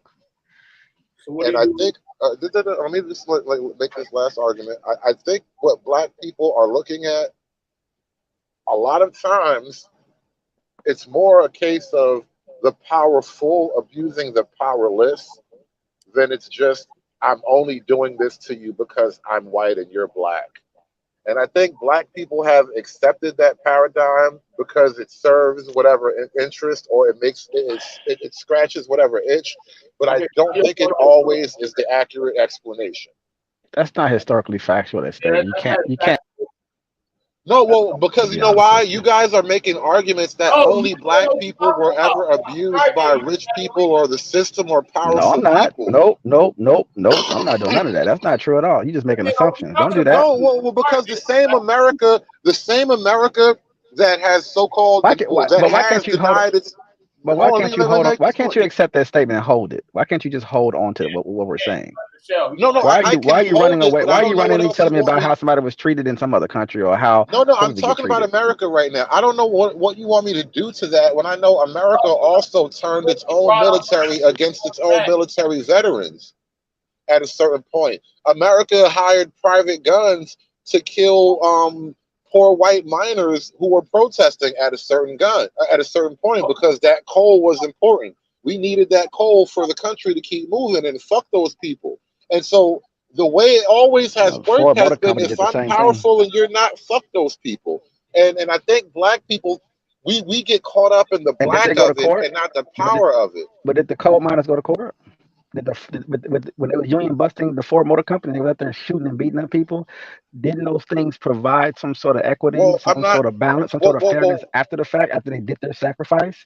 And they got the Ford Motor Company 40-hour work weeks and vacation time and holiday pay. That was a long process. That was a long process. And the Ford Motor Company been doing is not that for the mining thing. 250 years. We're in the process. But those weren't black people. So you're trying to stop us from processing. No. Don't say we. Don't say we if we're having a racial conversation, because those weren't black people. And that's what I'm trying to point out to you, that America has given everybody the sharp end of the stick at some point. No, they haven't. Come on, man. You gotta get so listen. There was a time where you can buy white folk in this country too. Show me the same level of what they did to Black Wall Street and Rosewood. Please. There was a time when you can buy white folk in this country too, and there are towns buried underwater. Like Black Wall Street was burned. There are towns that are drowned. And those folks didn't get money. They got told to leave. David, stop pussyfooting around. When did they bomb a white town with government planes? When did they bomb a white town? All right, I don't know if that was government planes. That was like a crop duster who was like a World War I veteran or some shit like that. Don't act like that was not the Feds, BMT. Answer the question. That wasn't the fucking Feds, though. When did they do that to the federal government? Did not bomb Tulsa, Oklahoma. Okay, Stop it. Okay, so answer the question. Why did the federal government not step in to what happened? Because that shit was like 18 or some shit. The federal government, it wasn't the internet age, bro. Dude, they know about it. They definitely know about it. If a gun battle is happening in Tulsa, Oklahoma on Monday, it'll be like fucking Wednesday by the time DC hears about it back then. How the fuck did they understand what was going on in the Wild West around the Pony Express? They didn't. Bro, nobody knew what the fuck was going on in the Wild West. The Pony Express was literally like a bunch of dudes on horses. You think they could tell everybody everything? They sent U.S. Marshals out to those towns. They said, Yeah, bro, you are like not really understanding what it took back then in that time place. Like news did not travel fast until like the 80s, bro. You're trying to bring up poor white miners, but see, when I brought up Rosewood, right? Mind you, those are poor whites that were killing. Because the government actually hired the Pinkertons to go shoot the miners. This is actual history. The government didn't hire white people to burn down Tulsa. These are two totally different things. So you can believe that of the government to the miners, but you don't believe the bomb. Because coal is important to America as industry. Listen, if the coal in America stops moving, America goes back 100 years. No, Dave, you just shot yourself. You can believe the Pinkertons, but you can't believe the bombing. No, I believe the people that the Pinkertons shot. I believe they're fucking relatives. I believe the people who said we went to war with the government. It wasn't just that the feds wrote this, bro. You see, this is what I'm saying. Black folk only will know black history, but America has been evil to everybody. America has tried to kill us all at one point or another. No, you just don't know. Just be on that. No. And see, you guys see, and you might think I'm like pro-government, but no, I actually understand what those hillbilly mountain guys say when they say fuck the government. They just talking about some different shit than black people. Wait, when has the government tried to kill white men in mass? Like, bro, I was just explaining when the government turned the army against World War veterans. I just talked about when the government used the private military to attack protesters who were protesting harsh treatment at the mines. This was something that happened like in Appalachia. I forget exactly where. Are you talking about when Trump called the military on the protesters in DC? But you can't believe he can't believe the Trump never called the military on protesters in DC. That never happened, dude. You see how you wish you were oppressed, by the way. Honestly, not for nothing. You wish your oppression was real as it used to be. No, Dave, you just literally. Your argument sounds like white people are oppressed. It sounds like you're taking a position that white people are mistreated. No. My argument is just be quiet. Listen. The government comes after everybody eventually, bro. That's my fucking argument. I said it before and I'm saying it now. Sooner or later, everybody gets the pointy end of the stick. Ain't sooner or later shit. Listen. You try to sell the white audience woe is me shit, but then now when we caught you on something, well, what did you catch? Hold on, what did you catch me in? You just said the government hired, right? That's what you said. The Pinkertons. Do you understand? You know what the Pinkertons are? So you said that, but when we said the government with the planes, no, that don't sound like the government would do that. The government didn't hire that guy. All right, so you talk about Rosewood. Tulsa, Oklahoma. Tulsa, Oklahoma had a guy who owned his own plane because he was a crop duster and he was dropping grenades out the crop duster on people. That is not the government hiring. So the government. So what Air Force division did the government call? Wait. What Air Force division did the government call? Also, what about MOVE as well? What MOVE was Philadelphia in the 70s. We're talking about Tulsa fucking 60 years before that. What Air Force division did the government call against Tulsa, Oklahoma? Did we even have a real Air Force at the time? Because we weren't even, was this right before World War I? Like, do you understand that Air Force wasn't even a big thing at the time? Right, but you try to use that switch and bait shit, and we weren't. You the one wrong, and I'm giving you the real story to your story. Yes, bombs were dropped from airplanes. It was not the fucking Air Force. We said federal government. Nobody said no. You said the government. I'm telling you, it was a crop duster. You know what a crop duster is? I know you know because you're from South Carolina. You live in the country. You know what crop dusters do. So when I tell you a motherfucker owned his own biplane and dropped grenades because he was probably a World War I veteran or some shit, that's what happened. That's not the federal government, BMT. Dave, now you're filibustering. You just said the government wouldn't have known. They didn't have the internet back then. Because it takes days for that type of shit to. All right. So listen. Maybe they had a telegraph. But so the time it takes to move military assets to get to Tulsa, Oklahoma. You really think the military was in Tulsa, Oklahoma? That's what happened. Radios back then. You do know that, right? So BMT, are you telling me that Are you telling me that the Tulsa, Oklahoma thing was black people versus the military? Dude, you had I need a yes or no, BMT. Are you telling me that Tulsa, Oklahoma was black people versus the military or the federal government? David. I need a yes or no, dude. No, actually, they already talked about how they had the federal government when they called for help, because they had veterans there calling for help. They called for help. They were being ignored by the government. Now, why would what the fuck, nigga? Who you talk, bro? Oh my God, why do you make me do this with you? So the feds ignored them. The federal government ignored them. Well, bro, why do you make me go through this? No, See, they're this is why I get complicit. frustrated The with federal y'all. government is complicit. This is why I get frustrated with y'all, bro. So the people on the ground call the federal government for help, and the government ignored them. But when I tell you the government didn't get involved with the Tulsa, Oklahoma thing, you act like I'm cooning. But then you go on to say that, oh no, they called for help and the feds ignored them. You can't have it both ways. You can't have it both. You can't have it both ways, BMT. And again, this is that pro-black history where you're not being logical. You're acting like you can't understand the sequence of events. If they called for help, the government wasn't there. Back in 2014, it came out with the CIA disclosure. It was your military that napalmed the shit out of Black Wall Street. Any more questions? Because it's on CIA.gov. Oh, the CIA wasn't even around when Black Wall Street was around. Oh my God. Now the CIA got documents from before the CIA. No, bro, no, there was no CIA. Wait. There was no CIA during Black Wall Street. Intelligence agency. It's their job to keep track of that information.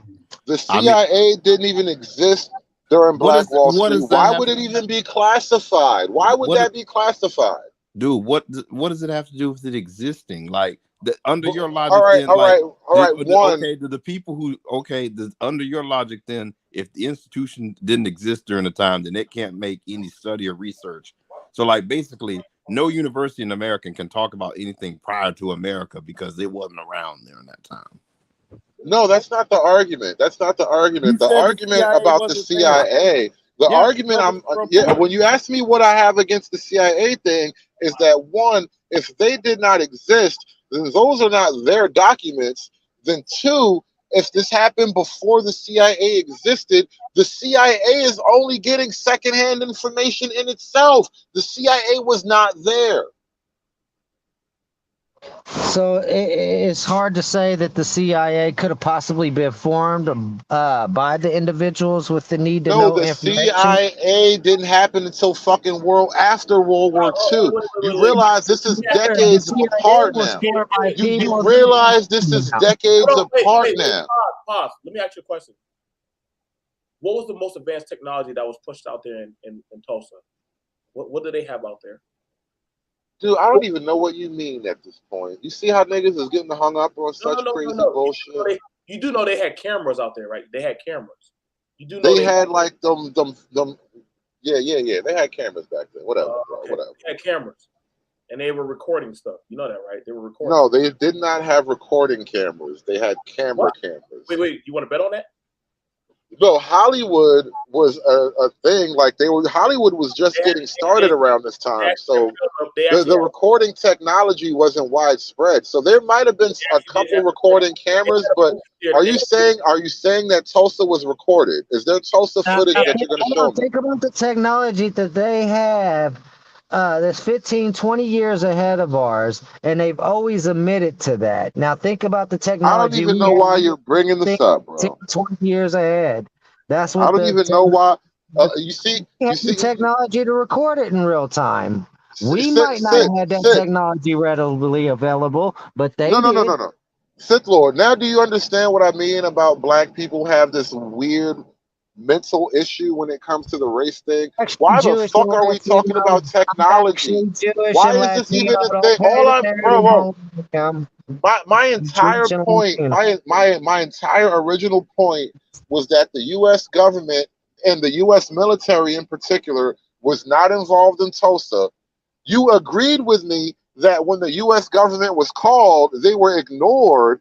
And we're here talking about technology like fucking Tony Stark has anything to do with this.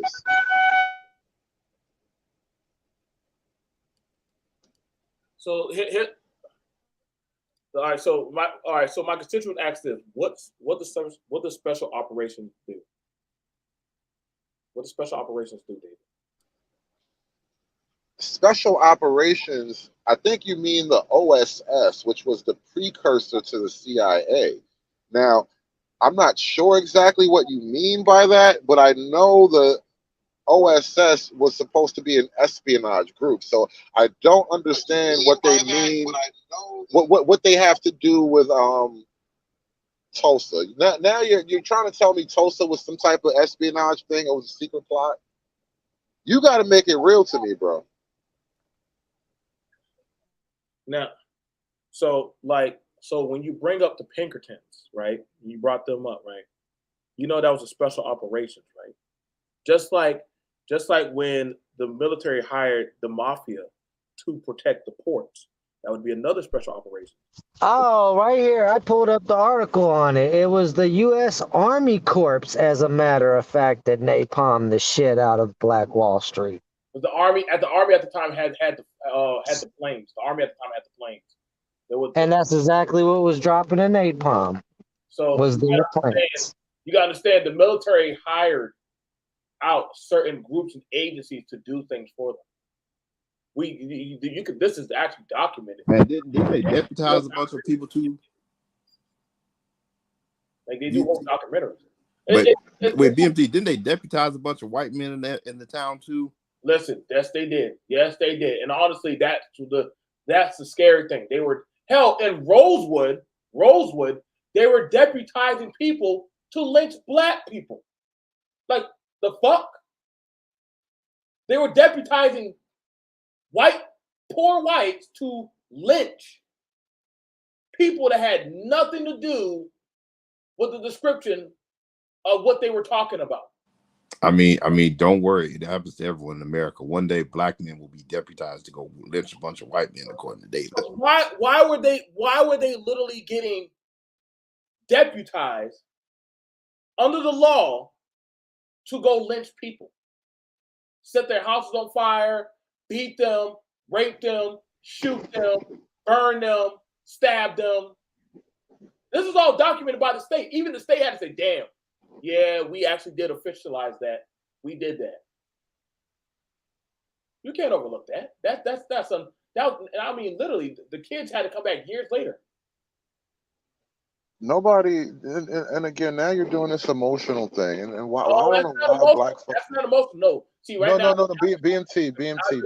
What does that have to do with me saying that the army wasn't the one dropping the bombs in Tulsa? And if I'm wrong about the army, you can pull up some kind of evidence to prove me wrong about the army.